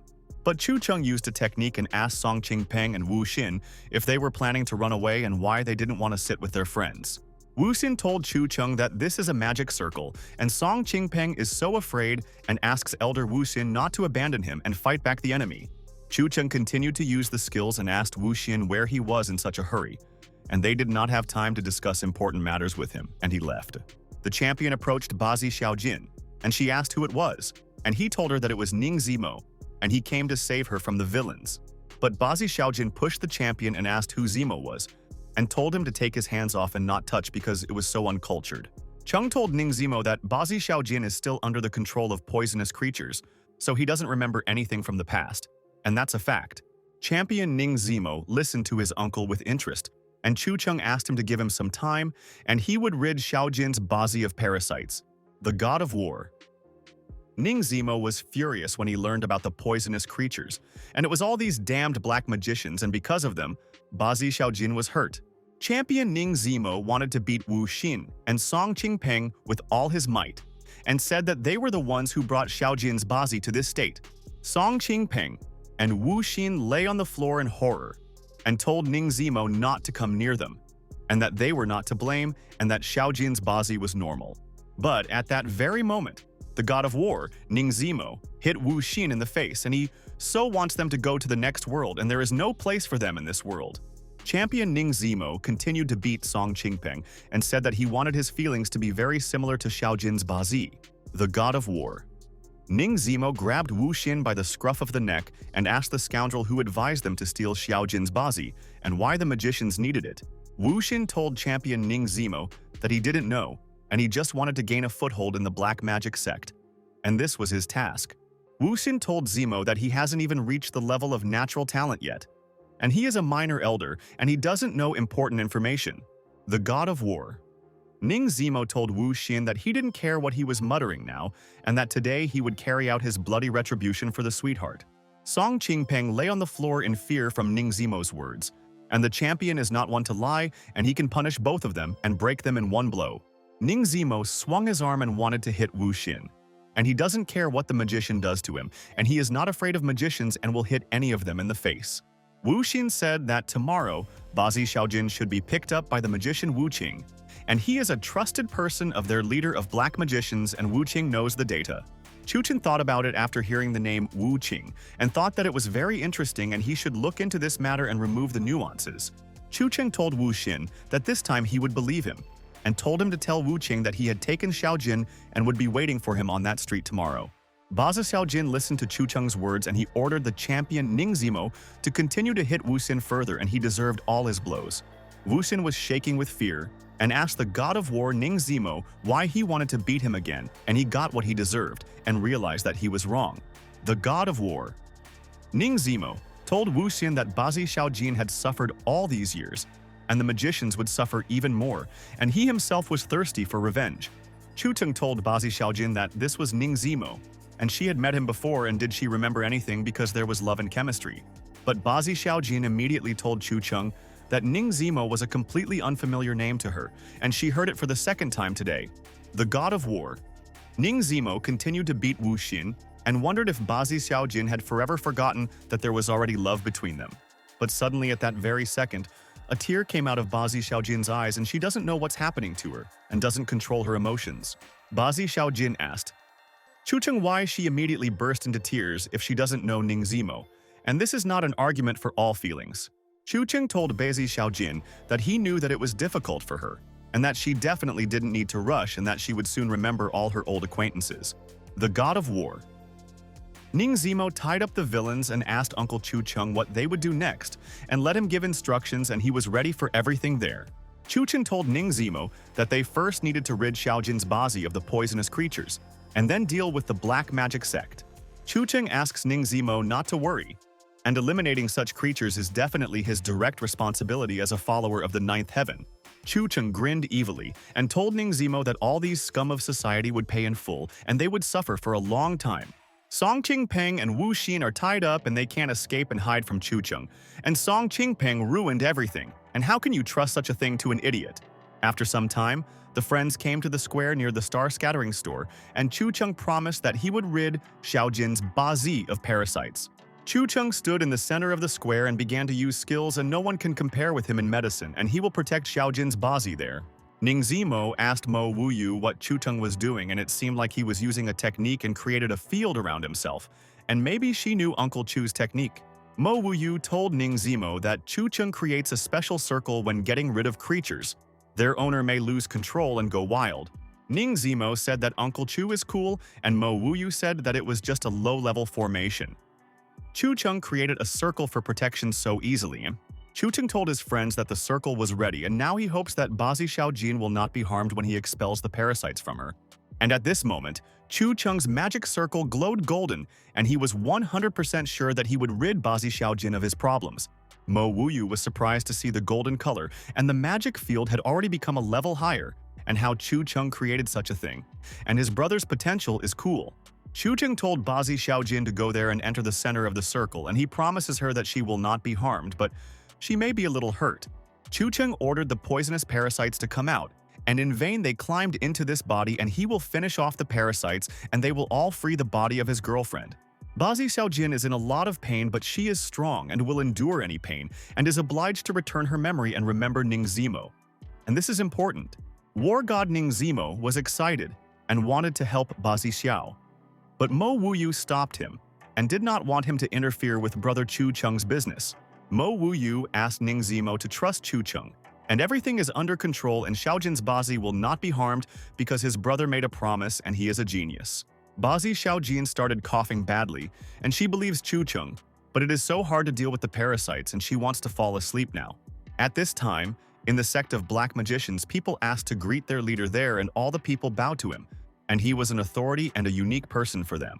The head of the black magic sect sat in place and was glad that so many friends followed him, and they helped to implement all the useful tasks. And at that very second, the head of the magicians told his friends that he felt that someone was moving his parasites, and who dared to do such a thing. The head of the magic sect asked his colleagues where Wu Xin was, and he wanted to find out important information from him, and he was responsible for the task and where he is now.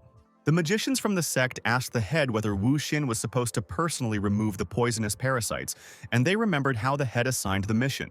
The mages from the sect told the leader that it seemed like there was no news from Wu Xin, and he had not given them the details of the mission and why he made the leader wait. And then someone from the crowd told the leader that Wu Xin had huge problems and he should find out about everything, and it would interest him and he would be angry. The head of the magic sect told his colleague to quickly tell him what happened, and he would make a decision and where Wu Xin was, and let him not keep him in suspense because all his friends were waiting. The magician said that Wu Xin told him to stay outside of Changcheng, and they called each other every day, but today, he couldn't contact him. The magician said that he recently received a message from Wu Xin about meeting on the old street near the star scattering shop, and he needs support. Elder Wu Qing told the chief that Wu Xin had already made an appointment with him in Changcheng tomorrow, and why didn't his assistants go earlier? The head of the magic sect thought about Qing's words, and it makes sense. And if Wu Xin needs support, he needs to go and help his brother in trouble. The head of the magic sect told Wu Qing that he would go there with him, especially since the animals needed a new owner and they would find an incubator there. All the mages are shocked that the head wants to personally visit Changcheng. And Qing said that tomorrow Changcheng will probably become dependent on the mages. But the head of the magic sect told his colleagues that first of all, they would conduct a small ritual and then help brother Wu Xin, and he is important to them.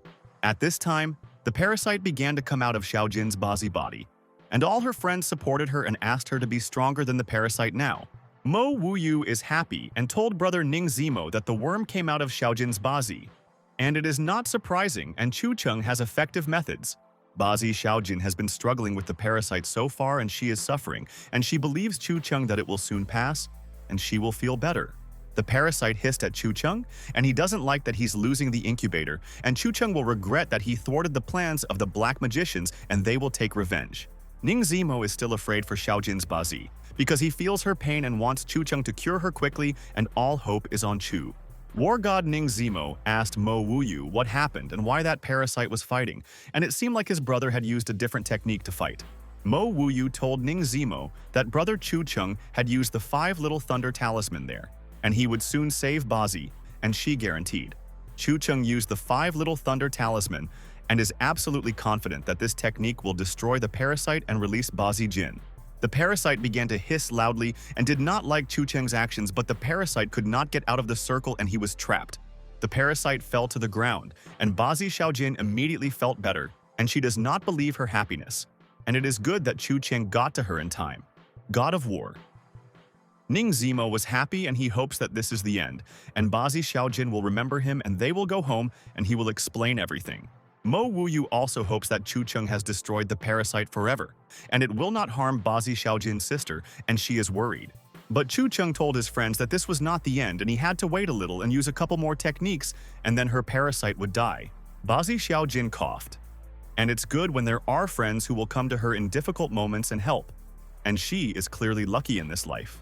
Chun Chen told his friends that everything was fine and let Bazi Xiaojin stay in the magic circle for a little while longer and let his sister recover her strength.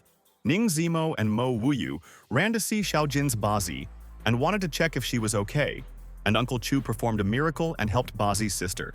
Ning Zimo asked Uncle Chu if Bazi would recover, but Chun Chen said that he was afraid that one of the magicians had noticed that they had disturbed the beast. Chun Chen said that Xiaojin will be fine and that tomorrow she needs to stay in the magic circle for a while, and then she will quickly come to her senses. Chun Chen knows that poisonous parasites are the greatest value of magicians, and now he left the creature without a master and magicians will clearly not put up with this. Chun Chen said that the support group would not interfere with them and that this creature was controlled by someone, which means that black magicians are near Bazai. And then Chun Chen's wife came up to him and asked what he was doing there, and she couldn't find him anywhere, and it's good that his friends suggested this location. The lady told Chun Chen that the day after tomorrow is the opening of a pharmaceutical company, and he has not forgotten about it, and it is an important event for them. Chun Chen asked his sweetheart how he could forget about such an event, and realized that he had completely forgotten and only just remembered when his sweetheart reminded him. Chun Chen told his beloved that she came just in time and that her husband had just finished with the vicious network marketing network, and that was a fact. The lady is confused by Chun Chen's words and it seems she missed the most interesting events, but Chun Chen will tell about everything along the way and he is good. At this moment, the head of the Black Magicians sect began to cough heavily, and all colleagues were worried about what was going on with the boss. Wu Qing stood next to the head of the sect and asked if he needed help and he was scaring them. And without him, they would not start the task and he was everything for their sect. The head pushed Wu Qing and realized when he activated the parasite, someone cast a spell on him, and he feels like he did it recently. The head of the sect of magicians wondered if there was a teacher among them, and who could free the parasite from the body, and no one had succeeded before. The head of the sect of magicians realized that it seemed that they should not treat the trip lightly, and they were obliged to be on guard and protect themselves from the scoundrel. The chief told Wu Qing to quickly get a plane ticket, and they need to get to Changcheng quickly, and he must sort out this situation there. The chief told Wu Qing that their living creatures cannot just disappear, and the chief will save them from extinction, and Wu Qing agreed with the chief's request. After some time, the head of the magic sect and Wu Qing were walking along the streets of Changcheng, and the boss wants to punish the one who harmed the parasite and extracted it. The ladies looked at the magicians' outfits and said that this was simply incredible and fascinating cosplay, and where did these people get such costumes? Wu Qing asked the chief where they were going, and he wanted to know in order to protect the chief from all kinds of pests in case of danger, and it was dangerous in Changcheng. The leader said that he feels the last place where the parasite was, but he is worried that this teacher is still there, and he is a threat to their sect.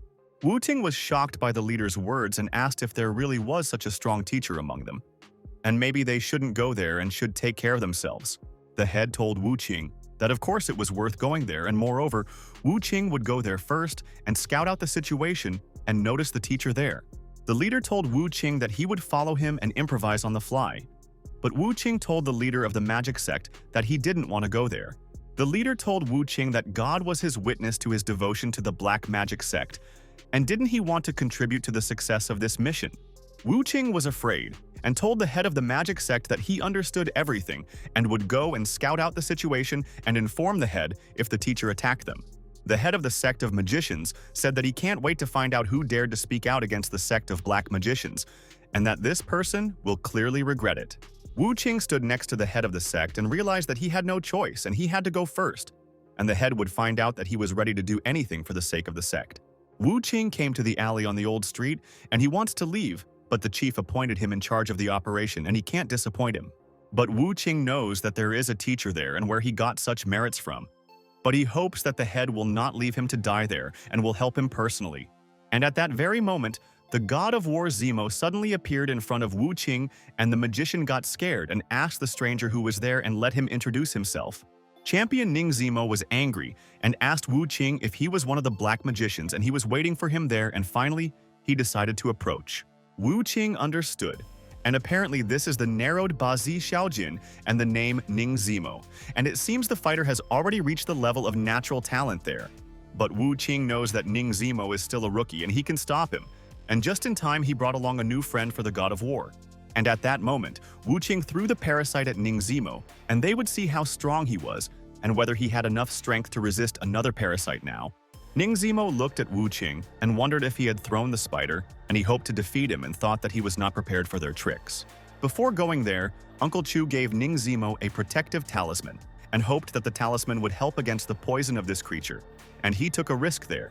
The spider began to quickly weave a web, and Wu Qing knows that the parasite does not care how strong the invincible god of war Ning Zimo is. Ning Zimo looked at the spider and realized that this spider was as nimble as a leaf in the wind, and it was difficult for him to catch and crush the spider, but he was not afraid of it. But the spider began to entangle Ning Zimo in the web, and the god of war noticed that he was not prepared for such events and hoped Chun Chen would save him. The spider continued to spin its web and immobilized Ning Zimo. And now, no one will stop the leader and Wu Qing from completing the task and returning the creature. The spider defeated the god of war Ning Zimo in a couple of minutes, and Wu Qing can discuss the details with him there, and he will not be able to attack him in this form. Champion Ning Zimo was hanging upside down, and the magicians were cunning and sly and had many trump cards, and Uncle Chu Cheng needed to be extremely careful.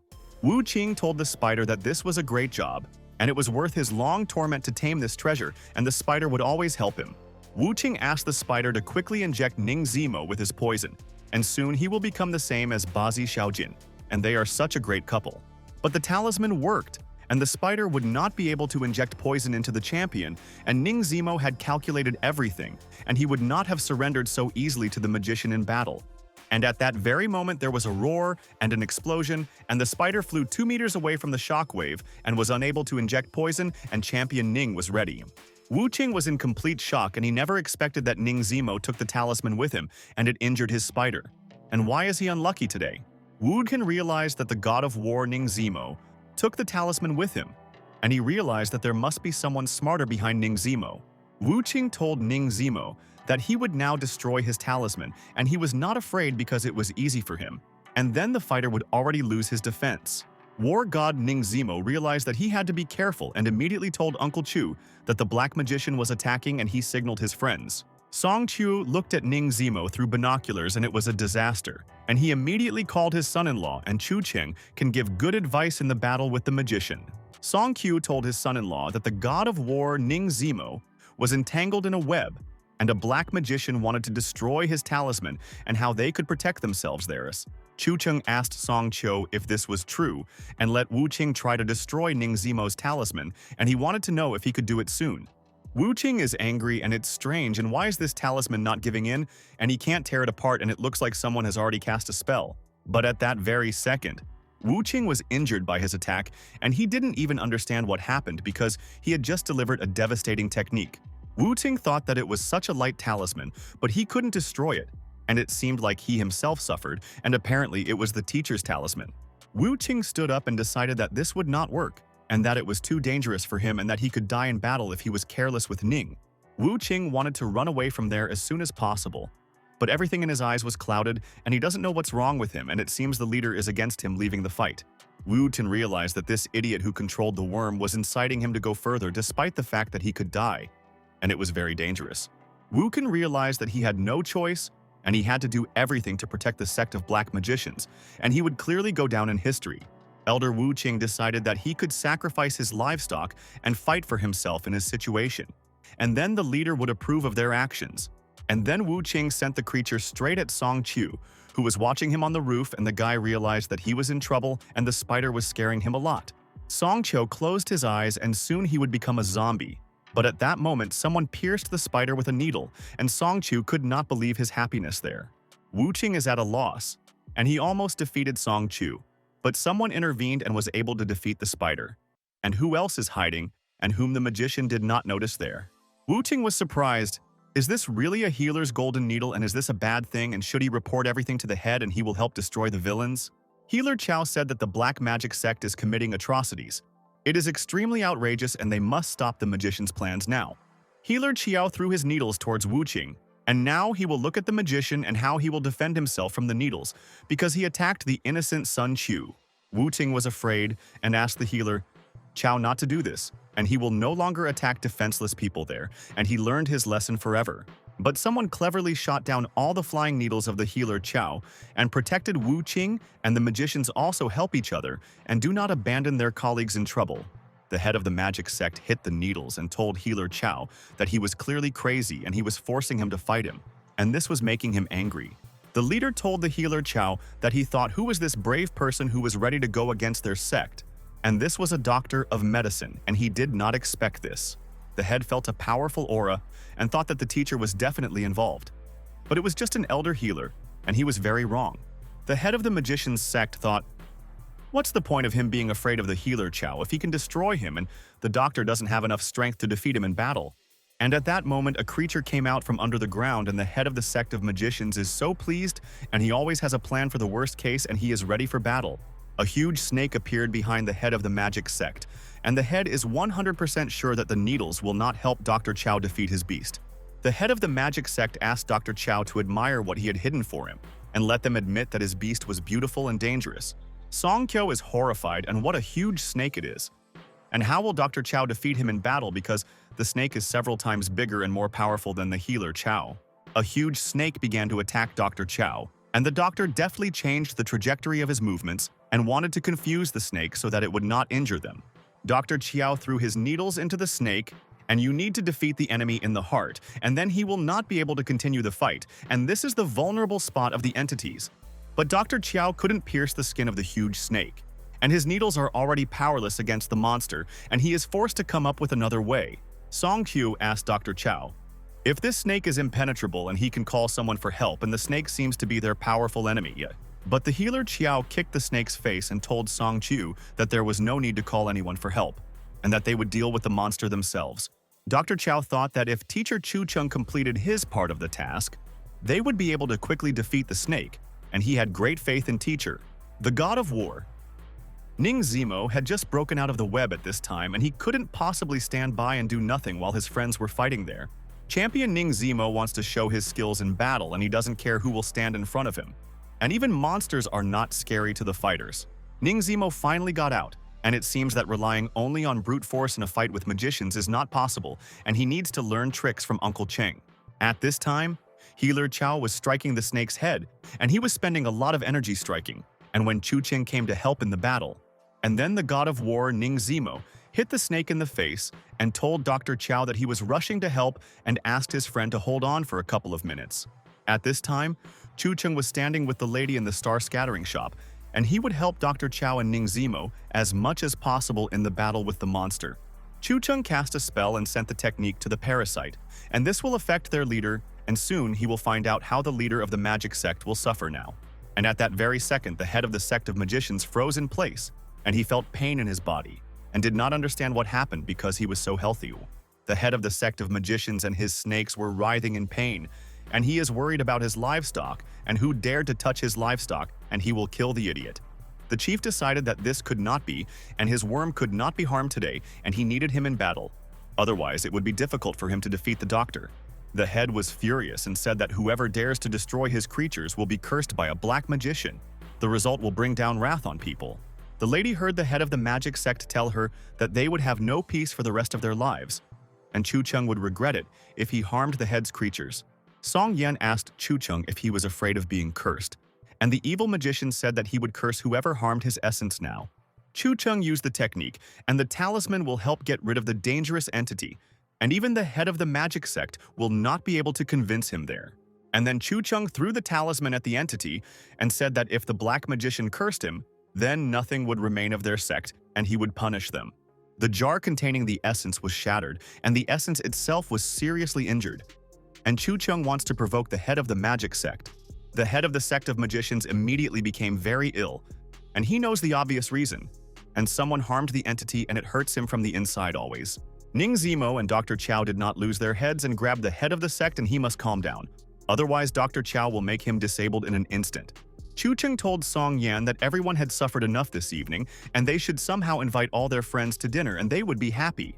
The head asked the scoundrel who harmed the entity who he was, and the sect of black magicians will not leave it like that, and they will catch the bastard.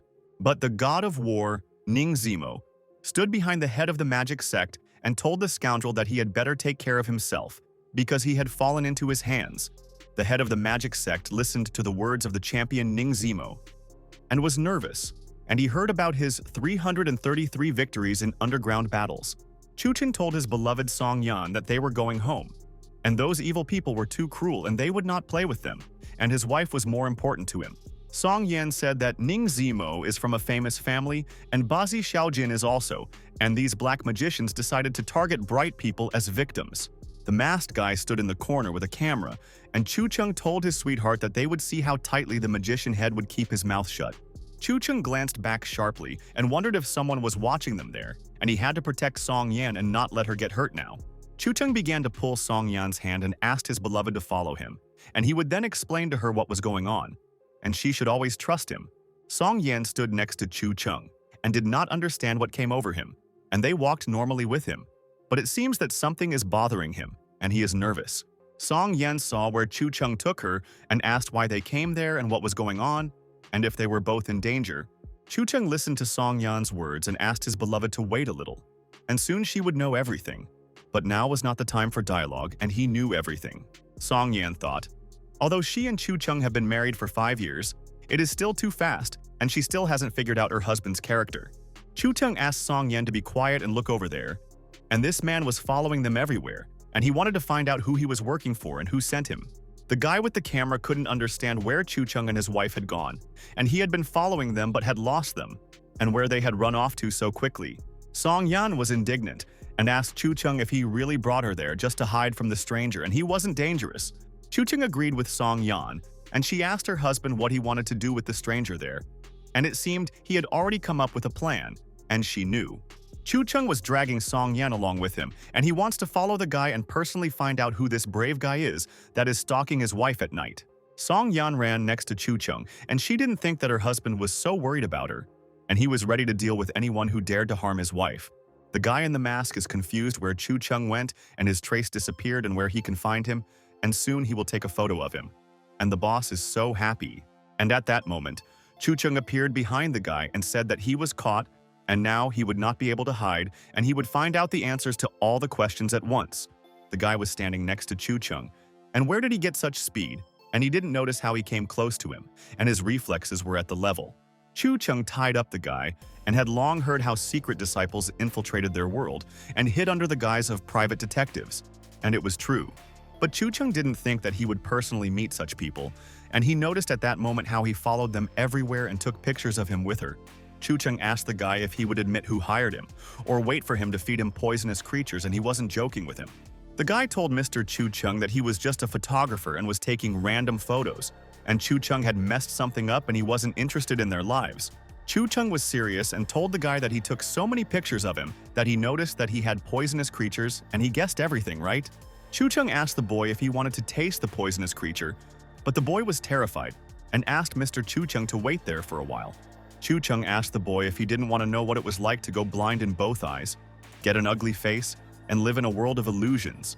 The guy couldn't stand it and said that he was hired by Chen Bushao, and he had been watching him since Chu Cheng left the underground club with a friend. Chu Cheng and Song Yan looked at each other and thought about Chen Bushao, and they encountered him and need to find out the motive why he hired the guy. Chu Cheng told the guy that he was smarter than he seemed and that he would have to sit there for a while and that he never wanted to see him there again. The guy told Mr. Chu Cheng that he understood him and that he had failed this mission and now he would not see him again and he would disappear into the darkness. Chu Cheng asked if this fuss was because he had bet with Mr. Chen to open 100 pharmacies, and then Mr. Chen would not be happy. Song Yan asked Chu Cheng if Mr. Chen was worried that he wouldn't be able to handle the bet, and that's why he sent someone to spy on him. Tian Bushao, Ya Shiaoan, and Rong Dong immediately gathered together after learning that their person had been exposed, and they would take action to resolve the matter. Tian Bushao said that last night the man sent to spy on Chu Cheng failed his mission, and all the photos were taken by Chu Cheng from the guy. Ye Xiao said that anyway, they would find out Chu Cheng's identity later, and in the end, Chu Cheng was already planning to fulfill the bet with Boss Chen. Rong Dong told his colleagues that they were right, and they would wait until Chu Cheng lost the bet and left Changcheng City like a beaten dog. Tian Bushao told his colleagues that tomorrow was the official opening of the Sea Pharmaceutical Company, and they needed to prepare something unusual. Rong Dong smiled and told his colleague that it was a great idea, and they would not forgive Chu Cheng and his friends, and remembered well how he had done mischief to everyone. Ye Xiao is happy, and soon Chu Cheng will regret that he got involved with them, and he has no idea what an important game he is taking part in, and he is an underdog. Qian Buxiao came up with a brilliant plan, and his colleagues supported him, and he knows that they are united by one common goal and they have one common enemies. The next morning, Chu Cheng and Song Yan stood in front of the store, and the screams of the head of the magic sect could be heard, and he begged his friend to spare him. Chu Cheng told Song Yan that Ning Zimo was still interrogating the leader of the magician sect, and he didn't know if Zimo had managed to find out the information. Song Yan asked Chu Cheng and his friends to deal with this matter themselves, and tomorrow is the opening of the company and she needs to be prepared, and this is a triumph. Song Yan asked Chu Cheng not to forget about opening the company, and he immediately told his beloved wife that he never forgot about opening the company. Chu Cheng decided to go into the building and saw how the god of war Ning Zimo was beating the head of the magic sect there and ordered him to answer questions and angered him. The god of war, Ning Zimo, asked the head of the magic sect once again who instructed them to place the living creatures into the body of Bazi Xiaojin, and we'll find out soon. The head of the black magic sect told the god of war, Ning Zimo, that he had already answered his question and that he still wanted to hear and that he was not lying to them. The head of the magic sect said that back then in Yangcheng, he accidentally saw this pretty lady and realized that she was an ideal candidate for the living creature. Chu Cheng kicked the head of the magic sect in the stomach again and said that he was delirious and he didn't believe a single word and let him tell them the truth. Song Qiu said that it was so cruel, and he was young, and Mo Wuyu said that she was also young and he shouldn't hide behind her, and Song Qiu was a coward. Chu Cheng asked champion Ning Zimo how things were going and whether he had managed to find out anything or whether the head of the magic sect was being stubborn and no longer wanted to answer. Chu Cheng approached the head of the magic sect and asked if he really didn't want to tell them the truth and thought that he was being loyal to the sect by hiding everything. Chu Cheng realized that the head of the magic sect wanted to appear strong and very powerful, as if he was hiding something, and he knew his character very well. Chu Cheng thought that his guess was correct and asked the sect leader if he also had living creatures in his body, and this was an amazing find. The sect leader listened to Chu Cheng's words and was perplexed, and his words could not be true, because he himself leads their huge sect. The head of the magic sect told Chu Cheng that he is the boss of the sect, and who could have put the creatures in him if he himself gives orders, and this is absurd. Chu Cheng told the head of the magic sect that he can find out and destroy the sacred life and destroy the life inside him, and this is a fact. The head of the magic sect froze in place when he saw the relic in Chu Cheng's hands, and this was the order of the young master of the ninth heaven, and Chu Cheng struck them down. The head of the magic sect learned that Chu Cheng is a follower of the ninth heaven, and it is not surprising that their creatures succumb to him, and Chu Cheng is not simple.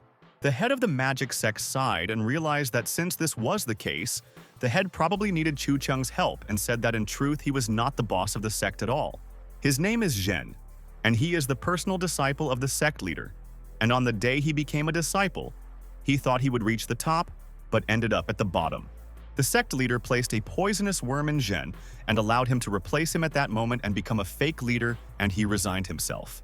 Zhen was on his knees, and his wife and children were also held hostage by the head of the magic sect that day, and he did not spare anyone. And this is true.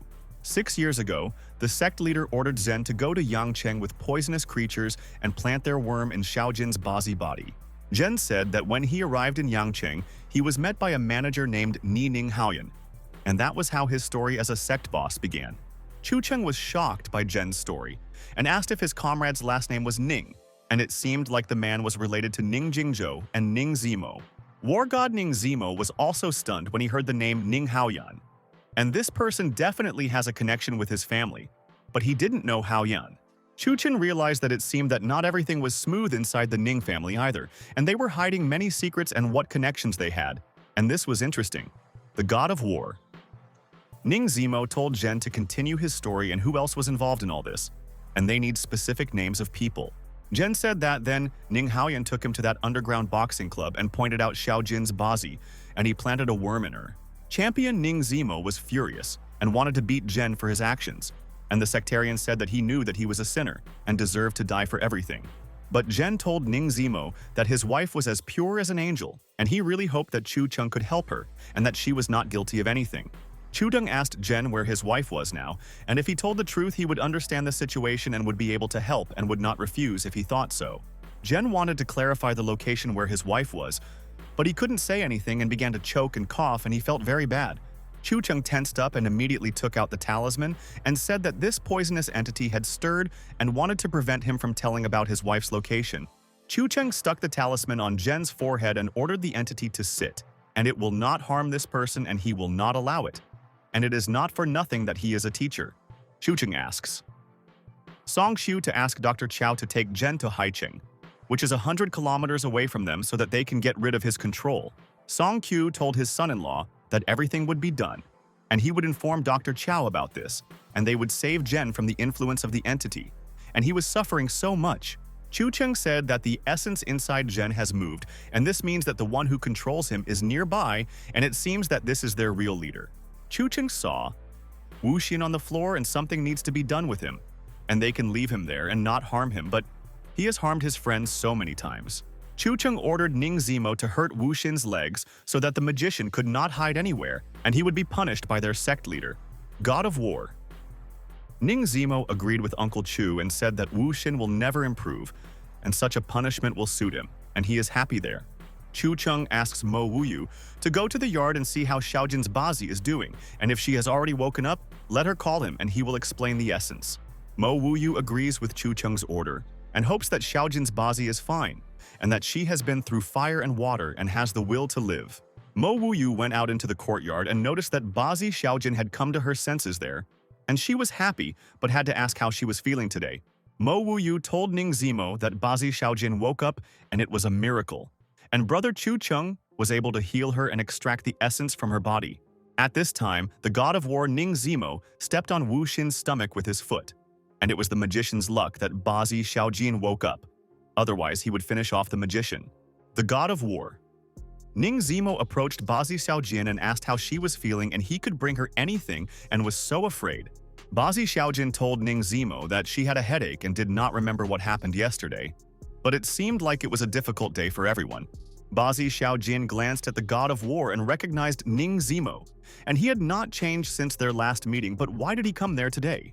Champion Ning Zimo was very happy and told Bazi Xiaojin that it was him, and she finally recognized him because he thought she had forgotten long ago. Chu Chen told Mo Wuyu that Bazi Xiaojin's memory had been restored and he wanted them to chat with her, and that they had something to discuss as a couple. Mo Wuyu asked Chu Chen to let her go, and he involuntarily grabbed her hand and squeezed it so hard that he could soon tear it off and frightened her with his behavior. Chu Chen grabbed Mo Wuyu and told the girl to stop staring at Bazi Xiaojin and Ning Zimo, but she waved her hands and told her to let her go.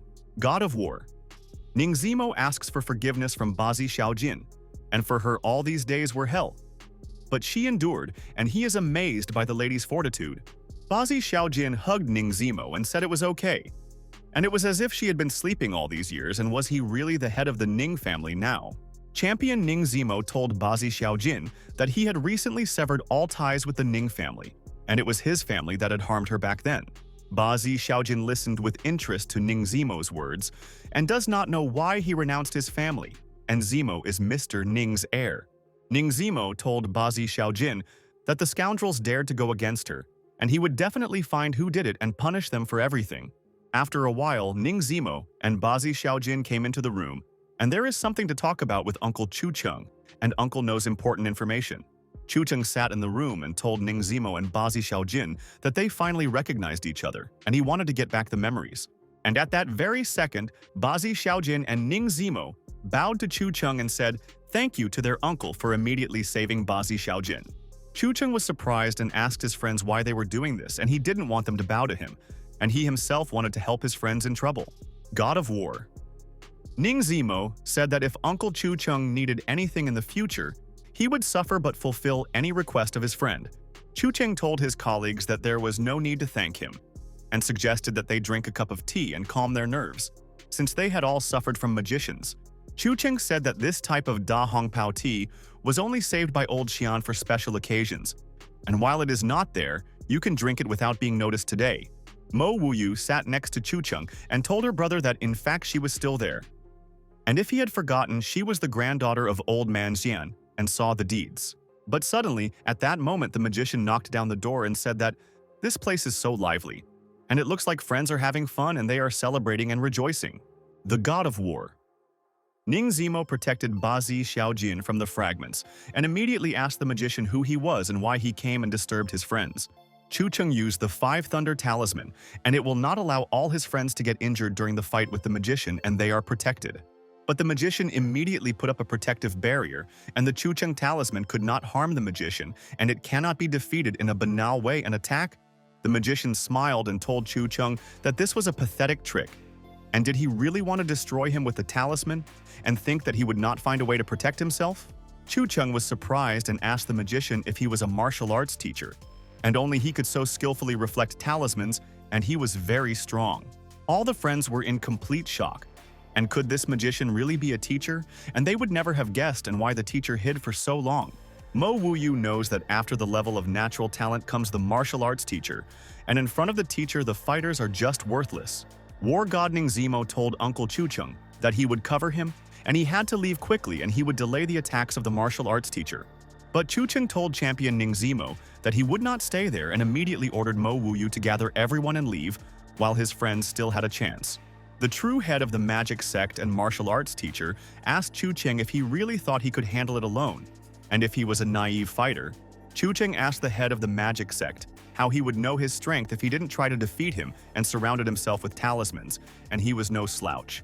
The head of the magic sect gathered all his strength in his hand and said that it was interesting. And now he wants to know what level Chu Cheng is, and he speaks like a guru. The head of the magic sect directed an attack towards Chu Cheng and told the smart guy that now they would find out if all his power was equal to his sharp tongue. War God Ning Zimo asked Uncle Chu Cheng to be careful, and the head of the magic sect is extremely dangerous and no one wants to fight him now. Mo Wuyu told Chu Cheng that they were worried about him, and she believed that he was capable of defeating the head of the magic sect and had to believe in his skills. The head of the magic sect will continue to direct attacks towards Chu Cheng, but he is not afraid and just stands still, and it is not difficult for him and he endures everything. Chu Cheng surrounded his friends with a protective barrier, and the sect leader can already attack them after learning that his attacks are powerless against him there. But at that moment, someone ordered the head of the sect of magicians to stop attacking his friends so fiercely, and he was at a loss as to who else had come to them. Behind the head of the magic sect stood teacher Luo Yun, and he told the boss that he had the same question and who he was and why he was attacking people.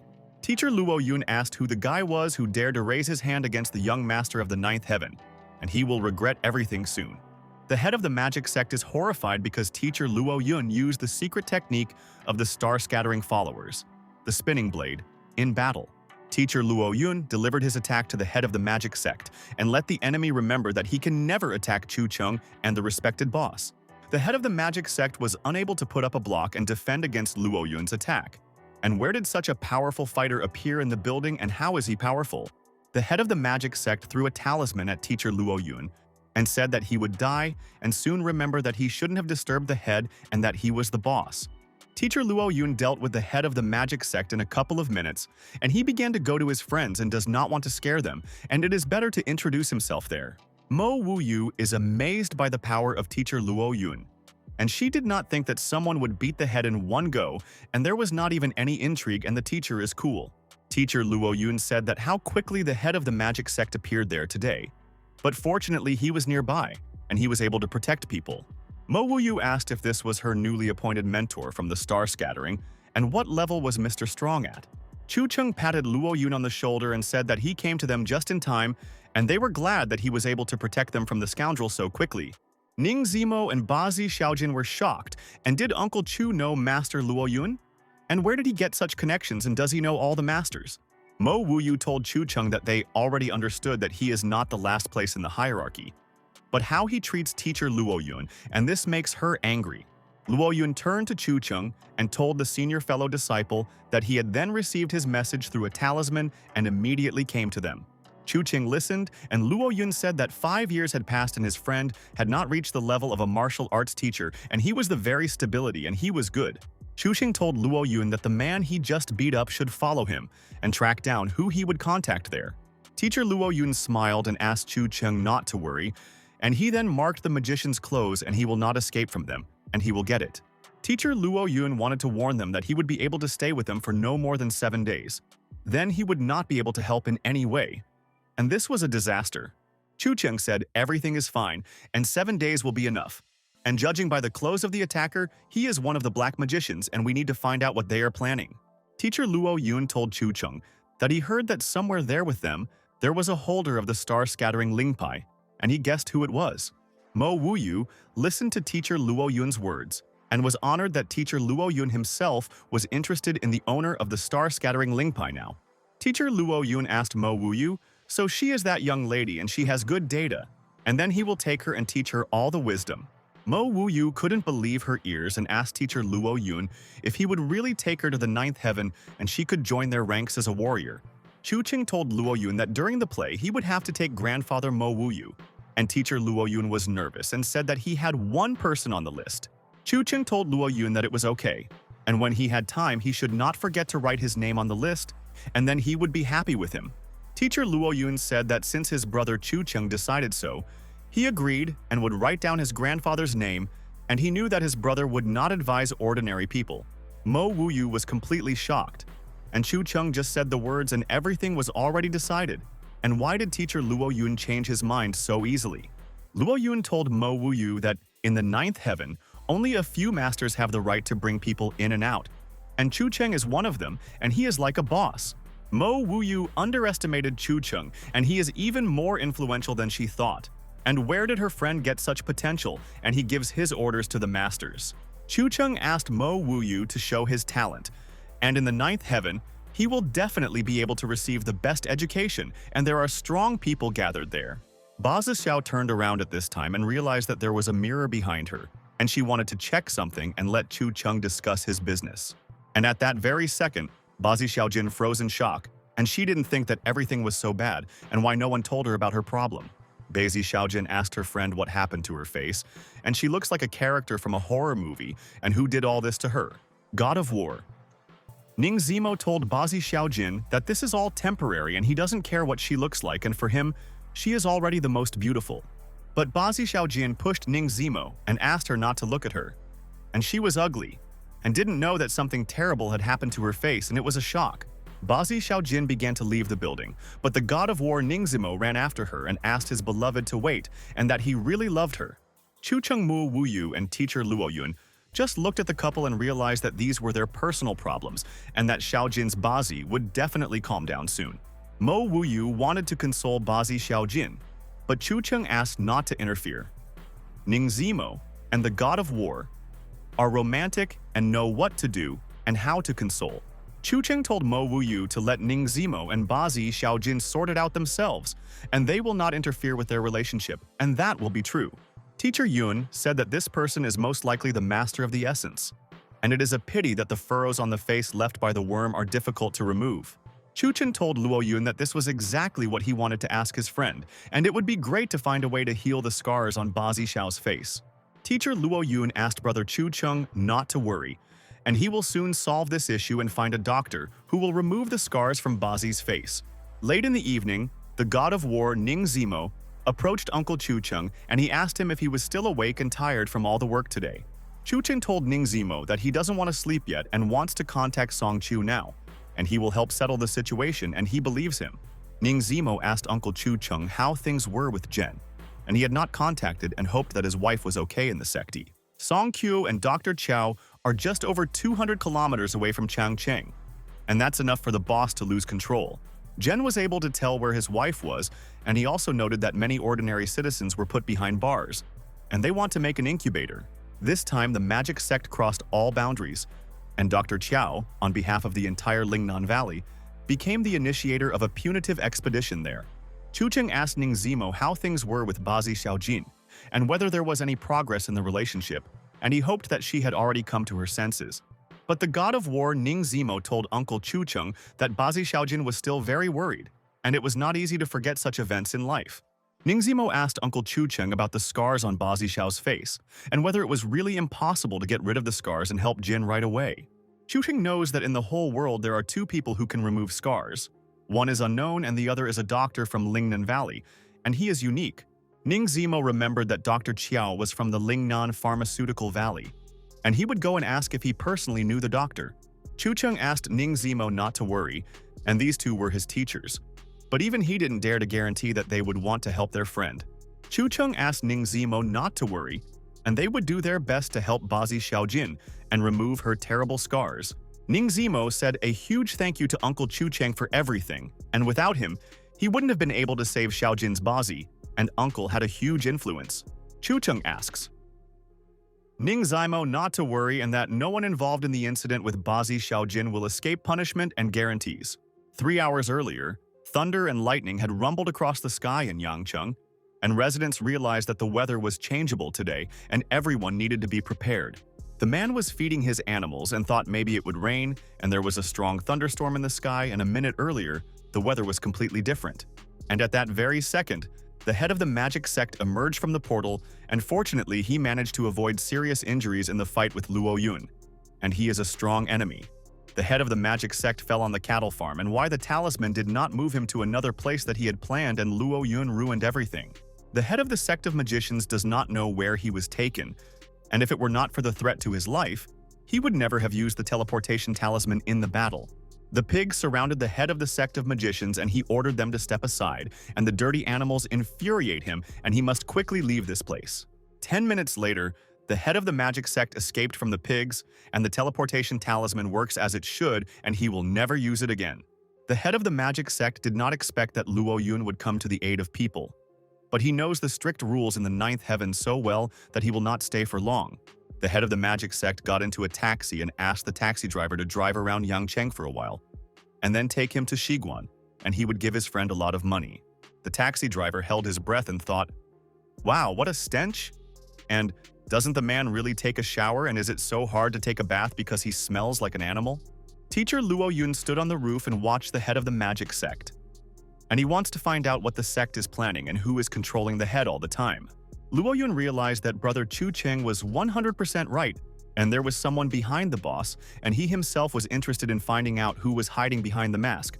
Teacher Luo Yun quietly jumped into a taxi, and he will follow him and find out where the head of the black magic sect is going and what the magicians have come up with. After some time, the head of the sect of magicians came to a huge residence, and he is obliged to report all the important information to the boss, and he will ask everything. The head of the magic sect entered the room and told the boss that Zhen could no longer escape from the enemy, and he was caught, and they lost contact with their friend. Ning Zhengxiao sat in front of the magician and was surprised by his words, and he wants his colleague to tell him all the data, and the boss will take important measures. The head of the magic sect told Ning Zhengxiao that he himself wanted to take a risk and quickly get rid of these guys. But suddenly Luo Yun appeared there. Boss Ning Zhengxiao sat next to the mage, and the head of the mage sect told the boss that he had to escape and he couldn't defeat teacher Luo Yun. Ning Zhengxiao was surprised by his colleague's words and asked the sect leader what teacher Luo Yun was doing in Changcheng City and why he came yesterday. The head of the magic sect said that recently a holder of a star-scattering Lingpai was spotted in Changcheng, and it seems that this is why teacher Yun came. Ning Zhengxiao was confused and asked the head of the magic sect how he managed to get there, and whether Luo Yun hadn't followed him afterwards. The head of the magic sect told Ning Zhengxiao that he tried on the teleportation talisman and was able to escape from the battlefield in time. Otherwise, he would have died there. Ning Zhengxiao listened to his colleague's words and realized that teacher Luo Yun had taken him by surprise, and he was not prepared to repel his powerful attacks there. The head of the magic sect told the boss that he thought he couldn't handle Luo Yun and decided to run away, and he rode around Yangcheng in circles, and that's true. Ning Zhengxiao told his brother that he had made a mistake and that he should quickly leave there and get rid of his clothes and give them to someone else and confuse them. The head of the magic sect asked Ning Zhengxiao what happened, and he immediately said that teacher Luo Yun had marked him, and he had been caught and had set everyone up. The head of the magician sect said that the star-scattering shop did not see Zhen and did not sense his essence, and he thinks that he was taken away from Yangcheng's. Ning Zhengxiao told his colleague that he would settle the matter and he should quickly leave there. Otherwise, teacher Luo Yun would track him down, and it would be dangerous. The head of the magic sect stood next to Ning Zhengxiao and said that he understood his instructions and began to leave the house, and Luo Yun spoiled the mood. Ning Zhengxiao asked the woman to come in, and he wants to give personal instructions and is 100% sure that she will do better than others. Mother Jiang asked Mr. Ning Zhengxiao what instructions he would give her, and he told her to go and personally take Zhen's wife and children out. Ning Jungxiao asks Mother Jiang to stay in touch all the time, and if something out of the ordinary happens, to deal with it herself as she already knows how.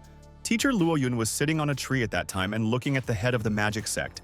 He thought about it, and this man seemed familiar to him, and intrigued.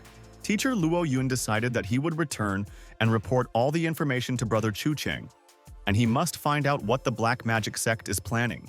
Teacher Luo Yun immediately jumped, and it's good that he found out the motive of the head of the magic sect and that there is an influential person behind him giving them instructions. Chu Cheng asked Teacher Luo Yun if he had already returned and how his friend was doing, and Luo Yun didn't have a mobile phone, and he copied the face on paper. Teacher Luo Yun stood in front of Chu Cheng and said that old people do not want to buy phones, but in such situations they need them. Teacher Luo Yun said that this was the magician from yesterday, and he met with someone whom he called boss and brother. But he did not have time to film the second one. Seeing the face of the head of the magic sect, the god of war Ning Zimo immediately froze in place and asked if this was the man and remembered him well. Teacher Luo Yun asked Ning Zimo if he knew the magician, and he also thought that they were similar in some way. And he thinks that he knows the second one too. Champion Ning Zimo told Master Luo Yun that of course he knows him, and that this is Ning Junhei, and his elder brother is Ning Jungxiao, and he was not mistaken. There are many branches in the Ning family, and the people in each of them are so eager to become the head of the family, and the most important people are his father and his uncle. Ning Zimo told Teacher Yun that Ning Junhei was Ning Jungxiao's younger brother, and they were close to each other. And now he understood their plans. Teacher Luo Yun told Ning Zimo that most likely his uncle wanted to harm his father and therefore targeted him, and he would discuss everything. Chu Chen told Luo Yun that he was giving the head of the Ning family not knowing what was going on, and the head of a cool family could not be a naive idiot. Chu Cheng said that perhaps the leader does not know that Ning Jungxiao is part of the black magic sect, but he cannot help but know about Bazi Jin. Chu Cheng said that the head of the Ning family did not expect such a trick from his son, that he would go to an underground boxing club and fight. Chu Cheng asked Luo Yun if he heard what Ning Jungxiao and Ning Junhei were talking about, and he was curious to know their dialogue, and they were both treacherous. Teacher Luo Yun told Chu Cheng that Ning Junhei and Ning Jungxiao had already planned to go against Zhen's wife and child, and the brother had devised a plan. Chu Cheng said that Dr. Qiao and Zhen should have reached the Black Magician's stronghold by now, and he hoped that they would arrive soon. Chu Cheng told Luo Yun not to take any action for now, and asked him to keep an eye on Ning Jungxiao and Ning Junhei, and they are waiting for news from Qiao. Luo Yun listened to his friend's words, and Chu Cheng said that he should ask Mo Wuyu to teach the teacher how to use the phone, and it's already the 21st century. At this time, in the Qianan area, in the stronghold of black magicians, all the people were tied up, and they will not be able to escape, and people will become an incubator. The guy from the magic sect held a huge sword in his hands and told the people to calm down, or he would take action, and who wants to try the sword first? Mother Jiang asked the fighter if they had gathered all the people, and it was important for her to make sure of the number of people before they would begin the rituals of their sect. The guy told Mother Jiang that all the hostages were there, and he tied them all up tightly, and no matter how hard they tried, they wouldn't be able to escape their fate now. Mother Jiang ordered her colleagues to take Zhen's wife and son there, and their fate was sealed, and the father abandoned the family to their fate recently. Mother Jiang told Zhen's wife that it is not they who are cruel, but her husband Zhen, who does not appreciate kindness to himself, and this is retribution for their sins. The man from the magic sect waved his sword, and Mother Jiang told the lady that her death would be on the conscience of her traitorous husband, and he left them there. But at that very second, someone threw needles at the executioner, and he will not allow him to strike with a sword, and the lady and her son are not guilty of anything, and he knows. The executioner dropped the sword and the needles from his hands. They are very sharp, and it hurts him, and he is unable to continue the execution. And who interfered with their plans now at night? Mother Jiang is shocked, and this is the healer's needle from the pharmaceutical valley. And how did they know about their location, and who gave up all their plans? Dr. Qiao told the black magicians that they had lost their conscience and were deep in their dark deeds, and he would punish the scoundrels for their evil deeds. Dr. Qiao said that tonight many elders of important organizations will unite and attack everyone, and kill anyone who resists. Dr. Qiao gave orders to his friends and told them to go ahead and beat up all the scoundrels from the magic sect, and they deserved it for their sins. But Mother Jiang is not worried, and she is absolutely confident in her strength, and Dr. Qiao and the healers from the pharmaceutical valley are no obstacle to them. And then Mother Jiang swung and wanted to harm the family of their traitor Zhen. and told Dr. Chow that they could not handle their power. But at that very moment, Zhen stood in front of his family and slapped his hand on Jiang's stomach, and he would not allow anyone to harm his family there. Zhen asked the old hag Jiang if she had threatened his family, and he would take revenge on them for all the pain they had caused his family there. The wife and son stood behind Zhen, and they are happy to see the head of their family, and for them he is the best and kindest, and they have been waiting for him for a long time, and this is a miracle. Mother Jiang told the Black Magician's disciples to obey the order and kill all these bastards, and they ruined the sect's mission, and it's terrible. All the people from the magic sect understood Miss Jiang's order, and they will destroy the pest who brazenly interferes with their plans, and how dare he now. The healers from the Pharmaceutical Valley continued to walk towards the people from the magic sect, and they will put them in their place, and they are evil people. But the Black Magicians sect did not want to retreat and said that they would fight to the death for the Black Magicians, and no one would stop the mood.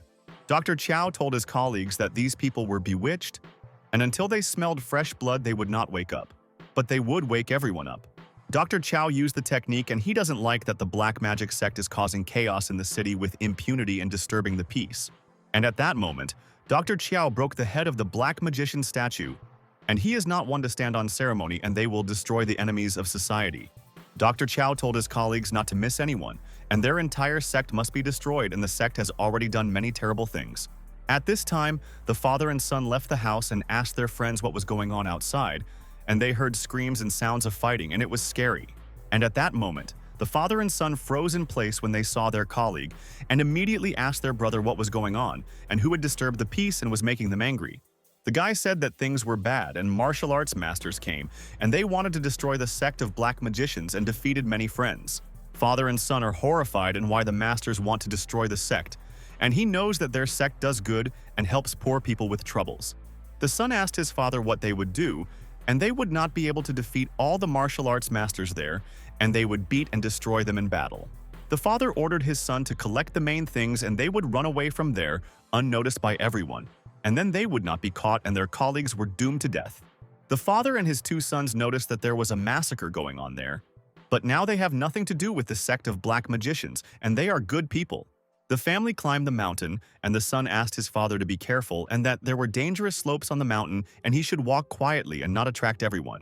But at that very moment, the father slipped, and the son was absolutely right, and this mountain has slippery slopes and he won't be able to keep his balance. The father pulled his sons along with him, and they started to fall, and the brother asks Qinyan to help him, but there is nothing to grab onto on the mountain. And this is a problem. A father and his two sons fell off a cliff and by inertia fell to the very bottom. And why didn't the father listen to his son's advice and wasn't careful there?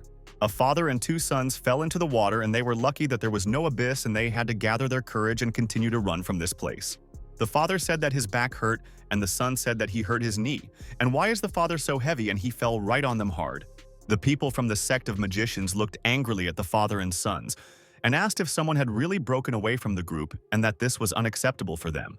People from the Black Magic sect surrounded the families, and the father asked what they wanted to do and ordered them not to come closer. Otherwise, there would be serious troubles.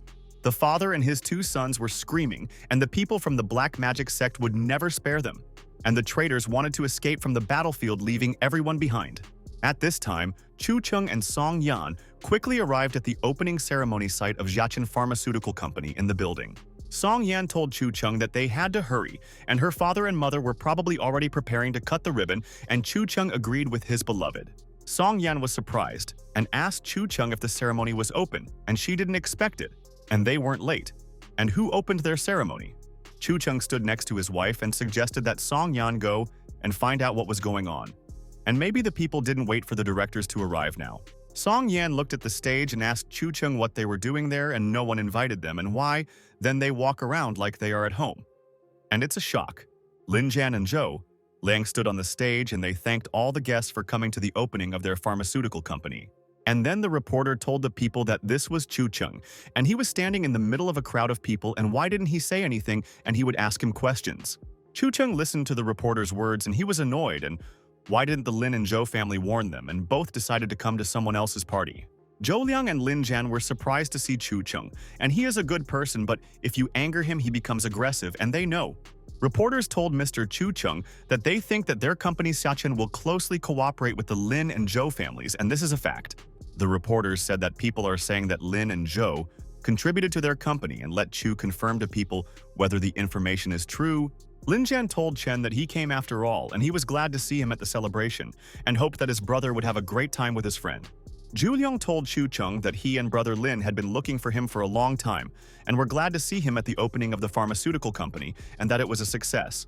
Song Yan was angry and asked Lin and Zhou if they had any relation to their Song family now and why they both decided that.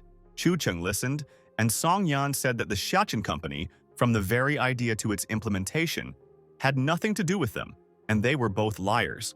Then, 3 people from the Zhou family entered the building, and Zhou Liang told sister Song Yan that she shouldn't talk like that and that she was insulting their friends. Zhu Ming told Song Yan that if their company wanted to conquer the entire Yangcheng market, it was pointless to rely only on Chu Cheng, and that was a fact. Zhu Kong told Song Yan that their 2 relatives were thinking ahead and they had entered into a partnership with them, and together they would all achieve success. The man asked the people what was going on, and their car couldn't stay because of the people outside, and they were a little late for the opening. The grandfather next to him asked Lin Zhan and Zhou Liang what they were both doing there and why they came to the opening of a pharmaceutical company. Lin Jian told Grandpa that today is the opening of Xiaoan Company, and this is a rotten sight, and losses are inevitable and why he is not happy to meet. Zhou Liang asked them if they really thought that without Ning's support, anyone would want to pay the company's bills and that people were in vain hoping for that. Lin Jian told the old man that he didn't even see any honored guests there, and it seemed like everything wasn't going according to their plan, and Chu Cheng was already facing failure. Zhu Liang stood next to his friend, and Lin Jian asked if he should invite a couple of friends now for the sake of decency, at least to create the appearance of it. Song Yan is angry at the scoundrels, and how could the Zhou and Lin family do this to them, and she will remind them of this, and soon they will all regret it. Chu Cheng stood next to his wife, and he is not nervous, and knows that the cowards want to throw him off balance, but his uncle is ready to fight back the jackals. Chu Cheng grabbed Song Yan's hand and told Zhou Liang and Lin Zhan that the conversation had gone too far, and that they themselves had started playing a game in their business. The man and grandfather went for Chu Cheng, and he will be able to protect the honor of the family and teach a lesson to the impudent people who imagined themselves to be the directors of the company. Chu Cheng told the Zhou and Lin family that they would see how they handled things there today, and whether they had the strength and courage to blackmail their uncle to the end. Lin Jian can't understand why Chu Cheng is so happy and his reputation is suffering, but he acts as if he already has a plan. The family sat down and Chu Cheng handed Song Yan the fruits and asked her to appreciate the taste and not waste her nerve cells worrying, and that he would soon settle everything. Zhu Liang told reporters that they had a squabble, but it was an internal family matter, and asked them not to pay attention to these trifles. Lin Jian told reporters that they will wait until all the guests arrive there and start the official opening ceremony. And it is incredible. And at that moment, someone entered the banquet hall, and people realized that this was not an ordinary person, and his aura was clear to them at first glance. The waiter said that here was the guest, and it was Master Huangfu Heyu, and he came personally at the invitation of Chu Cheng and wanted to discuss business with him. Lin Jian was surprised and asked Zhou Liang who he was and why people were looking at him with interest, and he thought that he was nobody and would not interfere with them. Lin Jian wanted to say good evening to the guest, but Huangfu Heyu immediately passed by him and did not pay attention and does not know who this guy is. Master Huangfu Heyu asked the waiter where Chu Cheng is, and he wants to see him and hopes that he has already arrived, otherwise he will leave, and he has tasks.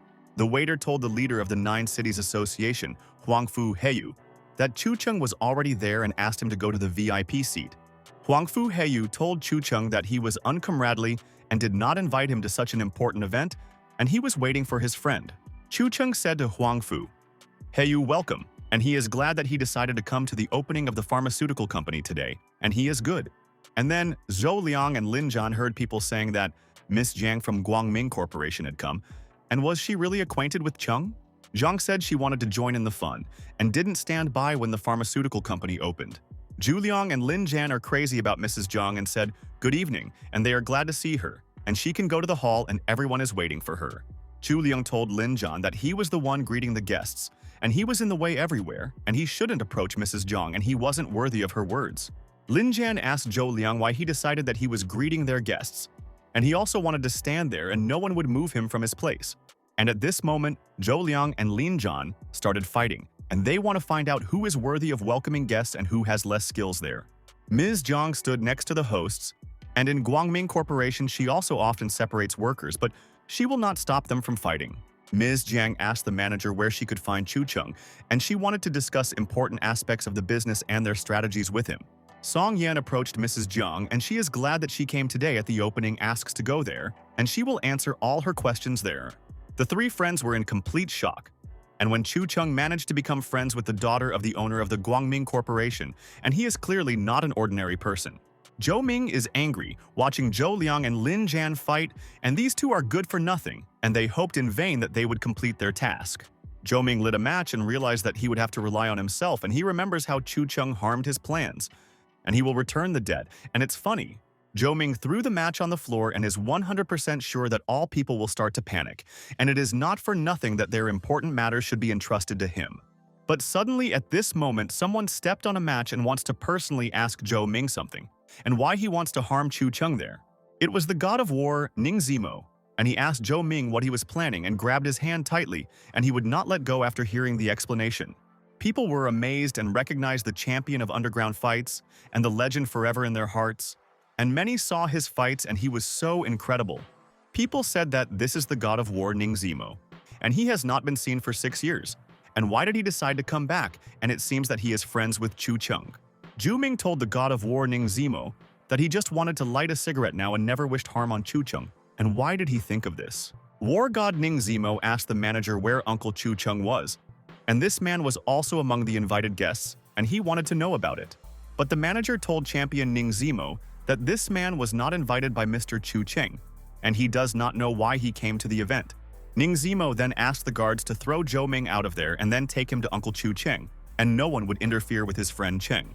Zhou Ming was horrified and asked the guards what they were doing and told them to take their hands off, and Chu Cheng knows him, and they can be considered best friends.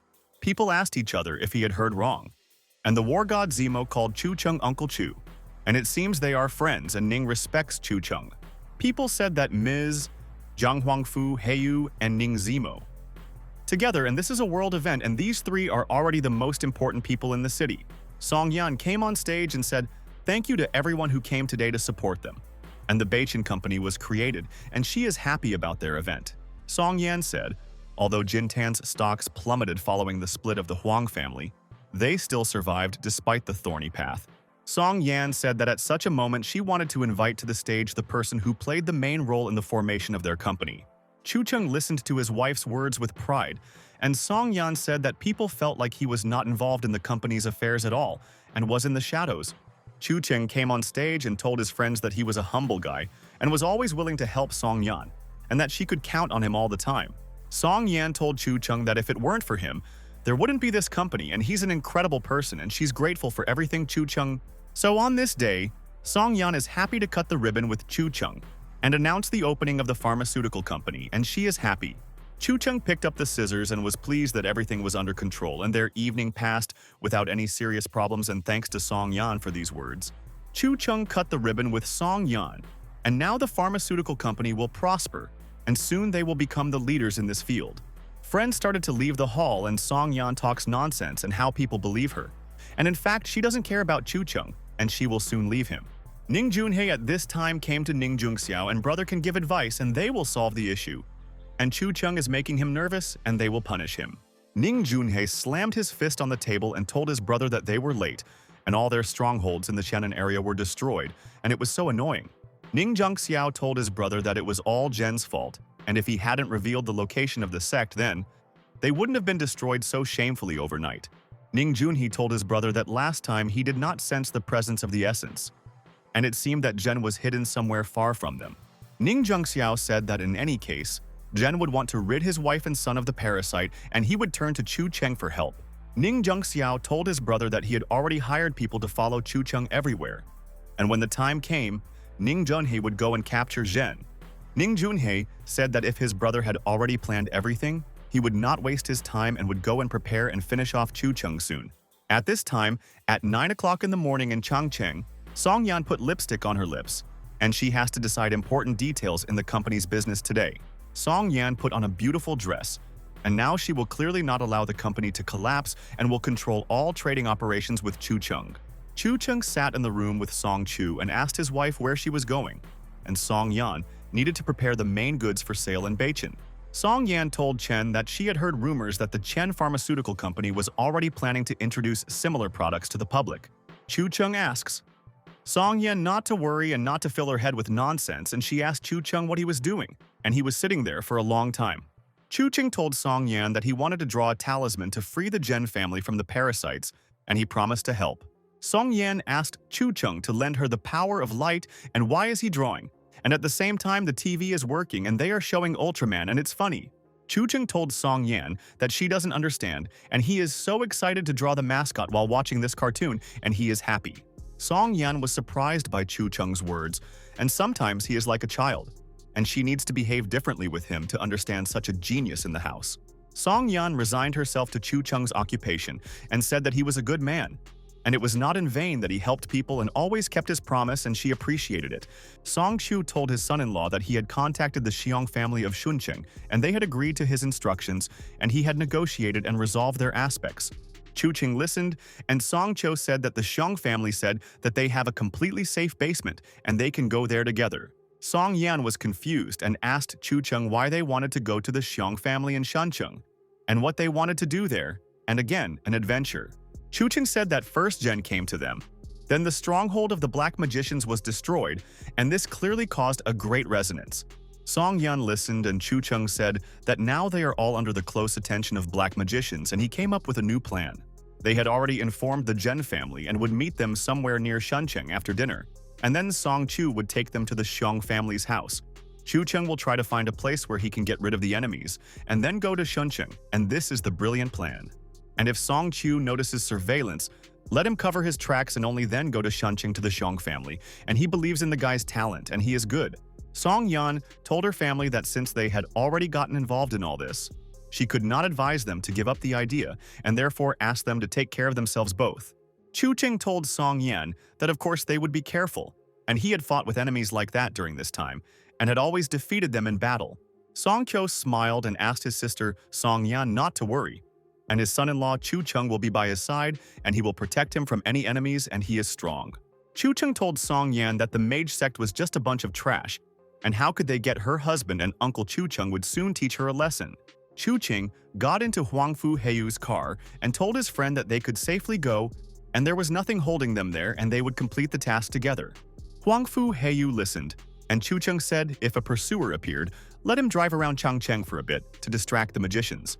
Chu Cheng told Huang Fu Heiyu that if there was any risk, his friend would have to enter the game, and he believed that Huang Fu Heiyu's leader was the best.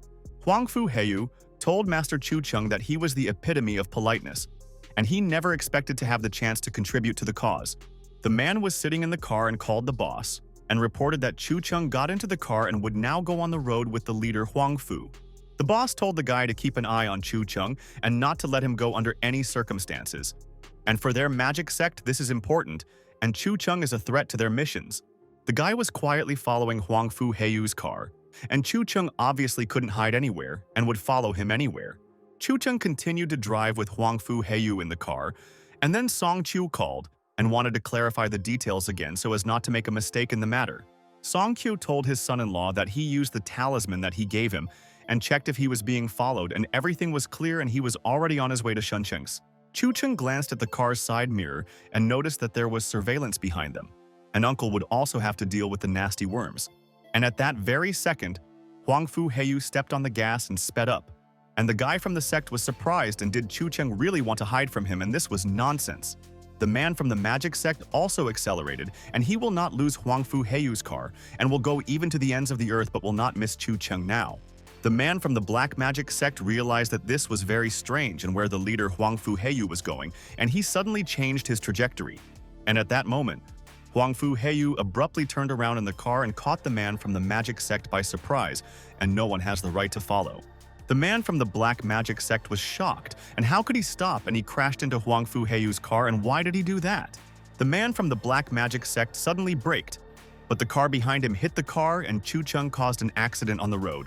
A man from the black magic sect hit his face on the steering wheel, and it hurts a lot, and the boss gave him a difficult task because Chu Cheng is a smart guy. Several cars collided with each other, and there was chaos on the road, and the blame for this lies with a man from the sect of magicians who braked sharply there. The man from the black magic sect was angry, and because of Chun Chen, people will start to sort things out with him about the accident. But he is not to blame for this. The man from the black magic sect told Chun Chen that he would not leave him and would regret hurting his colleagues and causing an accident on the road. Chun Chen stood in front of the idiot from the black magic sect and asked if he could start to be afraid already. And he threatened so terribly, and he would cry. Chun Chen told the man from the black magic sect that it was too late, and he couldn't do anything, and he should pray for himself now. 10 minutes later, Chun Chen put the guy from the magic sect in a bag and said that the job was done. And he had solved one problem, and that made him happy. Chun Chen told brother Huangfu Heiyu that they were following instructions and asked him to save this phone and drive around their city for a couple of hours. Chun Chen put the bag in the trunk, and the man from the black magic sect will not suffocate there. And Uncle Chu is kind and took care of the guy's health. Leader Huangfu Heiyu gave Chun Chen a thumbs up and said that everything is under control, and he is working like a pro, and came up with a brilliant plan. Leader Huangfu Heiyu told Chun Chen that if he sees surveillance, he will quickly grind them into dust and punish them for everything, and he wants to beat up all the enemies. Chun Chen listened to his colleague's words and was lucky to have a friend like Huangfu Heiyu and a leader who is always ready to support him in any situation. Huangfu Heiyu went from there in his car, and he will take care of the person from the black magic sect and hope that he is comfortable there. The man from the black magic sect is lying in the trunk at this time, and he is shaking with fear and does not even know where they are taking him and has failed the case. Chun Chen also went, but in a different direction, and he will destroy other people from the black magic sect, and they got him and pissed him off all these days. At this time in Shancheng City, the Xiong family was waiting for the arrival of a friend's family, and they are ready to help them in difficult times, and they care about them. Song Kyo got out of the car and said good afternoon to Mr. Xiong. And thank you very much for personally coming out to greet him and appreciate it. The Zhen family apologizes to the Xiong family for disturbing them, but they don't know what to do. So they decided to turn to them, and they are so kind. The head of the Xiong family, Xiong Lei, said that he was always willing to help Chun Chen, and he was his talisman, and he saw Chun Chen a month ago at the Huateng Hotel. Zhong Luk asked Mr. Song Chio if Mr. Chun Chen would come, and he missed him so much and wanted to discuss things and have a cup of tea. Song Chio stood next to Mr. Xiong Lei and said that his son-in-law Chun Chen would soon come to them, and he promised that he would come and solve all their problems. Xiong Luk told Mr. Song Chu that he had already reserved a booth for them there, and they would have lunch and wait for Chun Chen and discuss various matters. Song Cho listened to Mr. Xiong Lo's request, and he asks Mr. to go through, and he will show them all the places and order the most delicious dishes in the city. Song Kyo said that Mr. Xiong Lei is so kind, and he helps them. And he wants to treat the guests, and they are lucky to have such a friend. Xiong Lo's grandchildren were surprised and asked who this person was, and why their grandfather was acting like he had a debt to them. And it was very strange. The guy said that it was the first time he saw Xiong Lei there, so kind to strangers, and this kid looks like their grandfather. And at that moment, the boy suddenly asked his brother if Song Chu was really Xiong Lei's illegitimate son, and that explained why he was so kind to him. Xiong Luk took all his friends to a cafe in Shuncheng and asked if Chun Chen had already arrived in the city, and he couldn't wait to see his old friend again. Yongla asks Xiao Guang to stay with the guests for now, especially since he and their friend Song Chu are the same age and they clearly have topics for conversation. Xiao Guang agreed with his grandfather and said that he would take care of his friends, and Zhong Lei said that he would go and meet Chun Chen and not keep him waiting. Xiao Guang waited for his grandfather to leave the restaurant, and then he would have a heart-to-heart talk with Song Chu, and they would already have common topics for conversation. Xiao Guang asked his friend if he was Mr. Song Chu, and he was glad to meet him today, and they correctly decided to ask for help from them. Xiao Guang extended his hand and wanted to personally shake Song Chu's hand because he was their friend and promised his grandfather that he would take care of them and he would not hurt anyone there. Xiao Guang told Song Chu that in Shuncheng all the people respect martial arts, so let him forgive him if his handshake was too strong. But Song Chu grinned evilly and said, Xiao Guang, it was okay, and he was also into fist fighting and they would practice after lunch. Xiao Guang said that his teacher is Zhen Badao, and he studied in his martial arts school, and I wonder where Mr. Song Q studied fighting. Song Q told Mr. Xiao Guang that his teacher is his son-in-law Chun Chen, and everyone calls him Master Nanquan, and he is a skilled battle strategist. The Zhen family looked at Song Qiu and Xiao Guang, and the atmosphere was tense to the limit, and it seemed like the fighters wanted to find out who was stronger in battles. Xiao Guang was serious and asked Song Qiu if everyone really called Chun Chen Master Nanquan, and how pompous it sounds and how funny it is. Song Chu told Xiaoguang that before he said that, he should first practice with Chu Cheng and see if Mr. Xiong wanted to practice with him. Xiaoguang stopped squeezing Song Chu's hand and said that he was such a sweetheart and that he was lucky to have met him and that they would both spend time together. Xiaoguang hugged Song Chu and asked him to go, and there was a special area and they could train there and no one would interfere with the two fighters. The Zhen family was still sitting in place and they were confused about what just happened. And Song Chu and Xiaoguang were polite and both went to train. Xiong Xiaoguang brought Song Chu to the Xiong family courtyard, and there they will find out whose fighting style is better and whose teacher has trained the student better for the slaughter. The guy asked his brother if Mr. Xiong Xiaoguang was once again creating unnecessary problems out of the blue and lacking drive in his life. Brother asks Xiong Xiaoguang not to hit their guest too hard, otherwise Xiong Lei will come back and they will get into trouble for starting a fight in the yard. Song Chu said that he had already become related to the training pillars and that he only needed to take one step as a unicorn to defeat Xiaoguang. And at that very second, Xiong Xiaoguang rushed towards Song Chu with a blow. And now they will find out what he is capable of, and he can chat like a pro. But Song Chu deftly dodged Xiong Xiaoguang's blow without any problem, and he asked Mr. Xiong where his speed was that he bragged about to him. After defending himself from a couple of blows from Xiong Xiaoguang, Song Chu told his friend that it was time to end the fight and delivered a powerful kick to Xiaoguang's ribs. Xiong Xiaoguang is in a lot of pain and he didn't have time to block and defend against Song Chu's blow, and he is too fast and flew back 2 meters from the blow. Xiong Xiaoguang fell to the ground with a thud and realized that Song Chu was a powerful fighter and modest because he did not show his skills and strength to anyone. Friends and brothers started laughing at Mr. Xiong Xiaoguang, and Song Chu's blow was epic and he brutally beat the mister and punished him for his words. Xiong Xiaoguang listened to his friend's words while lying on the ground, and they said that Song Chu knocked him down with one blow and how he would explain it to his friends. Xiong Xiaoguang stood up and told Song Chu that he admitted that he really knew something and showed that he could deliver powerful kicks.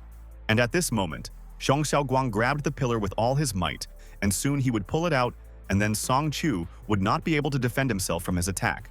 Xiong Xiaoguang took a huge pillar in his hands, and he did not humble himself and wants to punish Song Chu for humiliating him in front of all his brothers in battle. Xiong Xiaoguang threw pillars at Song Chu, and now he will know how his friend will block and defend against huge pillars, and it is so unrealistic. Song Chu tensed up and realized that Xiong Xiaoguang was really strong, and he pulled out a wooden pole in a minute and it was dangerous to fight with him with fists. But when no one expected this, Song Chu broke the pillar in half with one kick and thought that Xiong Xiaoguang was underestimating his friend. Song Chu quickly ran towards Xiong Xiaoguang with his leg outstretched, and he wants to show his friend what he can do. And in battle, tactics and strategy are important. Song Chu stopped his foot in front of Xiong Xiaoguang's face and said that unfortunately, strength alone was not enough to defeat a fighter like Song Chu. Xiong Xiaoguang was shocked and knelt down and asked Song Chu what kind of technique this was, and he had never seen a pole being broken easily in his life. Song Chu told Mr. Xiong Xiaoguang that this is a special technique and his son-in-law Chu Cheng taught him, and it is not for nothing that his son-in-law is the master of Nanquan in their city. Song Chu quickly jumped on the pillars and told Xiong Xiaoguang that the technique is called the unicorn step, and it is useful in battle, and he demonstrated it clearly. Xiong Xiaoguang and all his brothers are amazed by the speed of Song Chu, and he realized that he had messed with the master and in vain he had attacked him and made a mistake. Song Chu told his friends that it was a pity that Chu Cheng's son-in-law was not there, and if the son-in-law had come, he would have shown a master class and they had never seen the technique. The brothers listened, and Song Chu said that Chu Cheng would show them how to overcome all these pillars in just one moment, and he was not joking about his son-in-law. Xiong Xiaoguang told Song Chu that his son-in-law was Chu Cheng, that is, Mr. Chu Cheng that his grandfather mentioned, and he had heard many stories about him. Song Chu agreed with Xiong Xiaoguang and said that Chu Cheng is his son-in-law, and he has saved people in dangerous situations many times, and he is hiding talent. Xiong Xiaoguang and his brothers are delighted, and this is what kind of person Chu Cheng is, and they can't wait to see him, and he could give useful advice to everyone. Song Chu thought that his son-in-law hadn't even appeared in Shunqing yet, but people were already talking about him, and there were more fans, and Chu Cheng was truly unique. Xiong Le asked Mr. Chu Cheng to go there, and there is their training ground, and his grandchildren practice their skills and spar often. The brothers listened to their grandfather's words and noticed Mr. Chu Cheng, and they really wanted to see this unique person in person, and Song Chu got his son-in-law there. Song Chu started waving his hands and told his son-in-law that he was there, and was so glad that he had arrived in Shuncheng City safe and sound, and they were waiting for him. But at this moment, all the brothers pushed Song Chu and said, "Good afternoon to Mr. Chu Chung, and he is a living legend, and they know what he is capable of." The brothers begged Mr. Chu Cheng to take them as his disciples, and they want to fight like Song Chu and apply the skills, and he is the best teacher in the world. The brothers asked Mr. Chu Cheng if he was really Song Chu's teacher, and if he could teach them the unicorn steps and this powerful technique. Xiong Xiaoguang pushed all the brothers and asked Mr. Chu Cheng to take him as his disciple, and he will do everything he asks. Chu Cheng listened to the guy's words in surprise, and Xiong Xiaoguang was willing to pay double the price for this and was willing to pay 10 times more now. But suddenly, Zhonglei hit Xiaoguang and asked the idiot if he really thought that Chu Cheng would become his teacher, just because he wanted to. Xiong Xiaoguang had a lump on his forehead, and he asked his grandfather what he was doing there and why he hit him in the face, and he was definitely a reasonable person. Xiong Lu stood next to Xiong Xiaoguang and was angry at his grandson. And why did he immediately irritate Chu Cheng? And the guest didn't even have time to say good afternoon to them there. Xiong Lu realized that the idiot Xiaoguang doesn't understand anything and asks to be Chu Cheng's disciple there, and he received the order when he helped Chu with the Huang family. Xiong Lu knows that this order already gives almost exclusive rights in the 9th heaven, and it demands obedience, and this is the truth of the order. The Xiong family is now in the domain of the 9th heaven, and it seems that the other 8 families that Chu Cheng called for help are already in this situation. Besides, based on Chu Cheng's seniority and qualifications, he is a master, and he manages many families, so how can he ask for this thoughtlessly? Xiong told Mr. Chu Cheng that Xiong Xiaoguang doesn't understand anything and shouldn't pay attention to his words, and that he is naive and still young. Chu Cheng told Xiong Lu that it was okay, and he hoped that Chu Cheng was not angry because of Xiong Xiaoguang's behavior, and he enraged his grandfather immediately. Song Xiu told his son-in-law that before he came, they had exchanged friendly blows with the Song family there, and now in Shunqing. Chu Cheng is a legend. Chu Cheng stood nearby and realized who was the reason he ended up in this situation, and he didn't understand why the guys immediately ran to him. And it's funny. Chu Cheng told the brothers, if they want to learn the unicorn steps, Sun Chu will teach them. And he passed on all his knowledge to him and he encyclopedia. Song Kyo was surprised and asked his son-in-law Chu Cheng if he really wanted to bury him, and why he lied that he had mastered all the skills and could teach them. Chu Cheng told the leader Xiong Lei that they could go, and the brothers surrounded Song Chu from all sides and begged the master to teach them all the fighting techniques. Chu Cheng went down to the basement of Xiong Lei's house, and he immediately laid out the talismans and wants to help the Zhen family, and this is very important. Zhen and his family listened with interest to Chu Cheng's instructions, and Master Chu asked his friends if they were ready and would begin to rid them of parasites. Chu Chen said that one of them has a parasite child inside, and the mother is with the magicians, and when he starts to mix the child, the magicians will find out about it, and he hurries there. Zhen bowed and said thank you to Chu Cheng, and it doesn't matter if everything goes smoothly, but he said everything he knew to help in the matter with the magicians. Chu Cheng told Zhen not to worry, and once the parasite appeared, he would not leave him a single chance and would finish them off and avenge them. And at that moment, Chu Cheng began to use the technique. And talismans will remove the living creatures from their bodies, and they destroy them from the inside and thus harm the organs. The Zhen family's body was leaving the living creatures, and Chu Cheng said that it would be unpleasant now, but it would end quickly, and they had to endure it. At the same time, Ning Junhe was driving a car and wanted to quickly find Chu Cheng, and he hoped that Ning Jungxiao's brother would find a way to take revenge on them.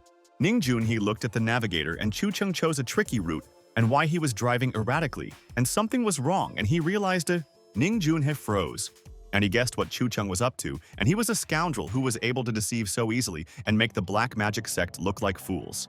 Ning Junhe suddenly turned the steering wheel and changed the trajectory of movement. He would still find Chu Cheng, and he would never be able to hide from them. Ning Junhe's car was obstructing other drivers, and they don't know what kind of idiot got a license and went out on the road to drive a car. The drivers were furious and shouted at Ning Junhe that he might be looking for death and told him to learn how to drive, or they would beat him up. Ning Junhe realized he was screwed, and Chu Cheng is not following this route, and he is already getting rid of their creatures, and he feels all the pain of the parasite. And at this moment, Ning Junhe suddenly stepped on the brake pedal, and he can't control his legs because Chu Cheng is harming the sect's essence. Drivers were cursing at Ning Junhe, and he does this in broad daylight, and they hate the ghoul, and he makes them nervous and drives like an idiot. Ning Junhe feels that the fluctuations are going in this direction, and Chu Cheng has decided to destroy his poisonous creatures, and this is making him tense. Ning Junhe continues to drive along the road, and he will have time to find Chu Cheng and save the animals, and why Chu Cheng is targeting the Black Magician sect. Ning Junhee thought that in a couple of minutes, Zhen would die like a dog, and no one would help him and he was doomed. And in vain, Zhen betrayed the sect of magicians. At this time, in the basement of Shanglei's house, Chu Cheng ordered the animals to come out and directed the talismans towards his friends, and he is confident. And then the creatures came out of the Zhen family's body and Chu Cheng kept his word and saved them from the creatures, and they did not allow them to live normally. The bee-shaped creatures were buzzing in pain because Chu Cheng had stuck talismans into them, and the spell would harm them, and he would destroy all the creatures. The Zhen family felt freedom and thanks to Mr. Chu Cheng for his help. And only Cheng is able to incredibly pull out the living creatures from the body. Chu Cheng crushed the creature with his foot and told the Zhen family that their job was done. And he had successfully used the talisman and they never let him down. Chu Cheng congratulated Zhen's family and now they are free. And Zhen and his family said a huge thank you to Chu Cheng, and he saved their lives and he is cool. At the same time, Ning Junhee was coughing heavily, and it seemed that he did not have time, and Chu Cheng destroyed the living creatures, and why did he contact Chu Cheng's teacher? Ning Junhee got into an accident and lost consciousness, and without living creatures he loses his life force, and Chu Cheng was able to find the weak spot of the magicians. The drivers asked each other what happened, and it looks like someone just ran out onto the road, or someone doesn't know how to drive and it's an accident. Ning Junhee still hasn't woken up, and he believes that Ning Jungxiao's brother will take revenge on Chu Cheng for everything, and he will regret getting involved with them, and that's a fact. Zhen said thanks to their benefactor, and as for the black magicians, he will tell all the information about them without concealment and guarantees it. Sun Zhen sat next to him, and his father told Mr. Chu Cheng that he had one more request, and if he fulfilled it, he would already be in debt. Zhen looked at his son, and the kid didn't understand what his father wanted from him, and he was ready to do anything for him, and saw what he always sacrificed for the family. Chu Cheng stood next to him and looked at Zhen, and understood what his friend was hinting at, and he would fulfill his request, and Zhen was an adequate and reasonable person. Chu Cheng asks Zhen's son to look for Song Xiu and play with him, and the son immediately agreed with Mr. Chu Cheng and thanked him for saving his family. Zhen said that over the years he had done so many things in the magic sect, but he wanted his son to have good memories of him. Chu Cheng asked Zhen if he knew what the black magicians were trying to achieve, and he wanted to find out some important information about the sect, and they were making him angry. Zhen knows that black magicians have one forbidden place, and the place is filled with snakes and poisonous creatures, and the magicians trained. But Zhen said that now the current leader has turned the place into a laboratory for studying poisonous corpses, and he is conducting an experiment. Chu Cheng was surprised by Zhen's story, and wants to know information about the poisonous corpses, and his friend can give many answers and clues to the case. Zhen said that the life force and blood of people are turned into poison, and then this poison is injected into the body of the dead, and the magicians will not spare anyone there. As a result, the dead gains incomparable power and no longer feels pain. And these are poisonous corpses, and they are ideal fighters for the sect. While people are alive, they have their own thoughts and feelings, but after their essence undergoes a transformation, people obey orders. Chu Cheng thought for a moment and told Zhen that as far as he knew at the moment, all the test subjects were clearly kidnapped by the black magic sect. Zhen asked Mr. Chu Cheng if he really wanted to say that the black magic sect was secretly kidnapping people, and his logic was already rational. Zhen agreed with Chen and said that, moreover, the magician sect is related to the underground boxing club Eternal Night, and this is a fact. Zhen said that black magicians are already conducting their experiments under the patronage of the Chen Corporation, and he hates the sect for all this. Chu Cheng remembered that the Chen Corporation is a giant in terms of the breadth of its interests. They can compare with the Ning family and dominate all of their industries. Zhen has personally killed many people over the years, and even death cannot atone for his sins, and he wants Chu Cheng to take revenge on the magic sect. Chu Cheng told his friend Zhen that the black magic sect had exceeded all his expectations, and he didn't think that they were conducting experiments, and that was important. Zhen listened to his friend's words, and Chu Cheng said that if it weren't for Zhen, he would never have known about the dark experiments of the black magic sect. But now, Chu Cheng Lada doesn't know where to start and what to do, and he hasn't thought out a plan of action, and the information has changed all plans, and it's a shock. And then Chu Cheng noticed that Madame Jiang was calling him and that she still needed from him, and he didn't want to talk to her but had to pick up the phone now. Madame Jiang told Chu Cheng that she heard that he wanted to find out information about Ning Zimo and Xiaojin's Bazi, and whether the rumors were true. Ning Junhee woke up at this time and realized that he was injured in the accident and lost control when the fool Cheng killed his livestock. Ning Junhee called his brother and told Ning Jungxiao that he was a little late and their livestock had been destroyed, and the idiot Chung had taken his revenge. Ning Zhengxiao asked Ning Junhee's brother how he was feeling, and his brother said it was okay and he was fine and not hurt on the way. Ning Zhengxiao told his brother that he was waiting for him at his place. And Chu Cheng's appearance certainly confused all their plans, but the overall goal remained unchanged. Ning Zhengxiao told his brother that they had to continue with their plan, and first take out the impudent guy and their target Ning Zimo. At this time, in the Yangcheng tea house, Madame Jiang was sitting with her colleagues and waiting for Chu Cheng, and she wants to discuss important matters, and he is interfering with their affairs. Chu Cheng apologized to Madame Jiang for making her wait, and he had serious reasons for being late and let them understand him right away. Madame Jiang smiled and told Chu Cheng, "It's okay," and asked him to come and sit at the table, and she is ready to wait for him for hours, and that's a fact. There was a lady standing next to Madame Jiang, and Jiang introduced this girl, and her name is Situ Jing, and she is a great partner in her organization, and she is smart. Situ Jing shook hands with Mr. Cheng, and she had been waiting for this meeting and had heard many stories about him and Mr. Role Model. Chu Cheng told Madame Situ Jing that she was so kind, and he was flattered that she thought so highly of him, and he would not disappoint her today. Madame Jiang wanted to introduce Chu Cheng to another colleague, but he didn't want it, and asked the guy if he really was Chu Cheng and if he was a simpleton. The guy extended his hand and told Chu Cheng that he was Li Nianfan, and hoped that when they worked together, he would not interfere with him in any way. But Chu Cheng was in no hurry to shake Li Nianfan's hand, and took out a napkin, and wanted the impudent man to do something before shaking Chu Cheng's hand. And at that moment, suddenly Chu Cheng told Li Nianfan that there was something stuck in his nose, and told her to wipe her nose on a napkin, and that this was important. Li Nianfan is angry about Chu Cheng's behavior, and asks the scoundrel if he is being rude to him, and is not afraid that he will hit Chu Cheng and punish him for his impudence. But Madame Jiang told Li Nianfan to calm down and they would get down to business there, and it was not for nothing that she called Chu Cheng, and he knows so much information. Madame Jiang handed over the documents and told Chu Cheng that these were important materials on Bazi. Xiaojin asked about Guangming Corporation. Chu Cheng asked Madame Jiang if he said that he would harm the club, would she continue to help him? And he knows the connections of the Guangming corporations. Madame Jiang told Chu Cheng that he could trust her, and that she was always ready to help because they were in the same team, and she would explain. Madame Jiang said that her job is specific, and she will formally introduce herself now, and she is Jiang Yingtao, the leader of the 9th group.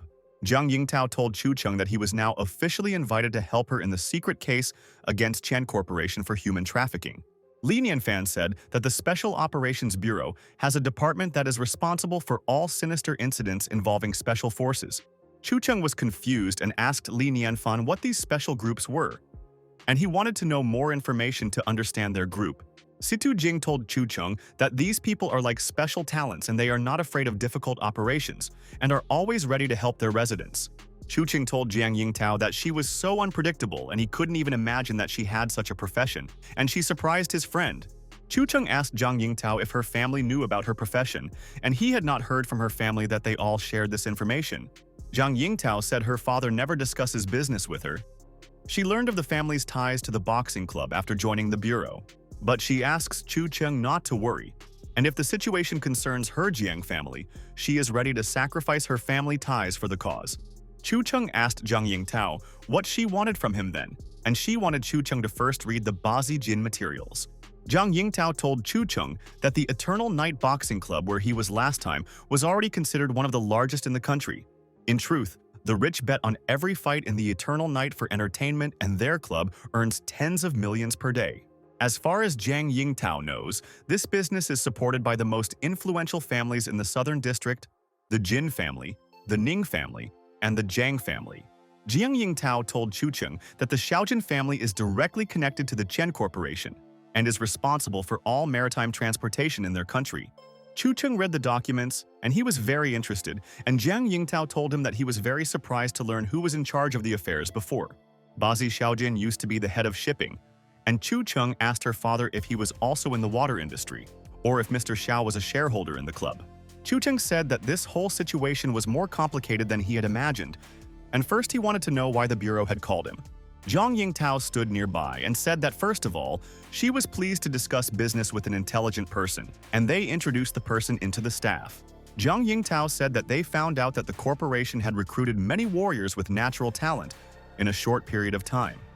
And that was strange, Situ Jing said that at the moment, there is no one with natural talent in their intelligence team and there is little evidence, so they cannot arrest the villains. Chu Cheng asked his colleagues, and did they really think that he could now help them find warriors with natural talent, and so they called him? Zhang Yingtao told Chu Cheng that he was right and they didn't want to involve unnecessary people. But the investigation was going slowly and Chu Cheng was her friend and believed her. Chu Cheng told Zhang Yingtao that it was not a question and he would ask the champion Ning Zimo to help them, and no one could defeat him. And it was not for nothing that he was the champion. Chu Cheng named the second point that worries him, and Xiao Jin then disappeared for 10 years, and this period is key in their case, and he is sure. A worthy daughter who was in charge of an important shipping business suddenly disappeared, and then she appeared in a remote underground club. Zhang Yingtao told Chu Cheng that she thought Xiao Jin knew all the important details and hoped that he could get her to talk, and that was important. Chu Cheng told Zhang Yingtao that he would try his best, and he wondered if Ning Zimo knew about this story, and it would be difficult for Uncle Chu to find out the answers. Li Nianfan asked Chu Cheng if he would really try and think that they were playing games there and why he was not serious about their business. Zhang Yingtao and Chu Cheng listened to Li Nianfan's words and did not understand why he was so wound up. And from the very beginning, he was angry with Chu Cheng. And this is strange. Li Nianfan told Chu Cheng that guarantees were needed and that Xiao Jin's Bazi was most likely directly related to the case, and they could personally interrogate him. Zhang Yingtao sat next to Li Nianfan and doesn't know why he is yelling at Chu Cheng now, and his friend said that he would help and she believes Chu Cheng. Chu Cheng looked menacingly at Li Nianfan and thought that he would show the scoundrel there what he was capable of and why Li Nianfan was threatening and angry. Li froze in horror. And why was Chu Cheng looking at him so menacingly? And he didn't want to offend him and only said that they needed guarantees. Zhang Yingtao slammed the table and told Li Nianfan to stop acting like that. And Chu Cheng was their guest, and he had no obligation to help them, but he was kind. Li Nianfan stood next to Zhang Yingtao, and Chu Cheng told the bureau that they had better not take any action against Xiao Jin's Bazi anymore. Chu Cheng told the bureau that he doesn't care about them, but if this whole problem concerns his friends, he will do everything to protect his friends. Chu Cheng asked Commander Zhang Yingtao to let him know if they had any progress and hoped he wouldn't see that idiot Li next time. Chu Cheng closed the door and left the room and let Li Nianfan not be impudent there and learn some manners before telling Chu what to do. Li Nianfan got angry and asked who Chu Cheng called a fool, and he is an idiot, and why Zhang Yingtao invited him, and he is ruining the reputation of their bureau. Situ Jing smiled and told Li Nianfan that it seemed that Chu Cheng had not lied and called the one who was the most indignant and whining with them a fool. Zhang Yingtao told her to stop arguing, and Li Nianfan asked Zhang why she trusted the idiot Chu Cheng so much, and he couldn't understand the logic. Li Nianfan said that he thought that Chu Cheng would not help in the matter and that he would instead scare the enemy and attract the attention of the Chen Corporation. Commander Zhang Yingtao asked Li Nianfan if he really thought so, and then she would explain to him why she trusted Chu Cheng so much. Zhang Yingtao took a pen and paper, and she would clearly explain her logic to Li Nianfan if he still didn't understand, and then he would shut up there. Zhang Yingtao started writing something on a piece of paper and told Li Nianfan that she would explain everything to him because he was a member of the bureau, and she was not hiding information. Zhang Yingtao said that this was a hint given by Chu Cheng, and all the goods already sent by Chen Corporation were for black magicians. Zhang Yingtao told Li Nianfan that if he doesn't believe it, he can personally go there and collect evidence, and the healers have already cleared the place. Situ Jing is in shock and they couldn't find the supply channel for 3 months, and if it's true they will advance in the investigation, and Chu Cheng helped them. Zhang Yingtao agrees with Situ Jing, and therefore Li Nianfan will go himself and check the work that strangers did, instead of him with the magician. Situ Jing is outraged by Li Nianfan's behavior and that he is disgracing their bureau and was wrong to attack Chu Cheng because he gave so much information to the bureau. Zhang Yingtao told Li Nianfan that he had seriously obstructed the operation and she would report it to have the certification checked. Zhang Yingtao and Situ Jing left the room, and Li Nianfan stood there and realized that he had contradicted Chu Cheng in vain and that the commander did not trust him. Li Nianfan decided that he had to find out what kind of person Chu Cheng was, and that he had such an influence on Commander Zhang Yingtao, and that he was infuriating him, and that he was making him nervous. 3 days later, the god of war, Ning Zimo, stood on the pier in Yangcheng, and he was happy that everything had calmed down and Uncle Chu Cheng had helped to improve life. Ning Zimo talked to Bazi Xiaojin on the phone and asked her not to worry, and he promised Uncle Chu Cheng to do one favor for their case. The god of war. Ning Zimo told Bazi Xiaojin that he needed to go and let her call him if she needed anything, and he would immediately return to his sweetheart. The man stood behind champion Ning Zimo and said that the boss was calling him, and he wanted to discuss something and hoped that he wouldn't keep him waiting. The guy asked the god of war Ning Zimo to follow him, and he will take him to the boss, and he wants to discuss important details, and it was not in vain that he called them. The man asked Ning Zimo if he was there for a few days, and if he was familiar with what his duties included, and it seemed like it was all an important task. Ning Zimo told the man that he was a little familiar with the task, and understood that he needed to accompany the cargo so that no one would attack and steal it. The man asked Ning Zimo to try hard, and it seems his skills are already at a cool level, and the boss will gladly accept him, and the boss loves fighters. War god Ning Zimo opened the door and asked Uncle Ning Junhei if he was looking for him, and the assistant said that he wanted to discuss a matter with him.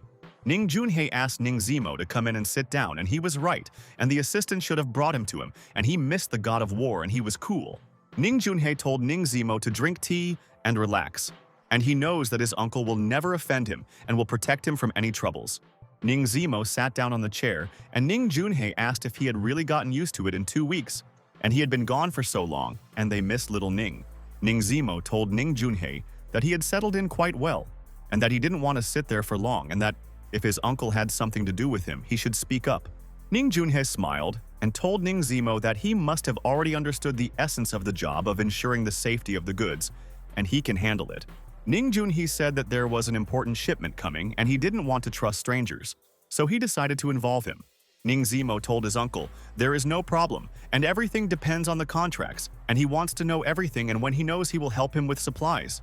Ning Zimo thought that everything was as Chu Cheng said, and only he had recently appeared, and Ning Junhei was ready to entrust him with a very important task. Chu Cheng told Ning Zimo that he could only ask him for this favor, and the rest were busy with other important missions, and that was a fact. Ning Junhei said that since his nephew is involved in the matter, he can rest assured that he will protect the goods, and he has so much power and strength. Ning Junhei told Ning Zimo that if he wanted to return to the family again and run the company, he would be happy to help him personally.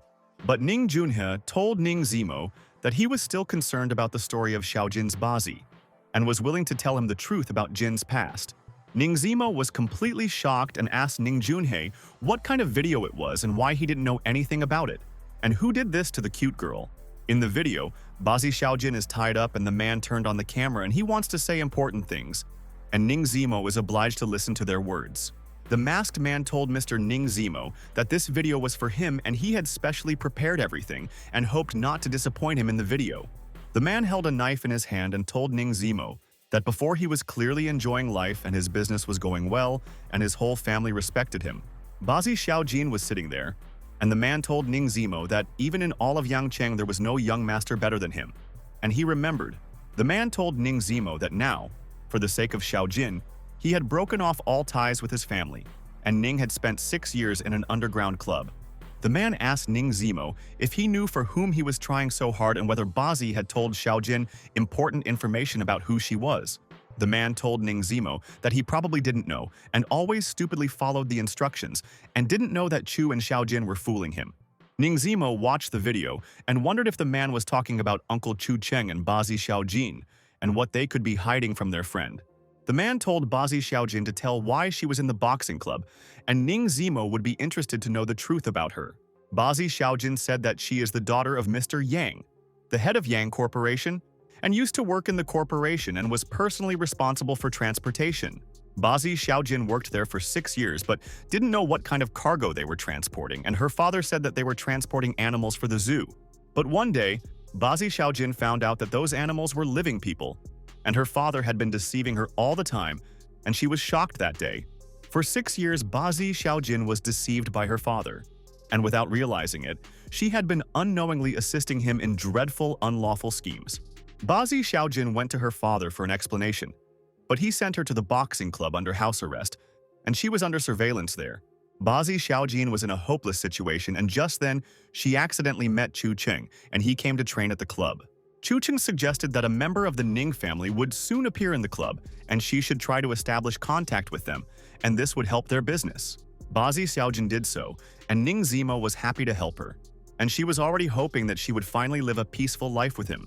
But Chu Cheng threatened Bazi Xiaojin that he would tell everyone about her previous profession, and she followed his orders and reported. Chu Chen told Bazi Xiaojin that if she didn't want Zemo to see her true face, she had to do as he told the lady. Bazi Xiaojin was afraid to tell Ning Zemo everything and believed that he might leave her, and was worried that her father would go against her now. The man stood next to her, and Bazi Xiaojin said that therefore, she had to play the game that Chu Chen had started and had no choice. The man asked Ning Zemo if this whole story had sowed doubts in him, and he stopped trusting his friends or didn't believe. Bazi Xiaojin was crying, and the man told Ning Zemo that he could check for himself where Chu Chen came from and who Bazi Xiaojin's father was. Ning Junhei told Ning Zemo that his uncle knew that this truth was too cruel for him because he had entrusted Bazi's life to Xiaojin. Ning Junhei told Ning Zemo that the young people took love seriously. But in truth, there is no place in the world for sincere feelings and love. Ning Junhei asked Ning Zemo if he realized how much information Xiaojin had passed on to other people behind his back, and that this was clearly a loss.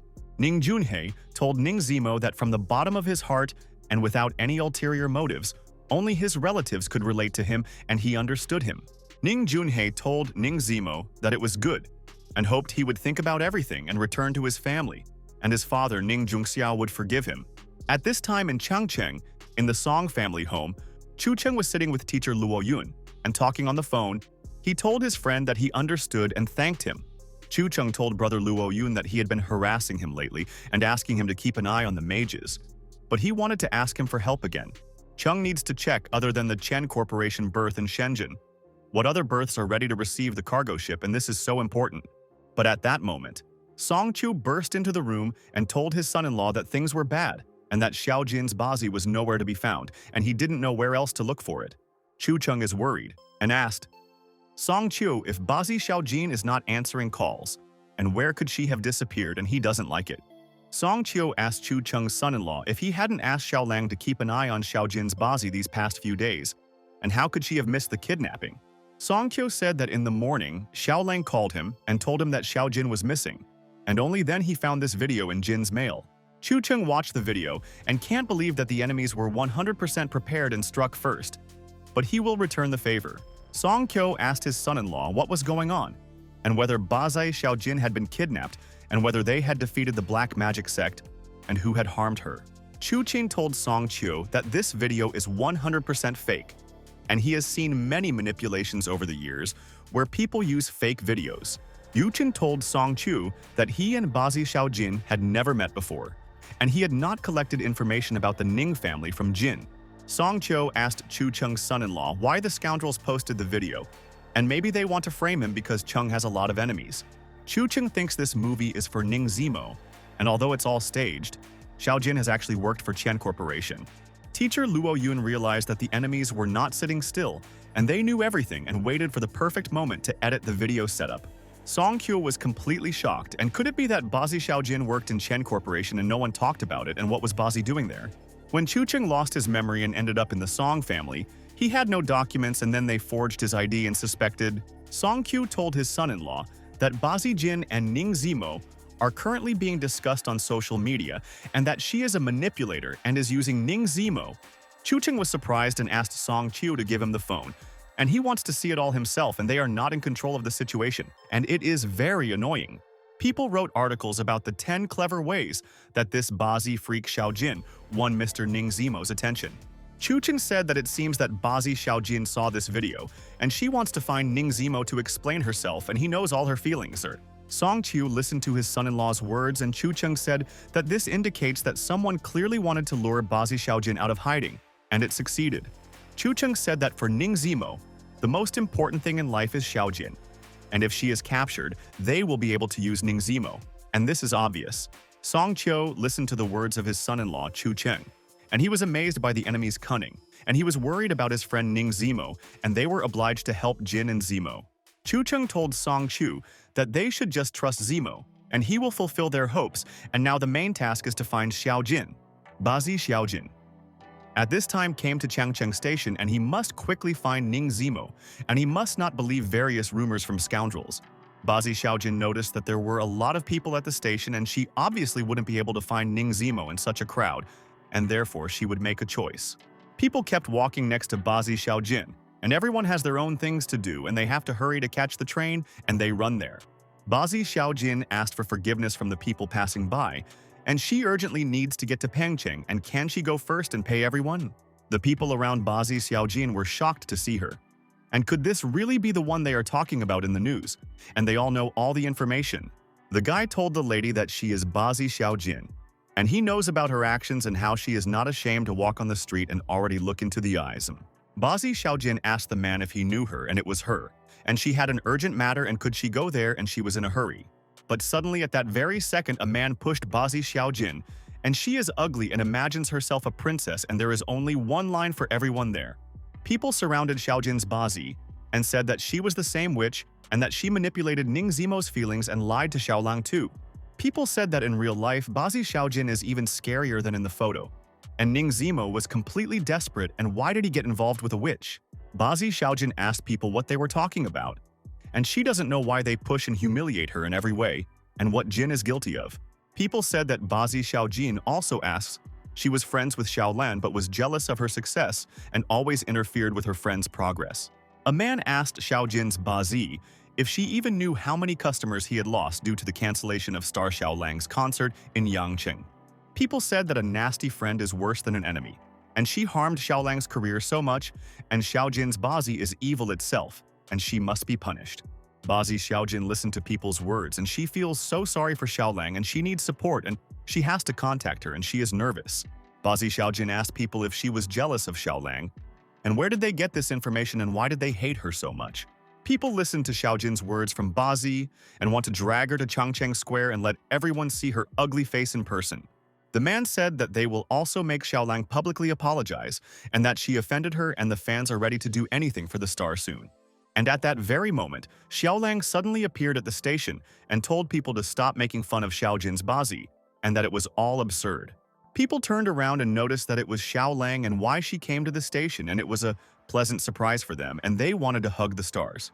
A fan wanted to ask Xiaolan for an autograph, but she pushed him away, and she is only interested in Xiaojin's Bazi and what those bastards did to her. Xiaolan asked Bazi Xiaojin if she was okay, and if someone harmed her, she would personally avenge her, and she would beat those idiots.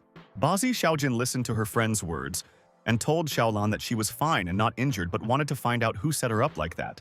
Xiaolan told Bazi Xiaojin that they would discuss it at home, and she didn't want to stand in front of the vile people who had hurt her sister so much. But Bazi Xiaojin told Xiaolang that she would not go home and that she had to find Ning Zimo and explain herself to him because he was so offended. Xiaolang told Bazi Xiaojin that she and Ning Zimo had been through so much together, and could she really not trust him?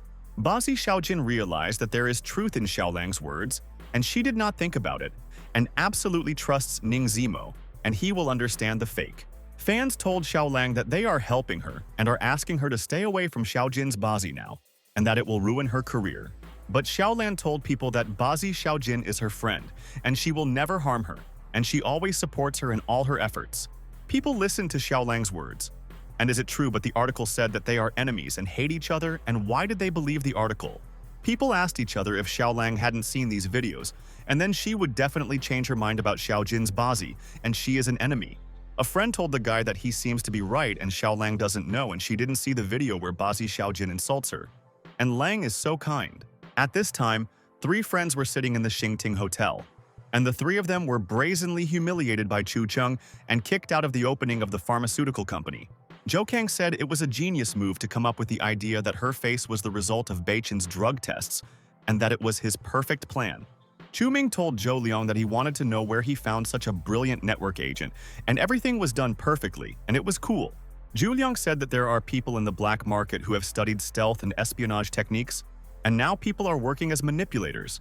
Zhu Liang said that this group is called the Phantom Shadows, and they have competitors Mukai, and they will drive Bazi Xiaojin into a corner soon. And at this time, the friends were in shock, and Zhou Ming asked his friends what happened now and why the friends were nervous, and he would help them solve everything. Chou Liang offered Mukai 1 million to smear Chu Cheng and Bazi Xiaojin, but they refused and no longer accept orders. At this time, in the company of ghostly shadows, the guy asked the boss why he refused Zhou Liang's order, and they are Mukai's competitors. And at that moment, the boss hit the guy on the head and said that he doesn't understand anything, and that he is not afraid of Chu Cheng for nothing, and there is a reason for that. The boss asked the guy if he had forgotten how they had followed Chu Cheng last time, and no one had ever followed him out of his surveillance, and that was true. But they lost Chu Cheng, and he cleverly hid from them. And this guy has reflexes on another level, and he can punish them, and he is afraid of him. And a few minutes later that day, Chu Cheng appeared behind him. But he did not notice him and did not suspect that a person could approach unnoticed. But Chu Cheng heard the information from him that day, and didn't kill him, and gave him a second chance, and he himself was surprised because Chu Cheng was so kind. The boss realized that Chu Cheng is not so simple at all, and to be at odds with him means signing his own death warrant, and he is afraid of Chu Cheng's wrath now. And then a girl entered the room and asked people if they were sure that by refusing an order they were only losing $1 million, and she was so interested. The lady's name was Wang Wanlin, and she is the daughter of the head of the ghostly shadows, and she wants to know the answers to her questions and let the guys not hide everything. The guy asked his colleague why this witch came there and what she wants from them, and he did not expect to meet Wang Wanlin, and she is evil. The guy stood next to him and told the boss that he was screwed, and Wang Wanlin asked him everything about refusing the order for $1 million, and it was his mistake. Wang Wanlin told the guy that he would not answer her question, and if they lost to Mukai because of $1 million, how would he answer to the boss for himself?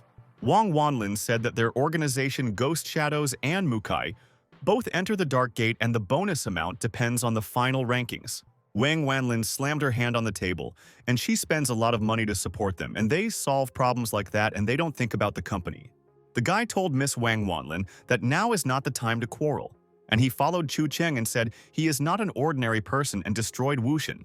But Wang Wanlin said that the destruction of the Wushan clan was just an operation organized by the Valley of Medicines. And isn't she right? Wang Wanlin told people that she would complain to her father, and the guy was clearly not suitable for the role of director of Changcheng, and he only knows how to hinder her. A colleague told the boss that he should do as he knows, and his colleagues cannot give him advice because no one can argue with Wang Wanlin. The guy stood there in despondency, and his colleague asked the boss why Wang Wanlin was sent there today. And she will complicate everything and always interfere with work. Wang Wanlin is evil, and Mukai has started a new wave of information attacks, and the buyer has obviously increased the price, and they were wrong, and this is a tragedy.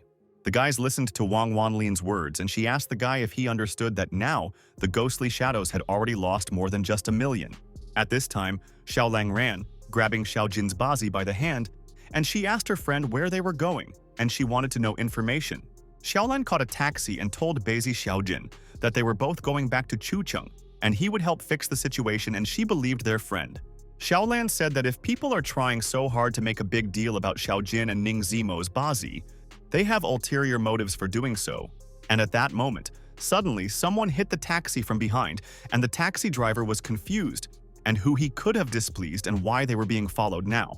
The taxi driver wasn't scared, and he carried out the movement and won't get into an accident now, because there are lovely ladies sitting in the back seat, and he will protect. Xiaolan asked Bazi Xiaojin to be careful, and she is always there by her side and will not allow anyone to harm her best friend. And then people started getting out of the cars and holding bats in their hands, and they are following the boss's order and will not miss the taxi and will punish the ladies and Chu Cheng's. Passers-by saw guys with bats and asked what kind of circus it was. And maybe they were also cosplayers, and they dressed up as characters from the movie. Xiaolang apologizes to the taxi driver sensei for disturbing him, and they are in a terrible hurry and maybe he can help get rid of the pursuers. The taxi driver said that if it were anyone else he would have refused. But he knows Xiaolan and of course, he will help her in any situation in their life.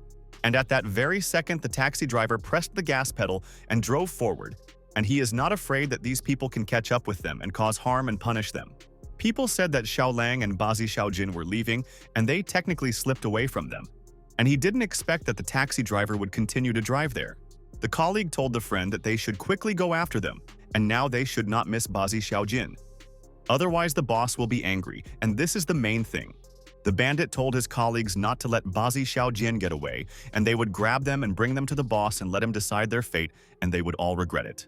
The taxi driver pushed the bandit's car away, and he won't let the ladies get caught, and Xiaolan and her friend are under his protection, and he will save both of them.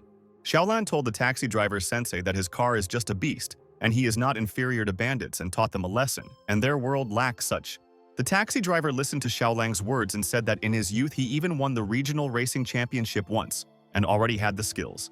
The taxi driver said that on every trip he played Xiaolang's compositions, and he still gets goosebumps from the melodies and the star's voice.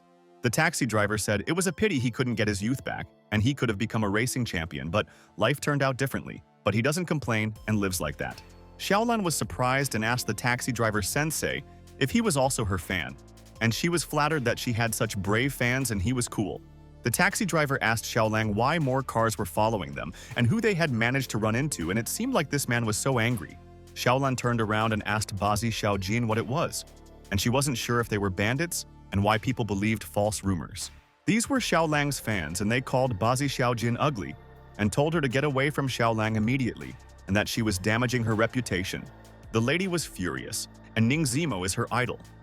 And why did he prefer such a monster as Bazi Xiaojin to her? And he has no taste. And he was wrong. People shouted Bazi Xiaojin, and they can't stand people like her. And she is a rotten lady, and in vain she got involved with Xiaolang and Ning Zimo, and they are a miracle. Xiaolan realized that Bazi Xiaojin is very difficult in such a situation, and people everywhere say nasty things to her and blame her for betraying everyone. Bazi Xiaojin sat next to her and asked Xiaolan what was going on and why her photos were all over social media, and someone was clearly trying to frame her. Hundreds of people cursed Bazi Xiaojin and said that she was a fool and a witch, and told Xiaolang to leave her, and they would punish and beat her immediately. Bazi Xiaojin is tired of people making fun of her and asks them not to look at her, and they blame her for something she didn't do, and it makes her angry. Xiaolang hugged Xiaojin's Bazi, and she will find a way to cure her face, and she is strong and obviously more beautiful than many people in this world. And then someone called Xiaolang, and the taxi driver told Xiaojin's Bazi that her friend was right and that he was also judged wrongly in his youth.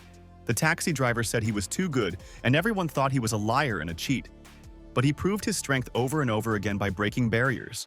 Xiaolan said that the taxi driver sensei is right, and Bazi Xiaojin should live in such a way as to slap all people in the face, and they will regret everything. Xiaolang talked on the phone with Chu Cheng, and she found Xiaojin, but they have no chance to break back and they are surrounded by people. And this is a disaster. Chu Cheng told Xiaolang that he had already understood the situation and would now send them the coordinates and they would hide there and leave the rest to Uncle Chu. Xiaolan told Bazi Xiaojin that everything will be fine. And Chu Cheng is already on his way and he will find a way to fix the situation, and she believes their friend. But Bazi Xiaojin asked Xiaolan not to look at her. And she is ugly, and all people are right, because there are deep scars on her face and they scare everyone.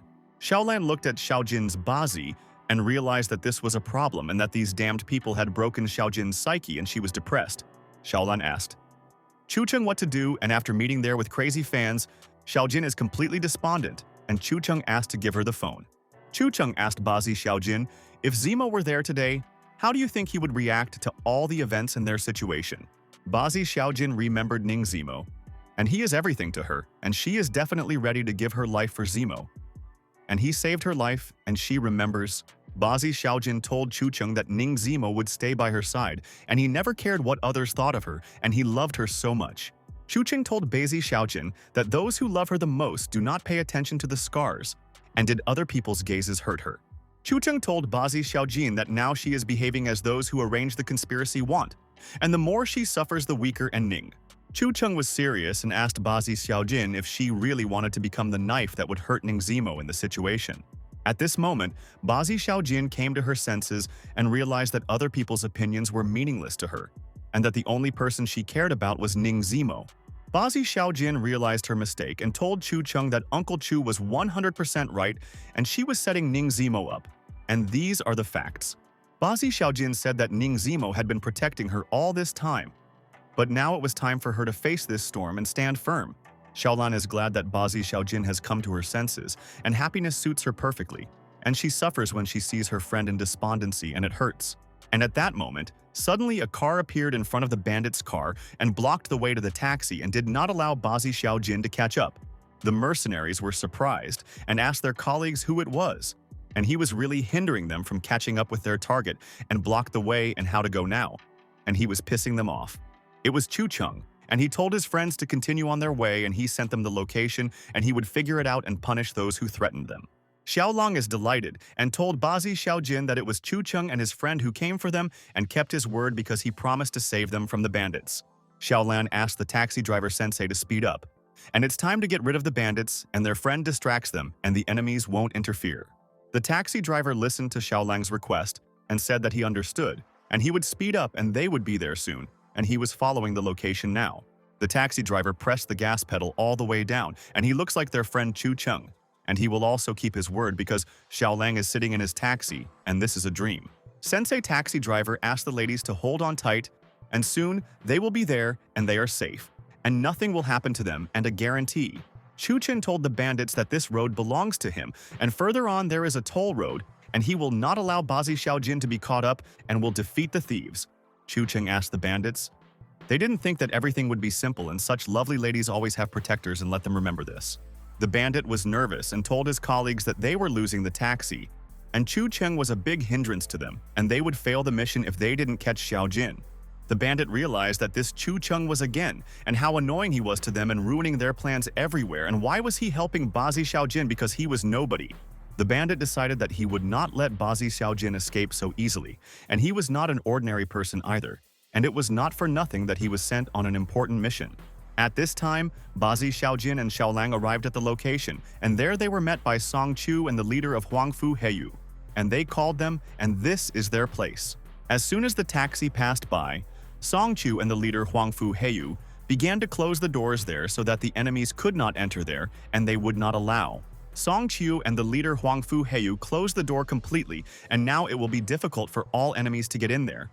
But there they will be met by two fighters. One of the bandits continued driving and noticed how the taxi disappeared, and he will not retreat back because he has come such a long way, and he will find them. The bandit wondered if Bazi Xiaojin and Xiaolang had decided that they had left him. But he would be upset because he was a professional and would do the job. The bandit was driving at a speed of 200 kilometers per hour, and he can't press the brake there, and there is no way back, and he will even drive through a wall. And at that moment, the bandit broke the doors and drove by in a car. And he will never miss the target, and he will get Bazi Xiaojin from this building. The bandit hit the brakes, and now he has nowhere to hurry, and the ladies are now trapped and they have nowhere to hide, and he lured them there and will catch them soon. The man got out of the car and froze in place and thought that it would be easier. But he miscalculated, and it seems that Chun Chen had managed to think everything through in detail. The man looked around and didn't know where the ladies had gone, and they were nowhere to be seen, and maybe they had hidden around the corner and he would soon find both of them. The bandit called Ning Junhei and told the boss that the mission had failed, and Bazi Xiaojin was already with Chun Chen, and he couldn't catch her there. Ning Junhei told his colleague that it didn't matter, and that he already had the cargo, and by the time they figured out what had happened, he would have taken everything out long ago, and then it wouldn't be a problem.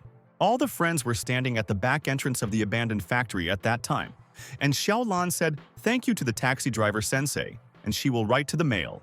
Sensei taxi driver told Xiaolan that he will wait and thank them too for getting into his taxi, and it was fun, and wishes everyone good luck. The ladies got into Huangfu Heiyu's car, and Xiaolan calmed down now and told her friends that it seemed like she could breathe out and she was very tired. Xiaolan asked, Song Chu, what about Chun Chen? And they wouldn't leave him, and he tried so hard for them and saved them from a hopeless situation then. Song Kyo told Xiaolang that if there was one person he definitely shouldn't worry about, it was his son-in-law, and Chun Chen would quickly solve the problem himself. Chun Chen called Xiaojin and said that he needed to ask her a few important questions and whether she knew what exactly the Wushan clan was doing. Qing said that they used living people to create dangerous parasites, and the materials for the experiments were supplied to them by the Chen Corporation. Chun Chen told Xiaojin that she was Yang Chen's adopted daughter, and how did she end up in the boxing club, and he had to find out the truth. Bazi Xiaojin told Chu Qing that she helped her brother on the ship, and they didn't tell her anything about the contents of the cargo and always hid it. Bazi Xiaojin always wondered what kind of goods this was and why huge containers are needed to transport them now, and she has so many questions. One day, Xiaojin's brother got very drunk and she had to replace him at cargo inspection. And then she found out that there were people in the container. The next morning, Bazi's brother Xiaojin realized that she had seen everything, but he acted calmly and said that he would explain everything at home without any problems. The brother stood next to Bazi Xiaojin and told his sister that when they returned, he would tell her everything and promised that he would not forget about it. But instead of explanations, Bazi Xiaojin was faced with imprisonment and surveillance 24 hours a day. And the brother brazenly deceived his sister that day. Brother threw Xiaojin's Bazi into the basement, and in vain she found out the truth, and it was none of her business, and she should have done the work and not asked them questions. After a long time, Bazi Xiaojin managed to escape, and she followed the trail she found earlier and thus reached the club where the fights were taking place. And at that moment, Bazi Xiaojin accidentally ran into a person and did not notice him while looking around, and was careless there. The man immediately recognized Bazi Xiaojin and said that she was the one they were looking for and thought that no one would find her. But he was on guard there. During the investigation of Bazi, Xiaojin accidentally gave herself away, and then she found out that her family was using all their connections to get her back. Later, the people from the Wushan clan locked her in the fighting club and they forced her to submit. And that's when she met Ning Zimo there. And what happened next? Chu Cheng himself knows, and Bazi Xiaojin told him all the information about the past, and she hates these times so much. Afterwards, Chu Cheng came to the tea house in Yangcheng and asked if he remembered the sea routes that the Qian company worked with, and this was important. Chu Cheng entered the room and told Situ Jing and Jiang Yingtao that Tujie met again, and he was glad to see his colleagues from the bureau. And how was the mood? Situ Jing told Chu that this internet scandal was caused by the company Ghost Shadows, and they have 3 offices in Yangcheng, one of which is there. Chu Cheng said that the special forces' efficiency was simply impressive, and he did not think that they worked so quickly, and he trusted his friends. Jiang Yingtao listened to her colleague's words, and Chu Cheng handed her the phone and said that here are the results of his research, and he also clearly tried to. Jiang Yingtao wrote something on a piece of paper, and they were lucky that Chu Cheng himself was helping them. And with him, they would soon succeed and catch all the enemies. Commander Jiang Yingtao told Chu Cheng that they were working in harmony and she liked it, and at this rate they would put all the scoundrels in jail. At this time, all the dissatisfied people were standing in front of the Beichin Pharmaceuticals office, and the news was saying that the medicines were being mutilated. People asked Song Yan if she didn't think she needed to explain to everyone there that their medicines were like poison, and they were disfiguring people. People told Song Yan that those who mock people like that should be closed down, and that Beichin Pharmaceuticals is evil and he hates the head. Song Yan asked her friends to calm down, and then she would explain everything to them, and there was no need to shout, and she would not hide all the company information from them. But at that moment, suddenly, a car drove up there at full speed and the people stepped aside in horror, and the man almost hit them with the car. The car stopped in front of Song Yan, and she realized that one person in their city could so boldly drive a car and calculate the distance there. Song Yan is shocked, and she didn't think that her beloved husband would come there, and he knows how to surprise. And that's why she chose him, and again he helps his wife. Chu Cheng asked his beloved to get into the car, and then they would discuss everything and resolve the issues of the Beichin Pharmaceuticals company, and he was the director. Song Yan asked Chu Cheng what he was doing there, and she didn't expect him to come today because he has a lot of things to do and he is busy helping people. Chu Cheng told Song Yan that he figured that now was the perfect time to save the beauty and asked if he was too late to save her. Song Yan asked Chu Cheng to talk seriously, and he always jokes with her, and she actually solved important problems of the company there. Chu Cheng smiled and told Song Yan that he was serious and came to save her because the crowd was ready to kill her, and they were very angry with his wife. Song Yan asked Chu Cheng where they are going, and she hopes that he knows, and they are not wandering the streets, and she is sure that Chu Cheng already has a plan. Chu Cheng told Song Yan that he found out who is behind all the blackmail on the internet, and he cares, and he will avenge his beauty soon. Chu Cheng pressed the gas pedal, and he must hurry before all the scoundrels escape and Uncle settles all the problems and Song Yan is lucky with her husband. Chu Cheng told Song Yan that they were now going to the lair of these scoundrels and would personally settle the details and politely teach them a lesson and manners. At this time, workers were sitting at the base of the ghostly shadows at Point A, and they did an excellent job with the plan and are obliged to receive an advance for the job. The man beamed with delight and asked the guys not to worry, and after the successful operation they would all receive their share, and he praised them for everything. But at that very second, Chu Cheng suddenly kicked the door down, and he disturbed the people and asked if they were really expecting an advance, and he also wanted. Chu Cheng went to the workers of the Ghost Shadows and said that he was glad to see them all, and it was good that he found out about their lair, and now they are trapped. Chu Cheng told the guys that their attempts ended in failure, and they would not receive an advance, and that they were wrong to underestimate him and think that he was just a coward. The man from the company asked Chu Cheng how he got there, and that the office is not so easy to find, and it seems that Chu Cheng has very influential connections. Chu Cheng told the man from the company that in this world of theirs there are things that he is better off not knowing, and let it remain a secret, and he is happy. The man from the company swung his arm and asked Chu Cheng if he really came there alone, and dared to be impudent, and seemed not to know about the ghostly shadows. The man from the company dealt a powerful blow, but Chu Cheng deftly dodged and defended himself from the enemy's attack. And it is not for nothing that he is the master of Nanquan in the city. Chu Cheng struck his enemy and hit him in the face. The man was shocked by the power of Chu Cheng's blow, and he is clearly not a man but a beast. And this is cool. The man told his colleagues from the company to quickly grab Chun Chen, and together they can defeat him. And he won't escape, and he is the one trapped her. Chun Chen smiled at the man's words and asked if they really wanted to capture him, and believed that they could punish him and teach him a lesson there. In a couple of seconds, Chun Chen beat up all the people from the company, and they are definitely not his equal, and they will not be able to injure him because he is too strong. Chun Chen grabbed the man who was giving orders to the people, and he looked at Chun Chen in horror and prayed that he wouldn't beat him to death now. Chun Chen stuck the man's head into the floor and asked him if he really thought he could repel the attack and why he called him a weakling just now. Chun Chen at this time continued to beat up the people from the company and subjugated everyone to himself, and now no one has the courage to fight with him. The man from the company told Chun Chen that they were just people who did things for money and that they were innocent and kind. Chun Chen told the man that he would then give himself a couple of coins and do everything to make the ghostly shadows disappear, and he would not be guilty of anything. Chun Chen told the man from the company to tell who was behind them, or he would use force again and punish everyone if he did not hear an answer from them. The man from the company was scared and told Chun Chen that he would tell everything, and there was no need to hit them, and no one from the company would attack him in the office anymore. The man from the company told Chun Chen that it was the young master from the Ye family, and he wanted people to think that Xiaojin was an idiot. Chun Chen told the man from the company that he expected this, and Ye always wants to hurt him, and he is tired of his antics and will soon kill the guy. Chun Chen told people that he wants the rumors about Xiaojin's Bazi to disappear, and he has one more request, and it is important, and he longs for it.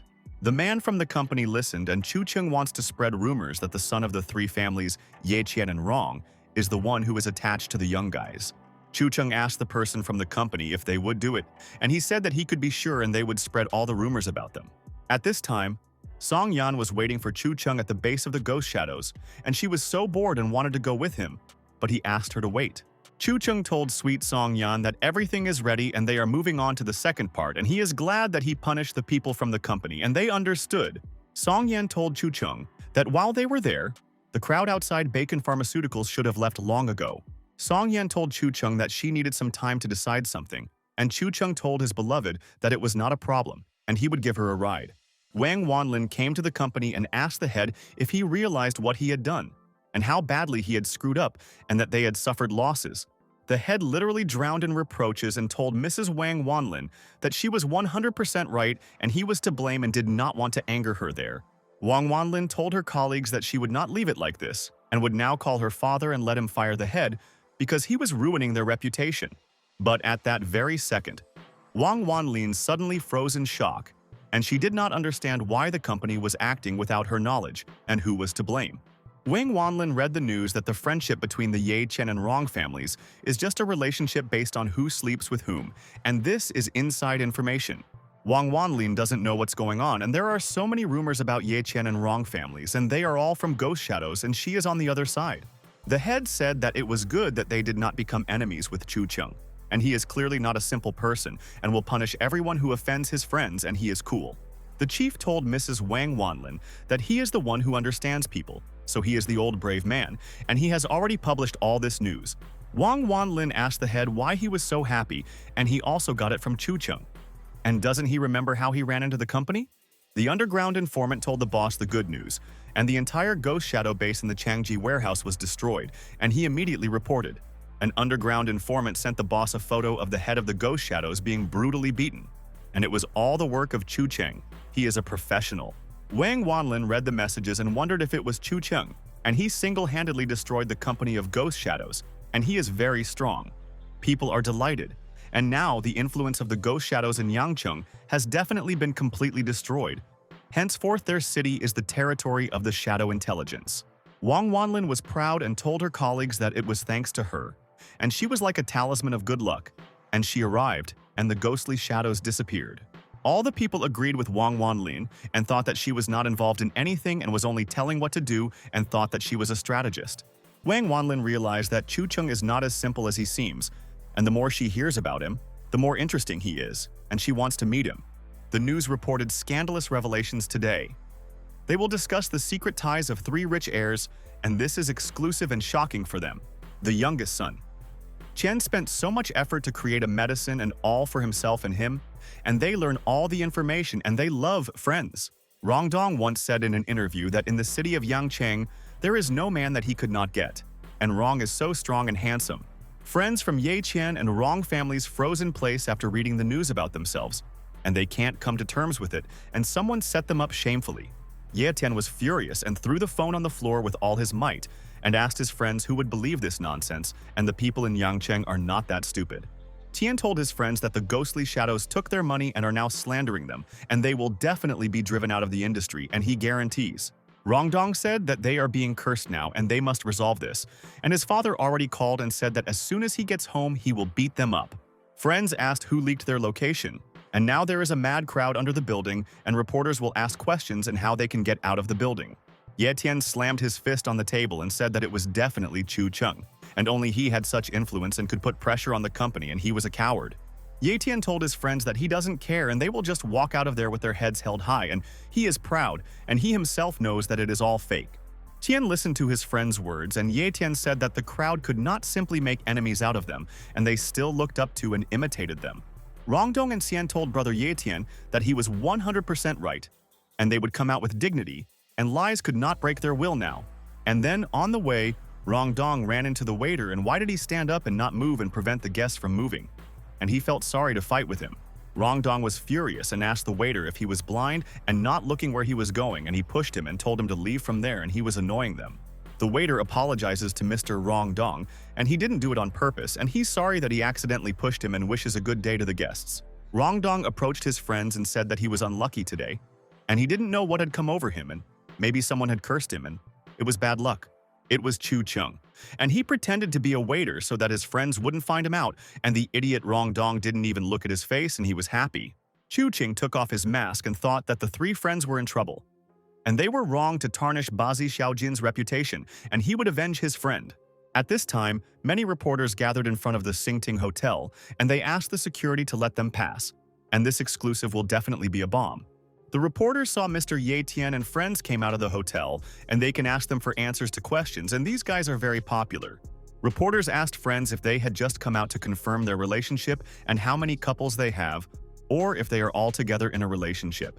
Ye Tian deftly grabbed the microphone from the reporters' hands and said that the rumors were false and that they were just friends, and that they should stop interfering in their lives. Tian and Rongdong are delighted, and Ye Tian said it so calmly, and his friend will not let them be offended, and he defended the honor and reputation of his friends, and he appreciates it. The reporter asked Mr. Rongdong what he thought about Ye Tian's words, and maybe all the reporters were wrong, and the three of them were best friends since childhood. Rongdong stood next to the reporter and began to reach for the microphone. And he will tell the truth and support brother Ye Tian, and he will dispel all the rumors. But at this moment, suddenly the talisman on Rongdong's back affected him, and he was confused about what kind of strange sensation, and he felt ticklish. Rongdong told the reporters that he will tell the whole truth and they can believe them, and everything he says now is true, and he will give them inside information there. And at that moment, Rongdong told the reporters that in fact everything that is written on the internet is true, and he loves Ye Tian and Qian very much and they are the best. Qian was completely shocked by Rongdong's words and what he was doing. And Ye Tian saved their reputation, but Rongdong was dragging them down, and why did he say that? Ye Tian is confused about what Rongdong is doing, and he has gone crazy. And he should never say such things to reporters, and he wants to beat up his friend there. Rongdong asked brother Qian and Ye Tian Xiaohuang to stop hiding it, and wouldn't it be better to admit their feelings and let everyone know there are? Rongdong pounced on Ye Xiaohuang and Qian. And the reporters are delighted, and for them this is inside information, and the editorial office is waiting for them. A bonus for such inside information. The reporter asked Zhongdong, that is, now he officially announced that they are not just friends and this can be considered a love triangle. Rongdong told reporters that this is simple male happiness, and they don't need anything, and he is glad that he was able to publicly confess his feelings. The news headline is Love of a Lifetime and Romance of the Heart, an untold secret of three rich people, and this is definitely a big news. Qian and Ye Xiaohuang started beating Rongdong, and they quickly brought him to his senses, and is he having fun now? And he definitely disgraced them in front of the whole country. Rongdong asked his friends not to hit him, and he himself doesn't know what came over him, and he lost control and doesn't remember what he said, and it's strange. Qian kicked Rongdong in the stomach and said that he was disgusted to look at him, and that he and Ye Xiaohuang did not know that their friend was like this, and that he had let them all down. Ye Shiaoan and Qian are furious, and Rongdong ruined the plan, and how can they deny the rumors after his actions, and he said so much nonsense. Rongdong was lying on the ground and his friends left him there and let this be a lesson to him and never say any nonsense to reporters again. Rongdong called his mother and said that he was at the Huangting Hotel and asked her to send a car for him, and he would go home and obviously would not go anywhere. Chu Cheng pushed Rongdong in the hotel, secretly attached a talisman to the guy's back and made him say what he wanted, and he's shown on the street. This is a technique of 9 illusions, and when activated, you can immediately instill the desired thought in a person and temporarily turn him into your puppet. Rongdong was still lying on the ground and suffering, and Chu Cheng wishes his friends to enjoy a moment of glory, and they deserved it, and he took revenge on them. Then, Chu Cheng walked on the street and noticed the medicine, Chen Shi, and the slogan of the drug strong kidneys, good health, and he was surprised by the poster. Chu Cheng remembers Song Yan once said that Beichin Company wanted to release a similar product, and now he realized that it was not a rumor. Chu Cheng understood, and judging by the omens, Song Yan may already have serious problems, and he will solve important aspects and protect his wife. Chu Cheng decided that now was the time to take advantage of the situation, and he knew what to do, and no one would interfere, and he was determined to succeed in the matter. Chu Cheng imagined how his mother beats Rongdong because he disgraced the family, and how can they now look at the heads of other families, and he ruined everything. 3 days later, in the Rong family mansion, Rongdong's mother scolded him, but he told her that everything was fine, and that he did not want to go to Taoist Jiang and was healthy. Mom asked the idiot Rongdong if she really thinks he's okay and he's disgraced their family, and she thinks he's clearly possessed by an evil spirit. Mom told Rongdong that Taoist Jiang had recently traveled around the world himself, and it took her a lot of effort to find out that he would be there today. The driver listened to the words of Miss, and Rongdong's mother told him to go, and her son would not convince her, and he would still go to Taoist Jiang, and this is a fact. The driver left from there and noticed that Rongdong was having problems and had strange thoughts in his fantasies, and hoped that Taoist Jiang would help Rong. After some time, they arrived at the mansion of Taoist Jiang, and Rongdong's mother did not want the Taoist to leave, and fortunately they made it in time, and he will receive them there. Rongdong's mother told Taoist Jiang that she called him recently, and he agreed to help and let him look at her son and whether Rongdong was possessed. Taoist Jiang told Miss Rong that he would look at the stars and tell her everything about Rongdong's fate, and she would learn important information about her son, Taoist. Jiang realized that he could not read Rongdong's fate and saw that his fate was connected with the Song family, and some symbol flashed. Taoist Jiang wondered if the fate of the Song family had also changed, and he had devoted his whole life to fortune-telling. But recently he had strangely failed the exam. Taoist Jiang thought it was unfair at the time, but now he realized that he really wasn't that good and that he had failed the tests. And then Taoist Jiang stood up from his seat and asked Rongdong and Mom to wait. And he had one thing to do, but he would return soon and would definitely help their family. Taoist Jiang's assistant asked the Rong family to follow her, and they could rest for now, because Taoist Jiang had important matters and he would solve everything. Rongdong and his mother stood next to Taoist Jiang, and she agreed, and did not understand what came over Taoist Jiang because he began to tell fortunes there and stood up. Rongdong asked his mother, and this Taoist Jiang is definitely not a swindler, and he does not inspire confidence, and it seems he was unable to tell fortunes, and he just left. Taoist Jiang listened to the words of the Rong family, and he didn't care, and he had to sort out one thing there first, and then he would calm down. Taoist Jiang needs to figure out what's going on with the Song family, and then he'll solve his problems and he'll be able to continue guessing like before. Taoist Jiang came to the Song family's house and was surprised because there was no guard at the door. And weren't they afraid that someone would break into their house? And at that moment, suddenly, teacher Luo Yun appeared behind him, and he said that this was Taoist Jiang, and he had heard so many stories about him.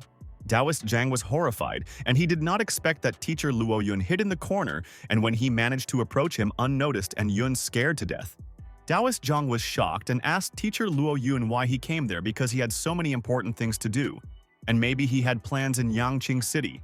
During the exam of the 9 secrets, Luo Yun was the examiner of Jiang, and he asked if there was a chance to get there in the future, but he did not give an answer. Taoist Jiang asked Master Luo Yun if he had a chance to enter the 9 secrets, but Luo Yun said that everything depended on fate and probably. Taoist Jiang asked the teacher Luo Yun if he had also come to the Song family and wondered if this was the very sign of fate, and he was glad. But teacher Luo Yun told Taoist Jiang that he had now come to see his elder brother, and they wanted to discuss the details over a cup of tea with his brother. Taoist Zhang listened to the words, and teacher Luo Yun said that since he was there too, it meant that their connection had not yet been broken, and asked him to follow him into the house. Taoist Zhang was surprised by the words of teacher Luo Yun, and could it be that the elder brother of the Nine Secrets is now in the Song family and will soon find out all the data there? Chu Cheng turned around and told his younger brother Luo Yun that he was back, and he was glad that he didn't stay anywhere because he had such a habit. Taoist Zhang is at a loss, isn't this the idiot Chu Cheng? And he thought that the Song family had kicked him out long ago because he is hopeless and very stupid. But at that very moment, teacher Luo Yun bowed, and Yun told his elder brother Chu Cheng that he was in a hurry on purpose so as not to be late home. Taoist Zhang stood next to Master Luo Yun, and why did he bow and call the idiot Chu Cheng elder brother? And he got confused, and it's weird. Taoist Zhang is in complete shock. And what is happening? And when did this world manage to reboot, and he does not know any information, and this is shock. Teacher Luo Yun told Chu Cheng that regarding what he asked to find out and some clues appeared, he would immediately report interesting data. Chu Cheng told Master Luo Yun that he was listening to him with interest and wanted to find out important clues, and had no doubt that he would find the clues right away. Chu Cheng turned to Taoist Zhang and told his friend that they had not seen each other for a long time, and asked him to come and sit next to them and that he was not a stranger to the family. Taoist Zhang agreed with Chu Cheng, and he never thought that Chu Cheng would become so influential that teacher Luo Yun would submit to him.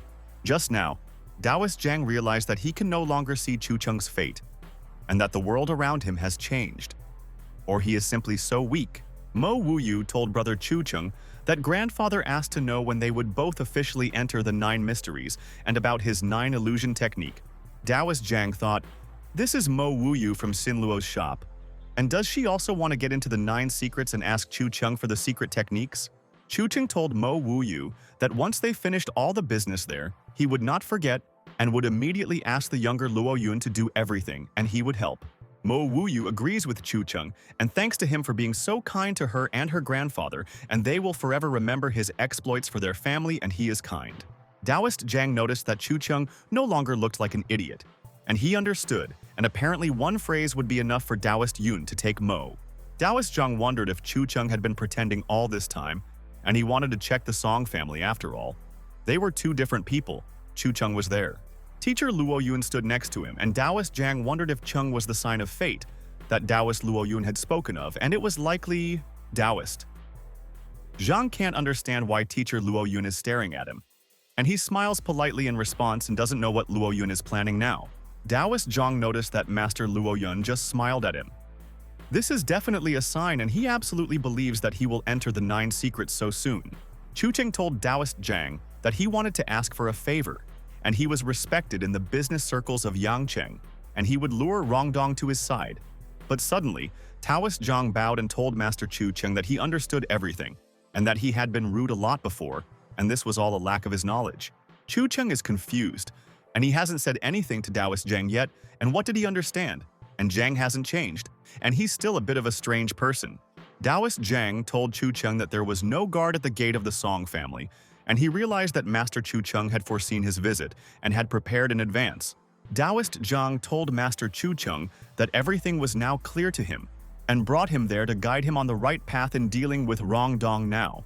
Mo Wuyu looked at Taoist Zhang and thought that he was strange, and she didn't understand what he meant, and it seemed that brother Chu Cheng didn't know either. Chu Cheng told Taoist Zhang that there was no guard because he foresaw a strong storm coming during the day and sent everyone home. Taoist Zhang heard the word storm, and Master Chu Cheng hints that this thunderstorm will play into his hands and will definitely help convince Rongdong and his mother. Taoist Zhang ran sharply and quickly to the exit and asked Master Cheng not to worry, and he understood everything and promised that he would settle everything and he was reliable. Chu Cheng looked at Taoist Zhang and he didn't understand anything, and it seemed like their friend Taoist Zhang was talking to himself and fantasizing a dialogue, and it was scary. Mo Wuyu asked brother Chu Cheng what was wrong with Taoist Zhang, and he started talking nonsense and went to complete a task that the Taoist himself seemed to know about. Chu Cheng thought that it seemed like Taoist Zhang had thought it all up himself, and he was not angry, and on the contrary, he was happy, and there was less work for him, and that was important. At this time, Taoist Zhang returned to his temple, and the assistants told Taoist Zhang that he had finally returned and the Rong family was still waiting. Taoist Zhang told the Rong family that he understood everything about Rongdong, and it was not in vain that he went to resolve the issue. And now there are no barriers and the Taoist will know everything. Mama Rong asked Taoist Zhang what was wrong with her son, and she wants him to tell all the information and not hide anything from the family.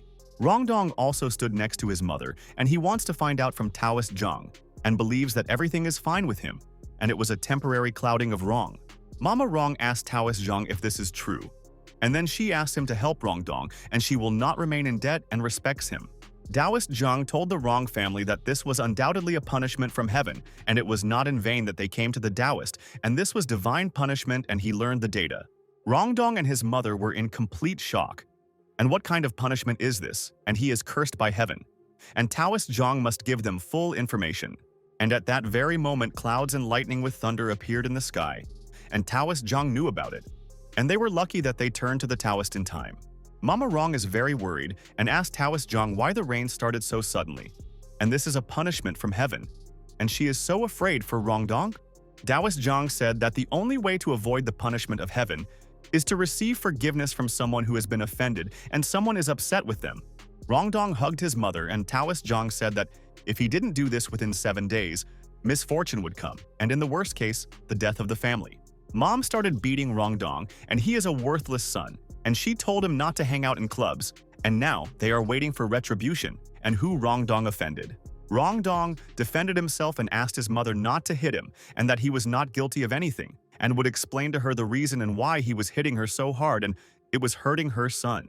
Rongdong told his mother that it was all because of Qian Bushao, and he hired people to defame Chu Qing and Bazi Xiaojin, and he played along with their friends. Taoist Zhang sat with a smart look, and he told Rongdong that helping a villain is also a crime, and that evil people already have a strong aura of failure.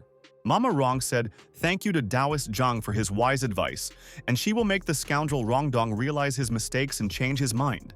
Taoist Zhang told Rongdong's family that admitting guilt is the first step to redemption, and the lady made the right decision and she is smart. Rongdong started to leave the temple with his mother and she scolded him, and he helped Ya Shiaoan and Xian Bushao in vain and brought trouble to their family. Taoist Zhang called Master Chu Cheng, and the matter with Rongdong was decided, and if anything happened he could contact him. And Chu Cheng said thank you to Taoist Zhang. Taoist Zhang went out into the yard and the assistant asked his friend what was wrong with the Taoist. And he looked different and seemed happy with everything and not angry with them.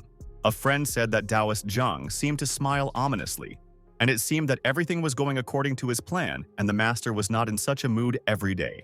Taoist Zhang walked and sang a song, and today is a good day, and he does not lose hope and will soon become a disciple of the ninth heaven, and Chu Cheng is his master. At this time, the bureau gathered in the private house of Yang Cheng, and Chu Cheng decided not to delay, and immediately called Ning Zimo to find out information. Chu Cheng told Zimo that he had been working undercover at Shen Corporation for a couple of days, and if there were any leads and he could help with the case. Ning Zimo told Uncle Chu Cheng that there were leads, and Ning Junhei there told him to come to Qianport in 5 days to receive the cargo. Sidu Jing asked Ning Zimo if he was talking about Qianport, and that was great news. And it was good that they had planted the champion among their enemy. Ning Zimo listened to Situ Jing's words and asked Master Chu Cheng whose voice it was, and it seemed like there was someone next to him and they could hear the conversation. Cheng told Ning Zimo that he was with the Special Combat Department and that in the future he would be working with a professional. Commander Jiang Yingtao told Ning Zimo that he would be accompanied by Xueming from their unit and Li Xueming, an experienced scout and a good one. Chu Cheng asked Ning Zimo how he was feeling, and could tell Uncle Chu Cheng was ready to help at any time and would never abandon a friend. Ning Zimo remembered that video, and was what he saw in the video true? And Chu Cheng asked to find out about Zimo from Xiaojin's Bazi. Ning Zimo asked Uncle Chu Cheng how Xiaojin's Bazi was doing and wanted to know if she was okay, and her life was not in danger now. Chu Cheng asks Ning Zimo not to worry, and Xiaojin's Bazi is always with Xiaolang and under reliable protection, and all those words of Ning Junhei are lies. Ning Zimo thought that the video seemed to be fake, but he checked something about Uncle Chu Cheng and Bazi Xiaojin, and their backgrounds matched. Chu Qing noticed the pause in Ning Zimo's words and asked his friend if he had any questions for him, and he could ask anything, and he would answer them. Ning Zimo asked Uncle Chu Cheng to forget and everything is fine, and if he has any new information he will contact him and thank you for the contact. Chu Cheng wished Ning Zimo to take care of himself, and the war god thought, how could he doubt Uncle Chu Cheng and what was happening to him, and this was a shame. Chu Chen told his colleagues that Ning Zimo found out that there would be a deal at Chenport in 5 days, and Xiao said that it was their favorite place. Commander Jiang Yingtao thanked Chu Cheng, and she has already notified the assault team. And on the day of the deal, there will be an arrest of enemies in the port. Cheng noticed a lady sitting quietly in the corner and asked Jiang Yingtao who it was. And she listened to all the secret information and no one told her. Situ Jing said that she was a bespectacled witch who looked down on everyone. But Commander Jiang Yingtao told her to stop insulting her friend. The lady said that she was the head of the 7th Intelligence Group of the Special Combat Department, Chen Zhongyi, and she was so happy to meet everyone. Jiang Yingtao said that this matter involved Chen Zhongyi's family, and she was assigned to monitor it and she could not revive and argue there. Situ Jing whispered in the ear of Commander Jiang Yingtao, and they are in trouble and they will have to work with the witch Chen Zhongyi, but she does not complain about her. Chu Cheng told his colleagues that they would see each other in 5 days at the port, and he realized that there are also enough personal conflicts in the special forces, and this is a fact. At this time, in the meeting, Beichin pharmaceutical people told the boss, Song Yan Song Company, Yan Shi released Yan Shiaoan before they… Song Yan said that they were caught off guard, but it was not the time to give up, because now the fate of Beichin was being decided and a breakthrough drug was urgently needed. The guy said that Qianxi was ahead of them by exactly 1 day, and that means that there is a mole in the company, and if they don't find him, everything will go to hell. A colleague agrees with a friend, and the company has invested huge amounts of money in the project, and if they don't break into the market, Beichin is clearly facing bankruptcy. Director Song Yan asks his colleagues to remain calm, and none of them want this to happen, and will try their best. Director Song Yan asks to trust her, and they heard about the conflict between the Song and Huang families. And the Song family does not get involved in the conflict if they are not sure. Director Song Yan said that everything is the same now, and they have an ace up their sleeve and they will find the mole and return the market, and they will not be broken so easily. The worker told Director Song Yan that it wasn't that they didn't believe her, but Beichin's situation was so dire that they had little hope. But the lady said that she believes the directors Song Yan and Beichin are clearly not the worst company in the industry, and they will not abandon the boss in difficult times. The guy said, since Director Song Yan said they would give Beichin Company another chance and at a critical moment the boss would not abandon them. Colleagues told Director Song Yan that they would all trust Beichin Company again, and he hoped that they would soon achieve a breakthrough in the market. The worker asked Director Song Yan to consider this as gratitude for her trust in them, and she never doubted them, and they appreciate it. Director Song Yan said thank you for your support and asked Shuzhou not to leave and stay, and the rest are free, and she will give instructions later. Director Song Yan went into another room with the lady, and the workers already believe that Beichin Company will survive, and Director Song will come up with a plan. After a while, the lady approached her colleagues and told Zhuzhou that Director Song Yan was waiting for him, and he had to go to her, and that she wanted to discuss something. The worker asked the lady what Director Song Yan told her, and they talked for a long time there, and he is interested in knowing their dialogue, and this is intrigue. The lady told her colleague that Director Song Yan had simply given instructions for further work, and they would prevent the collapse of Beichin Company soon. The sun was setting, but the Beichin Company continued to work tirelessly, and there would be no bankruptcy if they came up with a drug. Night has come, but the lights are still on in Beichin's company, and they haven't gone home and are thinking about the paid action, and it's so important. Director Song Yan exhaled and finally finished distributing all the tasks, and everyone will do their own thing. And there is already order in the company. The guy asked Song Yan what she had in mind and what kind of ace she had up her sleeve and whether he could get at least a hint, and she intrigued him right away. Director Song Yan told her colleague that if she had an ace up her sleeve, she wouldn't worry anymore, and she sent everyone out to find a compromise.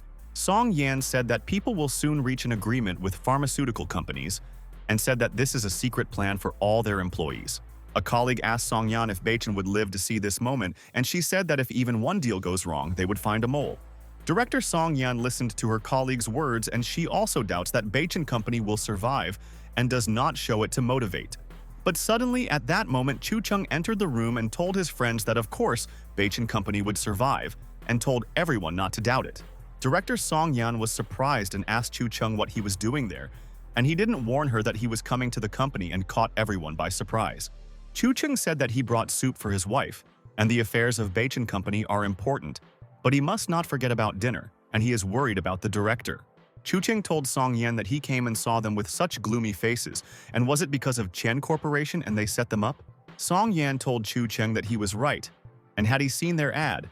And she was tired and her head was splitting with problems and Chen Corporation were pests. Chu Cheng bet with Mr. Chen that their product would be in at least 100 pharmacies, and wouldn't they have time to develop their new product? Director Song Yan said that developing a new product takes time, and in their situation it is almost impossible, and she does not believe in the company's success. Song Yan knows that if their medicines are as effective as those of Chen Corporation, no one will choose them.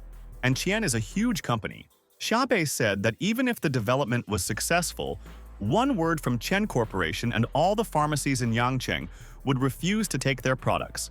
Chu Cheng knows that Lingnan Medicine Valley owns the Lingbaotan pharmacy chain, and it is the largest pharmacy chain in Yangcheng, and they will come to an agreement. A friend said that Lin Baotan is the exclusive partner of Chen Corporation, and they say that many young people from the Chen family do their internship there. Chu Cheng listened to the words, and the company employee said that it is safe to say that they are already of the same blood and how they will come to an agreement with Lin Baotang. A friend said that any pharmacy in Yangcheng can cooperate with Beichin Pharmaceuticals except Lin Baotang, and this is absolutely impossible.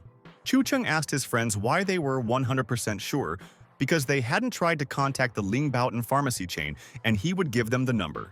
Colleagues listened to Chu Cheng's words, and he guarantees that if they dial the number now, the result will pleasantly surprise them, and he is not joking with them. This is Chao Lingyun. And isn't he the CEO of Ling Baotan? And is Chu Cheng acquainted with the head of Ling Baotan? And he surprises his friends like that. Director Song Yan asked her colleagues what difference does it make who to call, and if this call will save the Beichin company, and you should always take risks.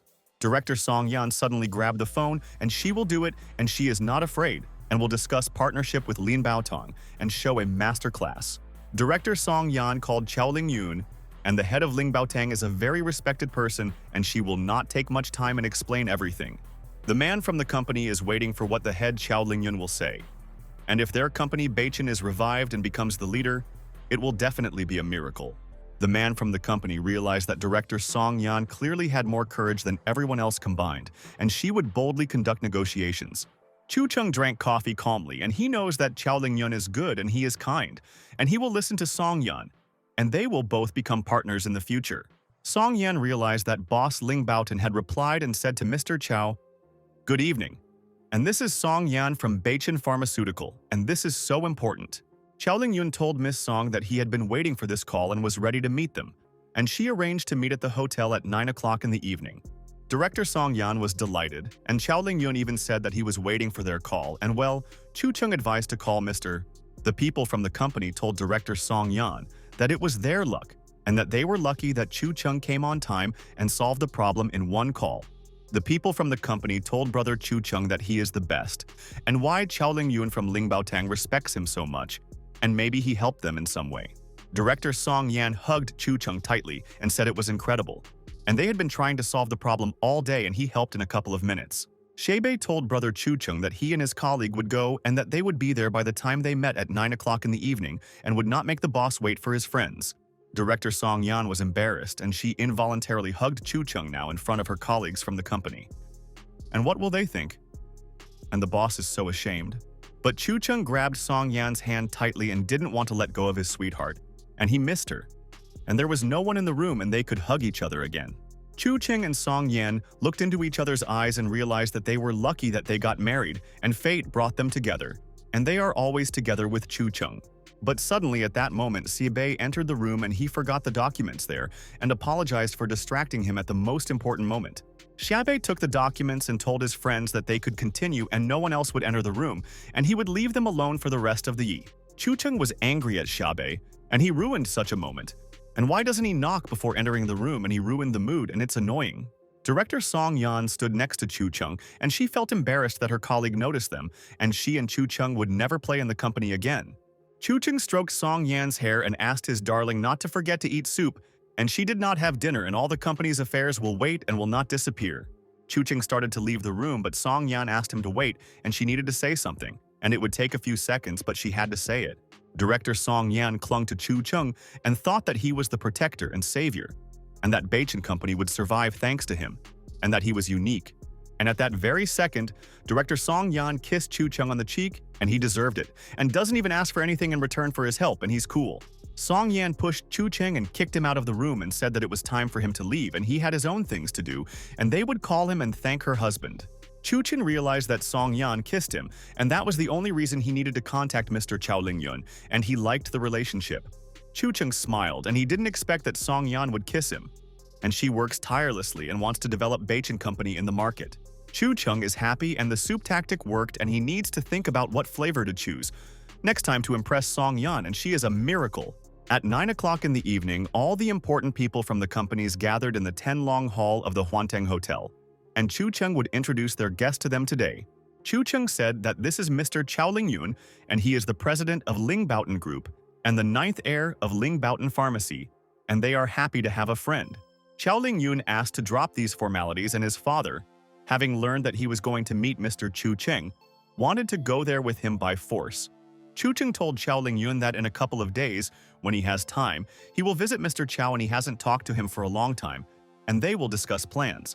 Chao Lingyun told Chu Cheng that his father would be overjoyed if Mr. Chu Cheng visited him, and he told many stories about them. Chao Lingyun told Cheng that one word from him, and all 149 pharmacies of Lingbaotan would start a partnership with Beichin, and no one would interfere. Xiaobei thought that after so many days with brother Chu Cheng, he had become accustomed to such things, and all the influential people respected Chu Cheng. The colleagues stood next to Xiaobei, and it seems that Chu Cheng had helped them all at one time. And that is why even director Chao Lingyun values Cheng's friend so much. Song Yan thanked Chao Lingyun on behalf of Beichin Company. And if Ling Baotang helps them, won't it interfere with the Qian family's business? Chao Lingyun asks.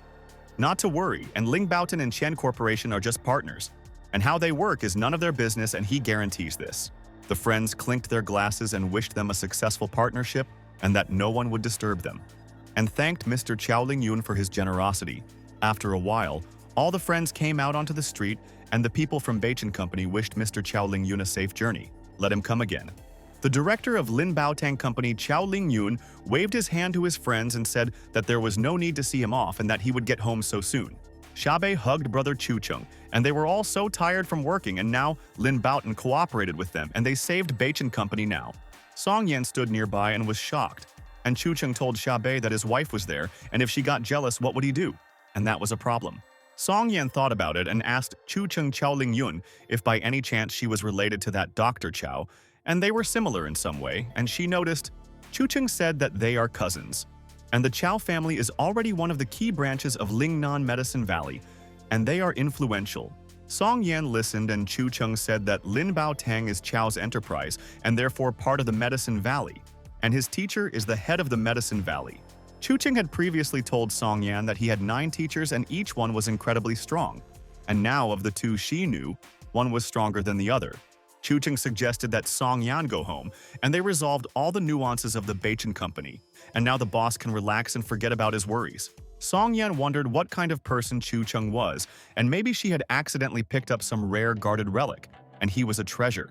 After a day of work, Chu Cheng returned to the Song family mansion, and Uncle Chu must rest and gain strength and energy, and tomorrow he has business to attend to. Chu Cheng was sleeping, and then someone started calling him at night, and he doesn't know who needs him at such a time, and why other people don't sleep at night like him. Chu Cheng answered the call and said that he was listening, and if they called him late at night, let them talk and not remain silent, and he was ready to devote time to them. Commander Jiang Yingtao called, and she told Chu Cheng that they clearly had problems, and the intelligence officer Li Xueming, who worked with Zemo, had disappeared.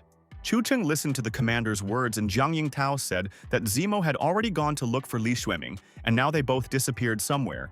Chu Cheng said that he is strong, but Ning Zemo's intelligence level is inferior to professionals, and if he does not save the agent, he will alarm the enemy soon. Commander Jiang Yingtao told Chu Cheng that Ning Zemo volunteered to help, and she couldn't stop him, and he was determined to save Li. Jiang Yingtao said that from the very beginning of the work in Xianport, it was this intelligence officer Li Xueming who had been in contact with Ning Zemo, and they were friends. Chu Cheng asked Commander Jiang Yingtao to monitor the situation, and if there is any information to immediately inform him, and he is already on his way to them. Song Qiu told his son-in-law that it was late at night, and where was he going again, and why didn't he warn him, and wanted to leave the house alone. Chu Cheng told Song Qiu that the god of war Ning Zemo was in trouble, and his son-in-law would go to Pengcheng to fix the situation, and he was worried about Ning Zimo. Song Chu learned the data and told his son-in-law that he would go with him and that he was his assistant and would protect him everywhere, and asked Uncle Huang Fu Heyu if he was going. Leader Huang Fu Heyu told his friends that he was going with them and would guard them there because he was the eldest and he was calm when he controlled them. The friends got into the car, and Chu Cheng will soon help Ning Zimo, and he knows that their friend doubts him, and that video confused his trust. Meanwhile, at the Special Forces Hotel, Commander Jiang Yingtao asked Situ Jing there whether the 7th group had already agreed to give them support. Situ Jing sat next to Commander Jiang Yingtao, and she would contact the 7th group, but their answer would definitely not satisfy them, and they were all vile people. Situ Jing told Jiang Yingtao that the 7th group was repeating the same thing, and without accurate data, the assault group would not move. Commander Jiang Yingtao told Situ Jing that she would talk to Zhang Yi and resolve the issue because they needed help and why her colleagues refused. But at this moment, someone suddenly kicked the door down, and they wanted to discuss something with Jiang Yingtao and let her explain her actions. Chen Zhongyi told Jiang Yingtao that she had disappointed her and how much time had passed and she was still as impulsive and did not think about business. Commander Jiang Yingtao was surprised and asked Chen Zhongyi if she thought she was impulsive and said that she acted differently. Jiang Yingtao said that the strongest fighters in Qianport are only entry-level cultivators, and all of their fighters are hiding auras. Chen Zhongyi listened, and Jiang Yingtao said that only by ensuring the safety of the spy, there would they guarantee the protection of all information. Chen Zhongyi pushed Commander Jiang Yingtao and said that now they will admit that she is right, but what happens next, and Yingtao is not in command there. Chen Zhongyi asked Jiang Yingtao how she could guarantee that her actions would not alarm the enemy, and she was completely unsure of her words.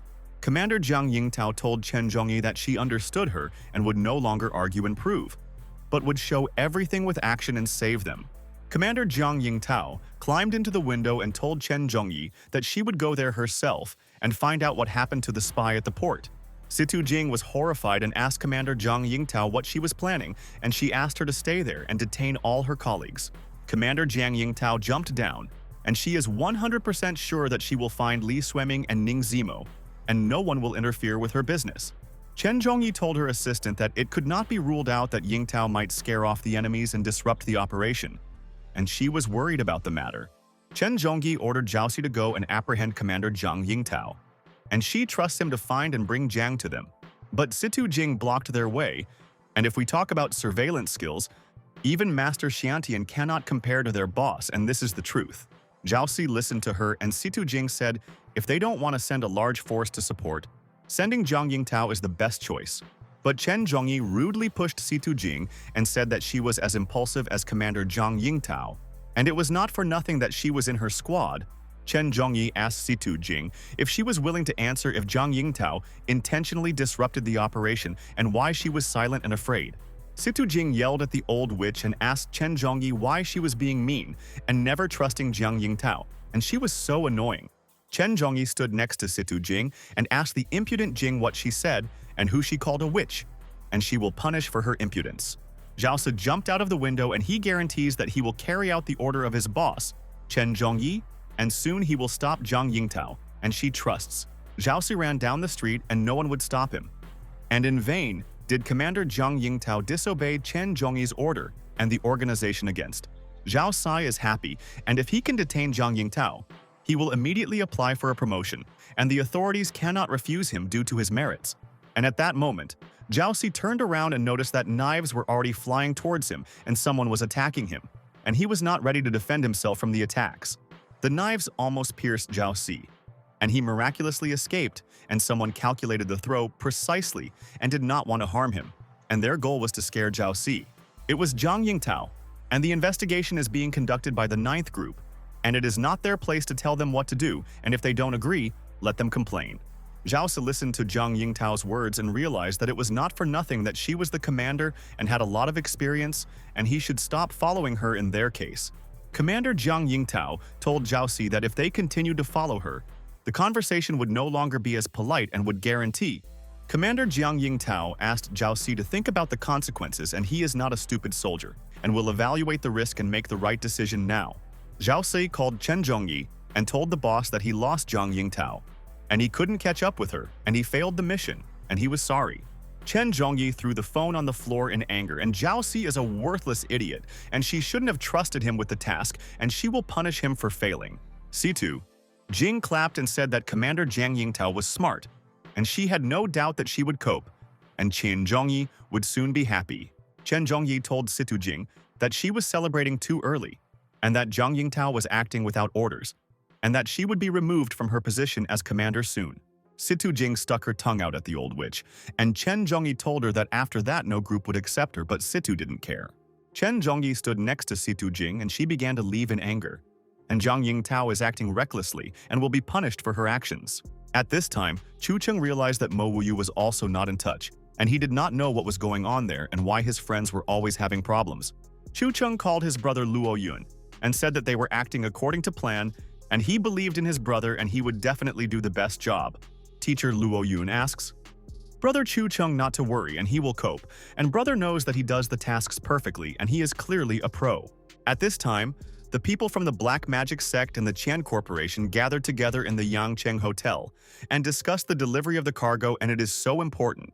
Sitting at the table with Ning Junhei was the president of the Qian Yangqian Corporation, and he is the adoptive father of Bazi Xiaojin, and he is very happy with his friends.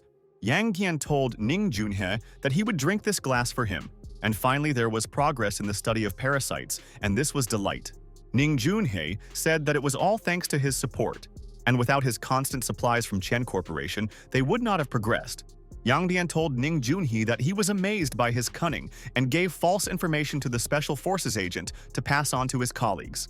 And even if the Special Forces don't come to the rescue, they will focus all their attention on the Qian port, and Ning Junhei will send them on a false trail.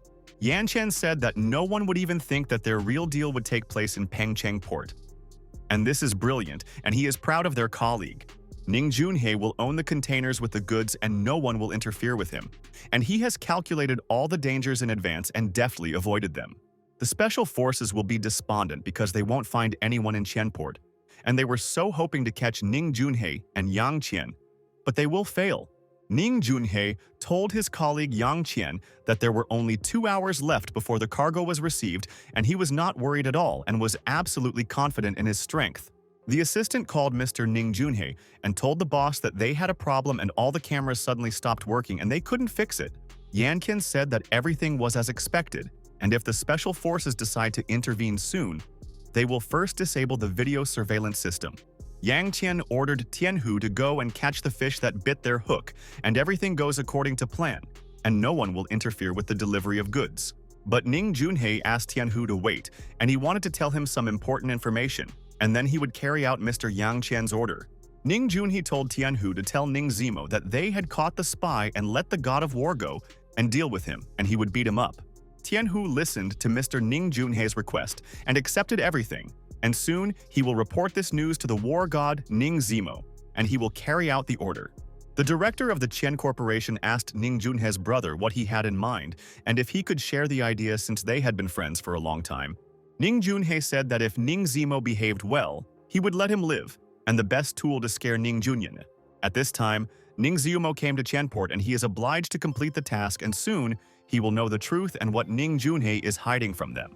Ning Zimo has been quietly searching all the facilities in Qianport, and he will find evidence and prove that Ning Junhei is clearly doing evil. Agent Li Shuiming, whom Ning Zimo was supposed to meet, then said that he had found an important clue, but then the connection was lost. Now, Ning Junhei claims to Ning Zimo that he has caught a spy and instructs him to figure out whether he really captured Li Shuiming, god of war. Ning Zimo realized that it was so dark and nothing could be seen. But he seemed to hear water dripping and the atmosphere was making him nervous now. Ning Zimo found the switch in the dark and turned on the light in the room. And why did Uncle Ning Junhei send him there, and who was he obliged to beat up? And at that moment, the god of war, Ning Zimo, froze in place and his guess was correct, and Ning Junhei was already much more insidious than the Special Forces thought. Ning Zimo saw Ning Junhei's men tying up and hanging a man there on a rope, and it was Li Shuiming. And that's why he disappeared and was caught. Ning Zimo asked Li Shuiming if he was okay, and if their friend had received any serious injuries and he would soon help him, and Li was strong. Li Shuiming listened to his colleague's words, and Ning Zimo said that he would release him now, and he did not deserve such torture, and Ning Junhei was a coward. But at that very moment, Tianhu appeared behind Ning Zimo and told him not to forget why he was there and that he had a task from the boss. War God Ning Zimo listened to Tianhu's words and thought that he definitely didn't care about Ning Junhei's orders, and his uncle was already doing terrible things. Tianhu asked the champion Ning Zimo to think carefully, and Chu Cheng and Bazi Xiaojin used him, and they have their own goals and set him up. Tianhu told Ning Zimo that he sacrifices everything for his friends, but they will easily betray him when it is profitable for them. And is it worth it? Tianhu handed Ning Zimo a knife and said that it was better for him to trust them now than to the terrible people he didn't really know. Tianhu told Ning Zimo to think carefully, and he had already wasted 5 years in the Fight Club. And life is not endless, and these are the facts. Champion Ning Zimo took a knife in his hands and told Tianhu to stop talking there. And he understood everything and stopped teaching him about life, and he knows more. The God of War. Ning Zimo walked towards Li Swimming with a knife in his hand, and he will do everything as he sees fit, and no one will point out his choice. Li Swimming stood in front of Ning Zimo and thought that this was all. And he was glad that he would die at the hands of a friend and he would not be angry with him, and understood. Tianhu told Ning Zimo that with one blow he would definitely become the pride of the Ning family, and Ning Junhei's uncle would be pleased and promote him in the family. But when Tianhu did not expect this, Ning Zimo threw a knife into the ropes and freed Li Swimming, and he will not allow harm to come to his friend.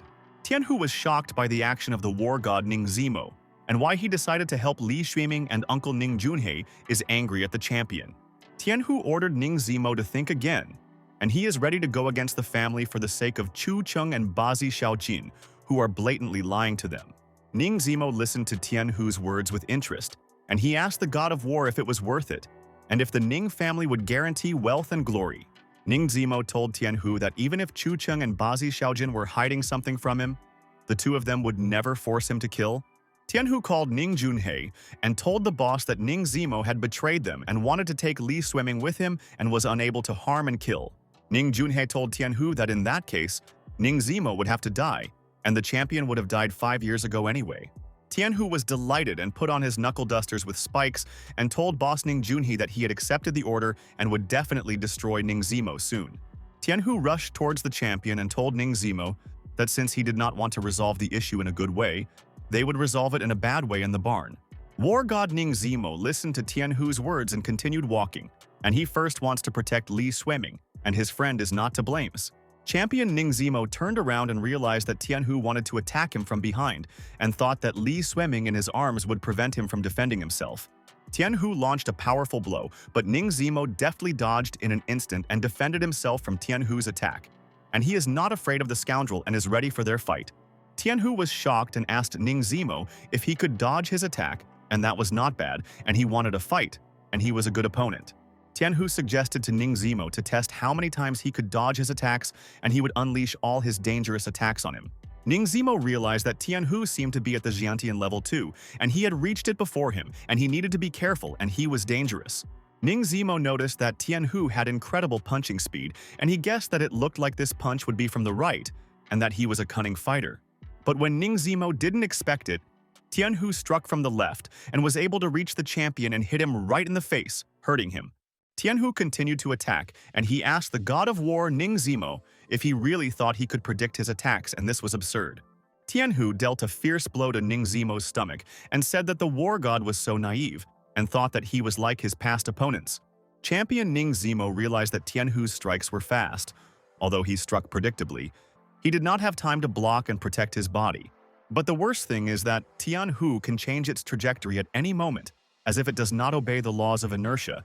And this is confusing. Tianhu told Ning Zimo that he enjoyed their fight and the champion. There realized that such blows were possible with control over every muscle. Ning Zimo put Li Swimming on the floor and decided that in the fight with Tianhu, he needed to be extremely careful. He deftly changed his movements. The God of War.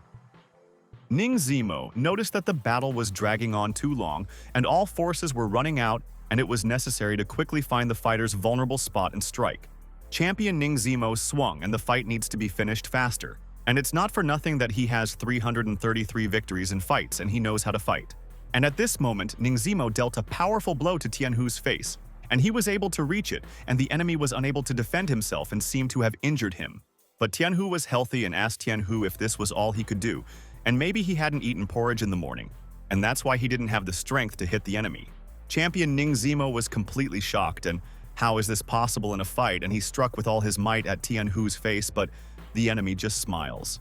Tianhu erected a force field around himself, and he asked Ning Zimo if he really hoped to break through his insoluble body, and Ning was so weak. Ning Zimo listened to Tianhu's words, and the opponent told the champion that he was too naive and thought that one blow would defeat their enemy. But at that moment, Commander Jiang Yingtao appeared there and asked Tianhu if he was telling the truth and if he considered himself an invincible warrior. Commander Jiang Yingtao told Tianhu that she wanted to see how strong his insoluble body really was, and Jiang threw knives at him. But the knives did not penetrate Tianhu's skin.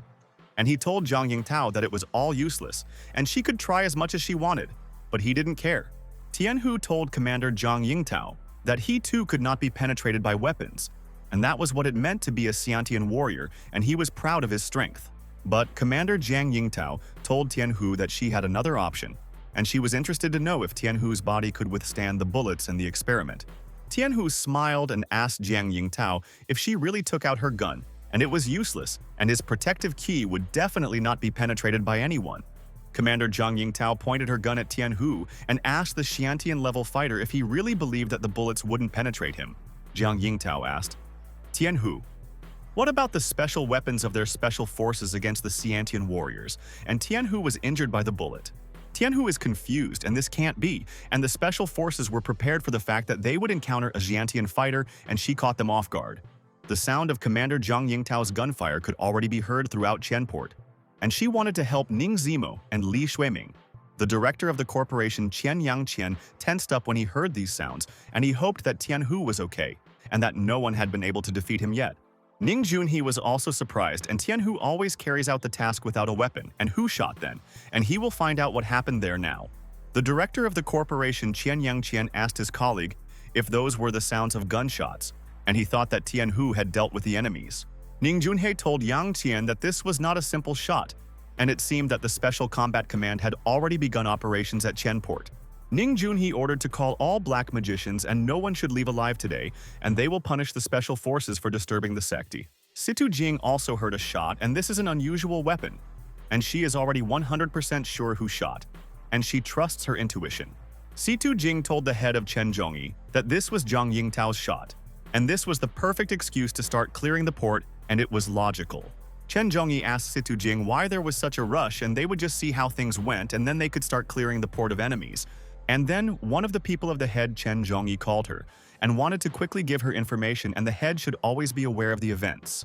Chen Zhongyi answered the call, and she wants to find out from the soldier what the situation is at the port and whether the enemies have figured out the trick, and this is important for the case.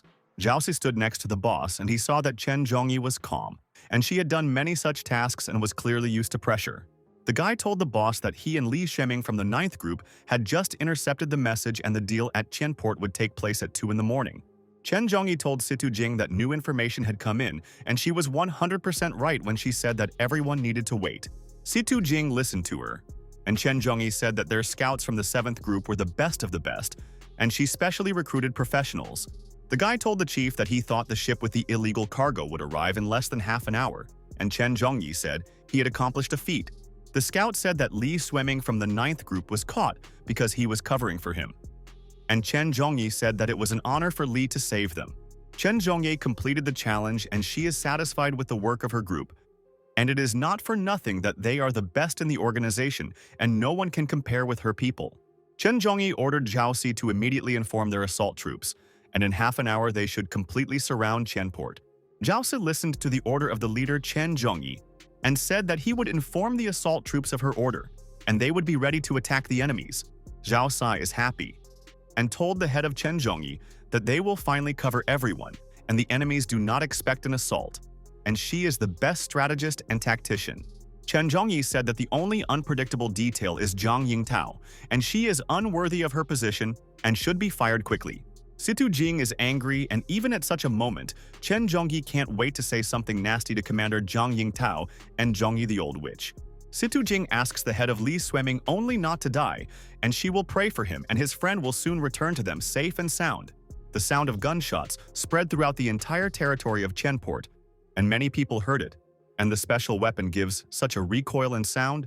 Chu Cheng and his friends arrived at Tianport and they froze, and no one understood what that sound was. And it looks like they were a little late, and there is a fight. Song Q was surprised, and what was that sound, and was it really a shot, and he wants to understand what is going on there, and help Ning Zimo and Li Xueming in the battle. Chu Cheng asked Song Chu to stop the car and stay close to him and not go far away, and he would protect them from danger and their enemies. At this time, Commander Jiang Yingtao was still standing at Tianport with their friends, and she managed to injure Tian Hu, and he underestimated her and made a mistake. Jiang Yingtao told Ning Zimo that if he met someone along the way, he did not have to get involved in a fight, and the main thing was to get Li Xueming out of the port. Li Xueming began to come to his senses and he was injured, but thanks to Ning Zimo and Jiang Yingtao for saving him and protecting him from the villains. Ning Zimo asked Li Xueming. It seems he woke up and he is glad that he came to his senses, because he was worried that he was injured, but it seems he is already healthy. Commander Jiang Yingtao asked Li Xueming how he was feeling and if she would help him if he was seriously injured. After all, he had been through so much. Li Xueming listened to the words of Commander Jiang Yingtao and said that he was fine there and fortunately was not injured and asked her not to worry. And then Li Xueming noticed Commander Jiang Yingtao and why she came there, and he never expected to see her and let him explain this to his friend. Commander Jiang Yingtao asked Li Xueming if this was the first time he saw his commander and why he had such a reaction, and his friend was surprised. Li Xueming asked Commander Jiang Yingtao what kind of jokes this was, and he didn't know that their enemies were so cunning, and they quickly captured him there. Ning Zimo told Li Xueming that he would lead him out of there now, and he did his job well and learned a lot of information about the enemy.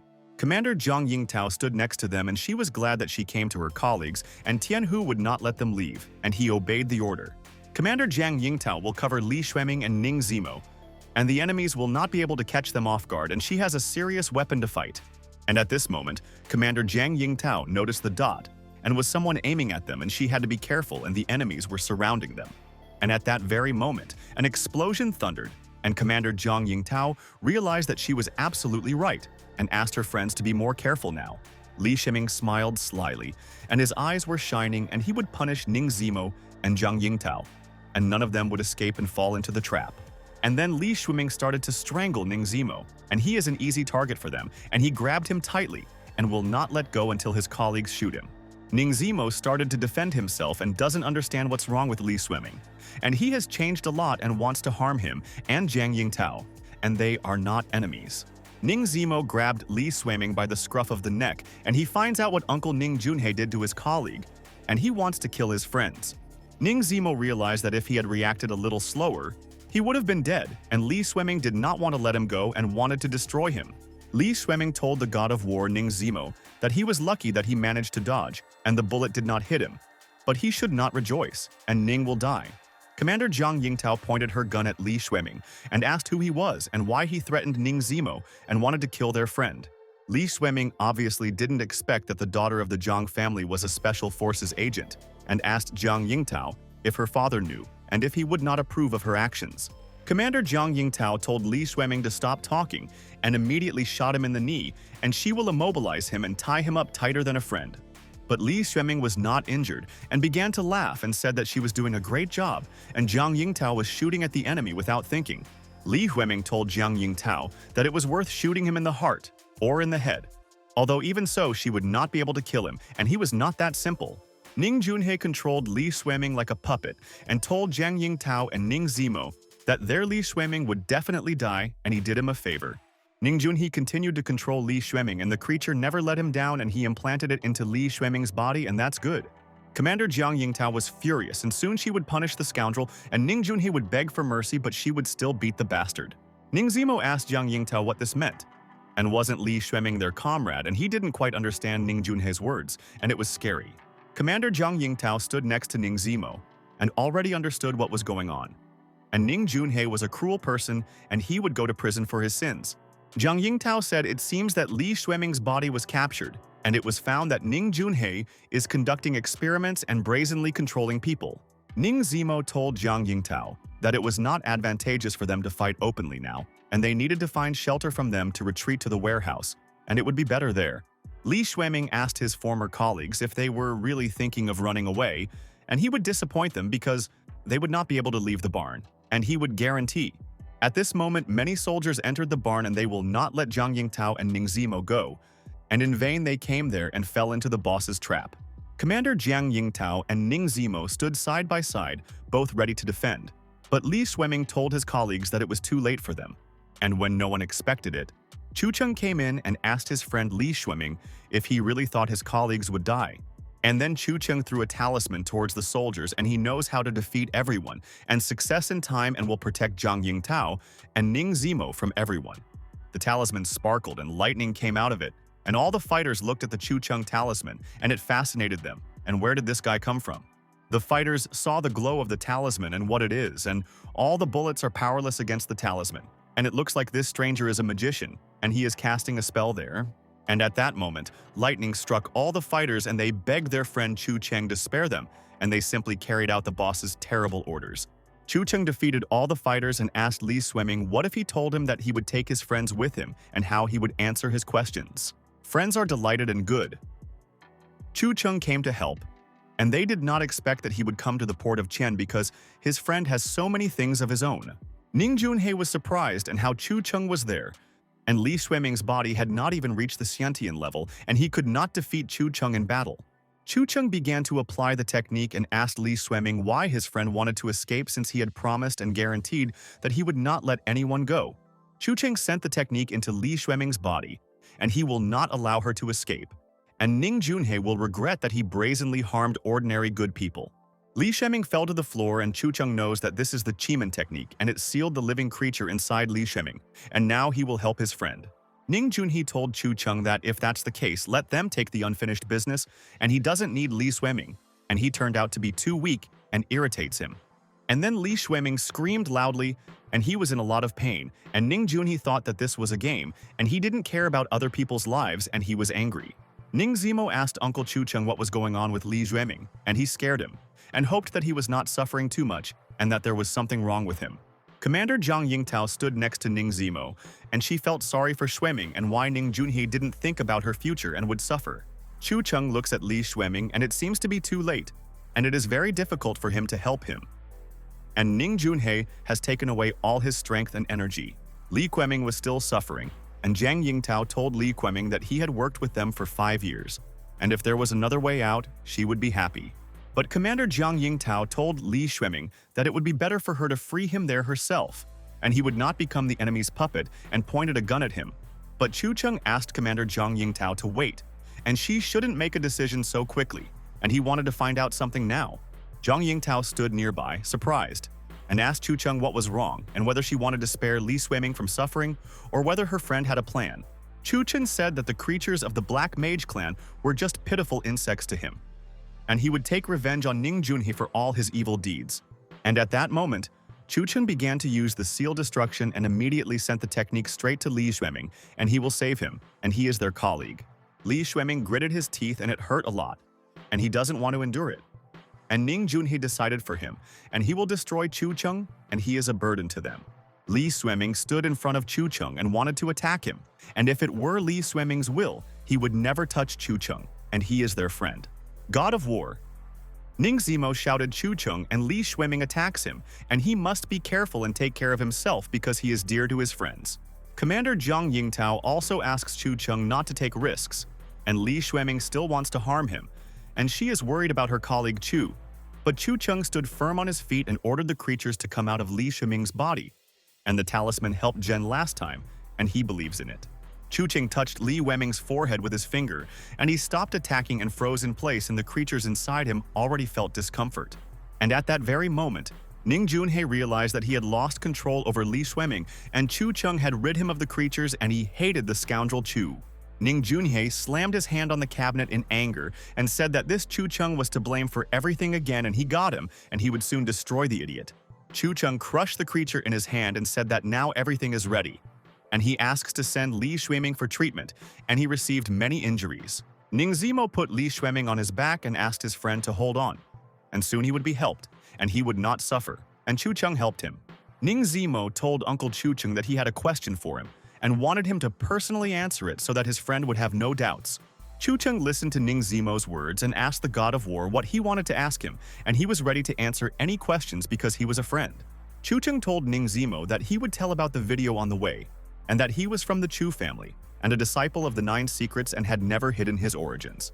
Chun Chen asked why there was so little information about him, perhaps because his family had too much money and he guessed it. Ning Zimo was surprised and thought, is this really true and Chun Chen is cool and his Chu family never contacts anyone and he doesn't know anything?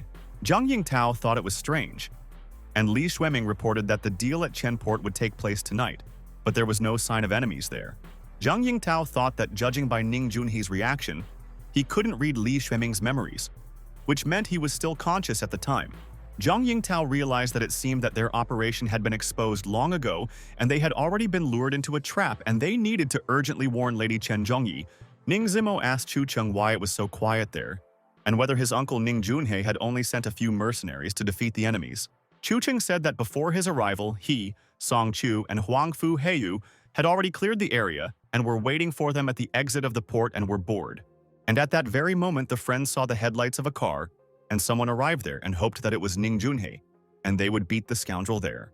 And then a lot of cars appeared in front of his colleagues, and Chun Chen realized that it was not Ning Junhe. And now everyone would know who had arrived with the detachment.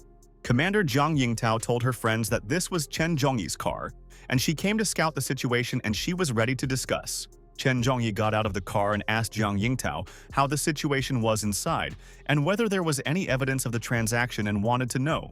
Zhang Yingtao said, Li Xueming was subdued by the Qimen technique, and the situation is critical, and the information about their deal is incorrect. Chen Zhongyi asked Zhang Yingtao if the information was wrong, or if she wanted everyone to think so and let him answer the questions. Commander Zhang Yingtao told Chen Zhongyi that now was not the time to argue, and she could put off sentimentality for later, and that it was nonsense. Zhang Yingtao told Chen Zhongyi that Chun Chen and Ning Zimo saw everything with their own eyes and they can confirm that she is absolutely right. Chen Zhongyi said that now all three of Chun Chen, Zhang Yingtao, and Ning Zimo are under suspicion of collaborating with the enemy and they will arrest. The soldiers asked for forgiveness from the leader Zhang Yingtao, but she told Chen Zhongyi that while they were arguing, the deal might be taking place elsewhere. Zhang Yingtao told Chen Zhongyi that if she didn't believe her, she should look there herself, and there were no signs of a deal at the port and the enemies had outwitted everyone. Chen Zhongyi told Zhang Yingtao that she was stubborn, but she would show her how she would catch the black magic sect red-handed, and she would guarantee. Chen Zhongyi ordered people to take Zhang Yingtao, Chun Chen, and Zimo, and they are guilty and partners with Ning Junhe, and soon the boss will find evidence. Zhang Yingtao listened to her words, and Chen Zhongyi ordered all the groups to sneak into the port and take up positions and they would show their class. Chen Zhongyi told Zhang Yingtao that after these events she would have to write a resignation report and ordered her to begin the operation. Chun Chen told the god of war Ning Zimo that this Chen Zhongyi is too self-confident and thinks she is smarter than everyone, and underestimates Zhang Yingtao.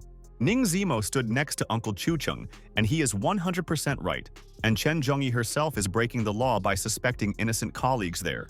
Commander Zhang Yingtao asked Chun Chen what they should do now, and she doesn't know how to deal with Chen Zhongyi, and she has the influence of the squad. Chun Chen listened to his friend's words and Zhang Yingtao asked Chen if they would really allow the Black Magic clan to conduct them, and she did not accept it. Chun Chen asks Zhang Yingtao not to worry, and they will figure it out as they go along, and he is absolutely sure that they will catch the Black Magic sect soon. Chun Chen received a message on his phone from Luo Yun's brother, and he has a lead, and he continues to follow, and there will be new information soon. Chen Zhongyi asked the squad what was on board and ordered them to open everything and check, and they would punish the enemy for their crimes and soon put everyone in jail. The soldier reports to Chen Zhongyi, and a large ship is moving towards Chenport, and the naval detachment has already surrounded it, and the fighters will begin the offensive. Her soldier told Chen Zhongyi and found Yang Qian, the head of a large corporation Chen, and they are waiting for new orders from the boss and respect her. Chen Zhongyi listened to the soldier's words with interest and said that she was happy and everything was going according to plan, and they would capture the sect and all the scoundrels. Chen Zhongyi told the squad that the plan was brilliant and she had confidence in them, and that soon Yang Qian and Ning Junhe would be begging to be released. The special forces have boarded the ship, and Chen Zhongyi will personally handcuff the hands of the corporation's director Chen Yangqian, and she guarantees it. The soldiers wanted to open the container and save people because they remember that, according to Chen Zhongyi's information, there were people in the container and they would save them there. Yang Qian was angry and asked Officer Chen Zhongyi if she had any idea how much the cargo was worth and why they thought he was a criminal. Yan Qian asked if they were from the special forces and thought they could interfere in a legitimate business, and he would file a complaint against them and report their affairs. But Chen Zhongyi told Yang Qian to stop making a circus, and they caught him red-handed and let him keep his words for the trial, and he is a scoundrel. The soldiers quickly opened the lock on the container and blew up the lock, and Chen Zhongyi is 100% confident and will soon receive her reward. Chen Zhongyi opened the container doors, and today she will perform a great feat, and she is the best special forces officer and an example for them. But at that very second, Chen Zhongyi froze in place from shock, and she did not understand how this was possible, and she did not believe that she could have been mistaken. The container was empty, and Chen Zhongyi doesn't know what to do, and didn't she check the information and where the people who were transferred on the ship were? Chen Zhongyi noticed a sign there that said the cleanest air from the Siberian plateau, and it looks like director Yang Qian is making fun of the fighters. Yang Qian asked Chen Zhongyi what empty meant and whether they knew how much effort was spent on collecting the purest air from the snowy plains. And this is a fact. Chen Zhongyi listened to the words of director Yang Qian, and he asked Chen if she knew how much this container cost, and he was shocked by her. Director Yang Qian said that their clients are elite, and the special forces are obliged to compensate for all losses, including moral damages, and he will go to court. Chu Cheng smiled, and it is not easy to find idiots who will buy air, and Director Yang Qian did an excellent job and deceived the special forces. Chen Zhongyi asked the fighters if they had checked other cargo compartments there, but the fighters had not yet managed to check all the containers on the ship. The soldier listened to her, and Chen Zhongyi ordered to check everything, and she does not believe that the whole ship is filled with such goods, and Yang Qian pisses her off. But in one container, the soldiers found clean air from Toronto and did not understand whether Director Yang Qian was transporting air, and this is clearly nonsense. In another container, there was humid wild air from the Amazon rainforest, and the director of the corporation Qian was mocking everyone. The third container contained salty sea air from the Maldives, and all the soldiers spent a lot of time checking each container there. Chen Zhongyi is in complete shock, and there is only air everywhere. And why are there no people anywhere? And is it possible that she was wrong and does not believe in her failure in the matter? Chen Zhongyi was angry and asked the soldiers if there were any unchecked containers and ordered them to open everything, and she was sure that there were people among them. Chen Zhongyi asked the fighters to break the ship into pieces but to find her evidence, and without evidence she will not return to the authorities, and decided to find everything. Jiang Yingtao asked Chen Zhongyi to stop, and didn't the boss realize that the operation had failed, and when would she come to her senses and stop delirious? Chen Zhongyi told Jiang Yingtao that it was all her fault and that she had shot on purpose to warn, and that the operation had failed. Chu Cheng told Jiang Yingtao that she had been set up in a big way, and Chen Zhongyi could not accept that she had made a mistake and blamed their leader. Commander Jiang Yingtao silently looked at Chen Zhongyi, and she doesn't know how she hasn't been fired yet, and her mistakes must always be acknowledged. And then Chu Cheng looked at his phone and told his friends that here are the saviors, and such people will always help unnoticed, and he already has a brother, Luo Yun. Teacher Luo Yun told brother Chu Cheng that he confirmed the deal was already taking place at Pengcheng port and asked his brother to come to Pengcheng urgently. Chu Cheng told Jiang Yingtao that the deal was taking place at Pengcheng port, and they could visit them and find Ning Junhei, and then they would catch the enemies. Commander Jiang Yingtao asked Chu Cheng if he was sure, and he told her that of course he was 100% sure, and if he didn't believe it, they would check the port. Commander Jiang Yingtao told Chu Cheng that she believed him and would talk to the assault team, and they would cover them. And they were so lucky with Chu Cheng. Chen Zhongyi is angry and asked Jiang Yingtao what she is doing, and she does not understand her logic and why she is annoying her, and she wants to escape from there. Chen Zhongyi told Jiang Yingtao that she was in collusion with the enemy, and that she should return immediately and be interrogated, and that she would arrest her for all her sins. Jiang Yingtao told Chen Zhongyi to better not interfere with her, and if they find evidence there, Chen Zhongyi might be given a lighter sentence. Chen Zhongyi listened to Jiang Yingtao's words, and she was shocked by her impudence. And how dare she threaten her, and she will report everything to her superiors and she will be fired. Chen Zhongyi is angry with Jiang Yingtao, but doesn't want to argue with her. And she is tired because it is difficult for an idiot to convey a thought, and Yingtao is an enemy and a parasite. Jiang Yingtao told the soldiers that they had new information, and the deal was already taking place at Pengcheng port, and they needed their help. And she begged her friends. The combat squad listened to the words of the commander Jiang Yingtao and said that they would help her without any problems and most importantly find the enemy wherever he was. Chen Zhongyi asked Jiang Yingtao if she was talking about Pengcheng port, and if she did it on purpose and set him up and humiliated him. Jiang Yingtao stood next to Chen Zhongyi, And she was shocked by the leader's behavior and she brazenly pushed her. And why is she preventing her from saving people now? Chen Zhongyi told Zhang Yingtao that she gave false information to Li Sueming and lured them there to disgrace and eliminate her there. Zhang Yingtao responded by pushing Chen Zhongyi and telling her to stop bothering her everywhere and why she clung to her and always got on her nerves. Chen Zhongyi fell to the ground, and she didn't think that Zhang Yingtao was so cruel and she was attacking her colleagues, and Yingtao was a traitor and their enemy. Zhang Yingtao told her friends that they had no time to hesitate and had to hurry there, and they would go to Pengcheng port and seize Ning Junhei on the spot. Chu Cheng and Ning Zimo realized that Commander Zhang Yingtao was so serious and they would follow her anywhere, and she would soon save everyone. But Yan Qian asked the people what it meant, and the Special Combat Department slandered the innocent, and now they want to leave, and this is absurd. Zhang Yingtao listened to the words, and Yang Qian said that without an explanation, they would not go anywhere and why they mocked him, and he was offended and angry. Zhang Yingtao told Yang Qian that there would be explanations and that lady over there was the main coordinator of the operation and he could demand whatever he wanted there. Zhang Yingtao told Yang Qian that if she wants compensation or reasons, she should contact Chen Zhongyi and not make a mistake with the addressee there. Chen Zhongyi is angry and how dare Zhang Yingtao set her up, and she will not forgive her for this and will soon take revenge and let her be prepared for her revenge. Zhang Yingtao told Mr. Yang Qian that he also had questions and could he spare some time to answer her interesting questions. Zhang Yingtao told Yang Qian that mercenaries from the black magic sect had just landed at his port and attacked, and she had seen it all herself. Director Yang Tian told Miss Jiang Yingtao that she should only speak with evidence, otherwise it would be slander against honest citizens, and he does not approve of this.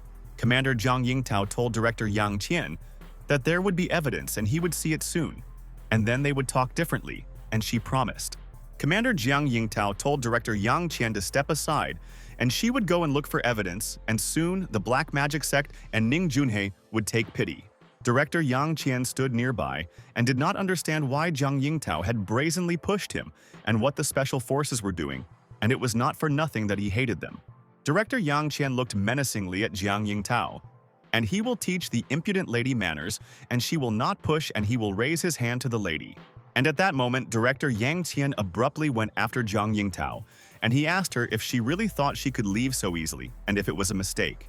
But in front of Director Yang Qian stood the god of war, Ning Zimo, and with all his might he slapped the face of the scoundrel who wanted to beat up Zhang Yingtao. Director Yang Qian lay on the floor and told Ning Zimo that he was an impudent person and that he would soon take revenge on them all, and they would understand that they had messed with the boss in vain.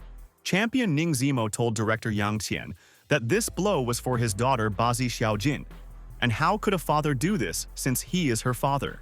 The soldiers listened to the order of the commander Zhang Yingtao, and she ordered them to move out, and they should not waste a second and catch their enemy. Chu Zheng asked Ning Zimo to calm down, and it was just a family matter and why bother so much, and Director Yang Qian got his punishment. Commander Zhang Yingtao was delighted and said thank you to Ning Zimo and Chu Cheng, and someday she will treat them to dinner and they will help their sister. Chu Cheng told Ning Zimo that once he dealt with Yang Qian, he would catch up with them, and his uncle would take a shortcut and punish Ning Junhei, god of war. Ning Zimo agrees with Uncle Chu Cheng and said that he will soon catch up with Zhang Yingtao, and together no one will defeat them, and thank you for everything. At this time, a ship with goods arrived at the port of Pengcheng, and people began to get off the ship, and they were sad that they were stolen by a scoundrel, and it was terrible. The cultist told Ning Junhei that his plan was brilliant, and the special forces had clearly fallen for the diversionary maneuver, and they had deceived their enemies like children. Ning Junhei told his colleague that he was right, and these fools were not fighters and they were a bunch of brainless idiots, and it was not so difficult for him to deceive them. And at that moment, one of the captive girls fell down the stairs, and she was not used to walking in handcuffs and lost her balance, and it was dark there. The girl started to cry and it hurt, and she hurt her knees badly, and when will mom and dad take her, and she wants to go home sooner? The sectarian took out a knife and asked the boss Ning Junhei if he should deal with her, and if he gave the order he would shut her up, and he knew how to persuade them. Ning Junhei told his friend that this was just an underground sample and let him decide what to do, and the boss gives him free rein and he is not joking. The sectarian approached the girl and asked how many pieces of food the fish could eat, and it was a riddle, and let her guess, and it was quite funny. The girl looked at the sectarian in horror and asked him to let her go, and she would not tell anyone about them and would just go home, and she was so scared there. The cultist swung his knife and told the girl that the riddle had nothing to do with it, and that he would soon send her to the sea, and that he hoped that she could swim. The girl was crying, and it looks like this is the end and no one will save her. And why are these people so angry and they don't want to let anyone go, and they are impudent thieves? But at that very second, someone threw a stone towards the sectarian and ordered him not to make any sudden movements and stop scaring the child. Otherwise, he would regret it.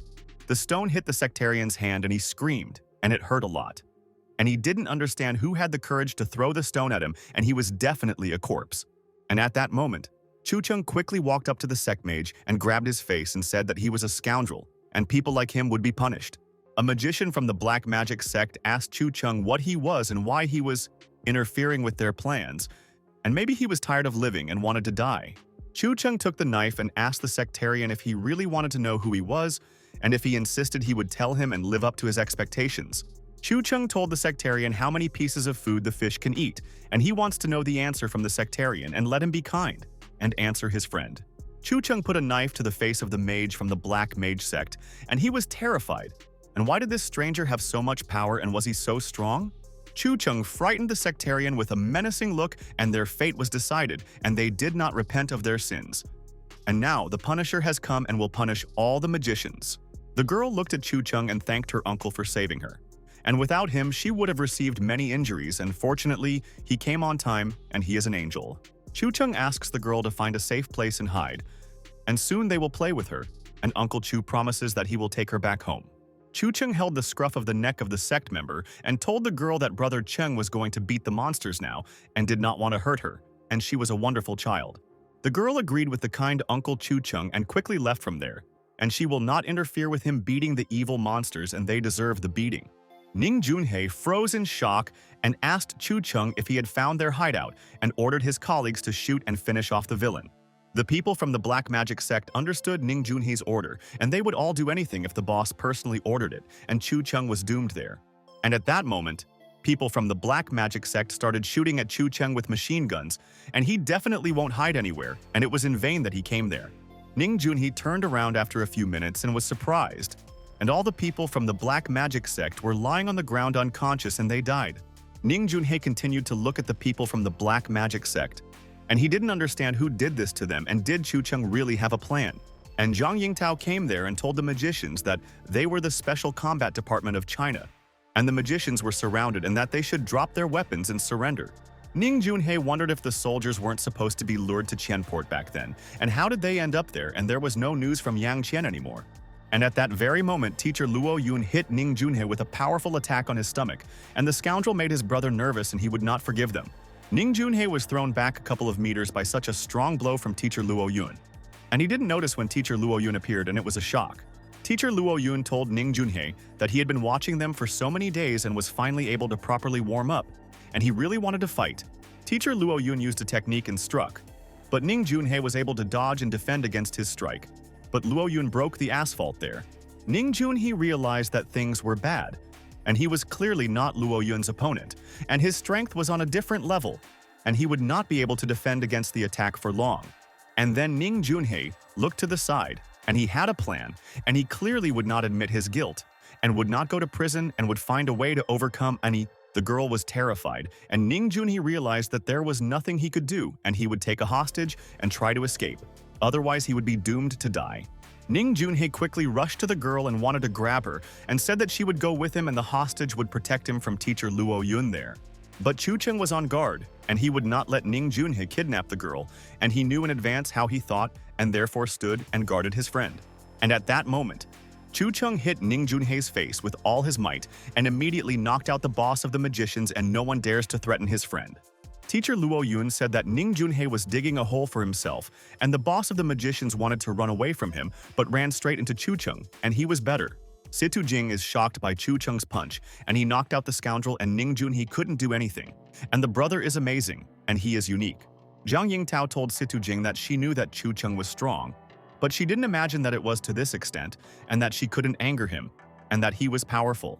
Chun Chen walked up to the girl and stroked her hair, and he had promised her that he wouldn't let anyone hurt her, and Ning Junhei was wrong to want to take her hostage. The girl stood nearby and cried, and Zhang Yingtao said that a fighter like Chun Chen would clearly be invaluable in the Special Combat Department. Chu Cheng took the girl in his arms and told Ning Junhei that his crimes had caught up with him, and that it was not enough to shoot people like him, and that he hated them. The head of the Black Magicians. Ning Junhei listened to Chu Cheng's words, and he definitely didn't care about his moralizing, and it wouldn't affect anything, and he was like this. Ning Junhei asked Chu Cheng if he really thought he had defeated him and was rejoicing too early. And it was not for nothing that he was the head of the Black Magicians and had surprises. Ning Junhei took out the livestock and thought that one mistake would be enough to turn the tide of the battle, and even Chu Cheng would obey his order. Ning Junhei jumped and threw his creature towards Chu Cheng, and he will make him his doll, and Cheng, like Li Xueming, will beat his friends. Chu Cheng looked at Ning Junhei's livestock and thought that he was used to the tricks of the boss of the Black Magician sect. And it was not so easy for the boss to surprise him. Ning Junhei was delighted and told Chu Cheng that he was going to die soon, and that she would not come to his grave, and would instead celebrate with the magician sect. But Chu Cheng didn't even move, and crushed the creature with his fingers, and Ning Junhei was a naive person, and he wanted to catch the genius off guard. Ning Junhei was shocked, and how Chu Cheng crushed his living creature. And he does not know why Chu Cheng is so strong, and how to defeat him he did not understand. Chu Cheng asked Ning Junhei if he was really threatening the disciple of the 9 secrets with this trash, and his living creatures were not a hindrance to him, and he would finish them off. Ning Junhei fell to the ground after hearing the information from Chu Cheng. And it's incredible, and the 9 secrets are definitely the best mystical school in the world. Ning Junhei knows that his technique is nothing in front of their skill, and this is childish pranks, and he has no chance. And now he has definitely lost to them. The soldiers from the Special Combat Department ordered the magic sect to not move and drop their weapons, and they would capture everyone and put them in prison. Zhang Yingtao ordered the assault squad to begin a full search, and not to kill those who surrendered, but to eliminate those who resisted immediately. The assault force acted with lightning speed, and in less than 10 minutes the entire Pengcheng port was taken under control, and all the enemies were defeated. Commander Zhang Yingtao told the Black Magic sect there to keep their hands behind their heads, and she will put them in jail and be a witness in court soon. And at that moment, Chen Zhongyi started to approach Zhang Yingtao, and she promised that she would take revenge for the cavity, and she does not throw words, and this is a fact.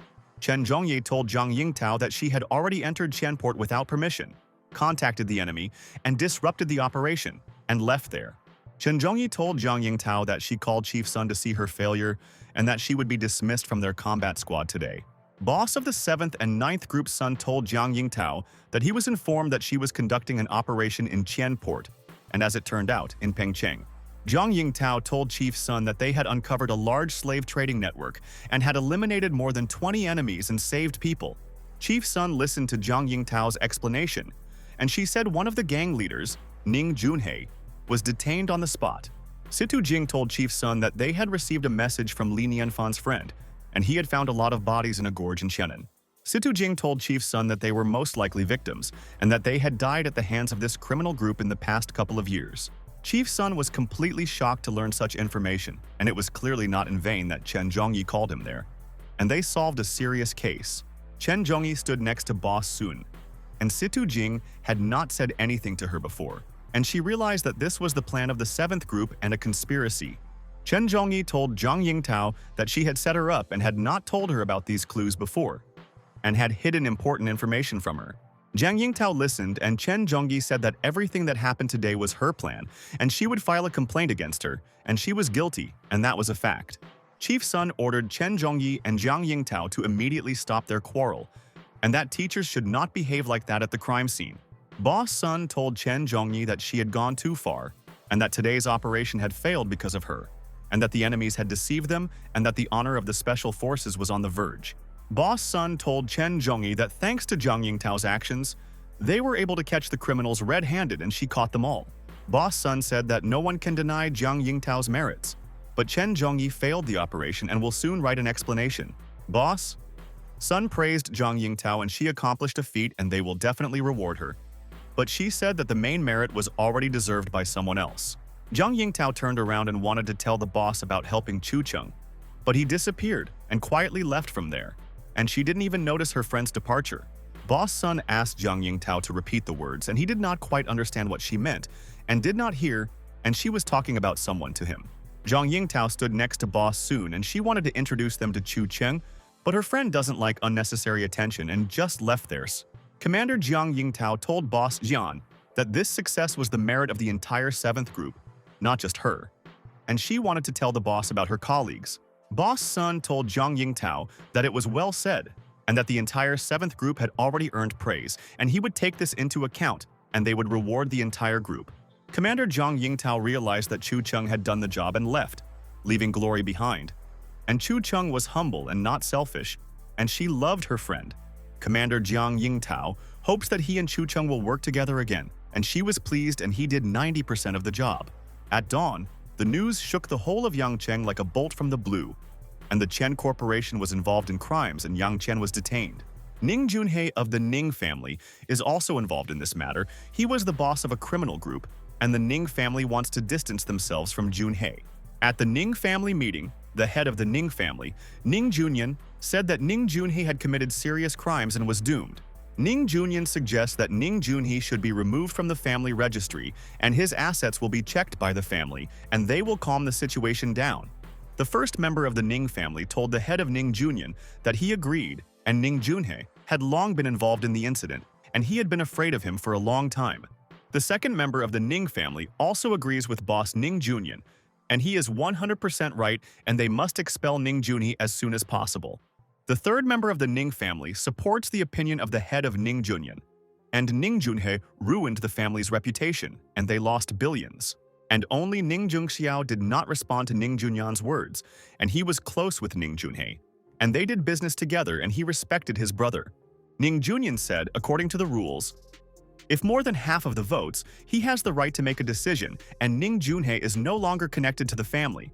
Ning Junyan told Ning Jungxiao that he had always been close to Ning Junhei, and whether he had any objections or complaints about their decision.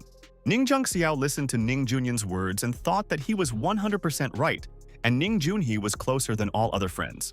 And at this moment, Ning Jungxiao slammed his hand on the table and he was angry because the people from the family respected Ning Junhei and changed their minds. The Ning family members were shocked by Ning Jungxiao's actions, and it seems that the head of Ning Junyan is right, and angry because his brother was close to Junhei. The Ning family member sat opposite Ning Jungxiao, and it's good that he wasn't next to him and he could beat him up because he agreed to exclude Junhei. Ning Jungxiao told the head of Ning Junyan that he had no complaints and he could rest assured that he would forget about Ning Junhei forever today. Ning Jungxiao left the room and the meeting was over for him and he didn't want to say bad things about his brother and Ning Junhei was the best of them all. Ning Zhangxiao realized that he couldn't do anything and couldn't save his brother, so he would send the culprits to another world for Ning Junhei's sake. Ning Jungxiao called the Black Sickle mercenaries, and he has a new order for them and will give $1 million for the heads of Chu Qing and Ning Zimos. At this time, teacher Luo Yun approached Cheng and told his elder brother that he, Mo Wuyu, and her grandfather would go back to the 9 mysteries together. Chu Cheng asks the 7th brother Luo Yun to take care of Mo Wuyu and quickly convey his greetings to all 9 teachers, and he will visit them in the future. Chu Cheng saw Mo Wuyu's worries and why she was worried because he was 100% sure that the 9 secrets would give Mo Wuyu valuable knowledge. Mo Wuyu told Chu Cheng that teacher Luo Yun said that if you perform well in the 9 secrets, you can visit your family once a year. Mo Wuyu told Chu Cheng that she would return to him in a year and asked if he would wait for her, and she hoped that he would not forget about Mo Wuyu's sister. Chu Chen told Mo Wuyu that of course he would wait for her and asked her to study well, and then she would become as strong and smart as brother Chu Cheng. Mo Wuyu was happy and told Chu Cheng that she would miss him, and he always helped her and she remembered him for her whole life, and he is a family friend. Mo Wuyu hugged Chu Cheng tightly and said that she would try hard, and in a year he would know that she was the best student in the 9 secrets. And it was true. Chu Cheng asks Mo Wuyu's grandfather not to forget him and their name. Wuyu means life without worries, but fate decreed otherwise, and they leave with Mo.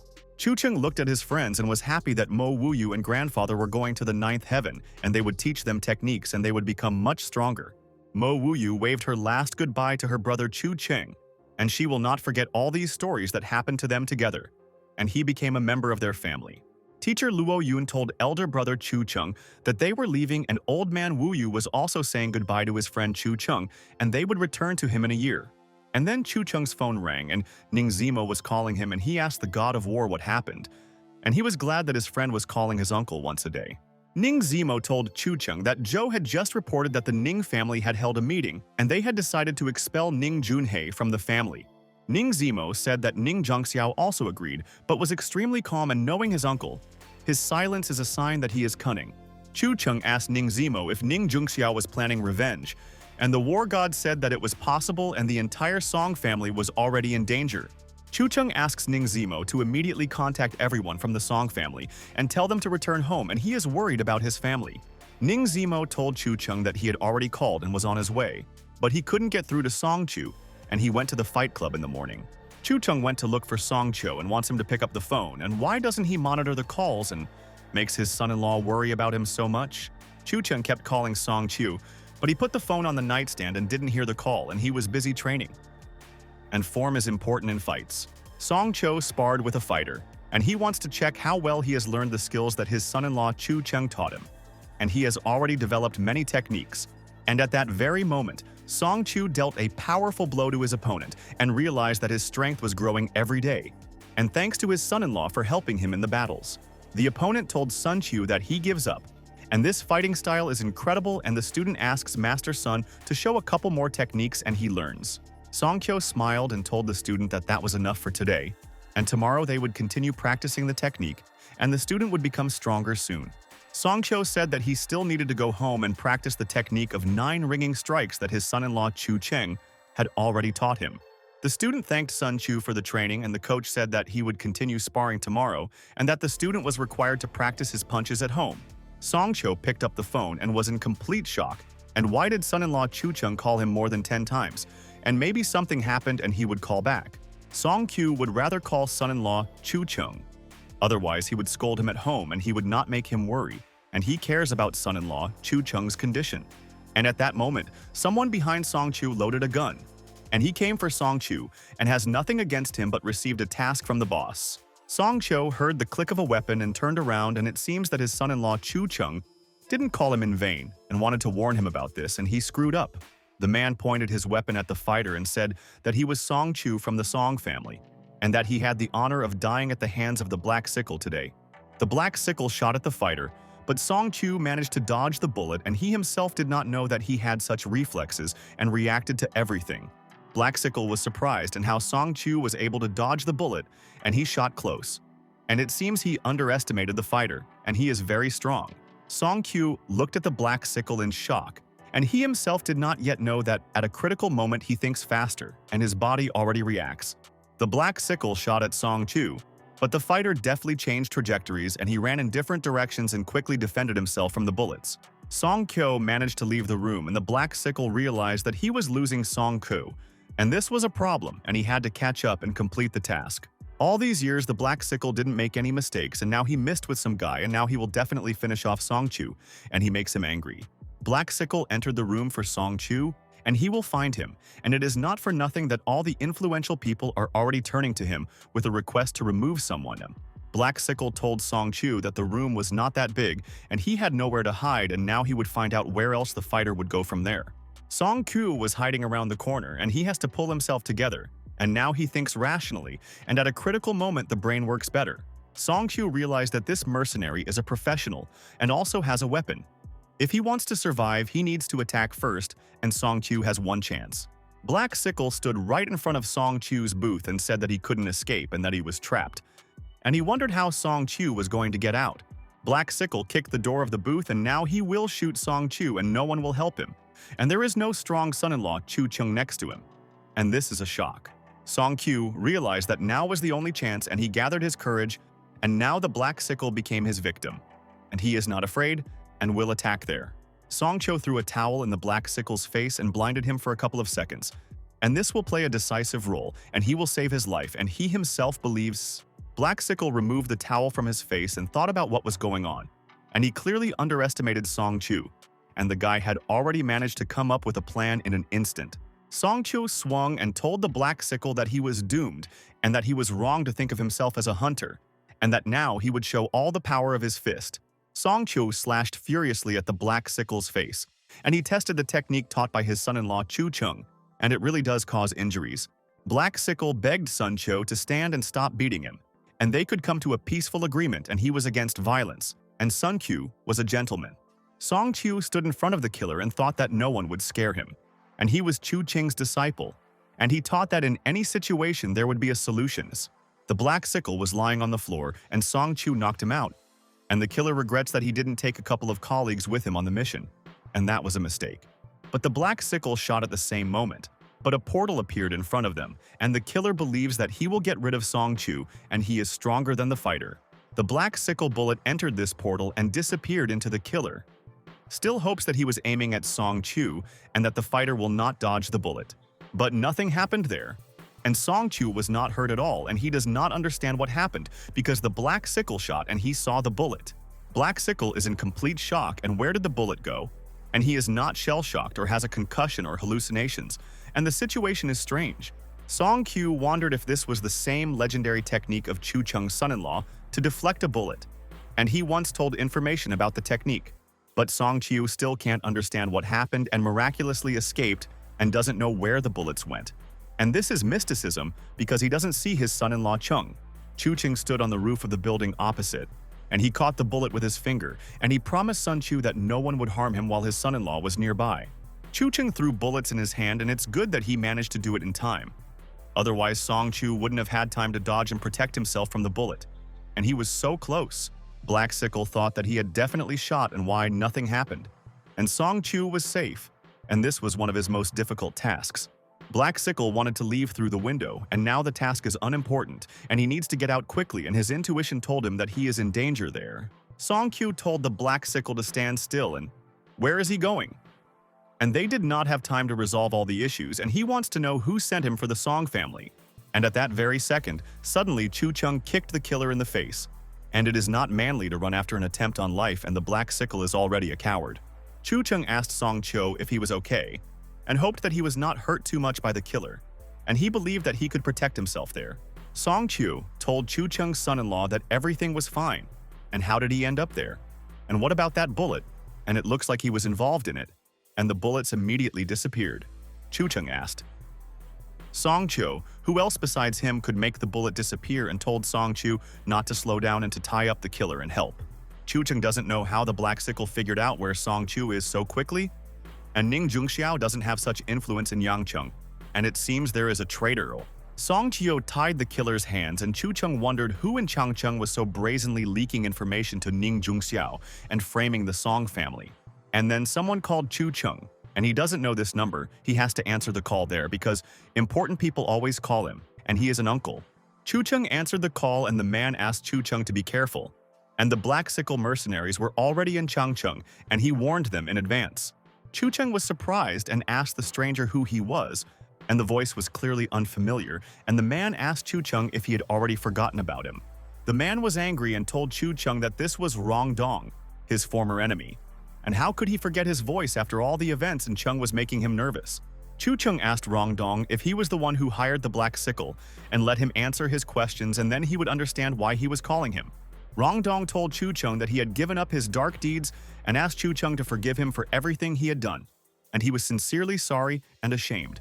Taoist Zhang told Rong Dong that if Chu Cheng's forgiveness was not received quickly within 7 days, the curse would only get stronger, and he was worried about everyone. Rong Dong told Chu Cheng that he heard that Ya Shiaoan contacted one of the leaders of the Ning family and passed information about the Song family to the killers. Chu Cheng realized that Ya Shiaoan is connected with Ning Jungxiao, and he doesn't know why Rong Dong decided to go over to his side, but he will help find out. Chu Cheng asked Rong Dong to continue to monitor their actions, and when everything was over, there would be no debts left between them, and asked him. Rong Dong froze in place and asked Chu Cheng if he really wanted to entrust him with a task now, and thought that he was ready for anything and respected Chu Cheng. Rong Dong asked Chu Cheng if he really wanted him to become a spy and monitor Ye Xiaohuang and the Black Sickle assassins, and that it was a risk for him. Rong Dong imagined in his fantasies how he pointed a gun at his friend, and he and Ye Xiaohuang were standing on the roof, and there was a serious dialogue between them. Ye Xiaohuang looked at his friend's face in bewilderment and asked Rong Dong how he could do this to him, and he didn't expect a setup from their friend. Rong Dong was serious and told Ye Xiaohuang that he was an undercover agent and that they were wrong to believe his words, and that these were his last words. Rong Dong was delighted and said that this is a true male friendship and asked Chu Cheng not to worry, and he will be the best spy in the world. Chu Cheng was surprised by Rong Dong's reaction and thought he would have to persuade him. But it seemed Rongdong liked the role and showed such enthusiasm. Chu Cheng agreed with Rongdong and said that if information appears, let him immediately inform him and he will be aware of the events and he is glad to be their friend. Song Chio stood next to Chu Cheng's son-in-law and he tied up the Black Sickle Killer tightly. And they are dangerous people and he miraculously did not suffer from the attacks. Song Chu told his son-in-law Chu Cheng that he heard everything, and that means Ye Shiaoan hired mercenaries and what they will do with the scoundrel. And he is getting on his nerves. Chu Cheng listened to Song Chu's words and thought that now Rongdong was clearly their ally. And even though he was an idiot, he could play an important role in their cause. Chu Cheng said that this bastard Ye Shiaoan always plays small tricks on them, and he didn't pay attention, but Xiaohuang clearly crossed the line. Chu Cheng looked at the phone, and he will come up with a plan and punish Ye Xiaohuang that he is harming not only him but also the entire Song family, and Xiaohuang is annoying him. Song Chu was beaming with happiness and thought, does son-in-law Chu Cheng really want to not give the enemies a single chance and destroy the Huangting Hotel? And this is cool. But Chu Cheng called Zhang Yingtao's sister and wanted to tell her that there were foreign mercenaries of the Black Sickle hiding in the Huangting Hotel. And he found out. Song Cho fell to the floor from the action of his son-in-law Chu Cheng, and he thought that he had made a different decision and would destroy the Huangting Hotel and brazenly beat up the killers. Song Q realized that Chu Cheng's son-in-law did not want to fight the killers, and he was already anticipating an epic battle, and the action was guaranteed. But he was wrong about his son-in-law. Ye Xiaohuang was angry at this time and said that they were all Black Sickle mercenaries and why couldn't they finish off a weakling like Song Chu? The head of the Black Sickle in China named Monia immediately told Ye Xiaohuang that it was an accident and even they have embarrassments. Monia told Ye Xiaohuang that there are no people in this world that the people from the Black Sickle could not kill and that he should not doubt her people. Monia told Ye Xiaohuang that at midnight tonight, the Black Sickle elite will wipe out the Song family, and she guarantees that they are professionals in this matter. But Ye Xiaohuang said to Monia after the failure of the Black Sickle today, Chu Cheng and his men will definitely be on guard, and they will not be caught off guard by them. But Monia told Ye Xiaohuang that this task must be done today while Chu Cheng and the Song family are vulnerable, and she will explain to him why. Ye Xiaohuang listened, and Monia said the longer they wait, the more likely China's Special Combat Command will intervene. Monia said that for now, all targets in the Song family estate need to break inside and immediately after clearing out leave by sea, and the special forces will not find them. Ye Xiaohuang was pleased and said to Monia, this means that Chu Cheng will definitely die today, and he has long dreamed of this and hates the scoundrel Chu Cheng. Ye Xiaohuang is happy, and he will not only get rid of Chu Cheng once and for all, but also establish useful connections with the Ning family, and this is an opportunity that cannot be missed. At this time, all the members of the Song family gathered in the manor and discussed what they would do with the Black Sickle killers, and Chu Cheng warned them. Song Yan's father asked Chu Cheng if he was serious, and he didn't understand why the Song family was so interested in the Black Sickle killers. Song Yan's mother listened, and her father asked Chu Cheng if those cruel mercenaries would really come to Song's house tonight and what they wanted. Chu Cheng told Mr. Song that his informant told him so, and he believes him. And he tells a lot of important information, and he is on the alert for events. Chu Cheng thought that Rongdong was really good, and in one day he had already found out the plans of the Black Sickle, and it seemed that Rongdong was already his best friend. Rongdong wrote a message to Chu Cheng's brother, and the Black Sickle plans to attack Song's house tonight, and he asks them to be careful. But Grandpa Song was very worried about the family and wanted to ask Chu Cheng if it would be better for them to leave the city or hide. And that was also a solution. Chu Cheng asked his grandfather not to worry, and these mercenaries are just rabble. And even Song Chu was able to defeat a couple of Black Sickle killers, and that's true. Song Kyo was proud of himself and said that son-in-law Chu Cheng was right, and with his current strength, no matter how many Black Sickle killers came, he would beat them all. Chu Cheng told Song Kyo that he is a good boy, and his son-in-law believes in his potential and talent. And today, he will be able to show himself, and he is his son-in-law's best student. Chu Cheng said that his informant says that at least 30 killers with weapons will come tonight, and they are the elite of the Black Sickle. The entire Song family was in complete shock and asked Chu Cheng if 30 elite Black Sickle killers would come to their house, and it was terrible. Song Cho begged his son-in-law Chu Cheng to help him, and he himself could not defeat the 30 elite killers of the Black Sickle. And why did his son-in-law set him up there? Chu Cheng stood next to Song Chu and thought that he was a good guy, and Chu Cheng believed that in the future, Song Chu would be able to defeat 30 killers. Song Yan told Chu Cheng that the Song family's security would not hold back the killers, And if Chu Cheng had a plan, let her tell it so that the whole family would calm down.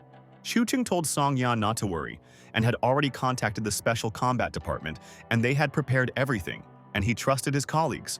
Chu Cheng told his wife that the assault team was already there, and they were watching and reacting to the slightest movement, and he trusted Zhang Yingtao in their work. Chu Cheng said that now everyone needs to go to their rooms and not open the windows there and not go out unless necessary, and it is safe. Grandpa Song ran first and asked the family what they were waiting for, and Chu Cheng told them to go to their rooms and he would not disobey their friend's order. Song Yan's father told Chu Cheng that it was a great idea, and they wouldn't interfere with them because none of them knew how to fight and wouldn't help with the killers. Chu Cheng and Song Chio looked at the Song family members in confusion, and they didn't care about them and wanted to protect themselves and were the first to go into hiding. Song Yan asked Chu Cheng what he would do, and she was worried, and the family left him alone against 30 killers, and it was dangerous. Chu Cheng asked Song Yan if she was really so worried about him now and was scared, and maybe he could spend the night with her and she would be protected. Song Yan was shocked, and she didn't offer Chu Cheng to stay in her house. And why did he decide to stay? And she was embarrassed because they would be together. But Song Yan calmed down and realized that when Chu Cheng was next to her, he would protect her from any problems, and she remembered how he saved the Beichin company. Song Yan couldn't answer Chu Cheng's question, and she always becomes speechless when she's around Chu. And it seems like he has such an effect on her, and Cheng is unique. Song Yan wanted to tell Chu Cheng that she would be busy tonight, and he couldn't stay at her house, but he interrupted her, and Chu wanted to clarify. Chu Cheng told Song Yan that he was joking, and today he and Song Kyo would be there to guard the Song family and protect them from the Black Sickle Killers. And that was a fact. Song Yan told Chu Cheng that she didn't care where he slept, and she thought how awkward it was and why was she already speaking in such a tone. Chu Cheng exhaled, and it is a rare case when the wife herself invites him into the house, but now is not the best time, and first of all, he is obliged to protect. Chu Cheng suggested to Song Chu to go and call Ning Zimo, and they would go to the pavilion by the lake together and discuss the plan of action, and he trusted them. Song Kyo was surprised and asked his son-in-law Chu Cheng if it was already starting, and he had been waiting for this moment, and soon he would test his skills and strength. Chu Cheng told Song Chu that he was 100% right, and the show was about to start, and Song Kyu had to do his utmost to protect himself. The friends sat down in the gazebo, and Zhang Yingtao asked Chu Cheng if she really didn't want the assault team to take up positions in the Song estate, and if they could.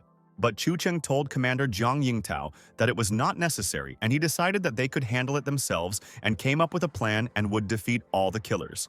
Zhang Yingtao asked Chu Cheng how he wanted to deal with the Black Sickle Killers now and let him explain his plan to his colleagues.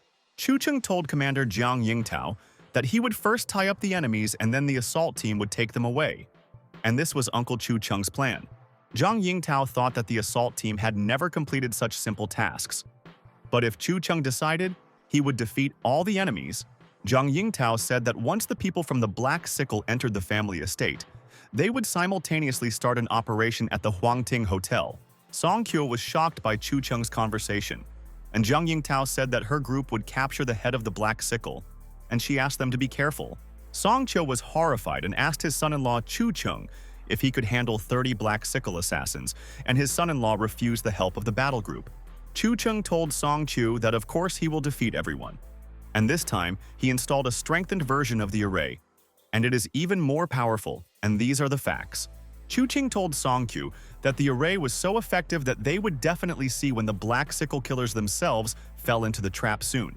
After some time, the Black Sickle Killers came to the courtyard of the mansion, and they already have a specific mission, and they will destroy the Song family for the boss. The Black Sickle Killers have stepped into the courtyard of the Song family's mansion, and they don't even expect that they will come at night and they will suffer from pain. The Black Sickle Killers were waiting for the command from Commander Hadesley, and he is a legend among the killers and all people respect and obey Hadesley. Monia asked Hadesley how the situation was, and he said they successfully penetrated the Song family estate, and this is the most vulnerable place. Hadesley told Monia that 30 killers against a couple of people is somehow unfair, and they don't have a single chance and they will destroy them all. But Hadesley asked boss Monia, "Who cares?"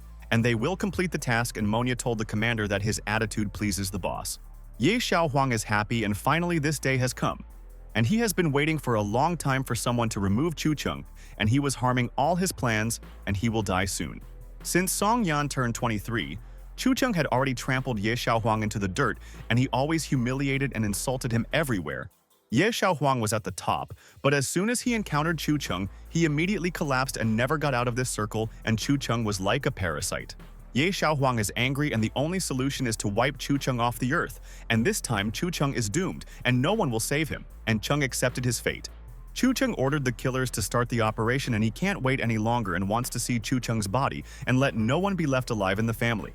Hadesley guarantees Ye Xiaohuang that in 5 minutes everything will definitely be over, and tells the guys that they are starting a cleanup operation. The Black Sickle Killers agreed with Hadesley's order, and the commander is a living legend, and they will do everything he asks, and everyone respects him. The Black Sickle Killers told Commander Hadesley that the weapon was already thirsty for blood, and they were waiting for the order and would now complete the mission soon. 2 minutes passed, and Monya and Ye Xiaohuang looked at their watches, and they both waited for important news from Hadesley, because he guaranteed that he was a pro. Ye Xiaohuang looked at Monya's phone, and she put it on speakerphone, but he can't hear Hadesley, and maybe they are acting secretly and quietly there. Monya was also sitting in front of Ye Xiaohuang, and Hadesley doesn't work like that, and he always shoots point blank, but now it's suspiciously quiet, and it's annoying. Monya told Hadesley that 2 minutes had passed, and what the group was doing there, and why she still hadn't heard the gunshots and was nervous. Hadesley told Monya that the Song family estate was larger than he thought, and they were currently going around the lake to get to the mansion. Monya told Hadesley that she was waiting, and let him report the information. And Ye Xiaohuang would understand that they had exterminated the Song family, and in particular Chu Cheng. A couple of minutes passed, and Monya thought that it was strange. And Hadesley did not take into account where the mansion was, and he does not make mistakes, and this is a shock. Ye Xiaohuang is furious, and asked Monya why it is still quiet, and maybe all the Black Sickle Killers are lost and they are being stupid, and this is pissing them off. Monya was sitting in front of Ye Xiaohuang, and she doesn't know what's going on. And according to their plan, Hadesley and his colleagues were supposed to solve the case in a couple of minutes.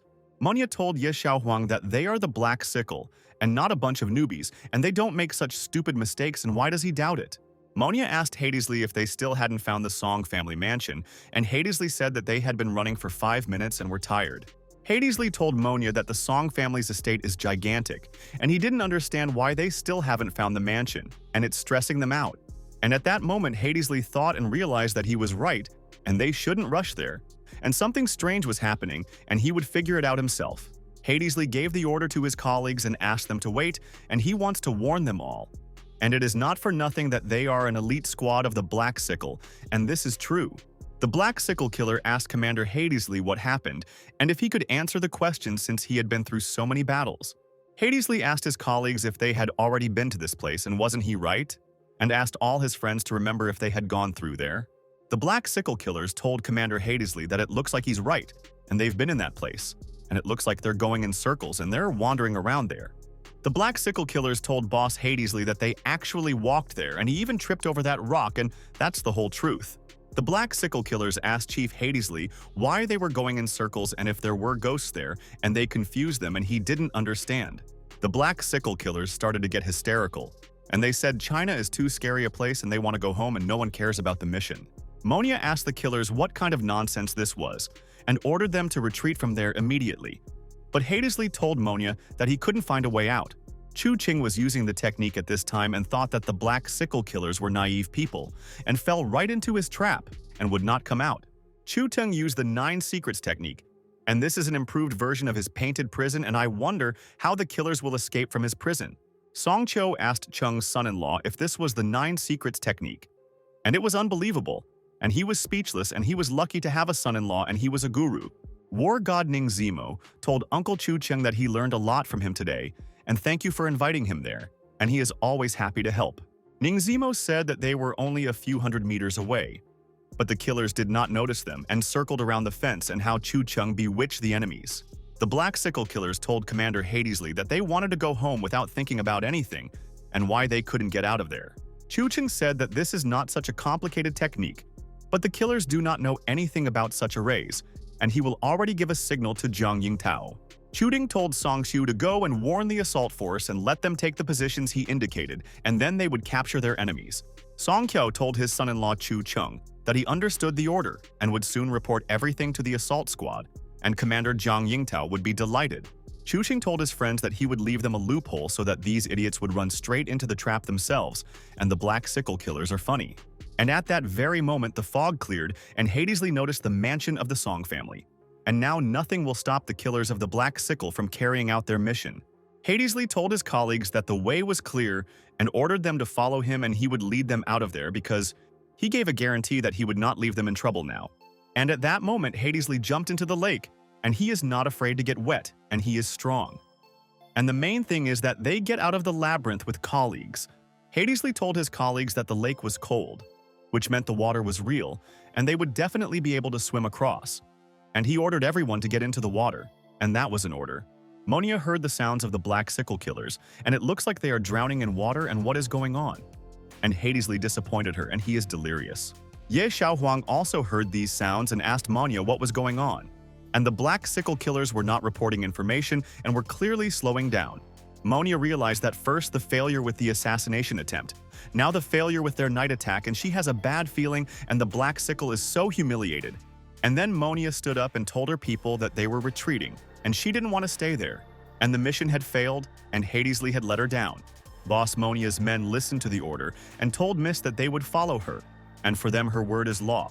And it seems she is so angry with Hadesley. Ya Shiaoan stood behind Monia and asked to wait and where they were going. And they still hadn't resolved the issue with the Song family and where Boss Hadesley had disappeared to. Monia wanted to leave the room, but at that very second someone kicked the door so hard that it was knocked down, and the squad had already started to enter the room. The Special Forces Combat Squad entered the hotel room and stood in front of Monia, and Chun Chen warned everyone that the intruders were sitting there. Monia's guards took out their guns and asked the boss who it was, and they didn't know that someone was targeting them, and it looks like they are trapped now.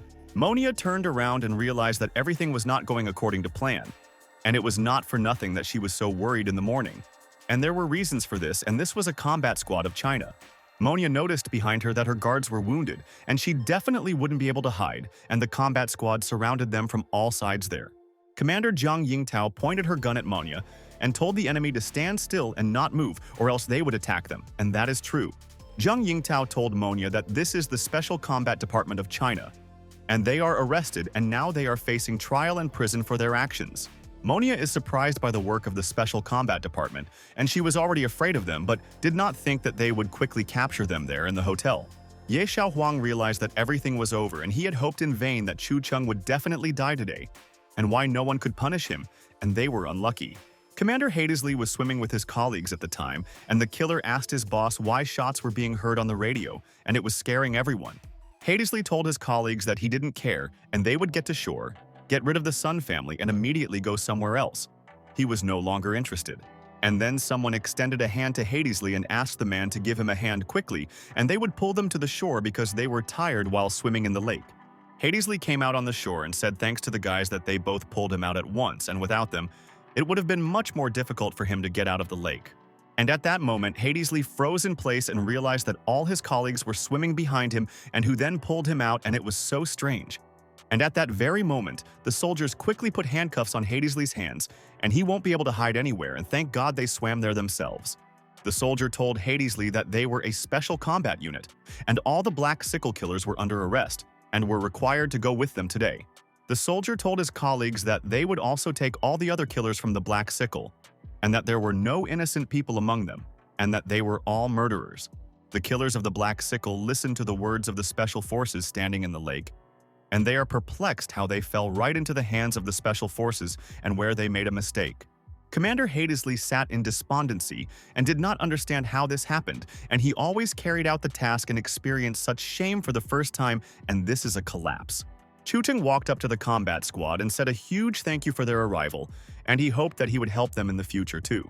The soldier told Chun Chen that on the contrary, thanks to his help, they were able to easily capture the Black Sickle killers, and Chun Chen did them a favor. Commander Hadesley listened to Chun Chen's words and froze in shock, and why were they so absurdly defeated, and Chun Chen set them up, and everyone is definitely good people. Hadesley asked Chun Chen if it was he who brought so many people and he wanted to capture them, and he was acting dishonorably and his heart was already broken. Chun Chen told Hadesley that he was 100% right and that his uncle had acted dishonestly. So what? And he didn't care because in the end they caught him. Commander Hadesley was amazed by Chun Chen's words and why he said that he didn't care. And Hadesley froze in place and he doesn't believe it, and this is nonsense. Commander Hadesley lost consciousness, and the soldiers told him to wake up, and soon he could rest in prison, and no one would interfere with the killer. Chun Chen called Zhang Yingtao and said that they captured the target and how are they doing, and he is interested to know if they were able to catch the boss of the killers. Zhang Yingtao said that the operation was completed and they immediately captured the head of the Black Sickle in Chinamonia. And the Huangting Hotel are involved in these connections. The soldiers carried away Ya Shiaoan, and Zhang Yingtao told Cheng that they arrested the director of the Huangting Hotel, Ya Shiaoan, on the spot, and the case was perfect. Zhang Yingtao told Chu Cheng that without his 9 secrets technique, they wouldn't have been able to eliminate the killers so easily. And Chu has a place in the squad. Chu Cheng told Zhang Yingtao that he was used to freedom, and organization was not for him. And there were already enough technical experts in the management. Zhang Yingtao remembered, and there are rumors that in the special department there is a secret department where the best of the best from their world are included. They report only to the director and investigate the most important cases. And if Chu Cheng had agreed, he would have definitely ended up in this special department. Zhang Yingtao thought that Chu Cheng could achieve anything only if he wanted it himself. And she knew at first glance that he was a professional. Zhang Yingtao told Chu Cheng that she would take away the killers and asked her friend to be careful, and all the people behind the Black Sickle would not retreat.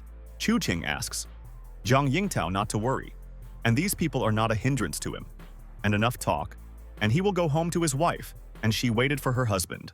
Commander Zhang Yingtao told Situ Jing that Chu Cheng is unique, and he helped them solve so many important cases and does not ask for anything in return. Situ Jing told the leader Zhang Yingtao that Chu Cheng was strange and she no longer understood Chu Cheng's logic and could not easily explain his character. Commander Zhang Yingtao asked Situ Jing why she thought Chu Cheng was weird, and she wanted to know all the information and Situ's opinion.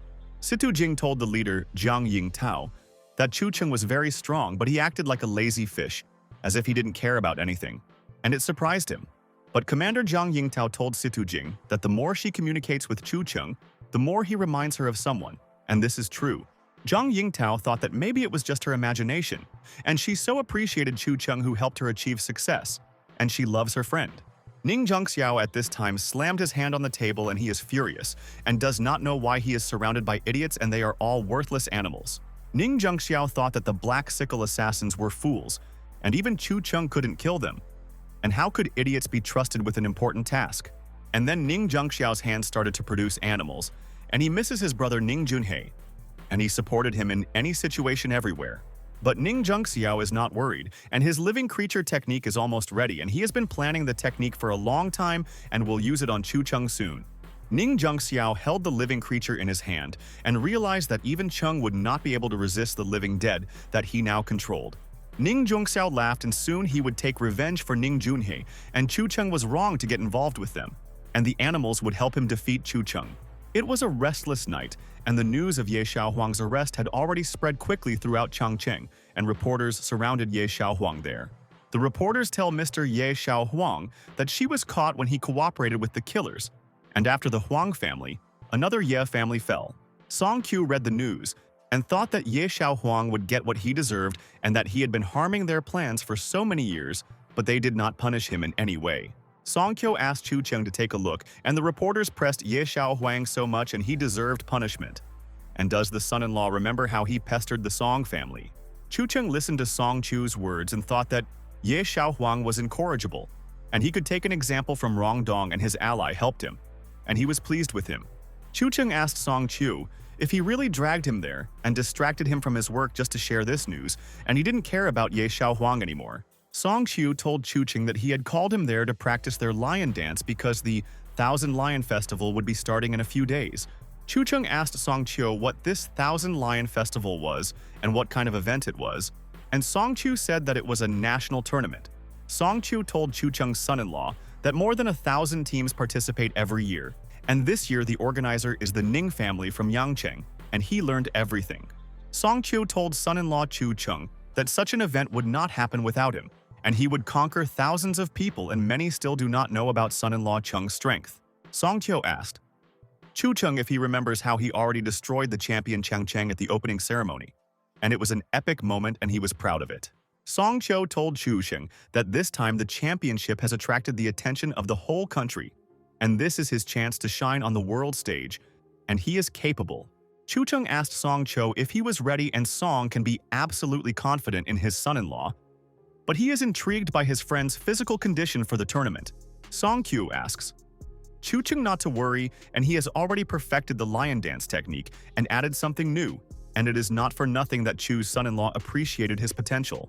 Chu Cheng jumped on the pole nimbly and thought that he would surprise Chu Cheng, and it was not so easy to do, and Master Nanquan had seen so many talents. Song Cho stood on a pole with one leg, and he combined the steps of the Kirin with the lion dance, and they complement each other perfectly and improve the skill. Song Kyu told his son-in-law Chu Cheng that this year he would definitely help him break through and show everyone the power of the Southern style in action. Chu Cheng thought that Song Kyu had become completely arrogant, and he remembered how Song Kyu was trembling with fear on the Golden Coast, and now he was immediately eager to fight.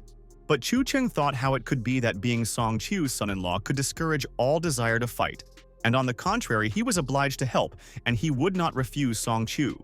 Chu Cheng jumped on the pole and decided that of course he would support his younger brother Song Chu, and remember how he always helped him and would not forget anything. Chu Cheng told Song Chu that they would train together and he would appreciate all his skills, and he had earned praise from Master Nanquan, and he was talented. Song Chu was happy and said that it was great, and thanked Chu Cheng for agreeing to train and guaranteeing that he would not disappoint him in battle. Chu Chen smiled, and he likes Song Chu's enthusiasm, and he will show all the skills, and he taught his brother a lot, and he is ready for the Thousand Lion tournament. Song Chu hit Chu Cheng with all his might, but his son-in-law easily defended himself from the blow, and they will continue to train his skills, and he will become more powerful in battle. On the eve of the Thousand Lion Festival, the Huang family remembers how they screwed up last time, and the Huang family disappeared but harbored a grudge. The head of the Huang family said that the Festival of 1,000 Lions is already close, and all families are preparing 100% and really want to show the result. Mr. Huang thanked Qingyang sect master Xiao Yinqi for agreeing to speak for the Huang family, and he appreciates his help to their family. Xiao Yinqi told Mr. Huang that he was there for Huang Yuheng and would protect the honor of the Huang family, so there was no need to thank him for his deeds. Mr. Huang didn't expect that the Qingyang sect valued Huang Yuheng so much and was already prepared to restore the honor of the Huang family and punish Chu Cheng for her sins.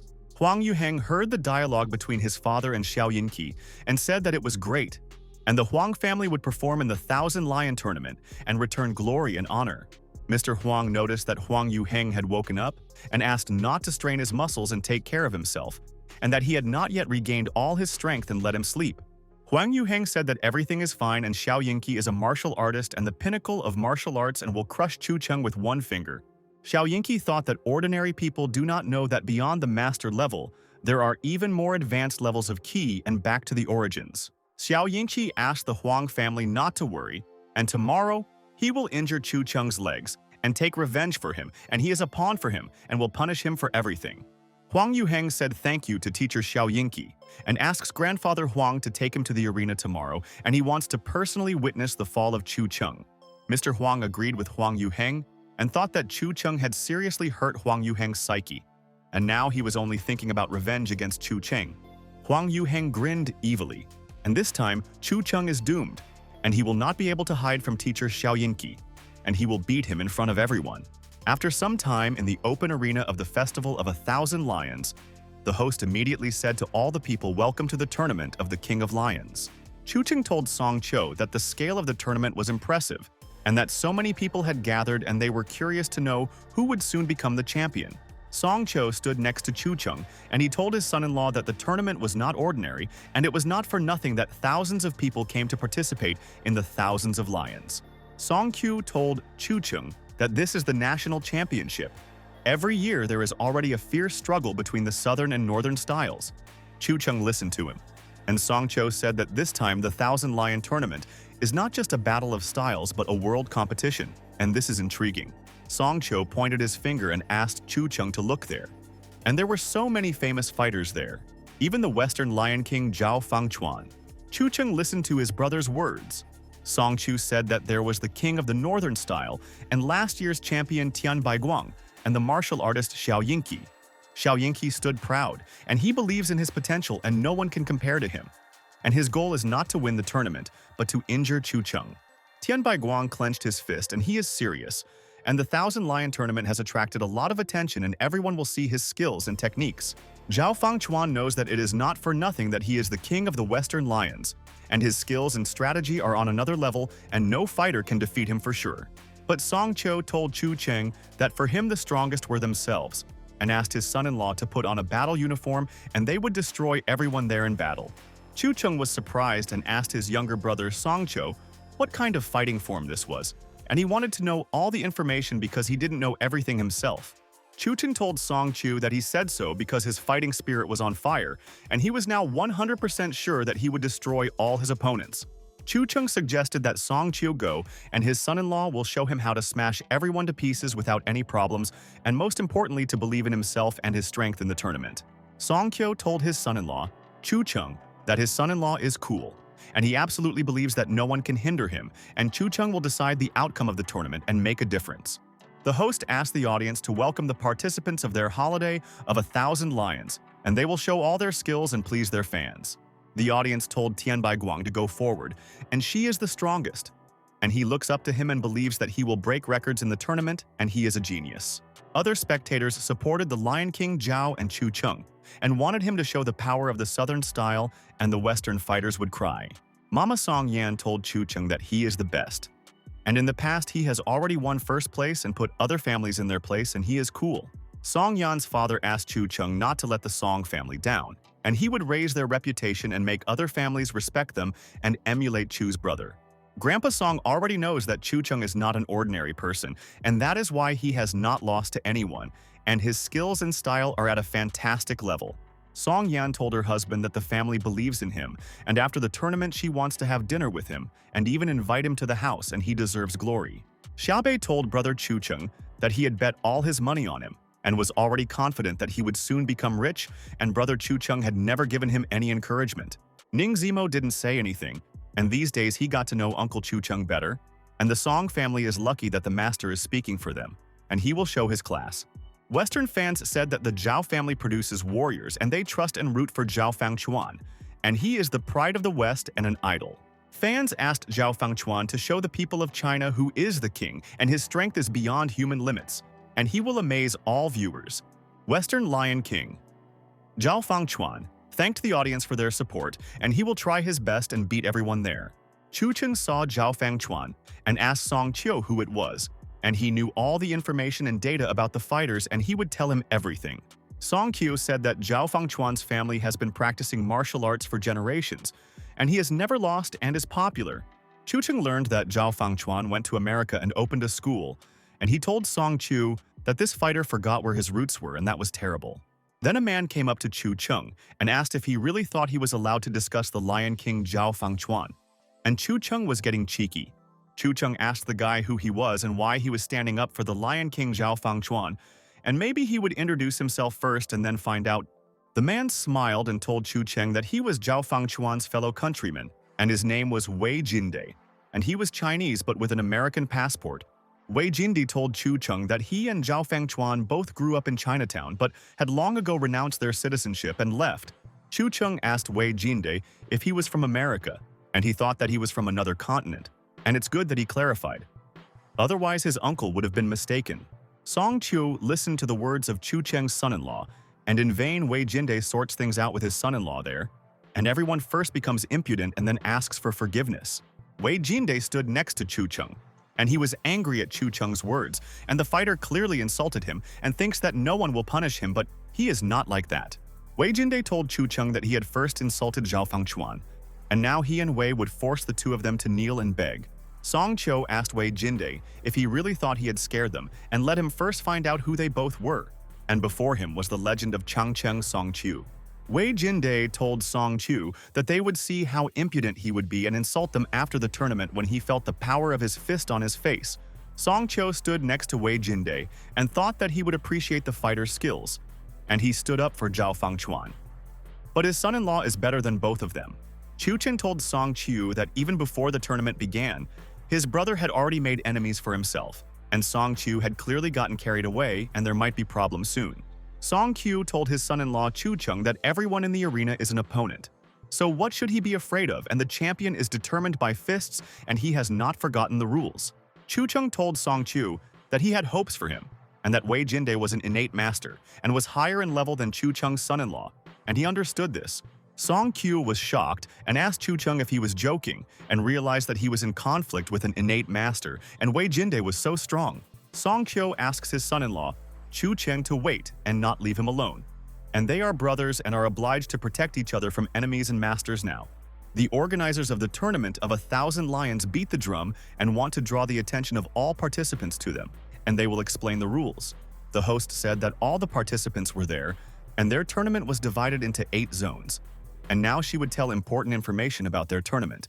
In the first stage, teams need to overcome obstacles and quickly reach the arena, and the first 30 teams advance to the second round. Xiao Yinqi heard the information from the host, and the 1,000 Lions tournament was created for him, and the whole world will learn about his talents and he will surprise everyone. The host said that the first 30 teams will already reach the second round, and all the rest will fly out of the tournament, and she wishes good luck to everyone. The host asked the audience to be ready, and the tournament of 1,000 lions will begin in a couple of seconds, and the participants are eager to rush to the finish line. The host told the audience that the tournament of 1,000 lions has officially begun, and may the best one win, and this is only the first round of the tournament. Song Qiu told his son-in-law Chu Cheng that there was nothing complicated, and that they would both be in the arena in no time, and that no opponent would stand in their way now.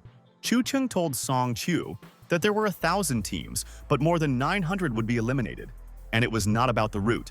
And Song Qiu did not understand the main catch of the 1,000 tournament. And then 2 dragons stood in front of Chu Cheng and Song Qiu, and they want to punish these participants, and they will not get to the arena, and the losers will go home. Chu Cheng told Song Qiu that it is not about the path, but about those who stand on it, and the brother must give his best, and then they will get there together. The other participants told Chu Cheng of the Southern style that he couldn't leave, and they wouldn't let him go anywhere, and he shouldn't hope for their mercy there. Song Qiu told Chu Cheng that they were surrounded by opponents, and that they were from the Northern school and they hated the Southern style and wanted to harm them from the beginning. The Northern fighters rushed towards Chu Cheng and they all attack him for the honor of the North, and the Southerners are insignificant cowards and they will not get into the second round. Chu Cheng told Sun Qiu to start, and they trained for many days, and he believes in his potential, and Sun will shut the mouths of the enemies and teach them manners. Song Qiu told his son-in-law, Chu Cheng, that he would carry out his order without any problem, and that he would not defeat the innate master and therefore was afraid of Wei Jinde. But she will overcome all the others, and she doesn't even worry or get nervous because their level is low compared to him, and he won't let his son-in-law down today. Song Qiu stood firmly on his feet, and in the last tournament he was weak, and Chu Cheng then became the champion alone, and he did not help him but hindered him.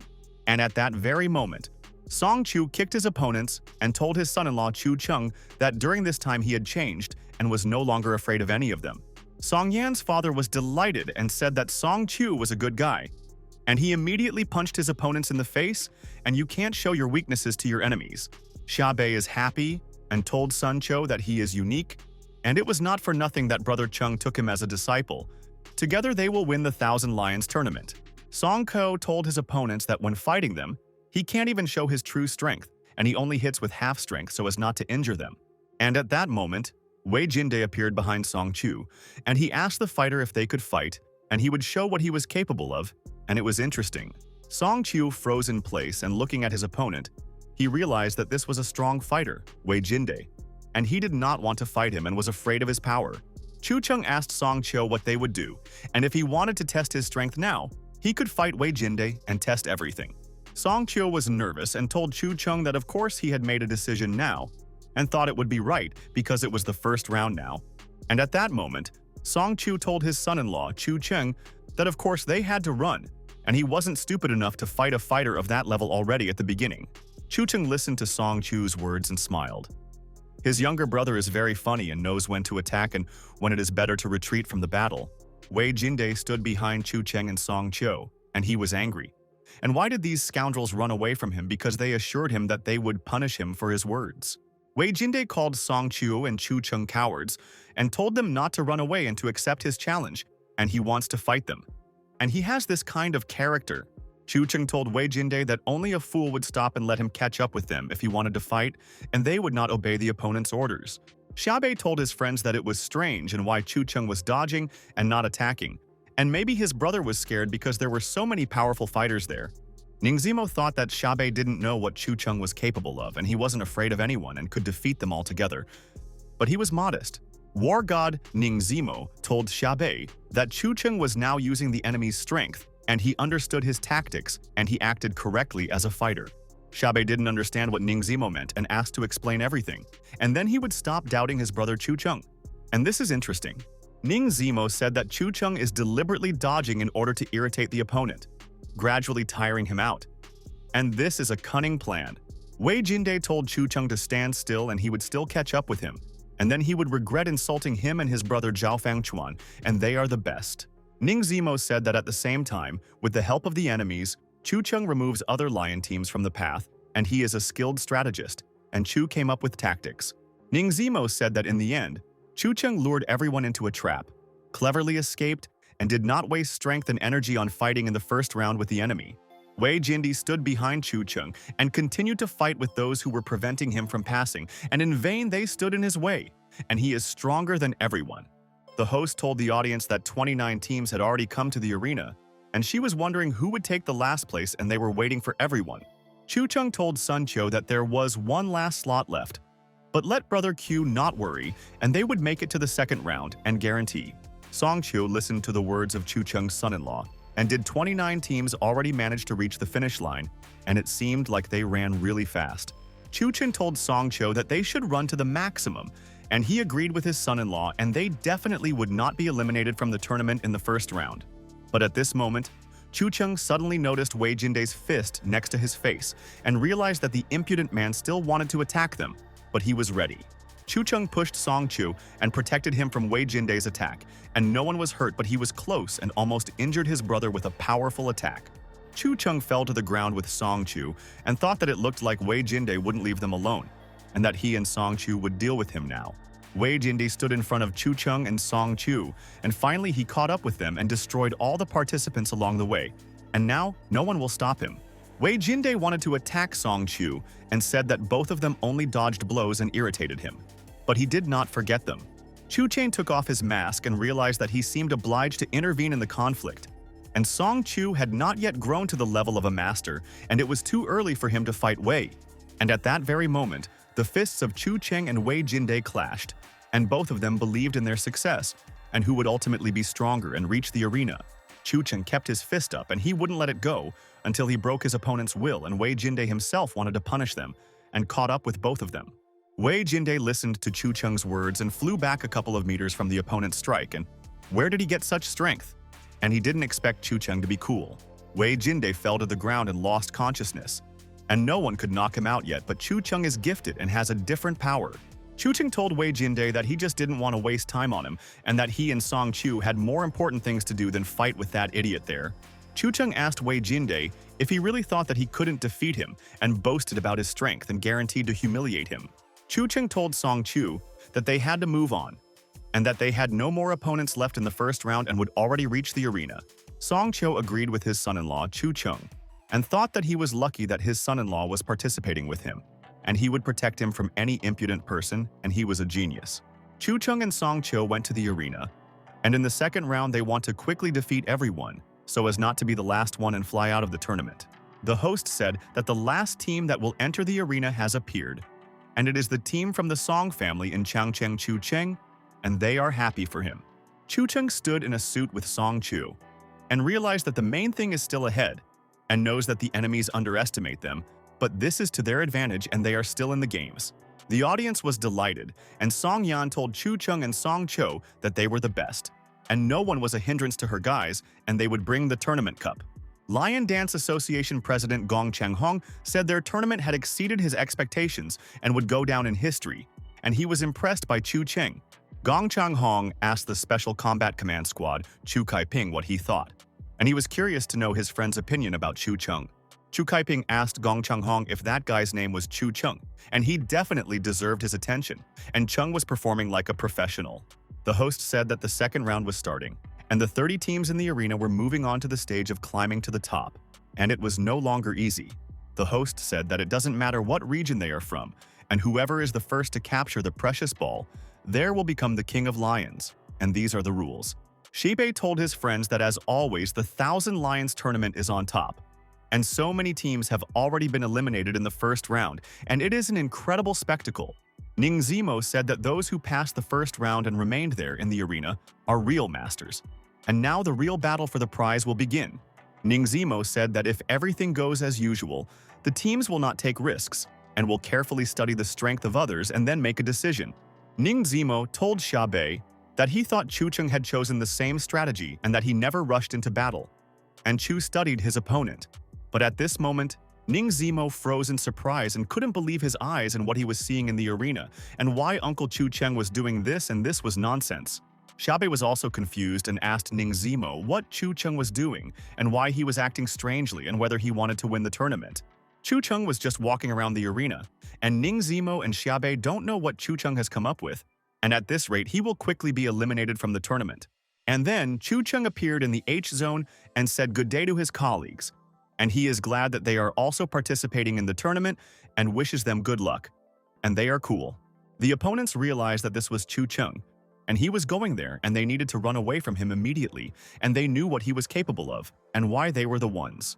The friend told the member that he agreed with him 100% and that they should leave quickly before Chu Cheng started attacking them in the arena. But Chu Cheng continued to just walk around the arena, and the participant asked his friend why Chu Cheng was going to Zone A, and his gait seemed strange. A friend agrees with the participant, and he thought that Chu Cheng was attacking them, and was very afraid for his health because Chu Cheng is a very strong and smart fighter. Song Yan's mother asked her husband why Chu Cheng was flying around the arena like a butterfly and didn't attack other opponents and didn't know his maneuvers.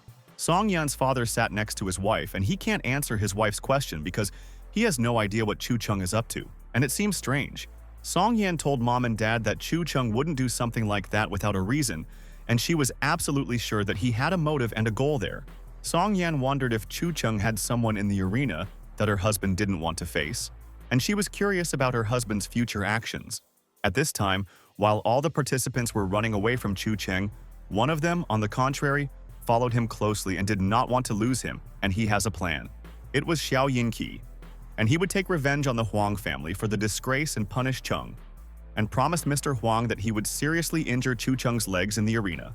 Song Qiu told his son-in-law Chu Cheng that the martial artist Xiao Yinqi was following them and seemed to be pursuing them, and what did they do to displease him there? Chu Cheng asked Song Qiu if he had just noticed Xiao Yinqi, and he was chasing them all the time and not lagging behind even a single step, and Uncle Cheng didn't care. Song Qiu asked his son-in-law Chu Cheng what they should do and how to defeat Xiao Yinqi, and it was not for nothing that the martial artist was considered the favorite, and he was so strong. Chu Cheng asked Song Qiu not to panic and just avoid Xiao Yinqi, and not to engage in thoughtless combat, and in their case, tactics and strategy are important. Chu Cheng realized that the martial artist was serious, but it would be better for him and Song Qiu to retreat a little and distract Xiao Yinqi and lure him into a trap. Chu Cheng told Song Qiu that there was still a little time left and he had to believe that they would defeat the martial artist Xiao Yinqi, and that his son-in-law was not lying. The other members stood next to Chu Cheng and Xiao Yinqi and said that these two teams are so daring and they are hunting each other now. The other members decided that they shouldn't interfere with these two, and they are on another level and will crush them if they stand between the two there. Huang Yuheng was delighted and told Grandpa Huang that Teacher Yinqi was finally acting and soon he would complete the task and revenge would be accomplished. Mr. Huang told Huang Yuheng that today they would wash away the shame of the Huang family, and he had been waiting for this moment for a long time, and Chu Cheng would get what he deserved. Huang Yuheng told Grandpa that Chu Cheng would definitely lose, and he had nowhere to go, and he had driven himself into a corner, and where did he want to hide from Xiaoi? Chu Cheng saw Huang Yuheng on the podium, which meant they invited Xiao Yinqi, and he thought something was wrong and the Huang family was involved. Chu Cheng saw Xiao Yinqi jump high and he wants to punish him for Huang Yuheng, and he understood his motive and that's why Xiao chased after them. Xiao Yinqi stood in front of Chu Cheng and blocked his way, and will not allow him to escape anywhere and let him answer for his impudent actions and he will beat him up. Xiao Yinqi told Chu Cheng that the arena is not that big and where Cheng wants to escape and Teacher Yinqi will get him anywhere. And this is true. Song Qiu lost hope and despondently asked his son-in-law Chu Cheng what they would do with him against the martial artist Xiao Yinqi now. Chu Chen didn't answer Song Qiu's question, and he thinks that his brother clearly shouldn't be afraid because his son-in-law is a strategist and Uncle Chu always has a plan. Chu Cheng said to Song Qiu, It seems like they will have to use the 36 strategies technique and act according to the situation, and they will defeat Xiao Yingqi. Song Kyo was surprised and asked Chu Cheng's son-in-law what this technique of 36 strategies was, and he didn't tell him the information, or he didn't remember. Xiao Yingqi quickly walked towards Chu Cheng and let him prepare for his death, and he is no match for him in battle, and the martial artist will humiliate him. Song Kyo stood in front of Xiao Yingqi and hoped that son-in-law Chu Cheng would use the 36 strategies technique because the enemy had already come so close. Chu Chen told Sun Qiu that the time had come, and now was the first strategy, and he was interested to know the reaction of teacher Xiao Yingqi and how he would answer him. Chu Qing took the suit with his hand and thought that until now he had been keeping an intrigue and had prepared a surprise for Xiao Yingqi, and he hoped for success. Chu Cheng repeated the movement and decided that he would humiliate the Huang family once again and thought that they were lost forever. But the family did not forget the past grievances. Xiao Yingqi looked at Chu Cheng in bewilderment and what he was doing and why he had a strange premonition, and he was much stronger than the impudent Cheng. Chu Cheng said that this is a tactical trick, a charming dodge, and why teacher Xiao Yingqi still doesn't attack, and what's stopping his friend. Song Qiu was surprised, and could Chu Cheng's son-in-law really do this? And it seems like he didn't teach him everything and was saving the techniques for strong opponents in the finals. Xiao Yingqi was angry and asked Chu Cheng if he dared to deceive him, and the scoundrel would regret playing with him and he would knock him out. Teacher Xiao Yingqi grabbed Chu Cheng's mask tightly and thought that he would not allow him to use techniques and knew that Chu Cheng was a common coward. Xiao Yingqi asked Chu Cheng if he wasn't so cool without the lion's head, and he took the most valuable one from him. How could he take it from him? Chu Cheng told the fighter Xiao Yingqi that he would now use the second trick and that he had underestimated him in vain, and Uncle Chu was called Master Nanquan by the people. Chu Cheng told Xiao Yingqi that this was already a technique called Golden Cicada Shedding Its Shell, and he ordered Song Qiu to learn these techniques. Song Qiu stood next to Chu Cheng's son-in-law and thought that he was so cool and even made Xiao Yingqi look stupid and he wouldn't punish them there. Teacher Xiao Yingqi listened to Chu Cheng's words and noticed that he had another mask in his hands, and how Chu Cheng was able to deftly escape from him because he grabbed them. One of the participants asked what the martial arts master Xiao Yingqi wanted from them, and he stole their lion head and meanly knocked them out of the tournament. Xiao Yingqi was nervous, and what kind of cicada technique is this? And this is nonsense, and he already knows that Chu Cheng used the 9 secrets technique and caught his blow. Song Qiu told Chu Cheng that he was just a beast and had simply tricked the martial artist, and what trick he would use next for Yingqi. Chu Cheng listened to Song Qiu's words and told his brother that now he himself will know what technique his son-in-law will use, and he is clearly not afraid of Master Xiao Yingqi. Chu Cheng told Song Qiu that of course he would use the best strategy, and that was the strategy of running away that had helped everyone since time immemorial. Xiao Yingqi was confused and told Chu Cheng to stand still and not go anywhere and let him fight like a fighter. And why is he acting like a coward and angering people? Chu Chen told Song Qiu that they would do a lap of honor and stretch their bones, and that training wouldn't hurt them, and that he knew his son-in-law's methods, and that they were the best.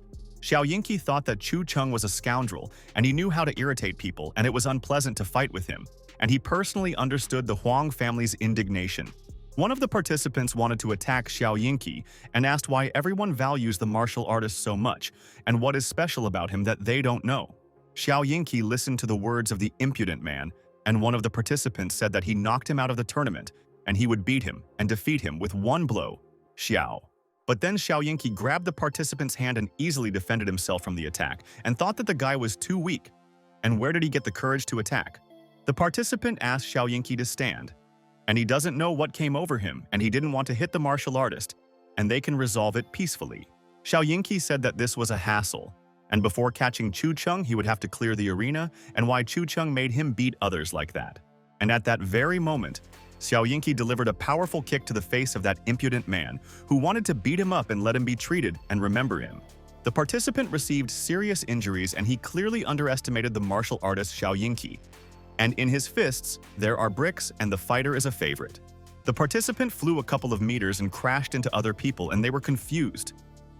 It was a rocket, and why their friend collided at such a speed.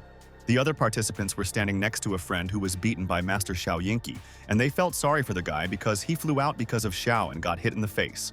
The participants are terrified, and everyone is looking at one person, and he is frightening with his energy, and it seems they don't have a single chance to win the tournament.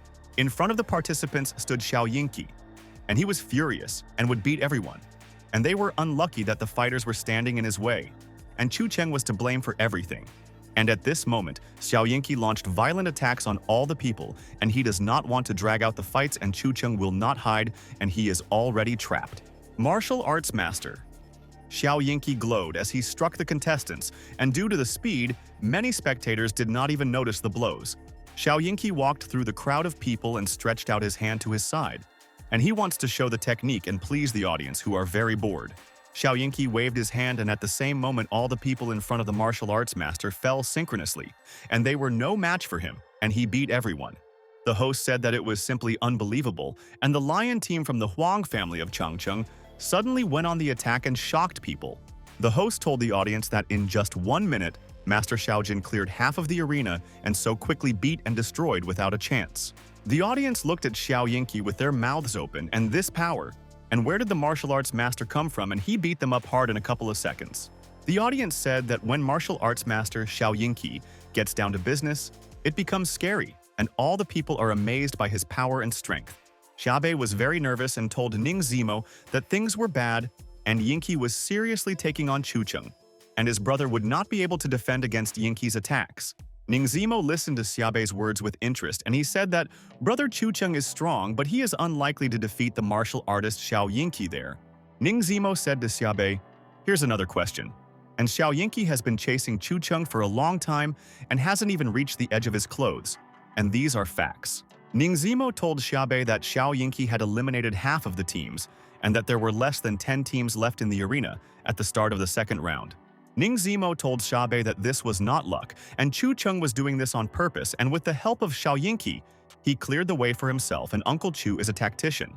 Song Qiu at this time told his son-in-law Chu Qing that the old bastard Xiao Yinqi was catching up with them, and what ideas he had, and hoped that his son-in-law knew what to do with Xiao. Chu Qing asked Song Qiu to calm down, and if Xiao Yinqi tenses up a little more, they are already in the top 3, and he, on the contrary, helps his friends. Chu Qing told Song Qiu that they have a problem, and there is another enemy ahead, and it looks like they need to fight him themselves to avoid being eliminated in the finals. The opponent stood in front of Chu Chen, and he intends to fight and will not let them go until he defeats them, and they themselves found him, and he will teach the opponent a lesson. And at that moment, Chu Chen and his opponent kicked, and the ground shook, and they broke the tiles into pieces, and the audience was delighted. Chu Chen and his opponent retreated to a safe distance and are thinking about how to continue the attack. And each of them already wants to win. Ning Zimo said that Uncle Chu Chen was stopped, and he was so easily on his way to victory.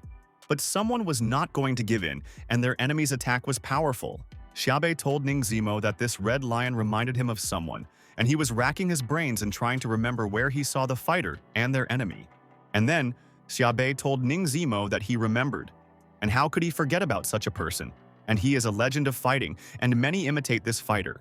Xiaobei said that this is the Western Lion King, Zhao Fangchuan, and he stood in the way of his brother Chu Chen, and he is interested to know how his brother will win.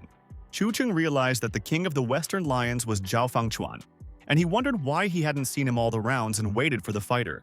Zhao Fangchuan stood in front of Chu Chen and said if he could withstand his blow, it means the kid is not that weak, and he underestimated their resilience. Chu Chen turned around and found that in addition to Zhao Fangchuan, martial artist Xiao Yinqi had already approached them from the other side. Xiao Yinqi stood behind Chu Chen and said that now he will look where he will run now, and he made him sweat and fought for a long time in the arena.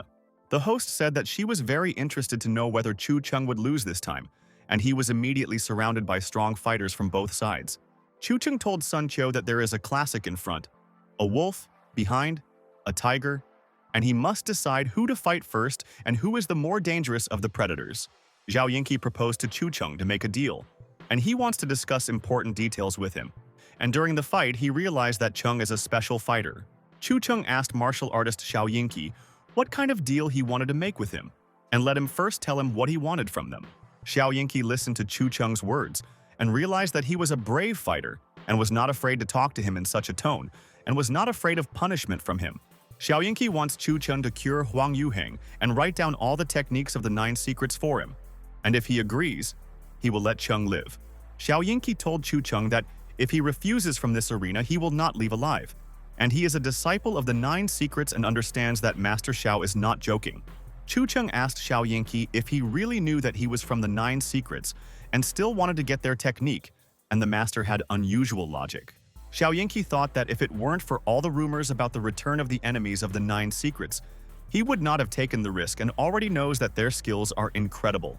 Xiao Yinqi decided that catching Chu Chen now was the perfect way to earn Tianji's favor, and he would not miss his chance today. Xiao Yinqi told Chu Chen that he needed exactly the techniques of the Nine Secrets, and what would Chu Chen answer? And would he accept his conditions and the favorable conditions? Chu Chen already said that Huang Yuheng will not get up from the wheelchair and wants to walk, but this is only possible in the next life, and this is true. And at this moment, Chu Chen suddenly attacked Xiao Yinqi and told the master that he could continue to dream about the technique of the Nine Secrets, and this was their secret. Xiao Yinqi blocked and defended himself from Chu Chen's attack, and thought that Chu Chen was wrong to believe that he could defeat him, and no one beat him. Xiao Yinqi was angry and told Chu Chen that it seemed like only a dead fighter could be obedient, and it was a mistake for him to disagree with the terms of their deal. Xiao Yinqi quickly moved and changed his trajectory, and he wants to catch Chu Chen off guard, and the impudent one will be humiliated in front of people. Chu Chen stood in front of Xiao Yinqi, and he also reflected the master's attacks, and he would not be able to easily break through his defensive block and let him continue to strike. Zhao Fangchuan realized that Xiao Yinqi came not for the title but for Cheng, and by killing him he would remove his rival and establish connections with Master Yinqi. Zhao Fangchuan went to Chu Cheng's side and asked Master Xiaojin to let him help, and together they would quickly beat up the scoundrel Chu Cheng, the Western Lion King. Zhao Fangchuan came close to Chu Cheng and said that now he has nowhere to hide and he is trapped now. Chu Cheng listened to Zhao Fangchuan's words and said that just in time, the Western Lion King decided to attack him and began to walk towards his uncle. Chu Cheng looked at Xiao Yinqi and began to use the technique, and he will soon defeat both Xiao Yinqi and Zhao Fangchuan and has no doubt in his skills. Song Cho looked at how his son-in-law Chu Cheng applied the technique, and he froze from the beauty, and Chu's technique was incredible and it fascinated and charmed him. Song Yan is horrified and she worries about her husband because Chu Cheng is fighting two strong fighters at once, and this is mean. But she believes in her husband's power. Xiaobei is also shocked and thinks that this is the end, and brother Chu Cheng was caught between Master Xiao Yinqi and Zhao Fangchuan and would not be able to escape. Spada Quao. Ningzimo hopes that Uncle Chu Cheng is not seriously injured and he will cope, but now Master Xiao Yinqi has already dealt a fierce blow. But suddenly, Xiao Yinqi's fist hit not Cheng, but Zhao Fangchuan, and his friend wanted to help him but felt a strong pain in his face now. Zhao Fangchuan flew back a couple of meters and Xiao Yinqi hit with all his might, and the audience did not understand what happened and they fought very quickly. Shibei stood up and told his friends that this was an incredible sight and he had never seen such a powerful blow, and it was not in vain that he came to the tournament. And at this moment Xiaobei was confused and asked his friends why Chu Cheng didn't fly from the blow, and Master Xiao Yinqi missed, and it was a shock. Chu Cheng asked Master Xiao Yinqi why he beat his friends and he seriously injured the Western Lion King Zhao Fangchuan. Chu Chen told Xiao Yinqi that Zhao Fangchuan sincerely wanted to help him and was 100% sure that the two of them would beat him up there. Xiao Yinqi was furious and went to Chu Cheng with a fashion attack and told the idiot to be quiet and how dare he mock him, and he would teach the scoundrel Chu a lesson. Xiao Yinqi hit with all his might, but when he didn't expect it, he hit Zhao Fangchuan again, and how he ended up in front of him and Chu Cheng. Xiao Yinqi froze in shock and asked Zhao Fangchuan if he had appeared in front of him again and was hallucinating and didn't understand anything. Zhao Fangchuan suffered from Master Xiao Yinqi's powerful blows, and he said that he had the same question, and why did he hit him hard again? Chu Chen gently hugged Zhao Fangchuan and asked him to hold on and just not lose consciousness from the blows, and he believed that he was strong and could withstand it. Chu Chen told Zhao Fangchuan that he would be receiving strong blows from Master Xiao Yinqi for a long time, and therefore begged him not to lose consciousness. Xiao Yinqi aimed at Chu Cheng but wounded Zhao Fangchuan, and no one knows what is happening and why the master is hitting his friend, and this is already absurd. Xiao Yinqi doesn't want to believe in hallucinations, and again launched a fierce attack at Chu Cheng, but hit Zhao Fangchuan, and why does he hurt his friend? Master Xiao Yinqi continued to hit Chu Cheng and wanted to punish him, but Zhao Fangchuan took all the blows, and he was tired of his allies' blows. Zhao Fangchuan cried and asked Master Xiao Yinqi why he always gets hit. But Chu Cheng doesn't have a scratch, and what kind of magic is this? And it's horrible. But Xiaojin attacked Zhao Fangchuan, and Chu Cheng was laughing there, and the host said, "This is a sight, and Zhao Fangchuan is covering Cheng." The host said that Zhao Fangchuan repeatedly caught all the blows with his face, and this noble gesture united the friendship of China and America. Xiao Yinqi thought what kind of school this was, and Chu Cheng clearly used a strange technique, and if he mastered such a technique, his strength level would increase. Xiao Yinqi decided that he had no choice, and he had to eliminate Zhao Fangchuan, and then he could get Chu Cheng. Otherwise, he was doomed to failure. And at that very moment, Master Xiao Yinqi dealt a frightening blow to his friend Zhao Fangchuan's stomach and asked him not to be offended and that he was not to blame for this. Zhao Fangchuan flew a few meters away from Xiao Yinqi's blow, and Chu Cheng realized that his friends realized that they couldn't beat him up and punish him together. Zhao Fangchuan fell to the ground with a thud, and Master Yinqi's blows took away all his energy and strength. And how could he continue to fight Cheng? Song Qiu is completely shocked, and he didn't imagine that Zhao Fangchuan could be manipulated so easily, and that Chu Cheng's son-in-law is a monster, and he scares everyone. Chu Cheng asked if Zhao Fangchuan was training on steroids, and he passed out with one punch and he could recommend the training to a friend. Chu Cheng said that they were in full swing, and it was time to get down to business seriously. And now no one would interfere with him and Master Xiao Yinqi in the battle. Master Xiao Yinqi told Chu Cheng that he lasted longer than he expected, and that was not bad. But it was a pity that he did not have much time left and that he would die. Chu Cheng is all ears, and Xiao Yinqi said that after death, Cheng will be much more accommodating and will reveal the secret technique himself, and this is a fact. Xiao Yinqi clenched his fist and wanted to hit Chu Cheng with a technical strike. And how much longer can he dodge the strikes? And it is interesting to know everything. Chu Cheng listened to Master Xiao Yinqi's words and realized that he often chatted and distracted the enemy during the battle, and seemed to want to wear him out. Chu Cheng deftly dodged Xiao Yinqi's blow and thought what a powerful blow. And lucky that the master did not hit him with such a blow, and it was close. Chu Cheng swung his sword and told Master Xiao Yinqi that they would then have a fist fight and find out who was stronger and whether Xiao was ready for such a fight. And at that very moment, the fists of Chu Cheng and Xiao Yinqi collided, and a spark flew from the blow, and from the force of the blow, everything around the fighters burned, and it was a shock. Master Xiao Yinqi was shocked. And could Chu Cheng really withstand this blow? And he put all his strength into the blow, and how is this possible in battle? Song Qiu is excited, and it is hot like a duck oven. And he wondered if Cheng's son-in-law is not hot, and how can he tolerate such extreme temperatures? Chu Cheng said that the real master is on a completely different level, and he is so glad that Xiao Yinqi has already decided to participate in the Thousand Lions tournament. Chu Cheng realized that this blow was like a blazing fire, making Uncle Chu Cheng feel a new threshold of strength. And thanks to Xiao Yinqi for everything. Chu Cheng accurately kicked Xiao Yinqi's stomach, and he felt a few more blows and he would reach a new level and a pleasant feeling. Chu Cheng continued to deliver hundreds of blows to Xiao Yinqi's block, and it is important for him to wait for the moment when he awakens new power during the fight. Master Xiao Yinqi realized that Chu Cheng's strength was simply bottomless, and he seemed to continue to become stronger with every minute of their fight. And at that moment, Chu Cheng struck Xiao Yinqi's stomach with all his might and hit, and the martial artist was unable to defend himself and received damage in the fight. Xiao Yinqi decided that if Chu Cheng survived, he would definitely become a threat to Tianji, and he couldn't allow that, and Chu Cheng was a predatory monster. Master Xiao Yinqi realized that today Chu Cheng must die, and then he will eliminate the future threat and Chu Cheng weapons and can harm everyone. Master Xiao Yinqi waited for the right moment and grabbed Chu Cheng's hand, and he didn't just grab it. And now he will use the technique and finish off Cheng's. Master Xiao Yinqi smiled, and was glad that Chu Cheng believed in his strength so much that he forgot about concentration and made a mistake. And this is a chance.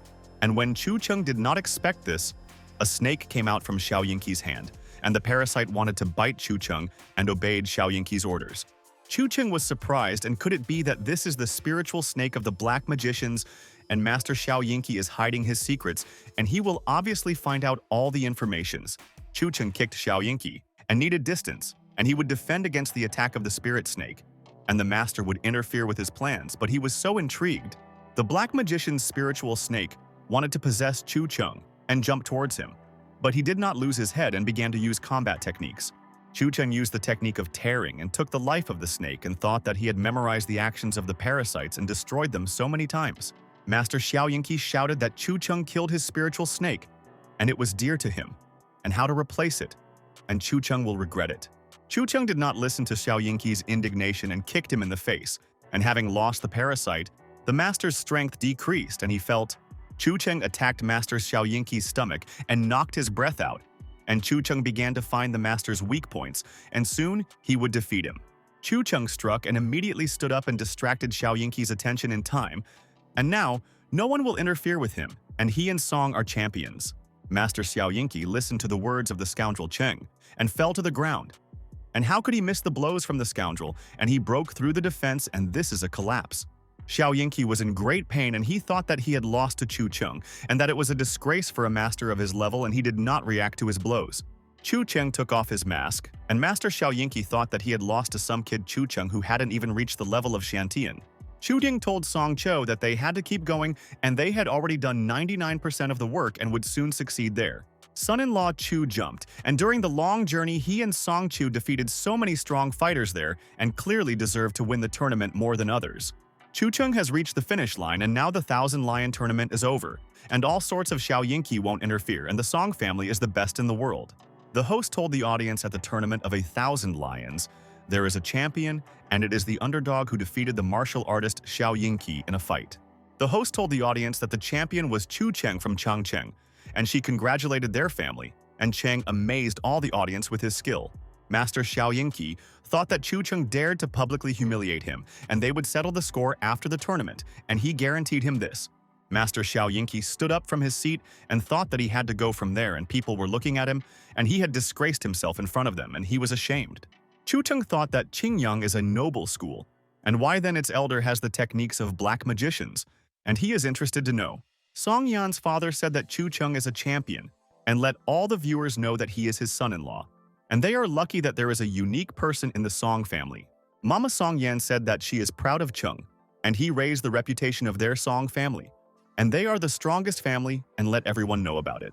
Grandpa Song is amazed by Chu Cheng's will, and even in a difficult situation he did not panic, and found unconventional solutions and taught a lesson to everyone. Song Yan realized that her husband Chu Cheng had done the impossible again, and he shocked all the viewers, and they now have a new favorite. The spectators were shouting that Chu Cheng was the best, and they were absolutely sure that he would show true strength to the Western fighters, and he curbed their ardor.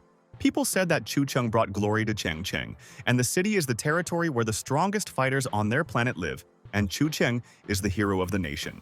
The audience wanted Chu Cheng to accept them as students, and they want to quickly learn how to fight like him, and maybe he will train all his friends.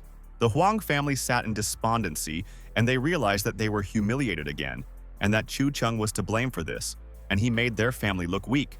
Huang Yuheng was very nervous, and they put so much effort into inviting Xiao Yinqi and removing Chu Cheng, but they raised the fame.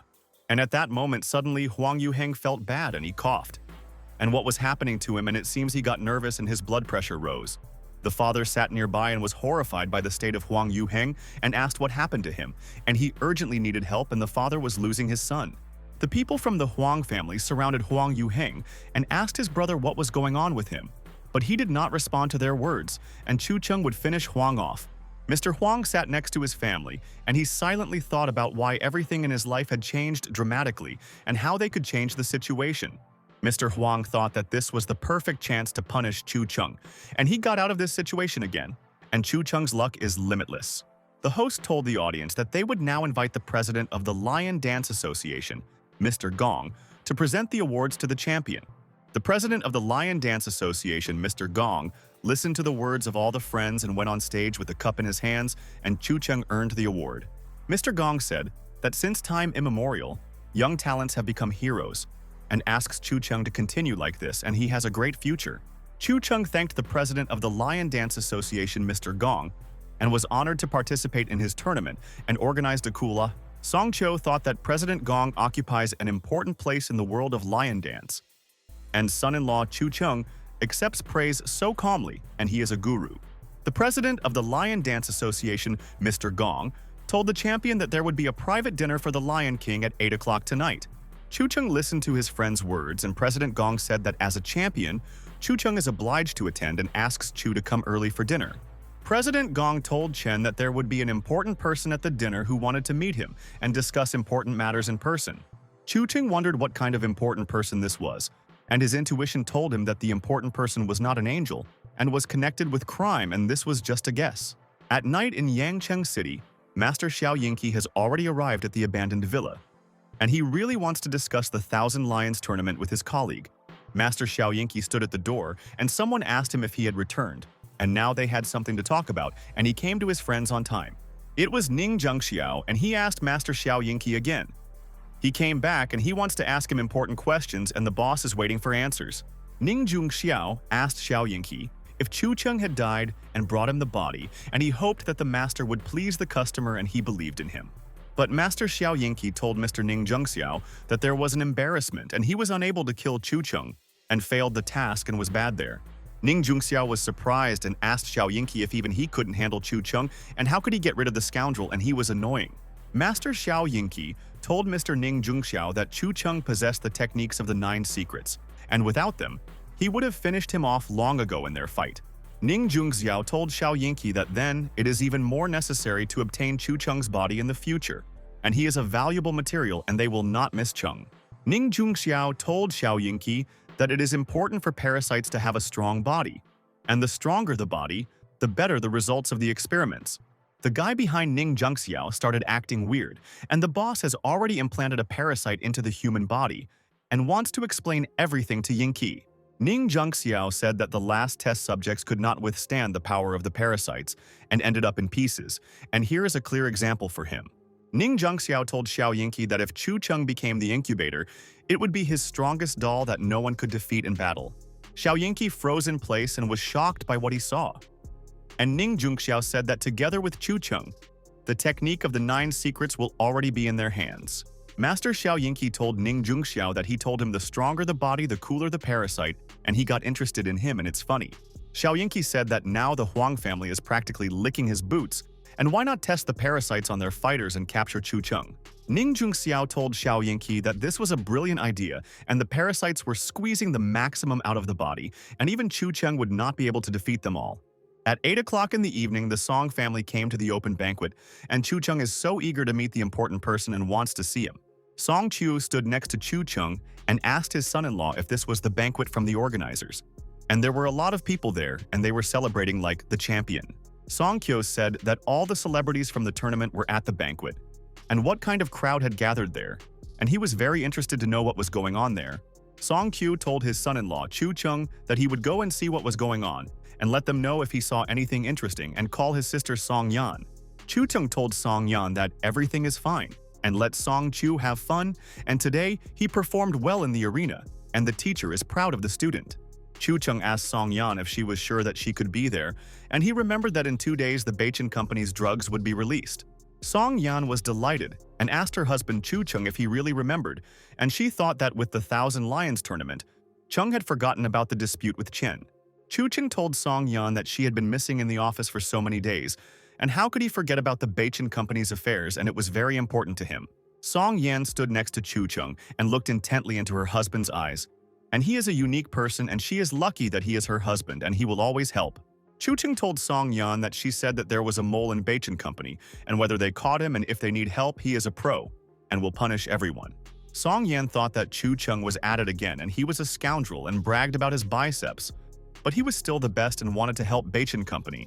Song Yan advises Chu Cheng not to waste energy and that everything is already under control in her company. Beichin. And on the day of the drug launch, the mole will burn himself there. Chu Cheng thought that he was lucky with his wife and she is powerful as Uncle Chu Cheng loves. And it was not in vain that he chose her. And she is always next to him and makes him happy. Chu Cheng thought that with such a business-like wife, he had no choice but to become an ideal husband, and he would not disappoint the sweet Song Yan. And at that very moment, President Gong approached Chu Cheng and told Champion Chu that he was very glad to see him at the banquet and thanked the Song family for coming. The president of the Lion Dance Association, Mr. Gong, stood in front of Chu Cheng, and he wants to discuss important aspects with him. And it was not for nothing that he invited him to dinner. Chu Cheng and Song Yan said good evening to President Gong and thanked him for inviting them to dinner, and he and his wife are having a great time now. President Gong said good evening to his friends, and the important person who wanted to meet him is already there, and maybe they both will go. Chu Cheng asked Song Yan to wait for him there, and an important person is waiting and he has to find out who it is, and President Gong intrigued him with a friend. Song Yan agreed with Chu Cheng and asked her husband to be careful, and she is worried about him. And Song Chu should also come to her from there soon. Song Yan stood behind President Gong and Chu Cheng, and hoped that everything was okay, and Chu Cheng would be able to protect himself if they were in danger. President Gong took Chu Cheng with him and asked him to go there and wants to remind him once again how Chu Cheng performed incredibly in the tournament back then. President Gong told champion Chu Cheng that an important person was sitting over there and he would leave them and not interfere with their dialogue, and he was right there. Chu Cheng thanked President Gong for seeing him off, and then he would discuss important issues with this person himself and find out who their guest was. Chu Cheng realized that since President Gong himself was forced to accompany Chu Cheng, this person is definitely not an ordinary person, and he influences all the people there. Chu Cheng began to approach the man and wondered who he was, and why he was feared and respected by the president of the Lion Dance Association Gong himself. Chu Cheng continued to walk towards the important person, and he must be on guard, and is used to the fact that dangers await him everywhere and he will be careful. The important man realized that Chu Cheng was walking behind him, and thanks to friend Gong for bringing him, and now he will report all the information to the champion. The important man asked Chu Cheng if he had really come and asked her to sit next to him, and they would go fishing together, and this activity would calm their nerves. Chu Cheng listened to the man's request and said that he does not like fishing, and that he has another hobby, and he likes active recreation and extreme sports. The important man asked Chu Cheng if he didn't like fishing, and in his opinion he was a great fisherman and could catch a lot of fish there. And suddenly the man told the heir of the 9 secrets and the scion of the very ancient Chu family that he had lived in the shadows for 5 years, and Chu did not like to fish. Chu Chen thought that the person knew about the 9 secrets. It is understandable, and rumors spread quickly, but only a few in their world know about the Chu family. Chu Cheng asked the important person who he was and let him answer his questions, and then they could talk, otherwise he would leave there. The important person listened to Chu Cheng's words and said that he was his uncle and how he communicated with his uncle, and he immediately dealt a powerful blow to Chu Cheng. Chu Cheng asked the man if he was his uncle and would see if he could handle this task, and realized that the man was strong and he wouldn't let him breathe. And at that moment, Uncle grabbed Chu Cheng's hand and thought that it was annoying that Chu Cheng didn't believe that he was Uncle and would prove to him and show him all his power. Uncle swung and wanted to hit Chu Cheng with a furious attack, and he won't be able to defend himself because he holds his hand and limits his movements. Chu Cheng saw his uncle's fist in front of him and thought that this was a problem, and he would not have time to defend himself from the blow, and it was not easy to fight without one hand. But when Chu Cheng didn't expect this at all, his uncle stopped him and didn't hit him in the face. And Chu Cheng was confused as to why his uncle didn't hit him in the face. And at that moment, Uncle began to hit Chu Cheng on the head as if he was punishing him. And these blows did not cause harm, but he felt pain from these blows. Chu Cheng appreciated this strength and speed, and he felt like his father had punished him, and he had to find out who this person was, and he was strong. Chu Cheng held his head and wondered if this man had lied to him and he was from the Chu family, and he didn't want to fight with him and his uncle hadn't beaten him up. Chu Cheng asked the man if he was really his uncle and why he was so strong, and he couldn't defend himself from his blows, but his uncle spared him. Uncle wiped his hand and told Chu Cheng that he was a little bastard and forced him to fight. And why didn't they start the conversation in a calm atmosphere? The man told Chu Cheng that he should call his second uncle, and he wanted to meet him personally and asked his friend Gong to bring him to him. Chu Cheng told the second uncle that he is a strong fighter, and as they say, he must beat his own so that others will be afraid, and the second uncle showed his strength. The second uncle told Chu Cheng that he grew up in the 9 secrets and knew no one except his family, and it's normal that he doesn't remember his uncle, but he recognized him. The second uncle ordered Chu Cheng to honor and tell how Chu Cheng became a son-in-law in Changcheng and also disappeared for 5 years, and he wants to find out the truth from him. Chu Cheng stood next to the second uncle and realized that he was not dangerous, and they could discuss everything normally, and there was no need to fight with the second uncle. Chu Cheng told the second uncle that it was a long story, and it would definitely take him a couple of hours to tell the whole story, and that the second uncle should be patient. The second uncle said that he would guess, and Chu Cheng was carrying out the sex task, and father said that 5 years ago news came that Chu was in seclusion. Chu Cheng realized that the teachers knew from the beginning that Cheng was sealed with a soul seal and decided to observe, and that's why the parents were not there.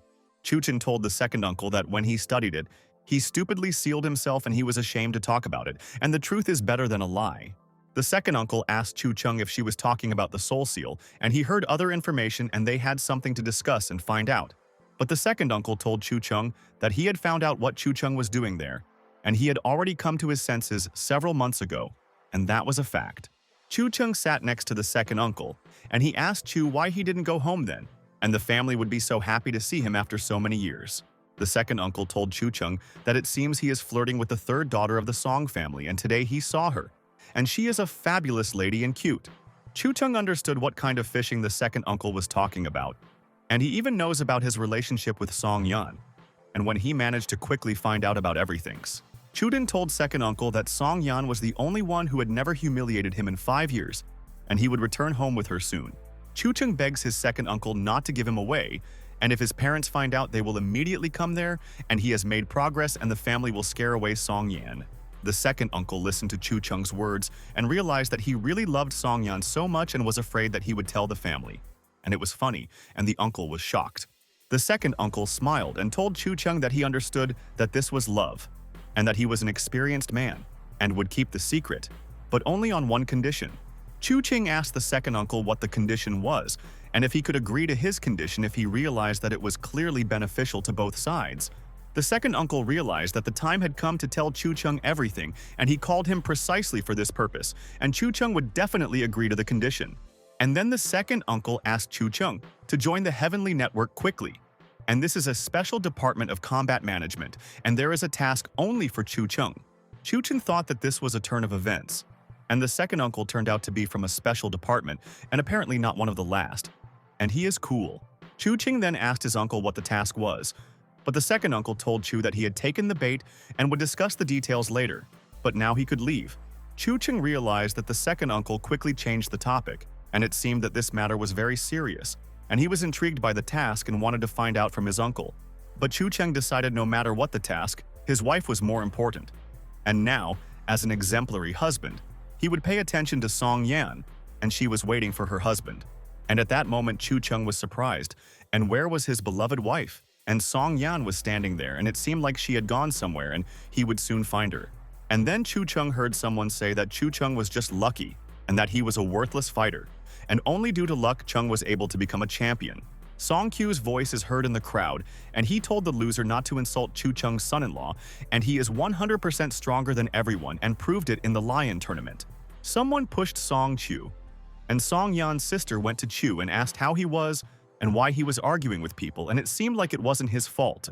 Zhao Fangchuan's nephew named Zhao Tianhao told Song Chu that he is dust, and who gave him the right to open his mouth, and he is a cowardly beast.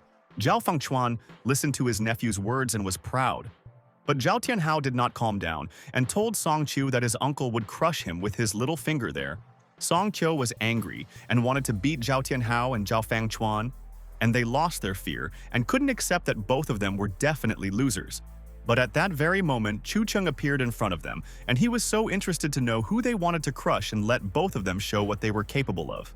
Song Q was happy to see his son-in-law Chu Cheng, and he would teach Zhao Fangchuan and Zhao Tianhao a lesson, and they threatened him and humiliated him in every way. Song Yan is also happy, and Chu Cheng came to protect Song Chu. And the scoundrels have no honor, and they wanted to attack Song Chu 2-on-1. And this is mean. Chu Cheng told Song Chu and Song Yan that everything was fine, and he was there, and Uncle Chu Cheng would teach Zhao Fangchuan and Zhao Tianhao good manners soon. Chu Cheng asked Zhao Fangchuan and his brother. So they decided that since he was not around, they could attack his wife and Song Chu, and they were annoying. Zhao Tianhao told Chu Cheng that he says whatever he wants, and he doesn't care whether he's there or not, and he can repeat it and insult everyone again.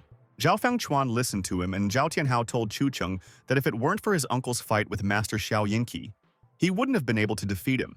Song Qiu got angry and told Zhao Tianhao that this was nonsense, and his son-in-law Chu Cheng stood alone against two people and put them all down. And his son-in-law was the best. Song Qiu told Zhao Tianhao that Zhao Fangchuan was just a loser, and he lost at the hands of Chu Cheng. But he couldn't recognize the opponent's strength there. Zhao Fangchuan said that this was nonsense, and then he did not understand what came over him. And he kept getting under Xiao Yinqi's fists, and Chu Cheng defended himself. Zhao Fangchuan thought that Master Xiao Yinqi probably didn't consider Chu Cheng an equal opponent, and he wouldn't give the champion title to a weakling. Chu Cheng told Zhao Fangchuan that if he didn't agree, let them fight once and for all, and no one would interfere with them and find out who the loser was. Zhao Fangchuan told Chu Cheng that he agreed, and the loser would immediately give up the title of Lion King champion, and this was the condition for their fight.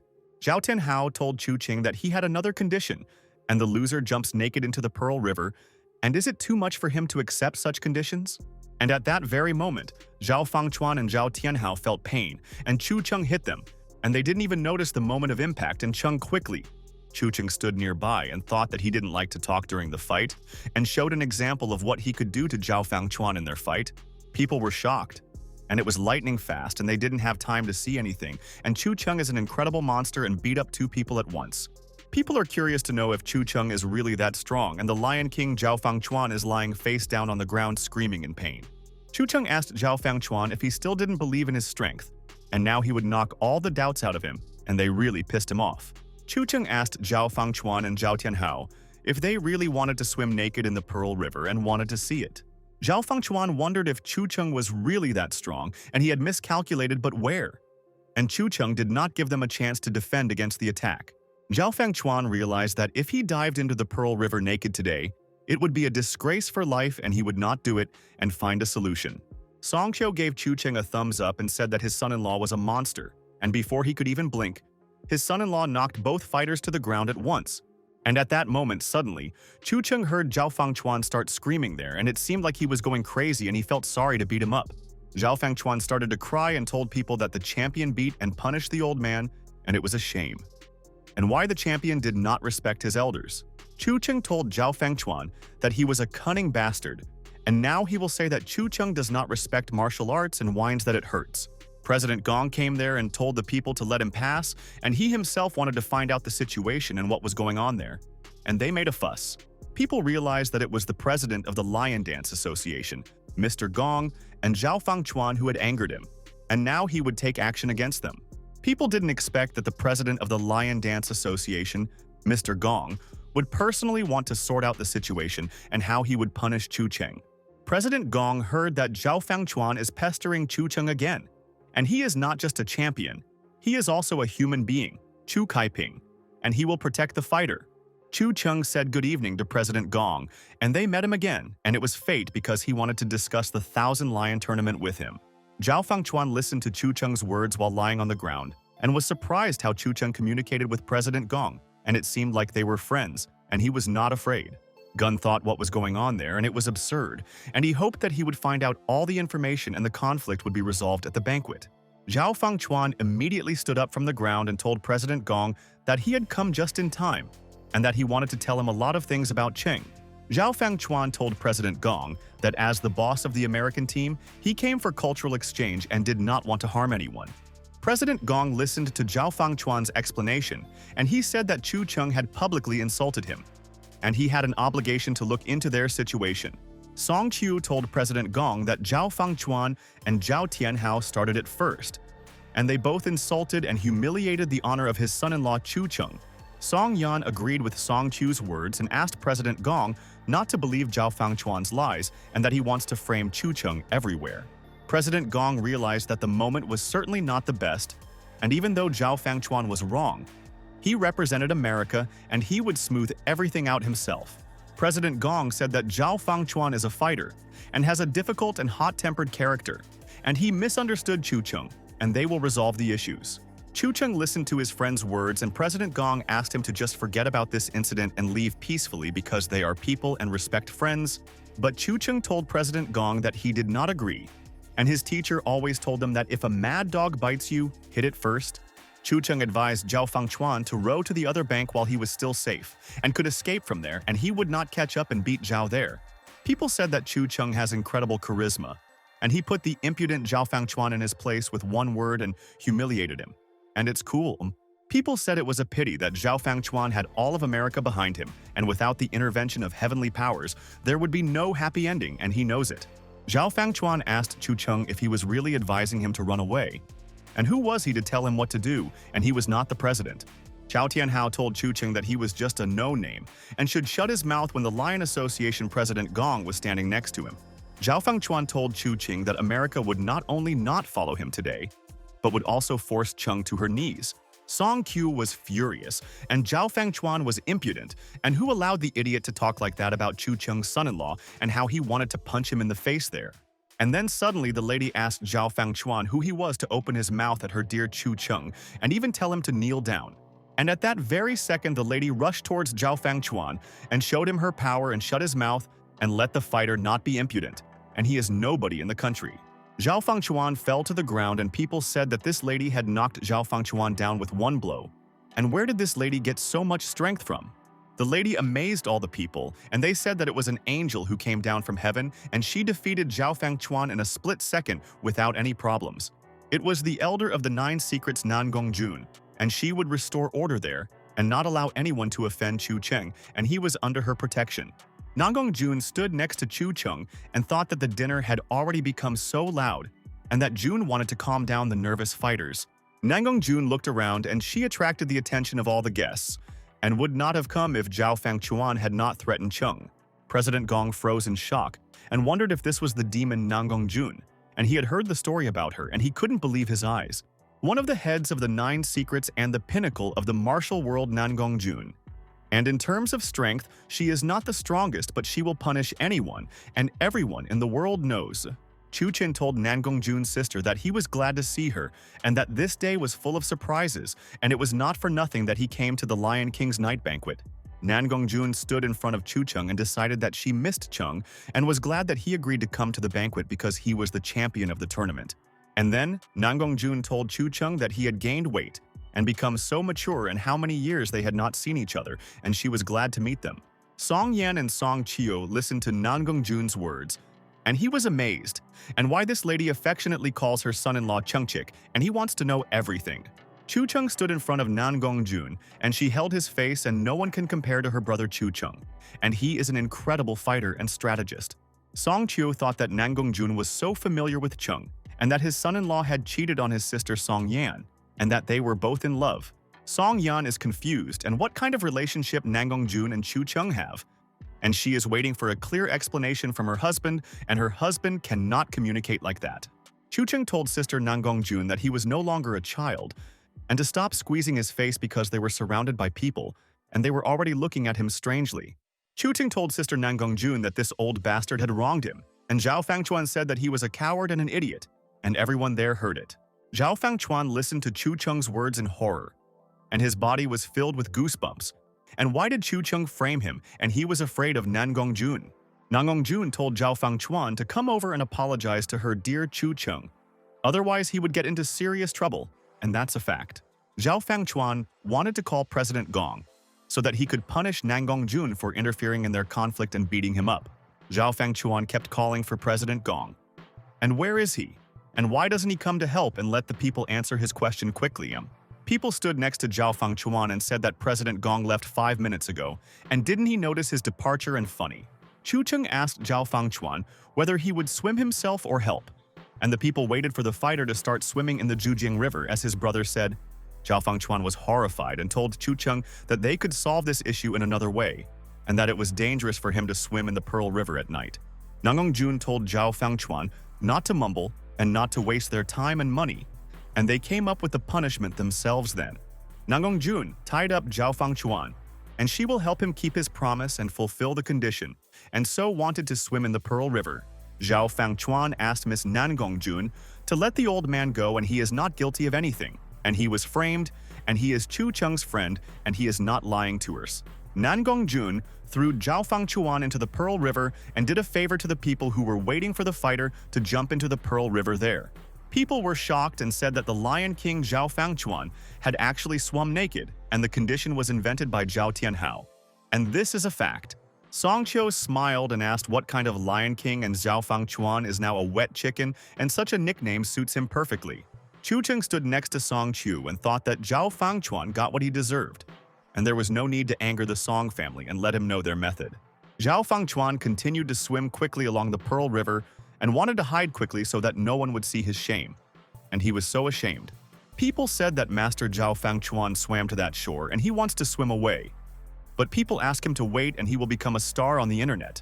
The man suggested his colleagues to follow Zhao Fangchuan and catch up with him, and such a sight is rarely seen, and the master showed them all his skills.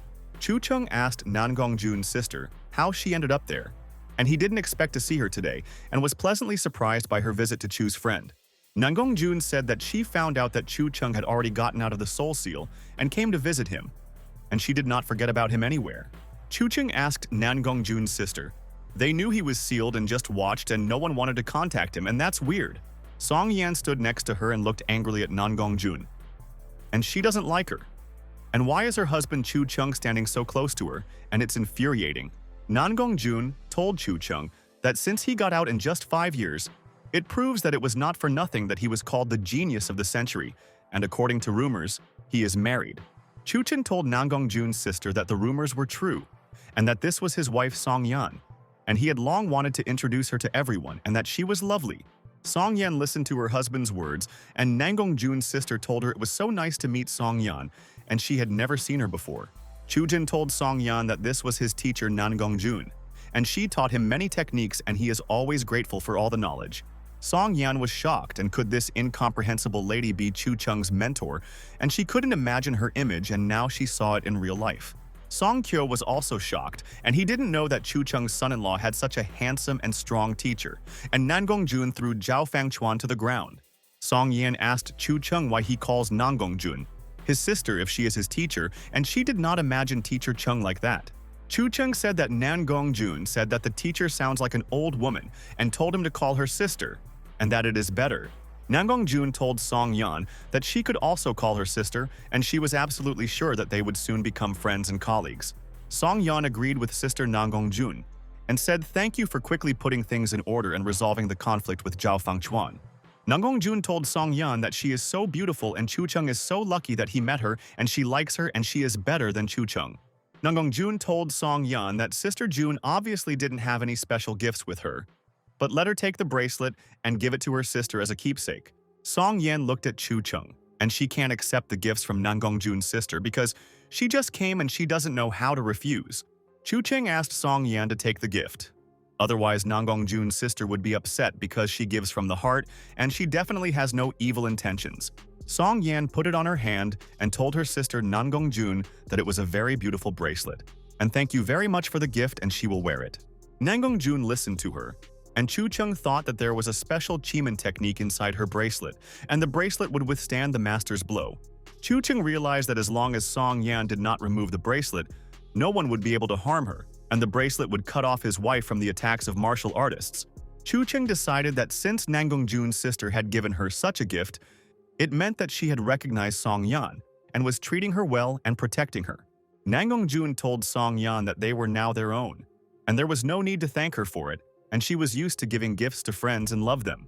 Chu Chung remembered and asked Nangong Jun's sister whether Taoist Luo Yun had spoken to Bazi's friend Xiao Jin about his health after returning to the sect. Nangong Jun listened to Chu Chung's words and understood who he meant. And teacher Luo Yun was talking about Xiao Jin's Bazi, and she would remember everything now. Nangong Jun said that Bazi Xiao Jin is a parasite-infected lady, and the parasites of black magicians are not a problem for her and let her lead her. Chu Chung agreed with Sister Song and said that Bazi Xiaojin was at the Song family's home, and they would visit her because he had not communicated with his friend for a long time. Song Q told Chu Chung's son-in-law that he forgot to introduce Nangong Jun's sister to him and why they were leaving and forgot to take him with them today. Song Qiu ran after his friends and said good evening to Nangong Jun's sister, and his name is Song Qiu, and Chu Chung is his son-in-law, and he is the genius's best disciple.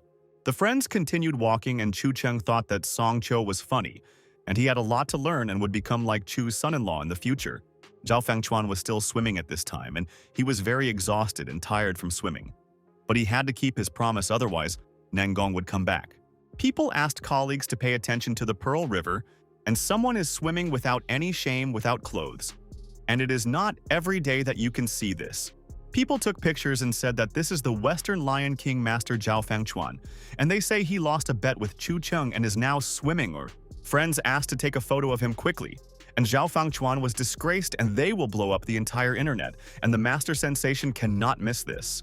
Zhao Fangchuan swam so many meters and began to come out on land, and he will never argue with anyone again and learned his lesson forever. Zhao Fangchuan is angry and will soon remind Chu Chung of that brazen argument, and how he and his sister Nangong Jun forced him to swim in the river.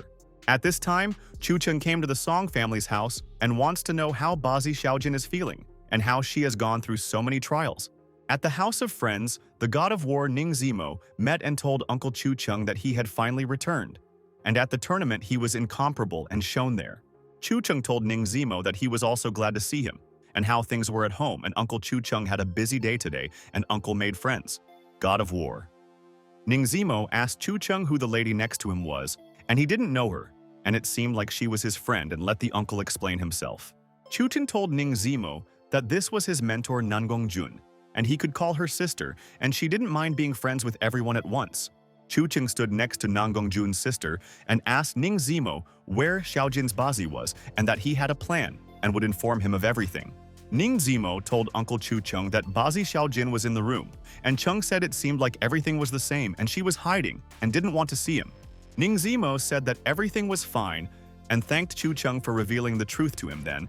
Otherwise, he and Bazi Xiaojin would not have sorted it out. Ningzimo said that the black magic sect was defeated and Junhee was captured and thought everything would be fine. But Jin withdrew because of her scars. Champion Ningzimo stood behind the wall and asked Bazi Xiaojin if she was okay, and if he could come into the room and wanted to help her so much. Bazi Xiaojin asked Ningzimo for forgiveness, and she asks him to let her be alone, and she should think about everything and realize many things. Ningzimo said that now he doesn't even know how to behave with Xiaojin, and she ignores him, and he asked Uncle Chu Cheng to help him there. Chu Cheng asked Ningzimo if he wanted to give up and he wanted to know his opinion and character, and then they would fight for Bazi's happiness. God of War.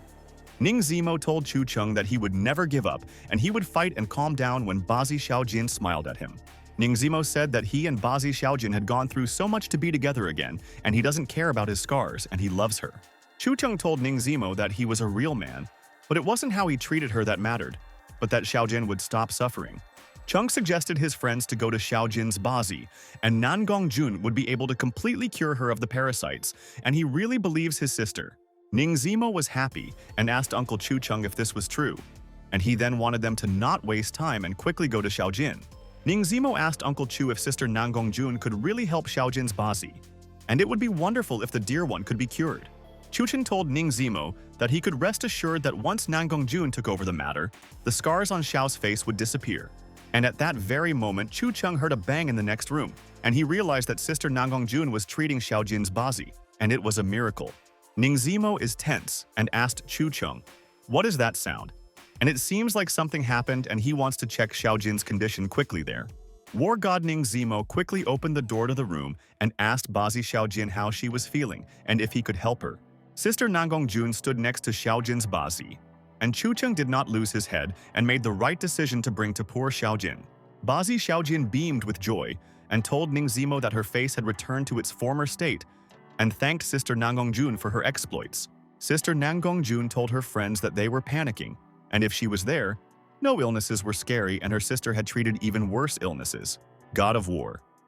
Ningzimo hugged Bazi Xiaojin and said that it was great, and now she smiled, and he felt happy and stopped being nervous. Friends looked at Ningzimo and Bazi Xiaojin. They are an incredible couple and supported each other in difficult moments, and this is their luck. Chu Cheng told Sister Nangong Jun that it was already late and let him take her to the room, and she did a lot of things for them today. Chu Cheng asked Sister Nangong Jun to have a good rest today and gain strength and energy, and he is glad that his sister has returned to old Chu. Nangong Jun pulled Chu Cheng by the ears and let him not think that he would get off so easily and that they had not seen each other for so long, and she would test Chu's skills. Song Yan stood nearby in shock at the action of Nangong Jun's sister, and Chu Cheng asked his sister to let him go, and he was in pain and he understood her request.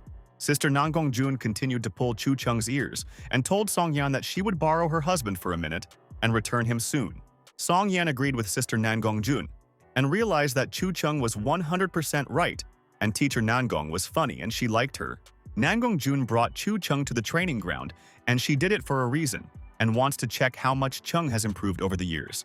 Chu Cheng told Sister Nangong Jun that her energy is now dense, and it seems that she has surpassed the level of a martial artist, which is cool.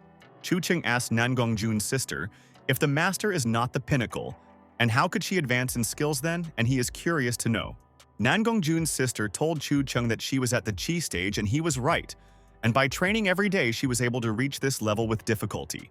And at that very moment, Sister Nangong Jun began to sparkle, and a glow emanated from her, and her incredible strength amazed people's imagination. Chu Cheng stood in front of Nangong Jun's sister and froze in shock, and he couldn't imagine that their sister would achieve such unprecedented success. Chu Cheng realized what kind of power, and it seems that if Sister Nangong Jun just wanted to, this energy would tear him apart, and sister was amazed. Chu Cheng noticed that Sister Nangongjun was currently in full control of all the energy. And was this really the next level? Sister Nangongjun stood quietly in front of Chu Cheng and did not hit him, and did not want to harm Brother Chu Cheng, has not yet reached the level of her. Sister Nangongjun asked Chu Cheng if he felt something, and this is the QE stage. In other words, it is pure energy of spirit and mind. Sister Nangongjun said that she was compressing the energy from Dantian into something tangible, and the enemy was already defeated, and the sister had mastered the technique. Chu Cheng told Sister Nangongjun that he now understood the Qi stage. But why did they never tell him about it before and hide it? Nangongjun said that only by breaking through to the level of natural talent can one feel that very key in Dantian, and it will fill the brother. Nangongjun said that when a fighter crosses the threshold of a master, he enters the stage of Qi, and Chu Cheng has not yet reached the stage of an innate body. And this is true. And in the middle of the dialogue, Nangongjun's sister threw something to Chu Cheng, and she wants her brother to realize and feel everything himself, and he will reach the level of Qi. Chu Cheng grabbed the thing and asked Sister Nangongjun what it was, and why she threw it into his hands and let her explain, and he obeyed. Chu Cheng glanced and asked his sister Nangongjun if this was a flute, and how could a flute help in battle, and his sister had strange principles. Nangongjun invited Chu Cheng to play a calming melody, and since he left the mountain, she had not felt like a teacher in 100 years. Chu Cheng told teacher Nangongjun that he was starting to play a calming melody on the flute, and he knew that his sister's methods would always help. Chu Cheng played a melody on the flute, and the brother forgot about all the problems and cleared his mind for a while, and all of Cheng's energy is now on the melody. Sister Nangongjun thought it was not bad, and Chu Cheng plays this melody loudly and long and still sounds beautiful, and he is great. And at this moment, suddenly Nangongjun's sister froze in shock, and she carefully watches Chu Cheng's flute playing, and it's interesting. Chu Cheng continued to play the melody but felt a surge of strength in his body, and something was clearly happening to him. And Sister Nangongjun would find methods. Chu Cheng is focused on playing, and he never thought that he was skilled in playing the flute, and he discovers hidden talents and knowledge in himself. Sister Nangongjun looked at Chu Cheng and thought, has he really broken through to the innate body stage and gathered his qi, and is he intriguing her? Sister Nangongjun realized that Chu Cheng is such a talent, and it is not for nothing that he is her student and will give him 3 years, and the warrior world will know the new master of Qi Chu. The next day, the heads of the Beichin company were traveling on important business, and today is a breakthrough day in pharmaceuticals, and they will show potential. Xiaobei was very nervous and asked Chu Cheng if everything would go smoothly, and they were partners with Ling Baotong, and he couldn't realize it, and calmed down. The driver next to Xiaobei drove without paying attention to him, and the friend asked Chu Cheng if everything would go well, and he prayed for their success. Chu Cheng told Xiaobei that of course everything would go well, and he himself saw how he signed the contract with Chao Lingyun, and he was worried in vain. Chu Cheng recalled how Chao Lingyun guaranteed that Ling Bao's branches in Changcheng would soon operate under the Beichin brand and would keep his word. Xiaobei told Chu Cheng that today is the last day of their dispute with the Qian family, and how to relax, and he is motivated and believes in success soon. Song Yan told Chu Cheng that, after all, the rumors about his bet with the Qian family had already spread throughout the entire Changcheng area, and every family knew about the bet. Chu Cheng listened to her with interest, and Song Yan said that the Qian family's influence in the pharmaceutical industry was no joke, and they should take the family seriously. Chu Cheng said enthusiastically to Song Yan, which means that today Changcheng will have a great shock and she can never doubt her husband again. At this time, the Qian family's pharmaceutical company also did not rest, and they want to humiliate Chu Cheng, and he will lose in their dispute.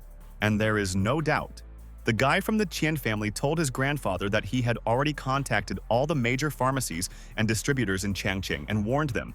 Mr. Qian listened to the boy's words, and he told his grandfather that almost everyone promised him that the medicines from the Beichin company would not hit the shelves. Mr. Tian told the guy that this was great and told him to signal their man inside Beichin and let him deal the final blow to the enemies. At this time, people in Beichin company were asking their colleagues why Chu Cheng got involved in a war with the Qian family, and that this was a loss in the dispute in advance. The guy from Beichin company said that if they lose to Mr. Chu, Cheng will have to leave Changcheng and Beichin company will simply rot. The worker told his colleagues that if he were in their place, he would start packing his things and looking for where else they could get a job in Beichin. A crisis awaits. And then one of the workers received a message from the Qian family and realized that everything was going 100% according to plan, and the Beichin company would go bankrupt. Manager Dan told his colleagues that they were absolutely right and everyone had families, children, and some had mortgages, and why should they work there? His colleagues listened to him, and manager Dan said that if they finally quarrel with the Chen family, then no one will be able to find work anywhere. The lady from the company told manager Dan that he had gone too far. They are part of the Bachin company, and their job is to work and not to guess at the enemy. Manager Deng is just worried about everyone, and when Bachin company loses, they will have no chance to find work in Changcheng, and he knows everything. The employee of Bachin company said that manager Deng is absolutely right, and soon they will be kicked out of Bachin company and will be left without money. The worker said that once Bachin's company collapses, Changcheng will be 100% servants of the Chen family. And who needs losers? Manager Dan said that these are the times and work is tight, and many people spend many months trying to find a decent job. Colleagues listened to him, and manager Dan said that he has connections and he can try to place them in a place where they will not be offended. And at that moment, Chu Cheng told manager Deng that his only place was the Qian family, and they would guarantee him profit if he betrayed his friends. Manager Dan was surprised and asked director Chu Cheng where he came from and why he had so many serious things to do and why he came there. Chu Chen told manager Deng that if he hadn't come, he probably would have betrayed Bachin company and the parasites needed to be gotten rid of. Manager Deng asked director Chu Cheng what he was talking about, and he would never betray Bachin company and always tries his best. Song Yan told manager Deng to stop lying, and she instructed everyone to contact different companies, but only he failed there. Xiaobei remembered how he approached Song Yan in shock, and whether the company that manager Deng had agreed with had already been taken over by the Chen family. Director Song Yan told Xiaobei that he was right, which meant that manager Deng had leaked the information in advance, and the Chen family immediately intervened. Director Song Yan told manager Deng that they knew he was a mole and were just waiting for him to reveal himself, and that moment had come now. Xiaobei told manager Deng Yingkai that they studied together, and he would never have thought that he was a mole. And apparently he was blind and did not notice the mole. People from Bacon Company told manager Deng Yingkai that he is a scoundrel, and not only is he a mole, he also forced others to leave their company. It is not surprising to the lady from Bachin Company that the Chen family already knew all the details about their development, and Deng Yingkai leaked all the information to them.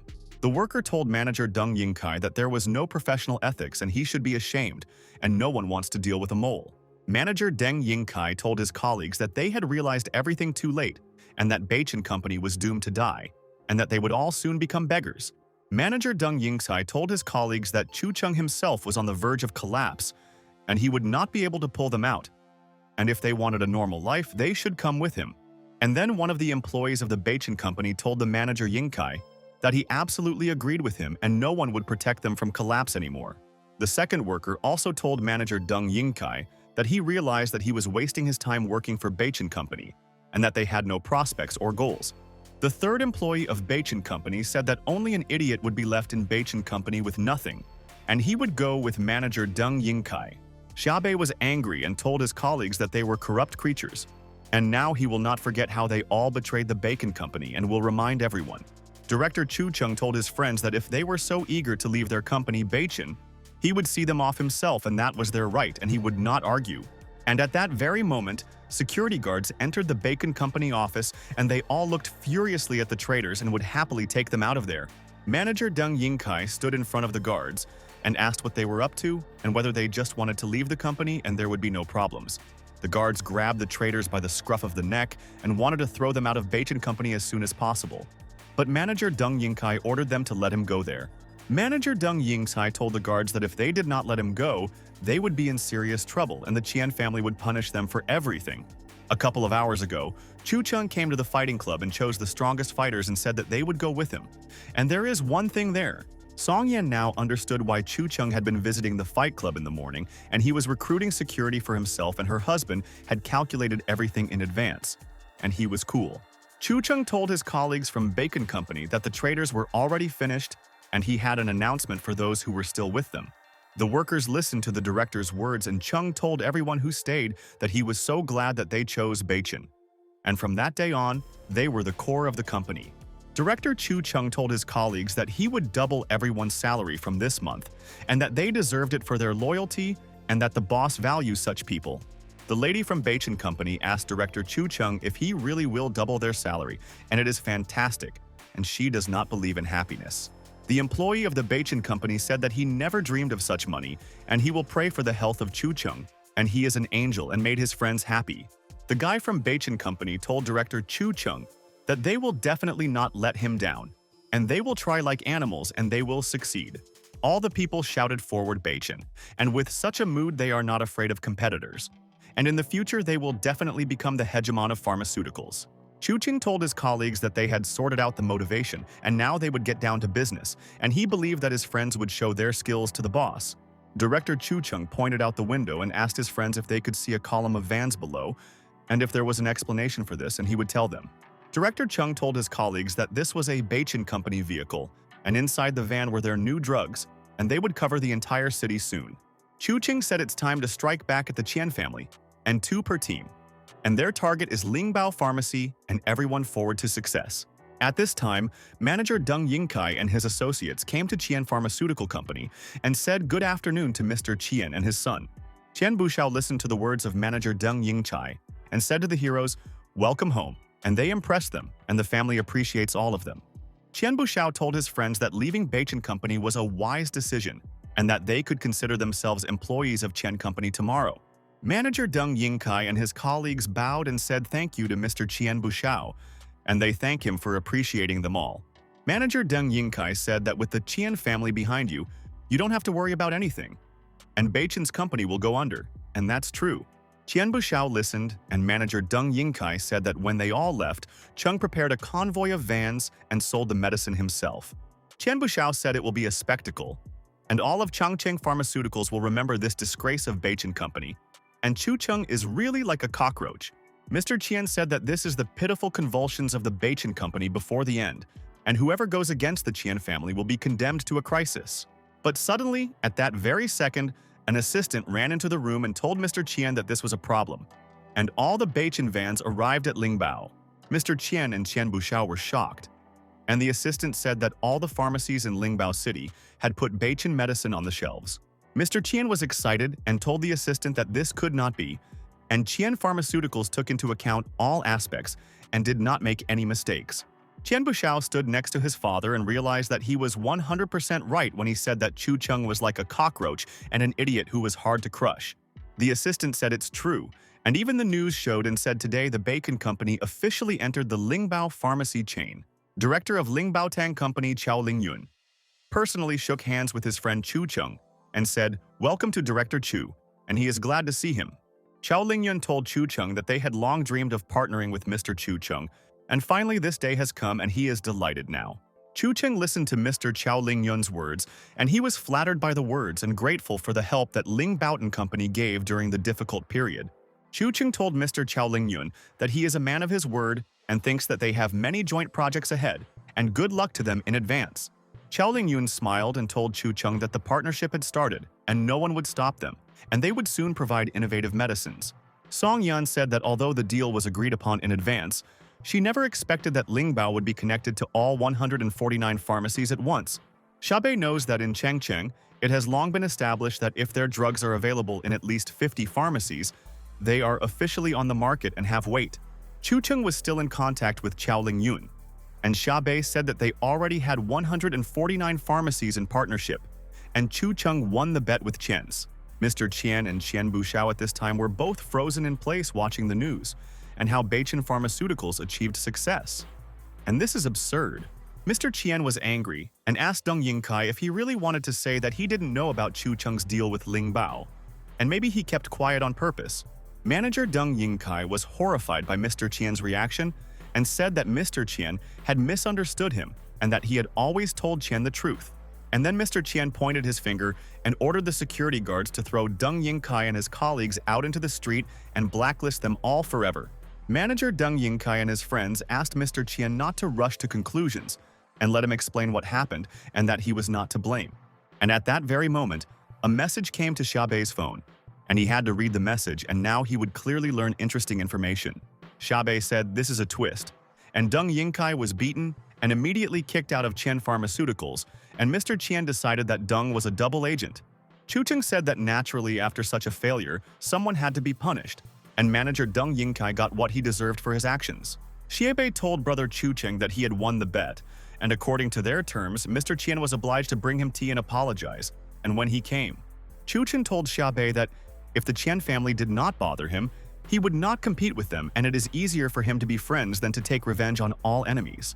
Chu Chen told Xiaobei that the main thing now is to give Beijing Company a boost, and it will grow and reach unprecedented heights, and the boss believes.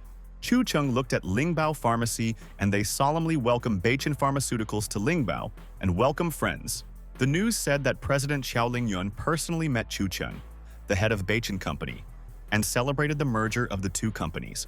Huang Yuheng forcibly closed the laptop and cursed, saying that Chu Chen had outplayed everyone again, and the Chen family was shamefully humiliated and they lost the bet.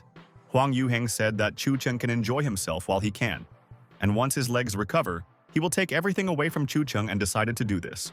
Huang Yuheng ordered his assistants to go, and they have their own business and should not be distracted by news about pharmaceuticals, and it is not interesting. Master Xiao Yinqi looked at the Huang family with a smirk and thought that they were naive people, and Huang Yuheng believed that he could defeat Chu Chen. Master Xiao Yinqi remembered how Huang Yuheng asked Master Xiao if he really liked his legs and was ready to train with Xiao Yinqi.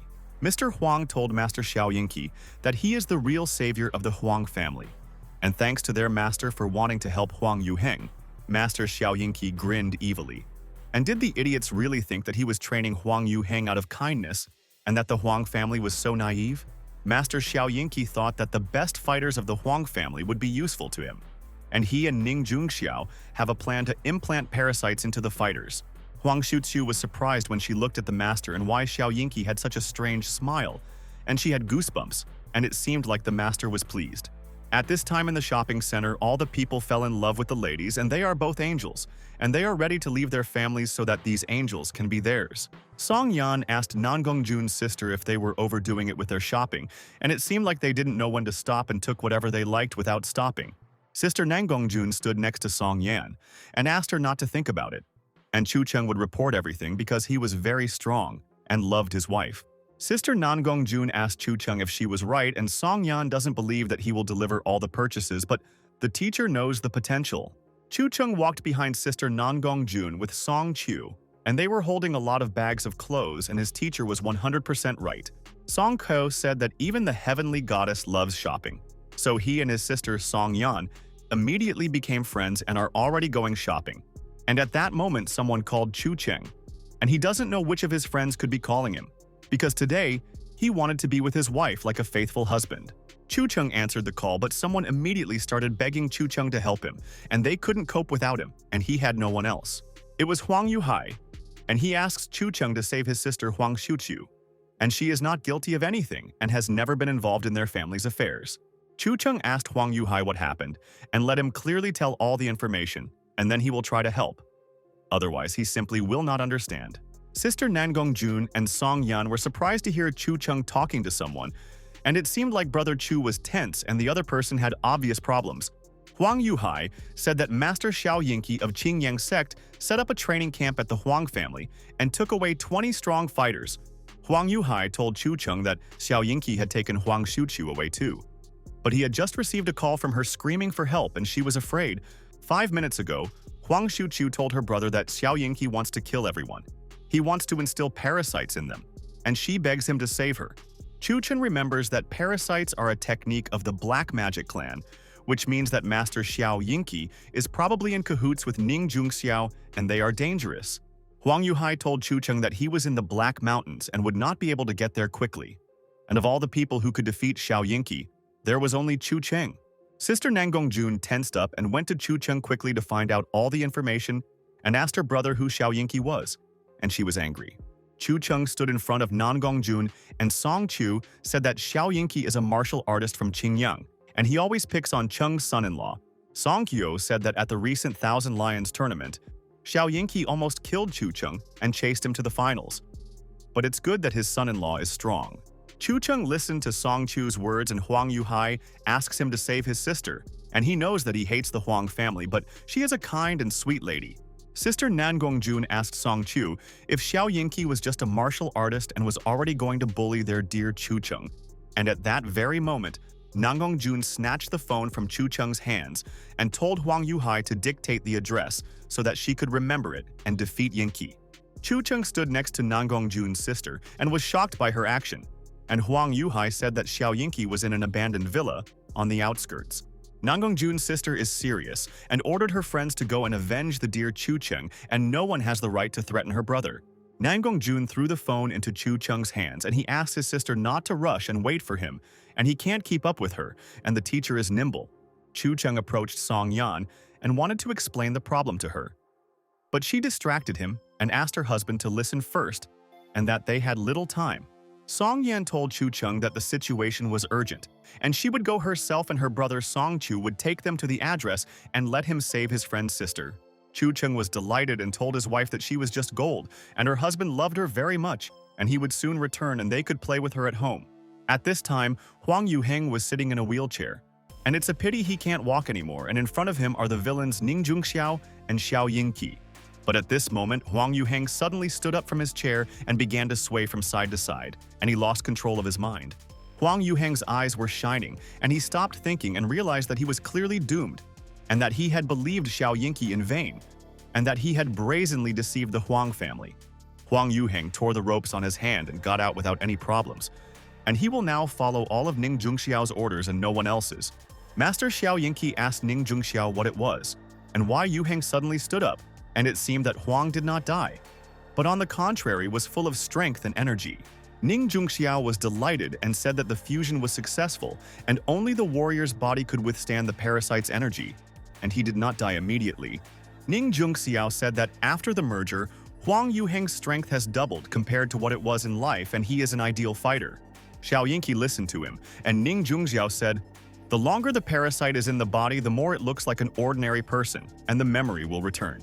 Ning Zhongxiao said that the 9 secrets and all the righteous schools will be at their feet, and they will plant a parasite in each school, and it will not reveal itself. Xiao Yinqi wondered if the black magic sect really dreamed of ruling the world, but he thought that the Qinyang sect should be at the top of the world. Huang Xiuqiu told Ning Zhongxiao that he is a monster, and he will soon receive his punishment, and such people never achieve their goals, and these are facts. Ning Zhongxiao smiled evilly and asked Huang Xiuqiu if she wasn't the one who tried to escape and thought that she could get away from the boss without being noticed. Ning Zhongxiao told Huang Xiuqiu that the next parasite is for her, and he will give her the most difficult tasks, and she will do everything herself. Huang Yuheng stood next to Ning Zhongxiao, and immediately after the order, he quickly ran towards Huang Yuheng, and now he will do what he wants. Huang Yuheng started to strangle Huang Xiuqiu, and she told him to let her go, and he would soon be punished, and Huang Yuhai would make them cry and beg. Huang Yuheng took the parasite and wanted to instill it into Huang Xiuqiu, and she silently prayed there and hoped for a miracle that someone would come and save them there. And at that moment, Ning Zhongxiao and Master Xiao Yinqi heard a crash, and someone broke the wall, and everything around was in dust, and who dared to come there? Ning Zhongxiao froze in place in surprise, and he couldn't believe his eyes. And how could they get rid of this scoundrel, and he was ruining all his plans? Huang Xiuqiu realized that her prayers were heard, and it was good that she had one savior who was ready to help even enemies. And she adored Chuwa. Master Xiao Yinqi turned around and asked the scoundrel if it was really him, and he didn't expect to see him again, and how he was able to find the secret hideout. It was Chu Cheng, and he broke the wall and stood in front of the enemies. And luckily, Huang Yuhai saved his phone number and was able to contact his friend. Chu Cheng is happy, and he managed to come on time and will keep the promise he made to Huang Yuhai. And his sister, Huang Xiuqiu, will soon return home safely. Huang Xiuqiu was happy to see Chu Cheng, and he is unique, and how he was able to find the abandoned villa so quickly, and she believed that Cheng would come. Huang Xiuqiu asked Chu Cheng to help the Huang family and save them, and the cunning Xiao Yinqi deceived them, and now they can't get out and fell into hell. Huang Yuheng continued to strangle Huang Xiuqiu, and Ning Zhongxiao and Master Xiao Yinqi looked at Chu Cheng, and they would not let him defeat them again. Chu Cheng stood right in front of the villains and saw hundreds of parasites and how the black magic sect was boring, and he had been fighting with the magicians for a month. Chu Cheng told Xiao Yinqi and Ning Zhongxiao that for their own benefit they are willing to take lives, and both of them belong in the grave, and this is true. And at this moment, Huang Yuheng went towards Chu Cheng and attacked him, and did not allow the master of Ning Zhongxiao to be harmed, and immediately beat Chu Cheng. Huang Xiuqiu asked Chu Cheng to be careful, and he is being attacked, and he must be on guard, and in this area everywhere is dangerous for people. Chu Cheng was surprised if this wasn't Huang Yuheng, And he stood up and realized that it was impossible because he was disabled, and the conclusion was that Yu Heng's body was taken over by a parasite. Ning Jungxiao told Chu Cheng that he was just about to find him, but he himself showed up and let the scoundrel try his new parasite creation. Ning Jungxiao ordered Huang Yuheng to take Chu Cheng's life, and it was he who deprived the Huang family of honor, and they were disgraced in front of the whole country then. Huang Yuheng attacked Chu Cheng. But this opponent is too fast and Yu Heng can't hurt him and chases after him with punches and techniques. Huang Yuheng continued to throw hundreds of punches at Chu Cheng, but he couldn't reach and hit the block, and Chu Cheng skillfully repels the attacks by defending himself. Master Xiao Yinqi told Ning Zhengxiao that even with the parasite, Huang Yuheng would hardly defeat Chu Cheng, and the fighter's skills were at an unrealistic level. Ning Zhengxiao asked the master not to worry, and the main advantage of the infected is that neither sword nor bullet can hurt them, and they are unkillable soldiers. Ning Zhengxiao said that the incredible soldiers fight as if they are ready to die with the enemy, and he is so happy with his creation. Chu Cheng aimed a punch at Huang Yuheng's stomach, and Ning Zhengxiao didn't even worry, and Chu Cheng had no chance, and was doomed to fail this time. Chu Cheng managed to dodge Huang Yuheng's blow and thought, well, he had pumped up his skills and had enough reaction to dodge blows. Chu Cheng asked Ning Zhengxiao if he really wanted to wear out his parasite, and it was cunning, and any other fighter would not be able to escape there. Chu Cheng swung his arm and wanted to strike back at the parasite, and Huang Yuheng, even in this form, would not be able to defeat Uncle Chu in a fight. At that moment, Chu Cheng dealt a crushing blow to Huang Yuheng, and he was sorry, but this parasite was weak, and he would not stop him and would lose the fight. Ning Zhengxiao and Master Xiao Yinqi realized that Huang Yuheng had flown a few meters away and could not comprehend this and where Chu Cheng got his power from. Master Xiao Yinqi asked Ning Zhengxiao why Huang Yuheng was not moving, and maybe the parasite had failed, and he wanted to know the answer to the question. Ning Zhengxiao told Xiao Yinqi that the parasite is fine and he can feel it now. It's just that Huang Yuheng can't get up and there is a reason.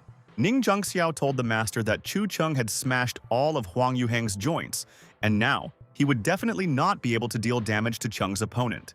And then Chu Cheng quickly walked towards Ning Zhengxiao and Xiao Yinqi, and he will punish the scoundrels who manipulate other people's lives.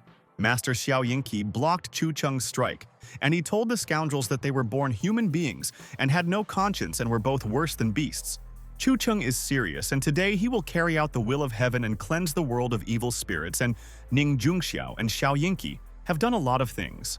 And at that very moment, Chu Cheng hit Xiao Yinqi with a formidable technique, and nothing will stop him from administering justice, and Master Yinqi hit the wall. Master Xiao Yinqi was surprised. Is Chu Cheng's strength really on a different level, and is he stronger than him? This can't be because Chu Cheng is a newbie and he is a coward. Master Xiao Yinqi swung, and he is a martial artist, and how can he lose to Chu Cheng, and he will never let him be humiliated again. Chu Cheng listened to Master Xiao Yinqi's threats and thought that he would not spare the two criminals today, and that they were both violating law and order. Chu Cheng stared at Master Xiao Yinqi, and he would find the weak points of the scoundrel and deliver the final blow and avenge all his friends. And at this moment, the fists of Chu Cheng and Xiao Yinqi collided, and each of the fighters wants to win and believes in their strength and skills in battles. But Master Xiao Yinqi heard a crunch in his hand and realized that this was a problem, and that such a sound should not be made from a blow, and Chu Cheng believed the bone. And this was a shock. Master Xiao Yinqi fell to the floor and started screaming in pain, and his arm hurt so much, and what did Chu Cheng do when he broke it? And soon he will regret it himself. Ning Zhengxiao didn't realize that Xiao Yinqi had lost, and he didn't want to die there, and he created a parasite, and it would be better to leave and Chu Cheng would wait. But Ning Zhengxiao couldn't escape from the villa, and his sister hit him in the stomach on the way and said that she wouldn't run away until they resolved the matter. Ning Zhengxiao fell to the floor, and Chu Cheng wondered who could hit the enemy so quickly and clearly, and he knew that one person had the skills. Nangang Jun's sister came into the villa, and Song Chu was shocked and said that Fairy Jun had laid Ning Zhengxiao on the floor in one move. Nangang Jun's sister told Ning Zhengxiao that if Chu Cheng hadn't wanted to sort this out himself, she would have already razed this place to the ground. Sister Nangang Jun told Chu Cheng that she never thought that Master Yinqi was in league with the Black Magic Clan and was breeding parasites. Sister Nangang Jun said, "Who knows how many people these scoundrels killed, and if Chu Cheng hadn't caught them, they would have harmed the warriors." Chu Cheng asked Nangang Jun's sister not to worry, and he had already called the police and Ning Zhengxiao, and Xiao Yinqi would already spend years in prison.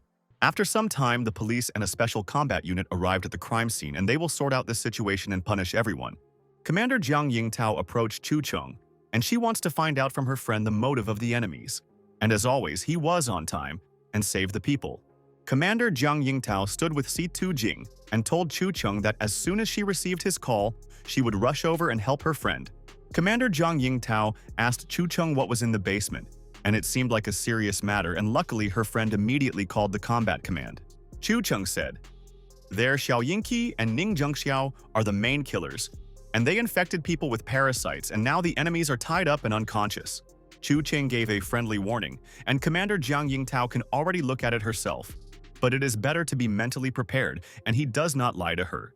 Si-Tu Jing didn't believe Chu Cheng's words and said that they were just two maniacs, and that it was not the first time they were professionals in catching such people, and they were used to it.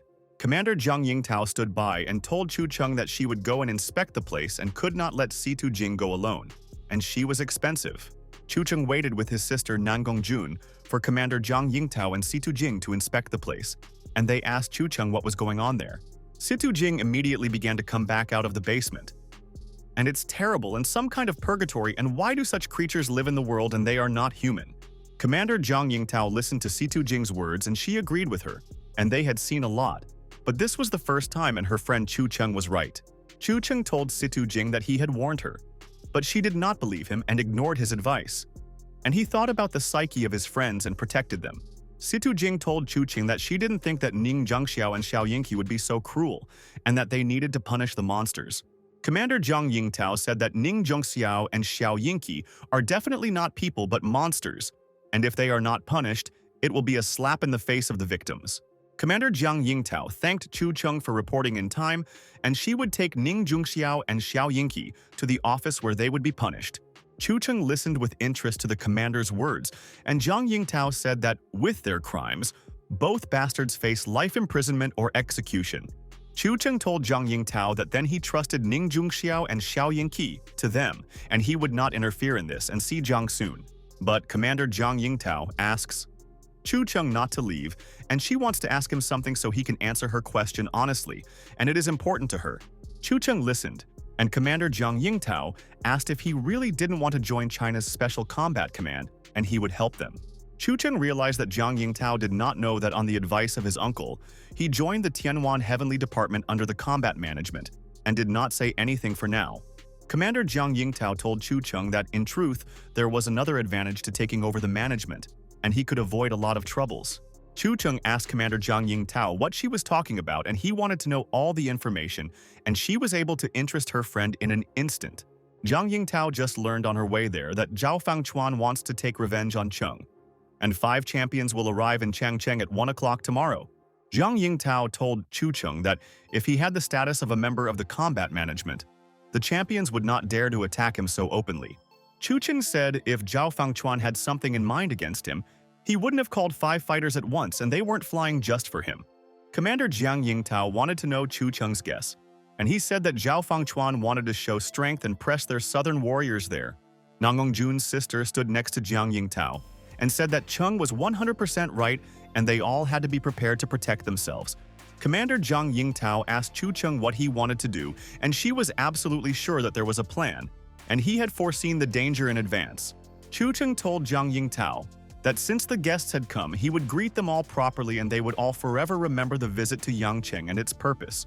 The next day, Zhao Fangchuan and Zhao Tianhao quickly left Yangcheng Airport, and the master does not want to advertise his actions. The reporter said that after the tournament of 1,000 lions, Western fighters challenged the champion Chu Cheng, and their correspondent is reporting. The reporter asked Western Lion King Zhao Fangchuan why he challenged Chu Cheng and whether the fighter believed he could defeat him. Zhao Tianhao started talking to the reporter, and Zhao Fangchuan challenged because Chu Cheng is not worthy of being the champion and is a disgrace to everyone. Zhao Fangchuan stood nearby, and Zhao Tianhao said that at dinner his uncle came to congratulate Chu Cheng, and the idiot made him swim in the river. Zhao Fangchuan said that there was no point in chattering, and their Western team would not tolerate such a disgrace, and they would fight to the end with Chu Cheng. Zhao Tianhao showed everyone the sign, and they challenged Chu Cheng, and the champion will not accept their challenge because he is a coward and sits in the corner of the house in horror. Zhao Fangchuan said, Today, they will send their 5 fighters to Yangqing, and they will challenge Chu Cheng and let the whole world know who is tougher. Zhao Tianhao stood next to his uncle, and Zhao Fangchuan hoped that Chu Cheng would come to them within 24 hours. Otherwise, he would call him a coward. Zhao Fangchuan told reporters that although he assumed that Chu Cheng would not have the courage to approach him, he had already realized all the mistakes. But suddenly, at that very second, someone asked Zhao Fangchuan, who told him that he would chicken out and why he made up stories about his character. It was Chu Cheng, and people said that Zhao Fangchuan called a fighter to his ass, and instead he came straight to the airport and he was so bold. Chu Cheng thought that he didn't like passive games, and today the scoundrel and villain Zhao Fangchuan and his gang wouldn't leave the airport for a mile. Chu Cheng told Zhao Fangchuan that he had come, and how would he respond to such an act, since he had guaranteed that he would not show up and was so wrong. Zhao Fangchuan listened to Chu Cheng's words and became very nervous. And Chu Cheng was taken by surprise, and he is not ready to fight him and knows his strength. Zhao Fangchuan thought that it was great that Chu Cheng came himself, and this time he would make him embarrass himself in front of the whole country, and he would regret that he beat him up. And at that very moment, there was a man standing behind Zhao Fangchuan, and he told Zhao that this was just a meeting at the airport and what was the point of the circus. Zhao Fangchuan was delighted and did not understand that Mr. Marlin had arrived and did not refuse to help him. And together they would break Chu Cheng, and these are the facts. The world boxing champion Leith Marlin has come to Yangqing, and he is not afraid of anyone and has fought with enemies so many times in his life and defeated them. And next to Leith Marlin stood the legend of Western European Jiu-Jitsu, White Carvin, and they will not allow anyone to insult their warriors. The reporter said that this is the master Leith Marlin himself, and he won the American fighting tournament 7 times in a row, and Leith is a boxing legend. The cameraman was filming, and the reporter said that the master of Jiu-Jitsu White Carvin came, and there was any of the 5 gods of fighting and legends. The reporter is curious to know whether Chu Cheng really decided to come against such a Western delegation and how he will fight with the warriors. Zhao Fangchuan pointed his finger and told Mr. Leith Marlin that this was Chu Cheng, and he did not appreciate Western fighters and laughed in their faces. White Carvin asked Zhao Fangchuan if this was the same idiot Chu Cheng that he told so many stories about and said was strong. White Carvin said that Chu Cheng dressed like a museum exhibit, and he was curious to know if he would fall apart from one blow from the martial artists. Song Kyo asked White Carvin if he understands fashion and why he brazenly criticizes their clothes, and it seems he has nothing to do and does not respect them. Song Kyo said that this Taiji suit was chosen for him by the goddess Nangong Jun herself, and it is comfortable and stylish, and White Carvin is a collective farmer himself. Jiu-Jitsu Master White Carvin was angry at Sun Chu's words and how this impudent guy dared to call him a collective farmer, and it infuriates him. And at that very moment, Jiu-Jitsu Master White Carvin pounced on Song Chu there with an attack and asked the impudent fellow why he insulted the master. Song Chu is horrified and did not take into account that the master of Jiu-Jitsu White Carvin can attack him and he is stronger than him and how to defend against the blow. Chu Cheng stood in front of Song Chu and protected him and the fists of Chu Cheng and Jiu-Jitsu. Master White Carvin clashed, and the fighters will find out who is stronger. Chu Cheng told the 5 fighters that they had called him, and he had come, and if they were so eager to fight, let them all attack the enemy at once. Jiu-Jitsu Master White Carvin asked Chu Cheng if he really wanted to defeat the 5 of them, and any one of the 5 fighters would beat him there. Song Q told Nangong Jun's sister that Zhao Fangchuan and 5 fighters were targeting Chu Cheng, and could she intervene in the conflict? But Nangong Jun told Song Chu that they should not interfere with the conflict, and this time she does not plan to interfere, and this is brother Chu Cheng's business. Song Chu asked sister Nangong Jun if she wanted to leave Chu Cheng alone against the 5 Western monsters and all the master's fighters. Nangong Jun told Song Chu that this is why she will not interfere with them, and the 5 of them are already strong enough to become Chu Cheng's training now. Song Chu stood next to Nangong Jun's sister and was surprised by her words and asked the goddess why she called the fight training for Chu's son-in-law. Nangong Jun thought that Chu Cheng had just mastered the flow and needed serious battles to consolidate his skills and that he would understand the aura in battle. Chu Cheng continued to fight with Jiu-Jitsu Master White Carvin, and Nangong Jun decided that at the same time, Chu Cheng would show the fighters who was tougher. Jiu-Jitsu Master White Carvin stood in front of Chu Cheng and threw so many punches and wanted to break through the enemy's defense, but he fights carefully. Jiu-Jitsu Master White Carvin wanted to grab Chu Cheng, and he is so close to his opponent and will apply a serious Jiu-Jitsu technique. Chu Cheng was pleased and realized that there was a gap in the defense of the master of Jiu-Jitsu White Carvin. And now he lost his vigilance, and here is the mistake. Chu Cheng swung, and now Jiu-Jitsu Master White Carvin can't escape from him, and he trapped himself and realized his gap. Chu Cheng quickly rushed from his place in the direction of the Jiu-Jitsu Master White Carvin, and he will show on the example of the fighter how he can hit them. At that moment, Chu Cheng used the 8 extreme fist technique and hit all the pain points of Jiu-Jitsu Master White Carvin. White Carvin flew back a couple of meters from Chu Cheng's blow, and he was confused and did not understand what kind of technique it was, and it hurt him, and he barely survived. Jiu-Jitsu Master White Carvin understood. Chu Cheng looks like a weakling, but every punch he makes is like an explosion of energy, and that power is hitting the enemy. Chu Cheng told White Carvin that this was Chinese Kung Fu that they had underestimated, and he wanted to show serious skills in action. The reporters said that they were so interested to know the outcome of their incredible fight and whether White Carvin had lost his skills so easily in front of Chu Cheng.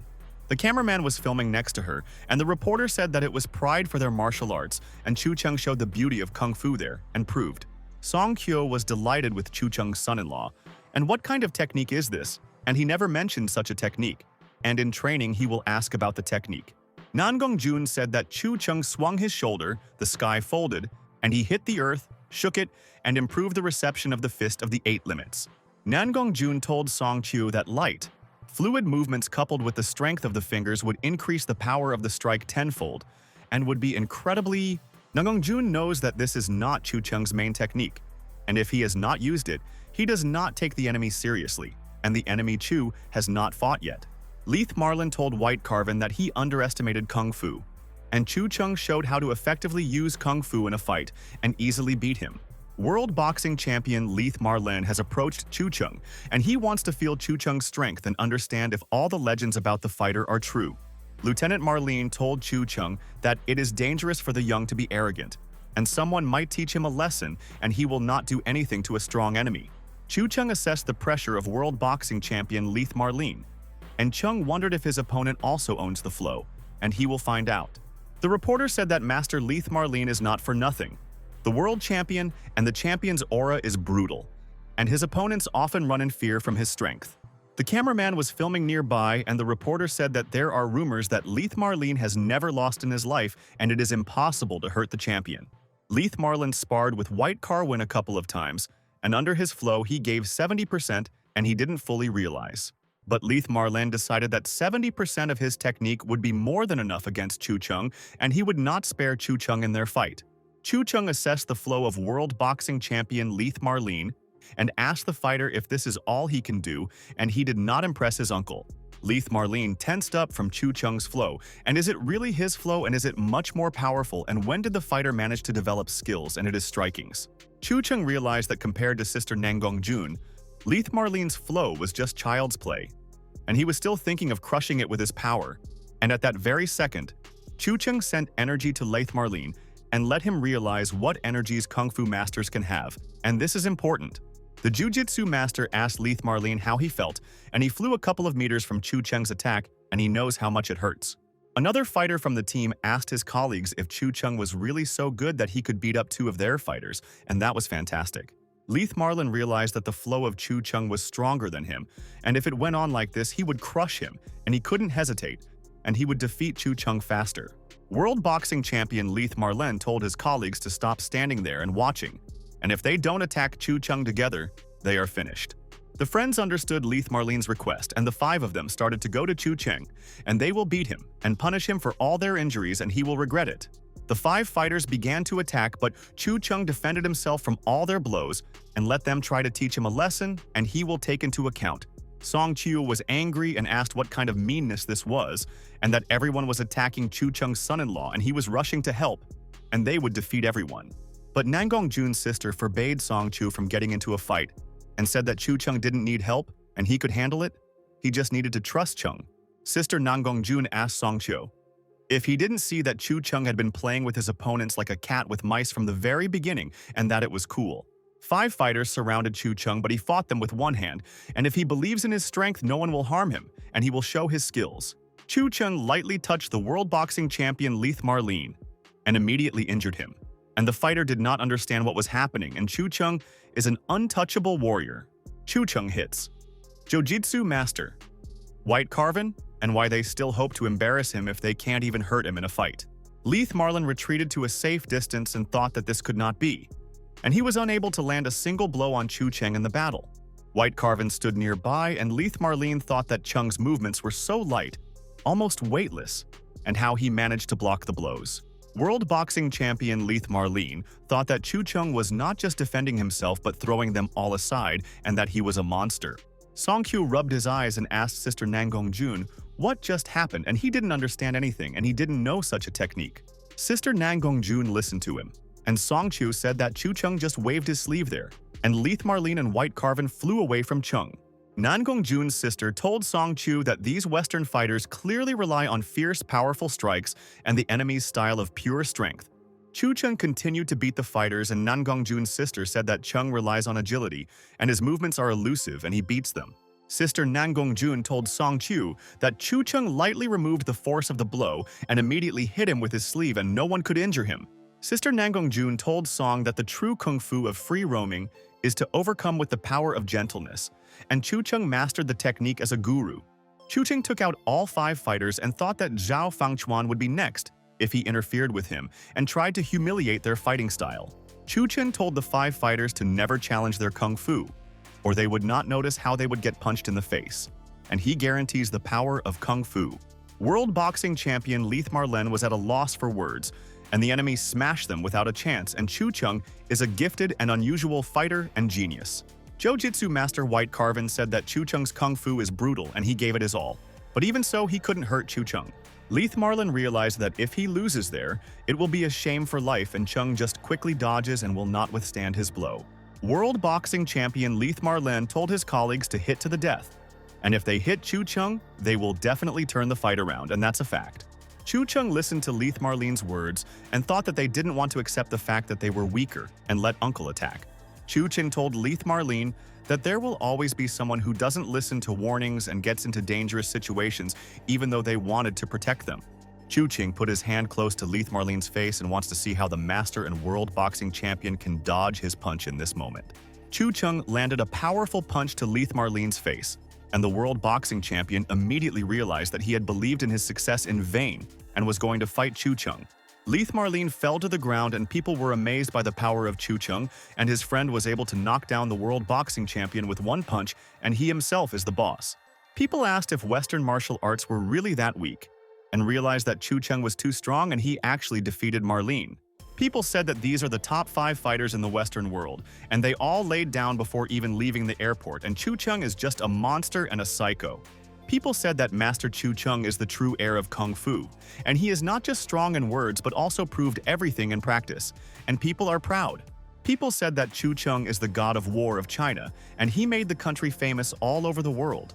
And now all the fighters know who to look up to, and Chen is their brother. Jiu-Jitsu master. Wyatt Carvin came to help Leith Marlin, and he was on the ground knocked out, and Chu Chen hit him the hardest in their fight. Jiu-Jitsu master White. Carvin wondered who would have thought that an ordinary guy would be so powerful, and even Leith Marlin would be beaten. Jiu-Jitsu master White Carvin realized that if it weren't for Zhao Fangchuan who dragged the 5 of them there, they wouldn't have been disgraced, and he was an idiot. Jiu-Jitsu master White.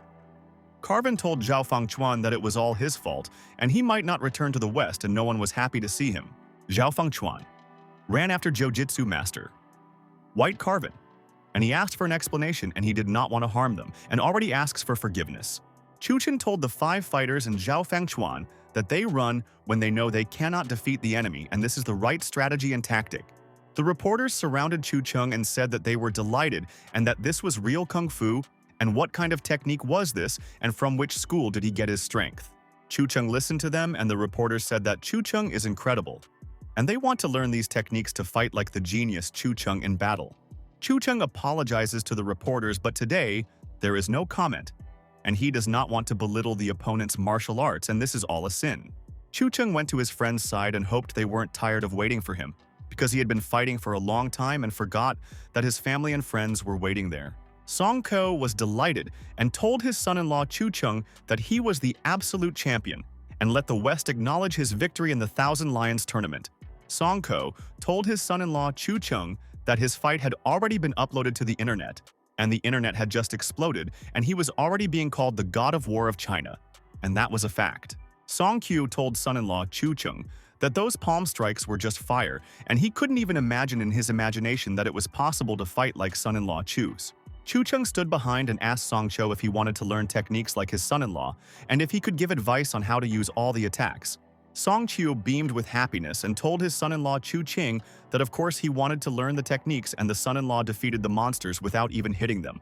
Chu Cheng listened to Song Qiu's words and realized that he was very interested in learning about his technique, and that they had not learned such techniques with Song in training. Chu Cheng told Song Qiu to first memorize the free wandering technique, and then they will start teaching other techniques, and he is not lying to him. Song Qiu was surprised and asked his son-in-law Chu Cheng what kind of technique free wandering is, and how he will learn the technique if he does not know the information yet. After these events, Chu Cheng returned to the Song family mansion, and he wants to take a break from all the worries and discuss important issues with his family now. Chu Cheng stood in front of Grandpa Song and was glad that he was okay, and that he was a very energetic and active person and could give a lot of advice. Grandfather Song told his beloved son-in-law that after this battle, his name would thunder throughout the world and every fighter would imitate his son-in-law Cheng. Chu Cheng asked the Song family if everyone was already aware of the events and nothing special, and he just quickly dealt with a couple of half-baked fighters. Xiaobei asked brother Chu Cheng not to be modest, and these are all world champions, and he was not at the airport and missed the fight show. Song Cho told the Song family that they really lost a lot, and the battle was just epic, and son-in-law Chu Cheng dealt incredible blows to the enemies. Song Yan's father asked Song Cho if he was telling the truth, and they hadn't had time to watch the video online and were obliged to evaluate Chu Cheng's fighting skills. Song Q told the family that son-in-law Chu Cheng knocked out the champion Leith Marlene with one punch, kicked White Carvin with another, and Chu smashed 5 fighters. Xiaobei asked his brother Chu Cheng if he was exhausted after the massacre, because he had spent a lot of strength and energy, and his brother had fought with 5 fighters at once. Chu Cheng stood next to Xiaobei and realized that his friend always spoke to him like this when he needed something from him, and he was obliged to ask what he wanted from his son-in-law. Chu Cheng asked Xiaobei what happened and wanted to know the information so that he could answer all the questions and solve brother Xi's problems. Xiaobei said there is some personal matter and he was invited to hang out tonight, and could brother Chu Cheng join him and go with him. Chu Cheng asked Xiaobei if he was serious, and he was the cool boss of the Xia family and the director of Beichin Pharmaceuticals, and he was bothered by some parties. Xiaobei told brother Chu Cheng that this was not just a party and gathering of young guys from the business circles of Yangcheng, and that people had influence in Yangcheng City. Xiaobei told Chu Cheng's brother that he had never gone to such events before, and let him join him, and he would be cooler with Chu Cheng. Chu Cheng stood in front of Xiaobei and thought that he didn't like holidays, but how could he refuse Xiaobei when he sincerely asked for help in his case? Chu Cheng realized that since Xiaobei was so worried, it meant that the party was not simple and he had nothing to do. So he went with his brother and found out what kind of party they were having. Chu Cheng told brother Xiaobei that he agreed, and what time they were going to the club, and they should discuss the details, and his schedule was free for the night. Xiaobei was happy with brother Chu Cheng's answer and said that he would pick him up at 8 in the evening and thanked his brother for supporting him in the situation. Xiaobei hugged brother Chu Cheng and thanked him very much, and he immediately realized that he was an incredible guy, and he appreciated people like him and respected brother Cheng. Chu Cheng stood next to Xiaobei and told him to stop lying, and he knows how beautifully he can lie about people's qualities when he needs something. Chu Cheng remembered and asked Xiaobei about the dream there regarding the Chen family, and whether there were any movements on their part since they had publicly humiliated Mr. Xiaobei told brother Chu Cheng that the Qian family did nothing, and it was strange, and after the argument they became quiet and did not attack the Beichin firm. Chu Cheng listened to the information about the Qian family from Xiaobei, and he was satisfied and knew that Mr. Qian was a coward and wanted to teach a lesson and break up the family. Chu Cheng told Xiaobei to let the Qian family sit quietly, and the main thing is that they don't interfere with Beichin Pharmaceuticals, and then they won't have any problems. In the evening, Xiaobei brought Chu Cheng to the club in Yangcheng and hopes that they will have a great time today, and with Chu Cheng's brother, he is not afraid of anyone there. Xiaobei told brother Chu Cheng that the party will be there, and it seems that brother himself has never been to such places, and Song Yan scolds him if he goes to the club. Chu Cheng told Xiaobei that this is a cool place, and it seems that it was not for nothing that the rich kids chose such a place, and he heard that the prices there are not cheap for everything. Xiaobei told brother Chu Cheng that the entire club was bought out today, and inside you can eat and drink everything without restrictions, and he warned him right away. Shibei told Chu Cheng that this was a party of the coolest rich kids from Yangcheng, and he didn't think that he would be invited at all, and he had to come. Chu Cheng asks Shibei not to embarrass herself and what they will do first, and he wants to discuss everything with his brother before they go inside, and this is important. Shibei was still crying, and he had long dreamed of attending the party of the richest people of Yangcheng, and today, his dream came true, and he is happy. Shibei found out, and there is a swimming pool, sauna, massage, but at 11 o'clock in the evening, you have to be on the 6th floor and important people will come there. Chu Cheng listened to Shibei's words and said that they would first swim and then go to the 6th floor, and he wanted to find out who would come there. Behind the friends stood the twin sisters, and they learned that Chu Cheng also came to the party, and it was good that Shibei brought him with him, and he was good. The sisters hope that Chu Cheng will surprise them, and he will become an internet star, and all the people in Yangcheng know him, and Chu Cheng fights like an incredible warrior. Chu Cheng at this time came to the pool and swam and did not get tense, and he had nothing to worry about, and he solved all the problems of the Song family and their friends. Chu Cheng continued to swim, and he is glad that no one is bothering him. And where is Song Chu? And he does not see him, and it seems he is having fun, and he deserves a rest. Chu Cheng opened his eyes and was surprised and saw the lady's legs in front of him, and they wanted to ask him something, but he clearly wasn't familiar with them yet. The eldest daughter of the Liu family from Yangcheng is named Liu Manman, and the eldest is Liu Changqian, and the eldest asked Chu Cheng if it was boring to swim alone. Chu Cheng listened to the sisters' words with interest, and Liu Changqian asked him if they could have a swim, and if they would be willing to swim with Chu Cheng. Liu Changqian told Chu Cheng that they would do 2 rounds back and forth, and the loser would grant the champion any wish without limitation. Chu Cheng started to come out of the water, and as soon as Shibei left, these 2 ladies immediately approached him with conditions, and they were aimed at him. Chu Cheng asked the sisters if they knew him, and it seemed like they both had heard of him, and so they confidently approached and proposed an interesting bet. Liu Changqian said that they know him, and he is the master of the Southern Fist Chu Cheng, and now in Yangcheng, there is no one more famous than him, and they are glad to meet him. Liu Manman stood next to her sister, and Liu Changqian asked Chu Cheng if they would sail and if he had the courage to bet with her. Chu Cheng told Liu Changqian that they can swim, but he wants to change the conditions, and there are some nuances that he does not agree to. Chu Cheng told Liu Changqian that the conditions should not contain any vulgarity, and then he was willing to make a bet and swim with the sisters. Liu Changqian was furious at Chu Cheng's words and said that she didn't want to suggest vulgarity anyway, and that his wild imagination was to blame for everything. Liu Changqian told Chu Cheng that she agreed, and her sister would be the judge and would make sure that everything was done fairly and would not be biased towards her.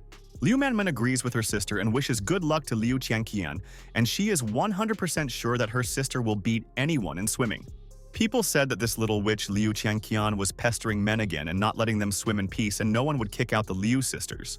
A friend stood next to the guy and said that he was absolutely right in everything, and Liu Changqian swims so well that he will give the national team a head start, and she is cool. People said that if the guy loses, Liu Changqian can immediately make him run naked around Yangcheng, and she is a witch and she doesn't care anymore. Liu Manman started the countdown, and in 3 seconds they will both start swimming, and Chu Cheng must try to overtake her sister. Liu Manman counted to 3 and waved her hand and said that they could both swim, and whoever got there first would give the order to the loser in their dispute. Liu Changqian listened to her sister's words, and at that very moment she jumped into the water, and no one can catch up with her in swimming, and so she challenges. Liu Changqian continued to swim and does not see Chu Cheng anywhere, and it seems that he has fallen behind her and will never catch up. And in the game with her, he is always a loser. Chu Cheng still hadn't jumped into the water and told Liu Manman that she and her sister were clearly up to something, and his intuition told him about them. Liu Manman stood next to Chu Cheng and was surprised that he had not yet started swimming, and Liu Changqian would be able to easily defeat him. Liu Manman was shocked by Chu Cheng's statement and asked him where he got that from and why he thought they had a plan, and let him explain. Liu Manman told Chu Cheng that if he didn't jump into the water now, he would definitely lose, and that he was wrong to underestimate her sister Liu Qianqian in the race. Chu Cheng stood next to Liu Manman and thought that the sisters were not simple, and he really needed to be careful, and he knew their character. Chu Cheng told Liu Manman that he would first deal with her sister Liu Changqian there, and then they would soon find out the intentions of the sisters. And at that very second, Chu Cheng quickly jumped into the water, and the sisters don't know yet what he's capable of, and it's not for nothing that Uncle Chu Cheng is the master of Nanquan. Chu Cheng started swimming briskly, and Liu Manman looked at him, and she was shocked where Chu Cheng learned to swim so fast, and he is definitely a monster. Liu Qianqian thought no matter how strong Chu Cheng was in the water, it wouldn't help, and she had few equals in swimming in Yangcheng, and it was time to teach Chu a lesson. But suddenly, at this moment, Chu Cheng swam next to Liu Qianqian and overtook her in a couple of seconds, and he did not waste energy and is now full of strength. Liu Qianqian stood next to Chu Cheng and froze in place from shock, and he caught up and even overtook her. But how is this possible because he was standing on dry land? Chu Cheng waved his hand to Liu Qianqian and said that he was there next to her, and it seemed like she had lost him and was looking for him. And he saw her reaction on land.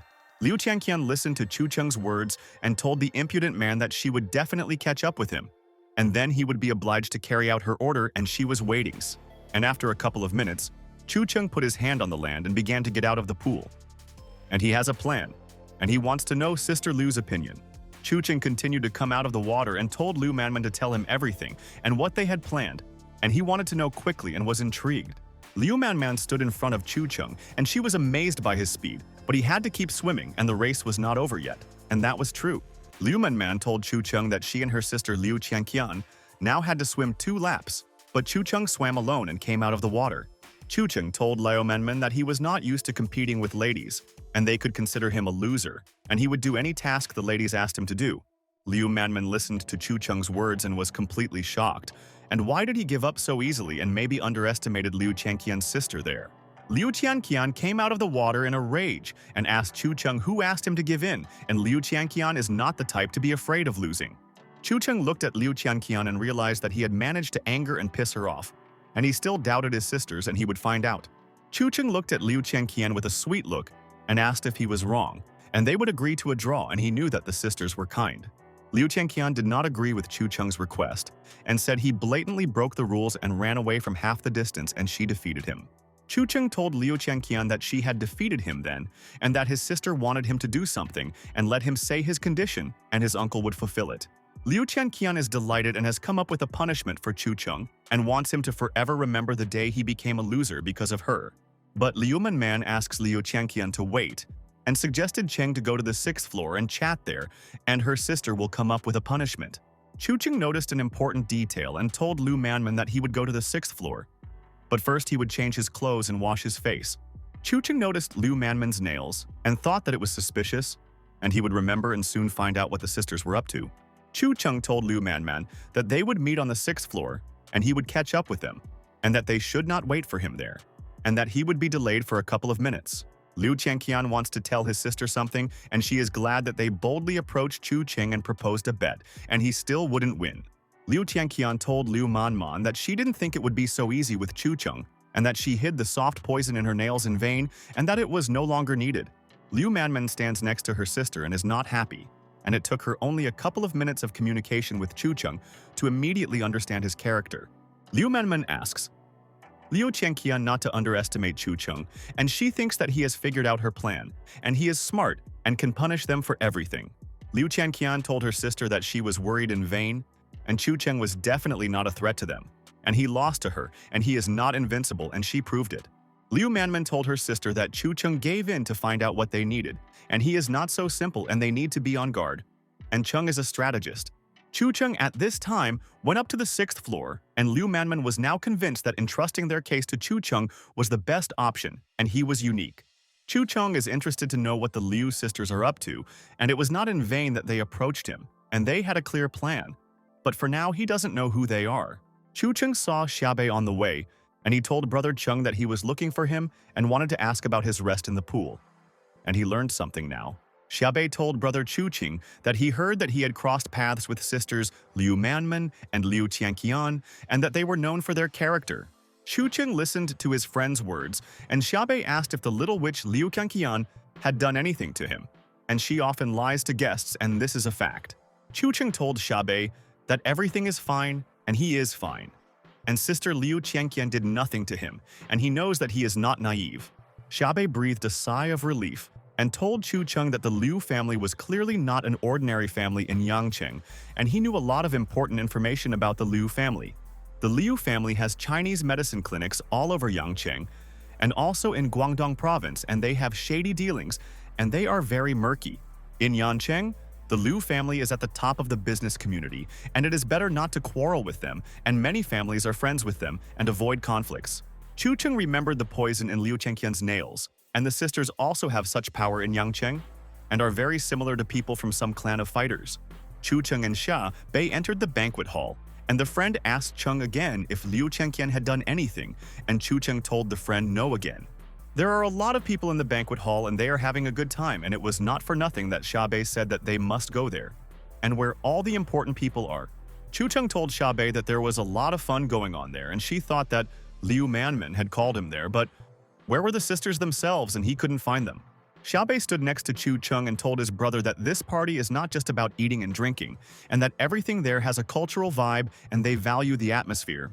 Xia Bei said that everyone who is there is the elite youth of Yangcheng, and people in the cultural circle accept him, of course, and he is an ordinary person. Xia Bei asked Chu Cheng if he saw the guy at the piano, and it was Bai Mu from the Bai family, and he was one of the 3 organizers of the festival, and he was successful.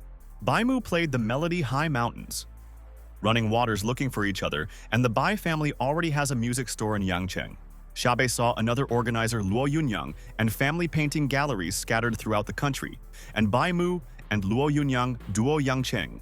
Bai Mu told Luo Yunyang that he painted a beautiful picture, and it was a phoenix looking for a phoenix, and his skill had grown again, and his friend was unique.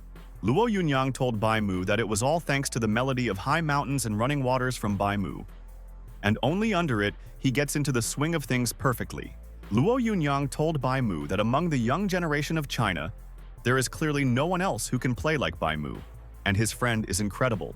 Bai Mu told Luo Yunyang that in terms of watercolor painting, Yunyang is a young genius of modern art and a role model for others. Chu Chen thought that the guy's technique was good, but not so good that they would be the first in China, and that even at parties they couldn't do without flattery. And then people said that the Liu sisters had finally arrived, and people had been waiting for them for so long and were hoping that they would take the time and both would attend the celebration. Liu Manman apologizes to people for being late, and they wanted to come to the party at all costs because all the family friends are there. Xia Bei told Chu Cheng that this was Liu Manman, and she invited him to this party, and what does brother Cheng think? Maybe she liked him, and he is handsome. Chu Cheng told Xia Bei that it's not harmful to dream, but there's zero chance, and his friend is good of course, but Liu Manman is another lady, and he definitely won't be able to handle her.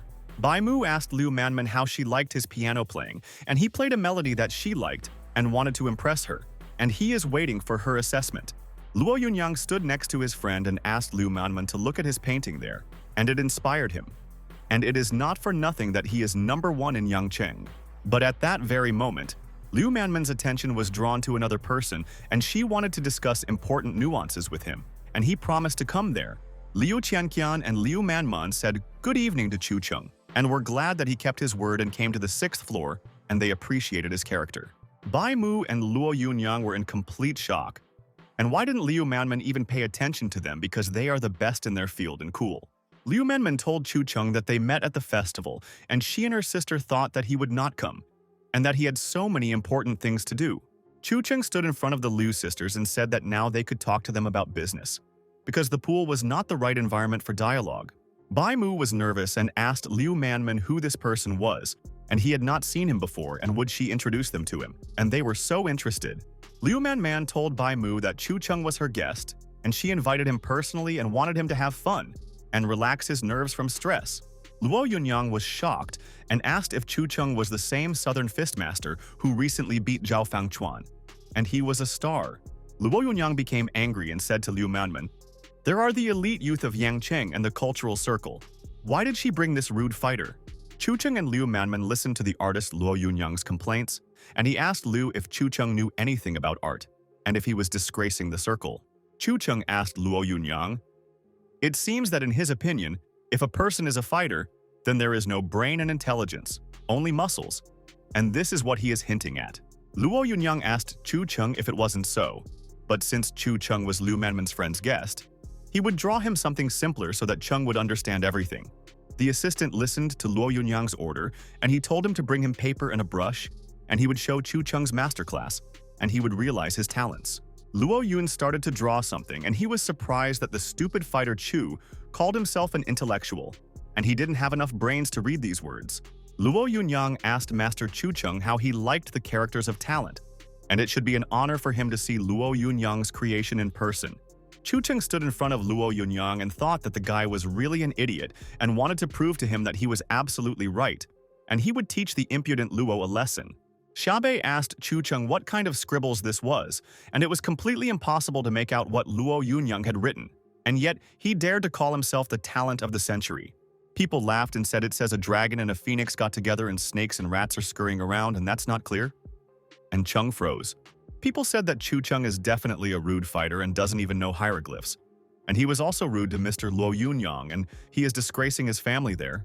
Luo Yunyang asked his assistants to bring the painting closer to Master Chu Chen and let him see what he painted, and it looks like Chu Chen is in trouble. The assistants brought the paper to Master Chu Chen and asked him to look at Luo Yunyang's creation and whether the master could not discern the characters. Chu Chen studied the characters of the century's talent Luo Yunyang with interest and thought that the impudent youths needed to be taught a lesson, and he would do it soon. And at that moment, suddenly Chu Chen began to tear the paper and told people that these hieroglyphs were completely ugly, and it was painful for him to even look at them. Luo Yunyang was completely shocked and asked Chu Chen what the scoundrel was doing, and this disrespect for his creation and why he tore up the masterpiece of the manuscript. Chu Chen told Mr. Luo Yunyang that his writing was as poor as he looked, and whoever called it an incredible creation was clearly an idiot. Luo Yunyang was angry and asked Chu Chen how dare he call the talent of the century and his characters ugly, and he himself is a nobody and a stupid fighter. Chu Chen listened to Luo Yunyang's claims with interest, and he told the master that he was the national champion in calligraphy and painting, and he was the talent of the century. Chu Chen asked Luo Yunyang if he was really the champion. Then this competition was obviously so-so, and his skill can be seen from that picture behind them. Chu Chen said it's not a phoenix looking for a phoenix, but rather a phoenix in captivity of a phoenix. And in the picture there is no phoenix or life, and it is clearly an ordinary daub. Liu Manman appreciated Luo Yunyang's painting, and there is no phoenix or spirit there. And Chu Chen, in one word, hit the mark 100%, and he knows everything. Liu Manman thought that although with Luo Yunyang's level, this is not a daub and he has influence in the territory of Yangqing, and the painting will be bought as respect for Luo. Luo Yunyang told Chu Chen to stop being smart and could he really draw a phoenix no worse and let him prove his potential and talents.